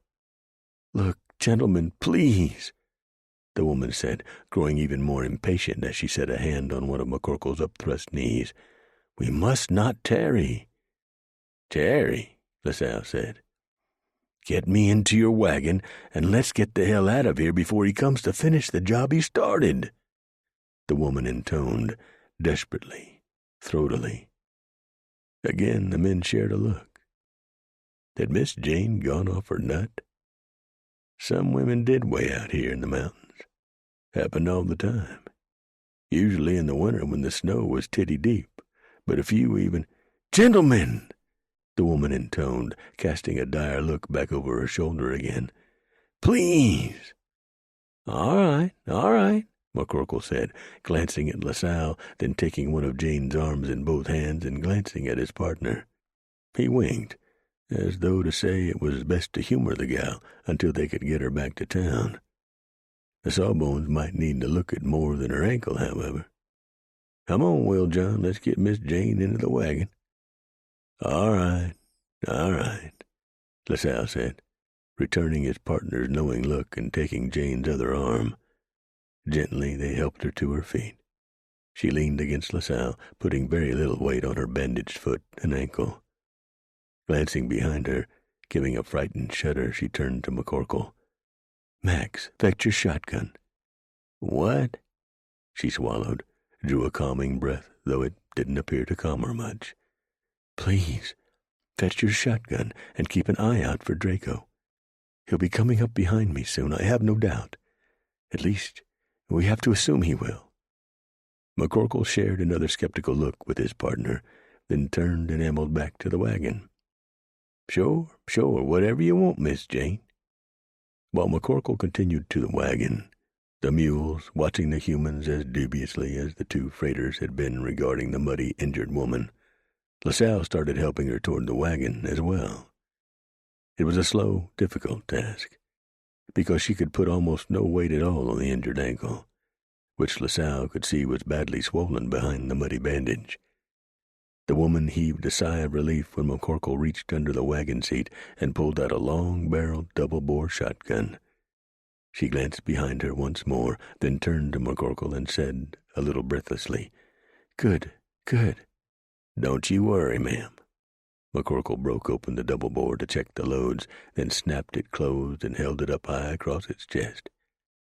"Any bad fellas try to hurt you again, I'll blow a hole in 'em large enough to drive a freight train through." Good, the woman said again, breathless with relief as LaSalle helped her up to the big Pittsburgh's right front wheel, which rose as high as LaSalle himself, who stood well over 6 feet tall. "Very good, gentlemen, thank you." "We'll get you up onto the seat, Miss Jane," LaSalle said. "Yes, thank you," she said, casting yet another fearful glance back in the direction from which she'd come. McCorkle climbed up in the driver's box and then pulled Jane up, while LaSalle pushed from behind. She groaned when she had to put some weight on her injured foot as she climbed the steel rungs just behind the wheel. But she seemed no more worse for the wear than she already was when they finally had her in the box. She sat down, and then LaSalle climbed up to sit beside her, McCorkle to her left. McCorkle handed the double-bore over the woman to LaSalle, saying, "You ride shotgun, Will John. Careful now you don't blow your foot off." He leaned toward the woman and said with amused insinuation, "He ain't near as good with that barn blaster as I am." "Please, Max," the woman said tensely. "I don't mean to sound ungrateful, but I really wish you would get a move on. You gentlemen really don't seem to understand the direness of the situation." All right, we'll get moving, Miss Jane," McCorkle said, untying the reins around the brake handle, then shoving the handle forward, releasing the brake shoes from the wheels. LaSalle frowned down at the woman, saying, "Miss Jane, Are you sure you didn't just take a tumble from your horse?" He twirled a finger in the air beside his ear. "Maybe got addled a bit and just imagined Mr. Drago was out to kill you?" She gave a weary sigh. Yes, I'm sure that's all it was. I'm just addled. Nevertheless, here we go," McCorkle said, removing the black snake from the steel whip socket by the brake handle. He loudly cracked the popper over the mules' backs. "All right now, step it up, you mangy varmints. I got us a lady here, so show her how well you mind me." He guffawed and cracked the popper over the team a few more times, and when they were rolling along, he returned the whip to its socket and leaned forward, elbows on his knees, holding the ribbons lightly in his gloved hands, humming "Sweet Betsy from Pike." Jane heaved a relieved sigh when McCorkle finally got the wagon rolling. Several times she looked back toward where the secondary trail climbed the ridge through the trees toward the cave, but saw nothing. No movement whatever. No sign of the lunatic killer Hunter Drago. Jane wondered if she'd hit him hard enough to kill him. Possibly he'd bled to death. She knew from her own experience that head wounds could bleed profusely. She likely would have bled out herself after her run-in with the men out to kill Joe at Ida Becker's Good Food, if Joe hadn't got her straight to the doctor. Joe.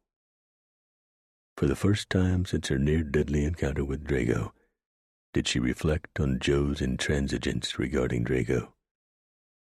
He'd been right. She'd been wrong. So wrong. Would he ever forgive her? Again she glanced behind.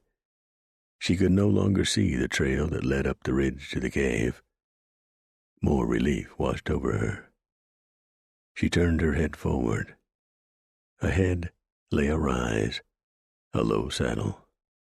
With each turn of the wagon's iron-shod wheels, Jane felt safer, until she felt her lips quirk a relieved smile. More and more distance was being stretched between her and her would-be killer. Once the wagon reached the top of the rise and started down the other side, she could let her guard down. Drago was either dead or passed out, at least injured too badly to come after her. She looked at the big double-bore shotgun resting across the canvas-clad thighs of Will John LaSalle. Again she smiled. Soon she would be back in Del Norte. She'd have to eat crow, of course, but she'd do so gladly, just knowing she was safe. Joe would gloat. Let him. The wagon lurched and jostled up the rise. When the team reached the crest, it started down the opposite side almost immediately.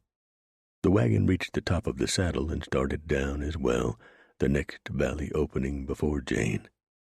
The rocky, two-track trail threading the narrow gap between the evergreen forest on the left and a steep, rocky ridge on the right. Jane's spine stiffened. She saw him only now, as the team and the front of the wagon dropped down to open the view before her. The lone, black-clad rider sitting the fine cream stallion between the forest and the rocky ridge at the very base of the rise 70 yards away. "Whoa, whoa, whoa," yelled McCorkle, drawing back on the team's reins. Sharing wary looks with LaSalle, he got the team stopped and set the brake. Before Jane could suck a terrified breath down her throat, Drago lifted the Henry repeater in his hands and shot both men out of the driver's box to either side of her. 1 second, the pair had been sitting beside her. The next second, they were gone without either making a sound. Drago wasn't called Long Shot for nothing. Jane closed her eyes. She wished he'd go ahead and kill her now, but she knew he wouldn't. No. She'd die long and hard indeed. Though, well, it was better than she deserved. She opened her eyes to see Drago riding toward her casually, grinning. Chapter 30. Mannion stuck the key in the lock and turned it. "You have a visitor, kid," he told Stringbean through the bars of the young deputy's cell. Stringbean sat up on his cot and dropped his feet to the floor, frowning. "I do?" "Yep." Mannion turned and strode back along the cell block toward the stairs. "Come on up." "Who is it?" Stringbean called behind him, rising from the cot and moving through the open cell door. "You'll see." Mannion climbed the stairs and stepped through the open cell block door into his office. Molly Herdstrom stood looking at him dourly. Her face was splashed with blood. Her right hand was covered with it. Mannion had checked her and Banshee both over, and for the life of him, he hadn't been able to find a single injury, which meant the blood on them was not theirs. Neither of them had looked much in the mood for talking, so he didn't press them. He'd just gone down to fetch his prisoner, who, as Mannion stepped past the silent girl toward the office's front door, stepped into the office behind him. "Molly?" Stringbean said in surprise, just before Mannion opened the office door and stepped out onto the porch. Banshee stood before him, looking much as Molly did. Face splattered with blood. Her right hand was covered with the stuff. "What happened?" Joe asked. "You find a young man dead near the Herdstrom house, maybe 100 yards behind it in the woods." "A young man?" "Molly said his name was A.J. Lamb." Banshee's upper lip fluttered with emotion as her eyes turned hard and angry. "He attacked her. I heard her screaming and rode over to help." Mannion drew a deep breath as he studied his daughter's hard, stricken eyes that still bore the pain and fury of what she had gone through last fall, then only a few days earlier when she was riding alone in the mountains, and what, it seems, Molly Herdstrom had gone through just a short time earlier. "Is she all right?" Mannion asked his daughter. "I got there in time," Banshee said tightly. Mannion nodded. "Did he tell her what happened here in the jailhouse? Or did she suddenly remember on her own?" "I don't know," Banshee shrugged. "She said she just wanted to see Stringbean, so I grabbed a blanket from her house. Her clothes were almost ripped off of her," she added with another bitter curl of her upper lip, "and rode her over here." "I see." Banshee shuddered, but her eyes were gimlet hard as she said, "I'm going to go over to the hotel and have a bath." "Good idea." Mannion placed a hand on his daughter's shoulder. "You all right, honey?" Banshee looked up at him, her gaze resolute. She gave a faint, hard smile. "I couldn't be better, Pa. Mr. Lamb has seen far better days, however." Mannion drew another sharp breath, taken aback but also pleased by his daughter's stalwart savagery. Sometimes that's what it took. It was a savage world after all. He watched in silence as Banshee moved off down the porch steps, mounted the Calico, and booted it off down the street in the direction of the San Juan. She just disappeared around a string of mining supply drays, likely heading for the Lucky 7 or the lonely Loretta mines that lay south of Del Norte, when hoof thuds rose behind Joe and a man called, "Marshal Mannion." Joe swung around to see the proprietor of Warren H.G. Griggs' livery and feed barn riding a stout brindle mule toward the jailhouse, a look of deep concern on the man's eyes beneath the floppy brim of his battered low-crowned felt hat. Griggs was stout, with a big square head and shaggy silver and brown mutton chops framing his broad face. He wore a grisly horseshoe-shaped scar on his right cheek. It was not uncommon for liverymen, especially ones who also worked as farriers, to wear similar scars, a trademark of sorts of their hazardous trade. Griggs reined in the mule before Mannion and said, "Thought you should know Miss Jane's chestnut showed up at the barn a few minutes ago, without Miss Jane herself." The mare looks a little wild-eyed, and her saddle was hanging down her side. She was a little damp, and the saddle's wet. Like maybe Miss Jane and Mr. Drago might have got caught in a storm up in the mountains." Griggs hooked a thumb over his beefy left shoulder to indicate the large gray hump of the Sawatch Range rising out of the plains to the north. "Jane and Mr. Drago," Mannion said, scowling, jealousy mixing with the old anger inside him. Griggs flinched as though he'd been slapped. "Yeah? Well, they rode out together early this morning. Drago came for both their horses. He said Miss Jane was going to show him around the Sawatch." Again, knowing the nature of Mannion's and Jane's relationship, or their former relationship at least, the liveryman flinched. Mannion turned away, drawing his index finger and thumbed down his jaws to his chin. "Yeah, well, they can both go to hell," he growled. "All right then, Marshal," Griggs said, reining the beefy mule around. "Just thought you should know." Yeah, Mannion muttered, and slowly, pensively climbed the porch steps, continuing to massage his chin with his thumb and index finger. Anger burned in him, but concern did too. It built quickly to worry. Jane's mare had returned to town without Jane. What did that mean? Had Jane fallen prey to the storm Mannion had seen shrouding the Sawatch earlier in the afternoon? Or to Hunter Drago? "Ah, shit," Joe said, wheeling and turning to where Griggs was riding off to the south, about to turn down the next side street to the west. "Griggs!" The man reined in the mule and looked back over his shoulder. "Saddle red for me. I'll be over for him in a few minutes."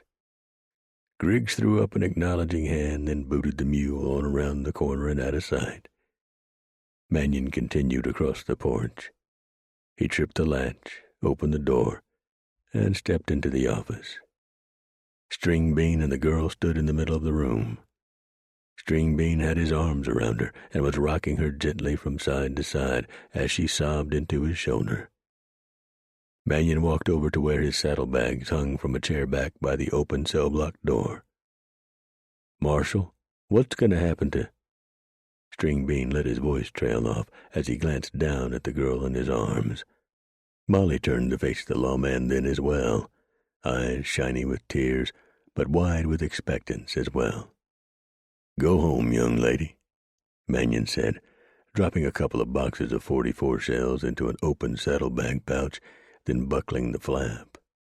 Slinging the saddlebags over his shoulder, he turned to the pair. "I'll talk to the county prosecutor. No charges will be filed. If your father tries to ship you off to reform school again, he'll be the one behind bars." He gave the girl a pointed look. "Tell him that." Joe would file charges, all right, for conspiracy to commit murder. Under the circumstances, Mannion doubted he'd get any kickback from Herdstrom. From now on, he'd have Herdstrom, McQueen, and Keel Brandywine fighting each other to dust his suit. As for McClarksville, he was about to get kicked back to where he came from, the body of his son's perverted friend in tow. If McClarksville squawked, he'd get those same charges filed, and he'd be going away to the territorial pen with the others for a long time. Mannion almost hoped they squawked. String Bean and the girl staring at him in shocked silence, Mannion picked up his yellow boy and headed for the door. "Take over, kid. I'm off to find Jane." As he stepped through the door, String Bean called behind him, "Miss Jane?" "Long story." Mannion tramped across the porch, down the steps, and headed off in the direction of Griggs' livery. 15 minutes later, he was mounted up and galloping north toward where the Sawatch humped dark, banner-like clouds of the previous rainstorm that had assaulted the stony bastion remaining around it, scarf-like. Mannion knew Jane's usual route, which she took once or twice a week to free herself, body and soul, of the stress of running a business the size of the San Juan. So he knew where she and Drago had likely headed.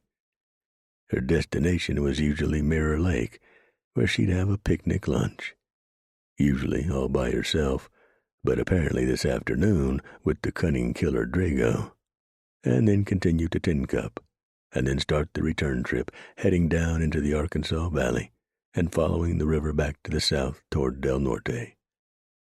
Beautiful country. Damn foolish of her, however, to ride off alone with Drago. Joe had tried to tell her, but she hadn't listened. No one had listened. Anger nettled him, but he was not surprised to find that worry was what he felt most, almost to the point of desperation. No, he wasn't surprised. He still loved the woman.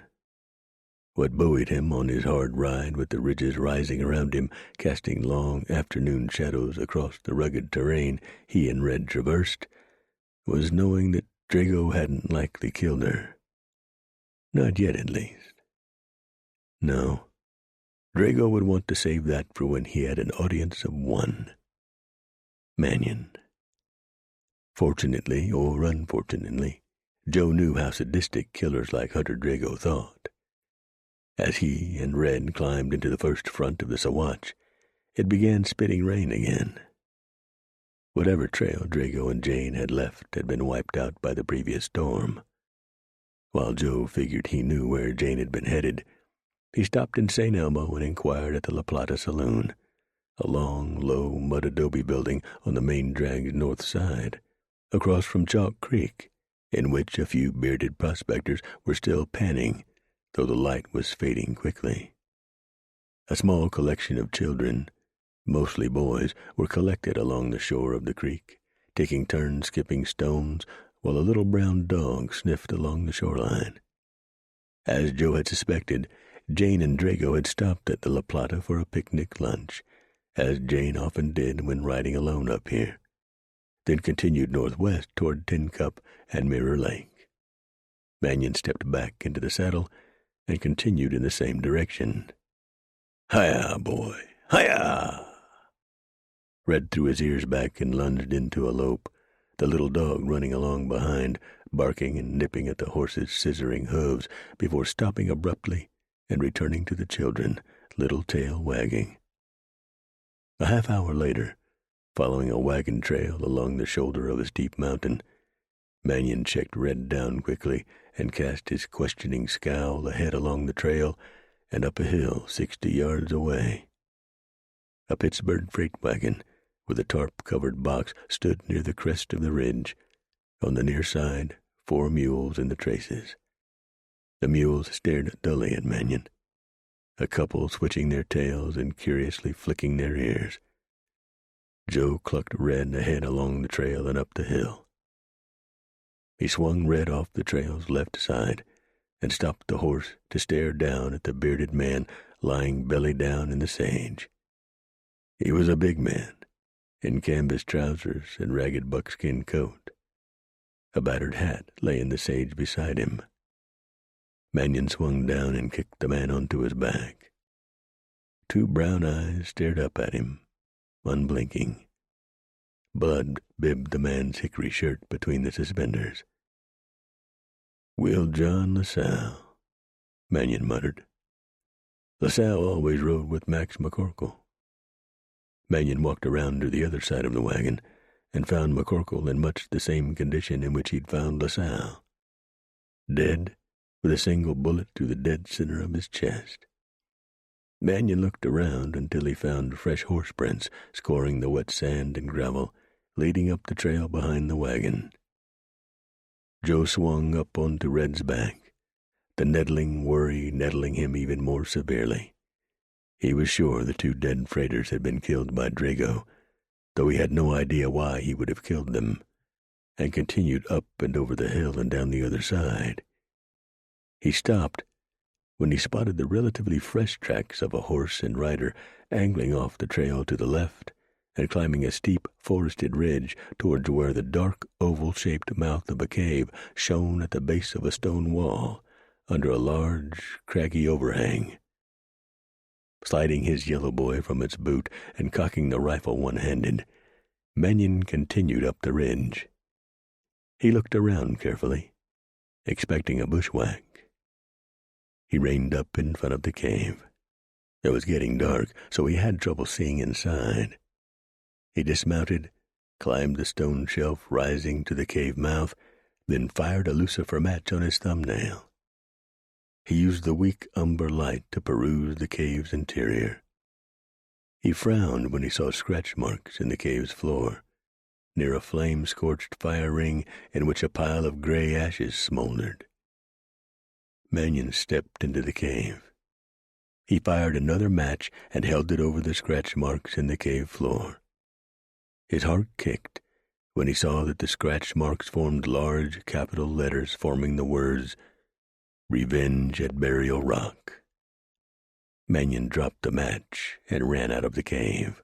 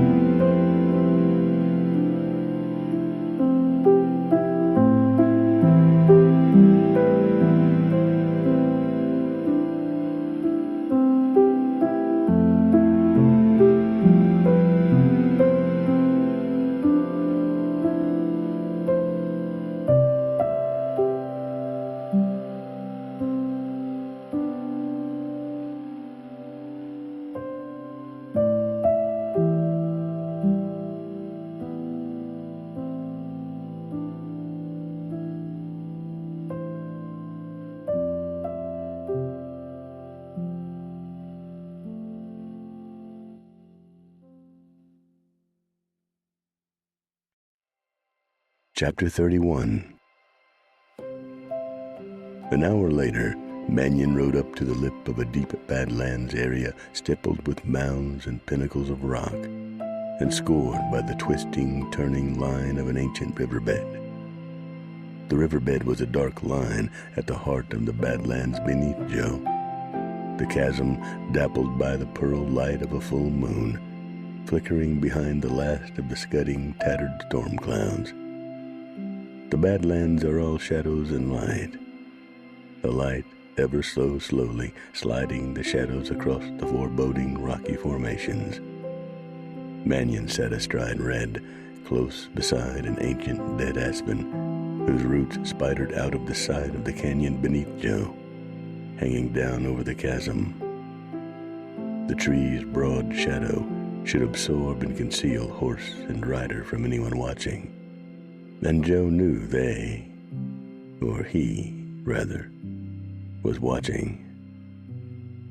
A slight chill wind blew, nudging the branches of the dead tree. The soft moaning and ratcheting sounds made Red tense his muscles beneath the saddle. "Easy, boy," Mannion said, reaching forward to run a calming hand down the horse's long neck. "All's well. All's well." Who was he kidding? Of course it wasn't. The cold-blooded killer had Jane. Revenge at Burial Rock. Mannion cast his gaze toward the giant anvil of granite rising on the far side of the canyon, straight out away from the lawman and Red, 300 or 400 yards away. Burial Rock. The escarpment stood a good 200 feet above the canyon floor, forming a high back wall. At the very crest of that craggy bastion, the orange flames of a fire flickered and glowed against the starry sky above and beyond it. The firelight flickered across the poles of a Ute burial scaffold flanking the fire. Mannion reached back and pulled his field glasses out of a saddlebag pouch. He raised the glasses and adjusted the focus until the two spheres of magnified vision became one. He adjusted the wheel a little more, and then he saw the two human-shaped shadows in front of the fire. One shadow larger than the other one. Drago and Jane. They were sitting or kneeling. Drago appeared to have his hands raised. Orange light flickered across the lenses of the glasses he held in his hands, surveying the canyon below. Jane sat beside him. She appeared to be resting her head on her upraised knees, probably feeling stupid and afraid, not only for herself, but for the trap she'd allowed Drago to set for Joe. Despite his fury at her for not listening to him, for so easily falling for Drago's ploy, Mannion could understand how she'd done it. Drago was cold and cunning, and Jane wasn't as harsh a judge of character as Mannion was. She wanted to believe the best about people. No sin in that. Mannion lowered the glasses, returned them to the saddlebag pouch. He clucked Red straight back away from the chasm and into the trees behind them. When he was sure that the shadows of the forest concealed them, Mannion turned Red to the left and booted the horse into a walk, angling down the slope toward where Joe, having hunted outlaws in this area before, knew a game trail dropped down the side of the ridge. The steep trail was sheathed in large boulders that blocked the moonlight, so Joe was relatively certain that when he and Red bottomed out on the canyon floor 20 minutes later, he hadn't been seen from the top of Burial Rock, which now loomed nearly straight up above him from roughly 100 yards ahead. Steering by moonlight, Mannion and Red followed the twisting course of the ancient riverbed for a good 20 minutes between conical bluffs and jutting pinnacles of rock before the bed swung sharply right to follow the base of Burial Rock off to the south. Mannion put Red up out of the bed to the left, following a notch in the rocks and boulders sheathing the watercourse, and around to the northwest side of the formation. As he rode, he looked for a way up the steep face. He followed the rock around to its backside and found it far less steep than the front. He'd never been on this side of the rock before. He decided that Drago had to have been. The old killer had likely scouted it thoroughly before he'd come to Del Norte. He'd wanted to find the best spot for effecting his long-harbored desire for revenge. Drago was cold and cunning, as well as imaginative. Damned imaginative. He must have secretly scouted Del Norte and had discovered the saloon for sale. He'd likely purchased the place through attorneys and through the mail or via wired bank draft, swearing to secrecy all involved in the transaction. That's why Mannion hadn't learned ahead of time who the new owner of the three-legged dog was, until Drago had ridden into town that day with the three dead men draped belly down across their saddles.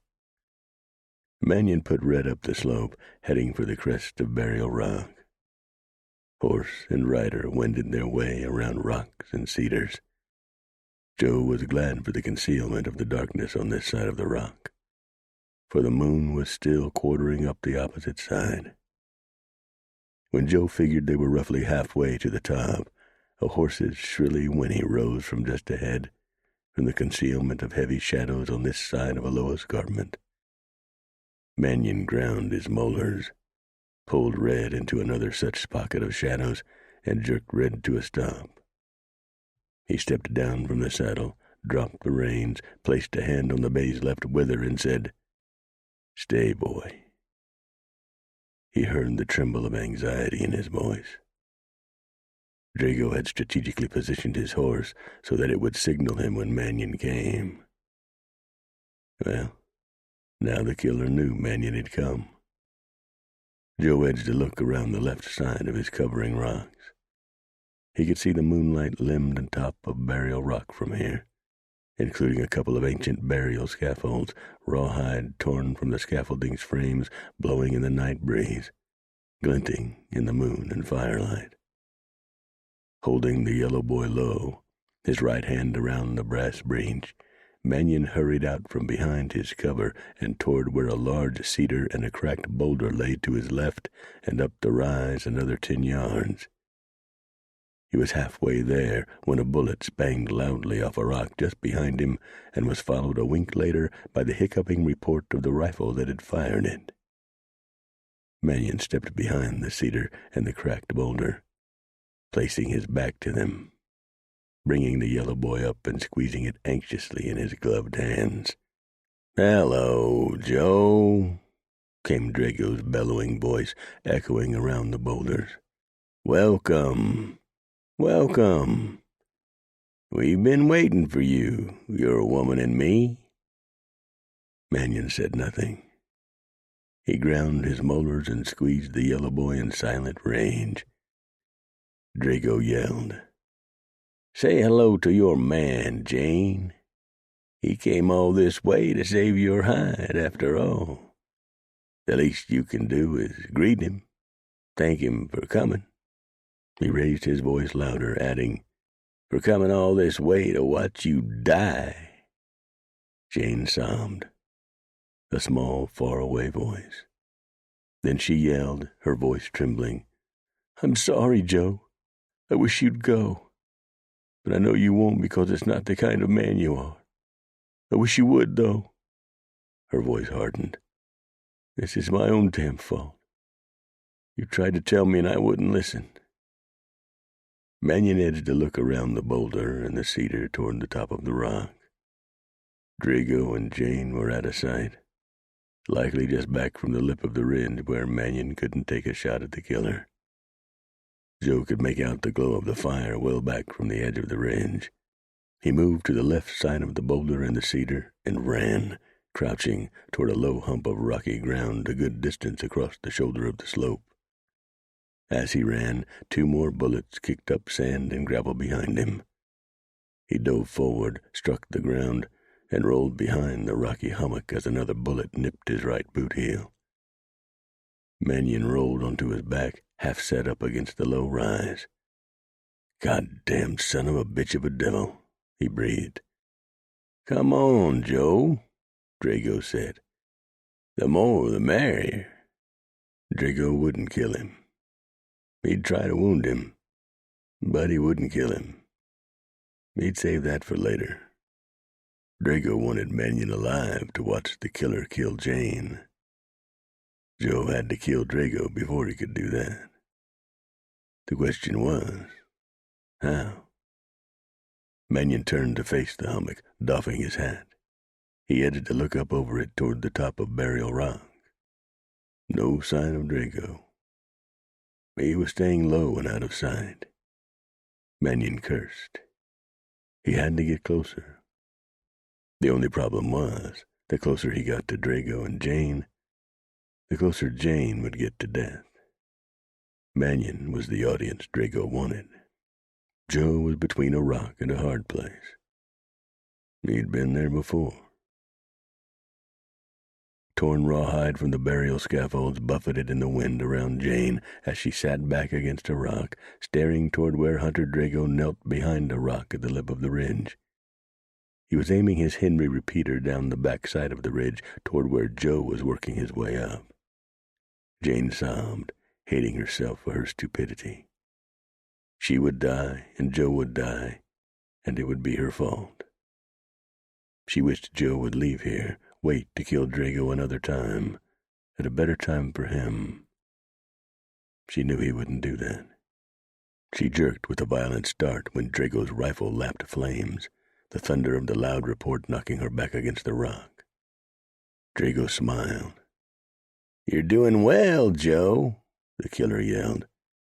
"Pretty damn fast for an older fella." He chuckled as he ejected the spent smoking cartridge from the Henry's breech and levered another one to replace it. "Come on up. Join the party." Jane winced as she pulled at the ropes firmly tying her hands behind her back. She winced again when she looked down at her ankle. It was badly swollen. In the light from the fire dancing behind her, she could see that the toes were purple and swollen. Even if she could loosen the ropes binding her wrists, which she'd been working on for the past hour, the hemp cutting into her skin for her efforts, she wouldn't be able to maneuver on that broken ankle. After Drago had half-dragged her up the slope from where he'd left his horse in the rocks, the pain was worse now than ever. Still, she worked at the ropes. She had to do something to help Joe. Again, Drago's rifle lapped flames and roared. He chuckled as he levered out the spent cartridge and seated a fresh one in the breech. "Come on up, Joe," the killer shouted. "The only way to save her is to show yourself." "Don't do it, Joe," Jane thought. "I'm not worth it." Again the rifle blasted. Jane ground her teeth as she continued working on the ropes, trying to pull her hands through the loops, feeling the blood ooze from the cuts and scrapes of the hemp carving into her skin. The wind moaned through the poles of the burial scaffolds around her. It fluttered the torn pieces of buckskin on which the ancient bones had once lain before the buckskin had given way, and the bleached bones now littered the ground beneath the scaffolds, showing bone white in the intensifying moonlight. Again, Jane winced, grinding her teeth against the burn of the chafing ropes. She hadn't worked her hands through the loops, but she'd inadvertently stretched the hemp between her tied wrists. That gave her more room to maneuver. Again the Henry roared, flames streaking from the barrel down the slope to the right in the murky darkness on that side of the ridge. Jane gasped, put her head down, and continued to try to free her hands of the tight loops. "All right, Joe," Drago bellowed. "You're close enough." Drago turned to glare back at Jane, his eye reflecting the dancing flames of the fire behind her. Jane froze, bowed her head as though in prayer. "She's going to die now, Joe." Drago heaved himself to his feet and walked stiffly back to Jane. "Ow!" Jane cried as he pulled her to her feet by her left arm. He jerked her forward. Her broken ankle barked, shooting bayonets of pain all through her, as he half-dragged, half-carried her forward to where he'd been kneeling behind the rocks. "Show yourself, Joe," Drago yelled, setting his rifle down atop the rocks he'd been kneeling behind and unsheathing his big silver-plated Colt .45. He ratcheted back the hammer and pressed the barrel against Jane's head. The iron maw was cold and hard. Jane closed her eyes and turned her head away so that the iron maw pressed against the side of her head over her left ear. Show yourself now, Joe, or she dies right here and now," Drago yelled, his words echoing around the dark canyon below the slope. "You'll kill her anyway," came Joe's reply. From the almost intimate sound of his voice, he was close, very close, too close. "I'll kill her right now, Joe," Drago returned. "All right." Jane blinked, frowned. Joe stood before her, maybe 15 feet down the slope below her and Drago. He'd just stepped out from behind a boulder, holding his yellow boy rifle out to one side, his free hand out to the other side in supplication. His craggy, mustached face was drawn with worry. He slid his worried eyes to Jane and then back to the killer. "Let her go," he urged. "Please, Drago. The war is between you and me." Jane glanced up at Drago. He grinned in delight. "Drop the rifle." Joe opened his right gloved hand. The yellow boy dropped to the ground with a thudding clatter and slid on the loose gravel. "Anything to see her breathe for just one more second, eh, Joe?" Drago laughed. "Your lone weakness, Joe. You love the lady." Joe looked at Jane. She gazed back at him, tears dribbling down her cheeks. 12 years, Joe. I've waited for this." "I know," Joe said. "I know." He lifted his gaze to Drago. "Kill me, Hunter. She did nothing." "No, but you love her." Drago ground his teeth until Jane could see his jaws dimpling in the moonlight. "I loved my freedom, Joe. I loved my eye, Joe. Those savages took it from me because you locked me away in there." "You're crazy, Hunter," Joe said. "You're not thinking right." "After 12 years in a place like that, Joe," Drago said, "who does?" He glared down at Jane. "You're going to watch her die now, Joe." "No." Drago turned his head to face Jane. He smiled once more. Jane saw the man's right index finger tighten against the trigger. She gritted her teeth and swung her hands around from behind her back, having just pulled her right hand free of the blood-stained loop and having lost a good bit of skin with the effort. She grabbed the frayed end of the rope dangling from her left wrist with her right hand and shoved the big colt down just enough that when it roared, the slug tore into the ground between her knees, throwing sand and gravel up into her face. Jane screamed as she summoned every bit of strength left in her being and ignored the tearing pain in her broken ankle. She sprang up off her feet and, looping the end of the rope twice around her right fist, thrust her arms around Drago's neck from behind him. She drew the foot-long length of hemp coated with her own blood back against the killer's throat and drew him back toward her until they fell back to the ground together. Drago atop Jane, Jane grinding her teeth as she drew the bloody rope back taut against the killer's throat. Drago dropped the colt and thrashed wildly, panicked, strangling.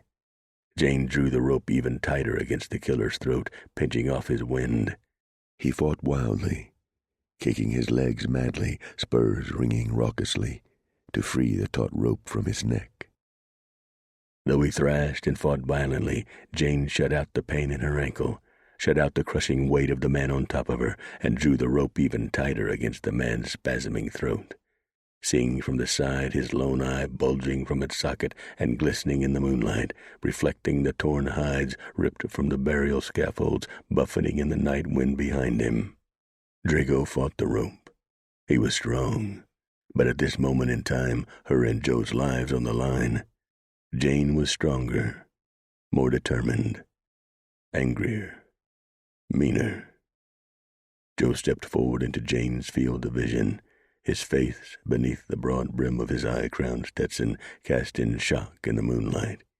He aimed one of his big Russians down at Drago, thrashing wildly atop Jane. "Kill him! Jane spat out as she pulled the bloody hemp back against Drago's throat. "Kill him, Joe." Joe shuttled his gaze to her, shook his head. "My bullet might go through him, honey." The corners of his mouth quirked in a wry smile. "Besides, you're doing just fine." Chapter 32. 3 days later, Mannion tripped the latch of the door of the Hotel de Mannion, pushed the door wide, and stopped in his tracks. "Hold on, Rio. Don't do it. She's not worth it." Except maybe Jane. He vaguely thought now that Jane was well on the way to recovery from her broken ankle over at the San Juan, and that he'd forgiven her for not believing him about the now-dead killer, Hunter Drago. Before him, his back facing Joe, Rio Waite was shoving the barrel of his old revolver up against his back and grunting with the effort. With the effort of what? Mannion wasn't sure. Had the dance-hall girl finally driven him to suicide? Shooting yourself through the back was a damn strange way to go, but there was no telling what a woman might drive a man to do. Rio glanced over his shoulder at Mannion. Hell, Joe. I ain't trying to shoot myself through the back. I got a scratch right in the spot on my back I can't reach." "That new shirt again?" "Uh-huh." God," Rio complained, turning his head forward and raking the gun barrel against his back. "You need to boil that shirt and lie. Boil it a good long time." "It's the only one I got. It takes the Chinaman a good 2 days to wash clothes and get 'em back to me. What am I going to wear in place of it? My old shirt wouldn't look good at all with these pants, that vest." He glanced over at the new vest and frock coat, draped over the back of the chair by the door to the basement cell block. "If you insist on wearing that monkey suit," Mannion said, "then you need to get yourself a second shirt." "I can't afford a—" Rio stopped and turned to the door, frowning. "What is it?" Mannion asked. "That laugh." Rio holstered the hog leg and walked past Mannion. He stopped in the open door and stared out into the street. "I'd recognize that laugh anywhere." "What is it?" Mannion asked again behind Rio, who continued to stare out into the street. Or across the street, rather. At a well-dressed couple, a man and a woman, walking jauntily along the boardwalk over there, heading to Rio's left, which was south along Del Norte's main street. "Well, I'll be damned," Rio said, raking his thumb across the numb of his chin. The man he was staring at was a stranger, albeit a very well-dressed stranger. Impeccably dressed, in fact, in a pinstriped suit that put Rio's new store-bought duds to shame. He was tall, and he wore an ostentatious mustache with upswept waxed ends. He proudly wielded a carved walking stick with what appeared a silver horse head handle. No, Rio wouldn't know the Dapper Dan from Adam's off-ox. However, he did recognize the well-dressed strawberry blonde the man was strolling with, talking with, laughing with as he strolled. As Rio studied her now, Tony Price half turned her head toward the man she was walking with and threw it back, showing nearly all of her white teeth in a throaty laugh before turning her head back forward as she and her male companion strolled off down the street to the south, thoroughly enjoying each other's company. Tony gave the pink parasol she was holding, and which matched the picture hat she wore as well as the lace on her elegant traveling gown, a joyous little spin. She laughed again throatily, as she and the Dapper Dan continued off down the street. The laugh was drowned by the hustle and bustle of the horse and wagon traffic on the busy street. Rio stared after where the happy couple had disappeared in the crowd on the street's opposite side. Anger burned in him. He felt his upper lip and left nostril curl as he said, "Well, how about that? She did it again." "Did what again?" Mannion asked. Rio glanced over his shoulder at the lawman standing behind him, frowning at him curiously. "Joe, can you hold the store? I got something to tend to." "Go ahead," Mannion said. "Don't forget about the stage. I just saw it roll into town a few minutes ago." Rio stepped farther out onto the porch and swung his head to peer down the same side of the street the jailhouse was on. Sure enough, the Rio Grande and Company stage line's dusty coach sat in front of the company's office 2 blocks away. Rio would be damned if he didn't just then see the dapper gent in the pinstriped suit and Tony angling right toward it. He bunched his cheeks and slammed his right fist into his left palm. She did it again, sure enough. Mannion stepped into the doorway, scowling curiously down at the shorter, older, thicker deputy. "Did what again?" "That tears it," Rio said, not hearing his boss's question beneath the roar of rage in his ears, and stomped off down the porch steps. He swung left and tramped furiously off in the direction of the stage office. He was approaching the white frame-clapboard building as Tony and the dapper gent stood side by side at the edge of the boardwalk, watching the stage line's half-breed porter pull up behind the parked Concorde and the stage line's buckboard wagon. The back of the wagon mounded high with Tony's carpet bags, steamer trunks, and portmanteaus, as well as several leather monogrammed bags, no doubt belonging to the dapper gent. Seething, ignoring the dust-caked G.Hugh Lyle Horton's jovial greeting as the driver greased the coach's near front wheel with a long stick, Rio strode forward. Tony and the dapper gent were still talking and laughing as Kenny Two Owls, dressed in his too-tight suit that reminded Rio of his own, were setting their bags on the boardwalk before them. Tony turned her head slightly toward Rio, turned it back forward, then snapped it toward him once more. Her eyes widened in surprise as they held on the deputy. "Rio," she said, slapping a gloved hand to the dangerously low-cut bodice of her traveling frock. "There you are." "Yeah," Rio said, stopping before her. "Here I am."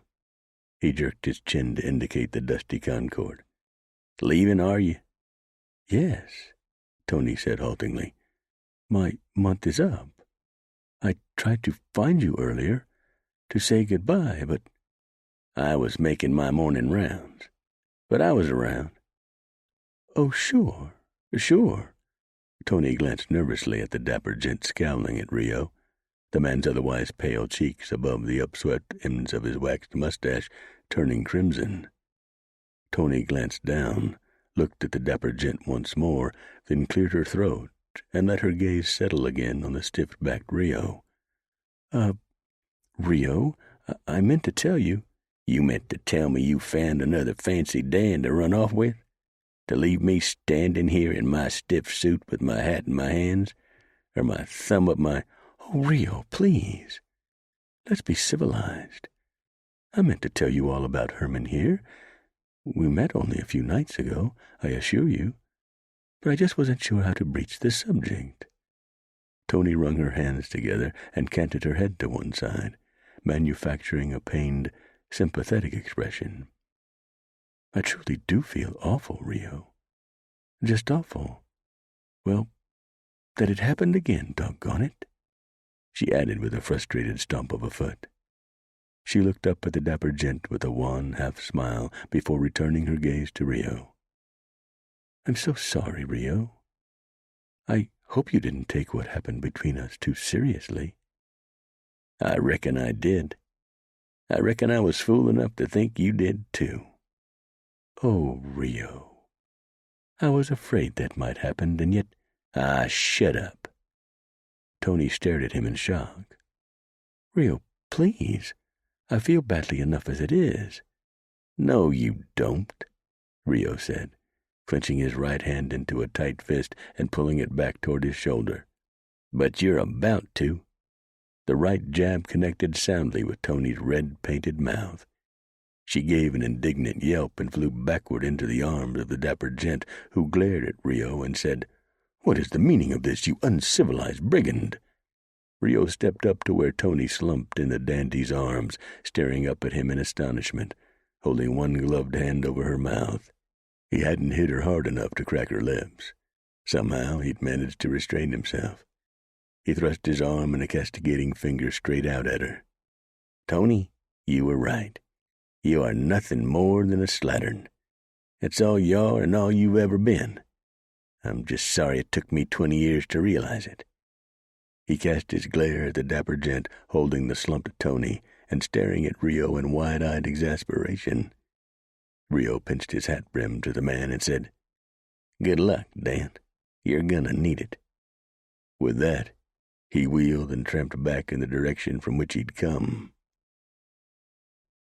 Kicked back in a chair on the front porch of Hotel de Mannion, boots crossed on the rail before him, Joe watched his thick-set deputy stride toward him. Rio's fleshy face was red with anger. The deputy said nothing as he stomped up the steps, crossed the porch beside Joe, pushed open the door, and disappeared into the office. Mannion winced, sighed, shook his head. A few minutes later, boots thumped around inside the office behind him. The door opened. Rio stepped out, setting his old, battered, badly weathered, funnel-brimmed Stetson on his head. He wore his former age-old garb, faded, red, neck-knotted bandana, patched canvas breeches, and rumpled hickory shirt that stretched taut over his considerable paunch, offering a peek of his wash-worn long-handled top, where the shirt gaped open between buttons just above his badly strained cartridge belt. Rio stood at the top of the porch steps, staring out into the street as he continued to adjust the set of his humble Stetson. The seat of his canvas breeches sagged badly. He lowered his hands, stepped back, and slacked into the chair beside Joe. He raised his boots to the porch rail, crossed them, sank back in his chair, crossed his lumpy arms on his lumpy chest, and sighed. "Feel better?" Mannion asked him. "Oh, yeah." Coda. 2 weeks later, Joe said, "You sure about this, honey? You sure he's ready? You haven't been working with him all that long, you know." Standing inside the breaking corral, tightening the cinch of the saddle she'd just placed on the back of the handsome blue roan she called Cochise, Banji Mannion glanced over her left shoulder at her father. She smiled reassuringly, nodded, and returned her attention to the saddling of the stallion, who craned his neck to look back over his left wither at the young lady who'd been working tirelessly, day in and day out, to gentle him, while leaving him with what Banji hoped was a half-wild heart. The roan worked his nose, no doubt detecting the familiar, reassuring scent of his benefactor, then turned his head forward and stomped one rear hoof and gave his tail a single switch. He had spirit, and he was a little uneasy with the saddle on his back. But he did not try to flee his saddler, Joe noted. Banji was not holding the reins of the bridle she'd slipped over the stallion's ears. The ribbons drooped straight down to the ground in front of the horse. Banji had saddled and bridled the roan several times over the past week, and she'd ridden him around the corral. She had not yet, however, ridden him outside the corral, which was what she intended to do for the first time this morning. Mannion stood gazing over the stout rails of the breaking corral that he'd built with the help of String Bean McAllister, for the sole purpose of housing the bronc while Banji gentled him. Jane Ford stood behind him, leaning on her crutches, her broken right ankle firmly ensconced in a white plaster of Paris cast. The heel of that foot rested forward on the corral's bottom rail. Jane raised her left arm, letting that crutch fall against her, and rubbed Mannion's back with her still bandaged right hand. "Worried?" "Yep," Mannion said with a sigh, lacing his fingers together atop the corral. "He's still wild. She hadn't been working with him that long. Takes a good 6 months to get a horse like that ready for riding." "Well, Horse and girl have one thing in common. Jane smiled up over Mannion's right shoulder. They're both wild at heart. She reached up to flick the brim of Joe's Stetson with her right index finger. Just like her father. Mannion snorted a laugh. Vanjie cast another smile over her left shoulder at her father, this time a bemused one. She grabbed the roan's reins, towed a stirrup, and swung up into the leather. She turned to Joe. You can open the gate now, Pa. Mannion winced. You sure? I'm sure, Pa. Mannion looked at Jane. She smiled up at him, nodded. He sighed, walked over to the gate, lifted the wire latch from the gate post, and stepped back, drawing the gate wide as he did. The hinges squawked quietly. Vanjie looked at him. She looked down at the roan, drew a deep breath, and said, All right, Cochise. What do you say, big fella? Are you ready for a real ride? Mannion felt the tension in his back. It stiffened the muscles between his shoulders. The roan stared at the open gate. Mannion could hear the horse breathing, see the glee at the prospect of freedom in his dark eyes.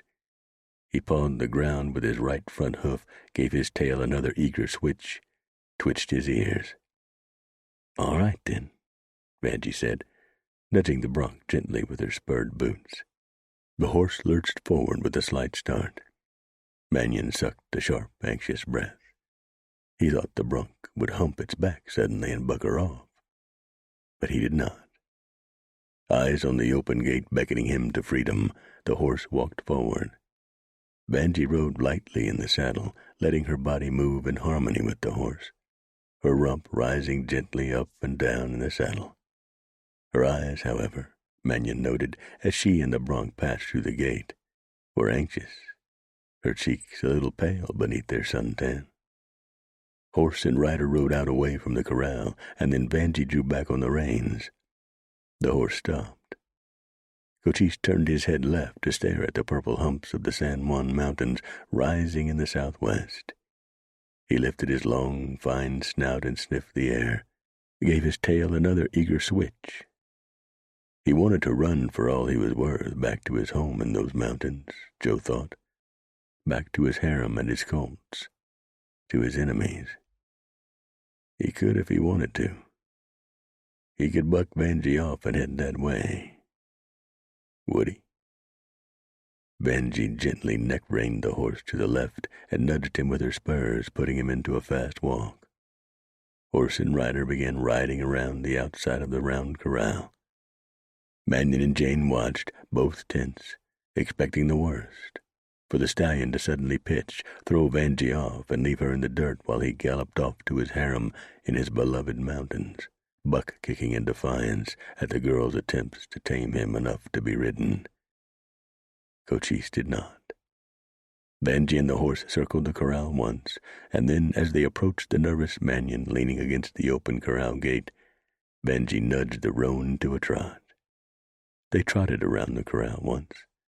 Then Vanjie nudged him into a gallop. They galloped around the corral twice, the horse snorting, hooves thumping, dust rising.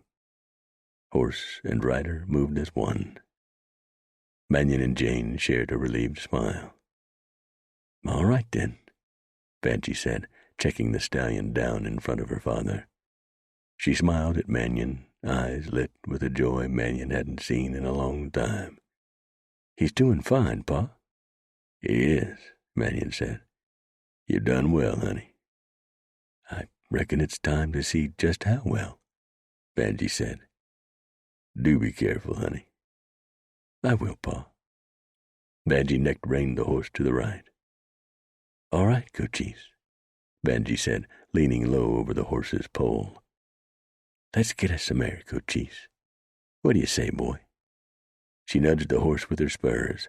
Cochise lunged forward off his rear hooves and, tail arched, laying his ears back against his sleek head, galloped off to the southwest, toward the purple bumps of the San Juans rising beyond.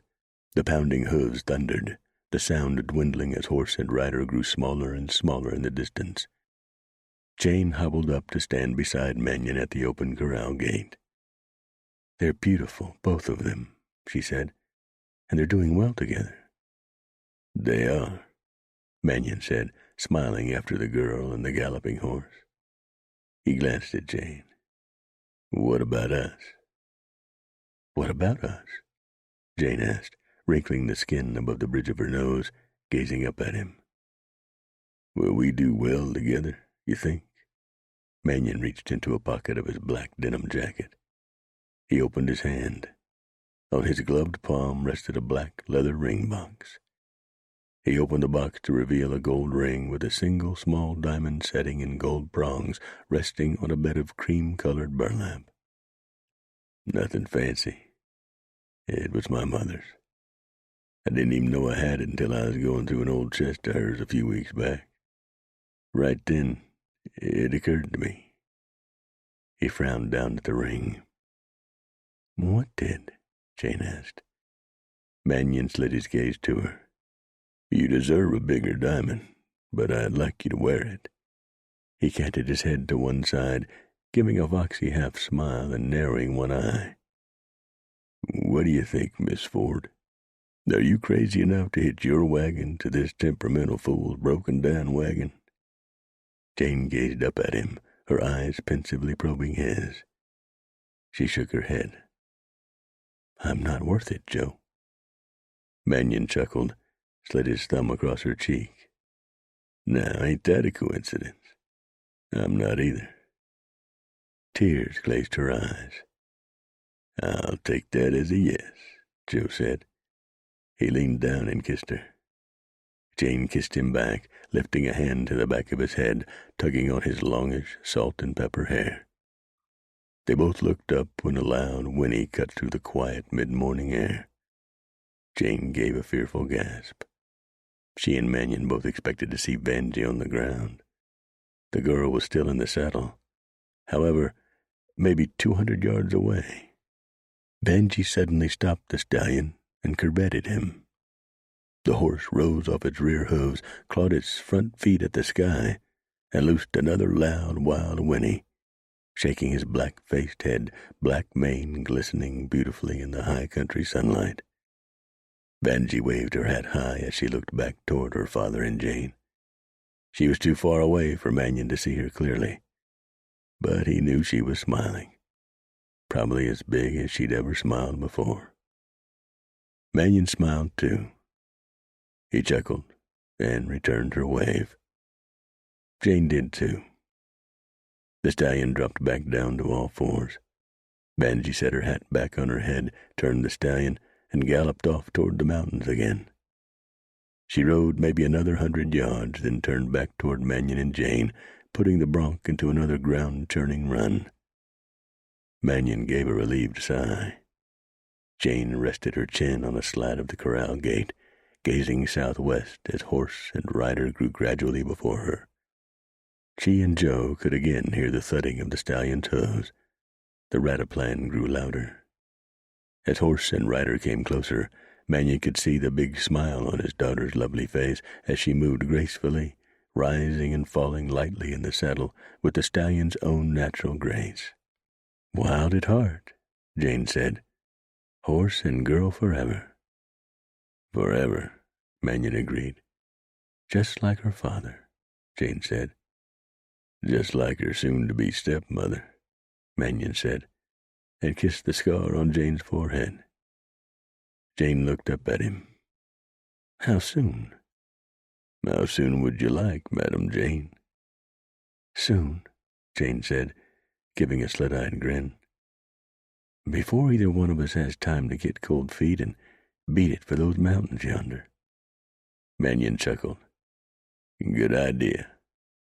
He turned to where Vanjie and the wild-eyed bronc approached from 50 yards away, closing fast. "Vanjie," Joe said with a broad wave, "we got news, girl." This concludes Revenge at Burial Rock by Peter Brandvold. Narrated by J. Rodney Turner. Copyright 2022 by Peter Brandvold.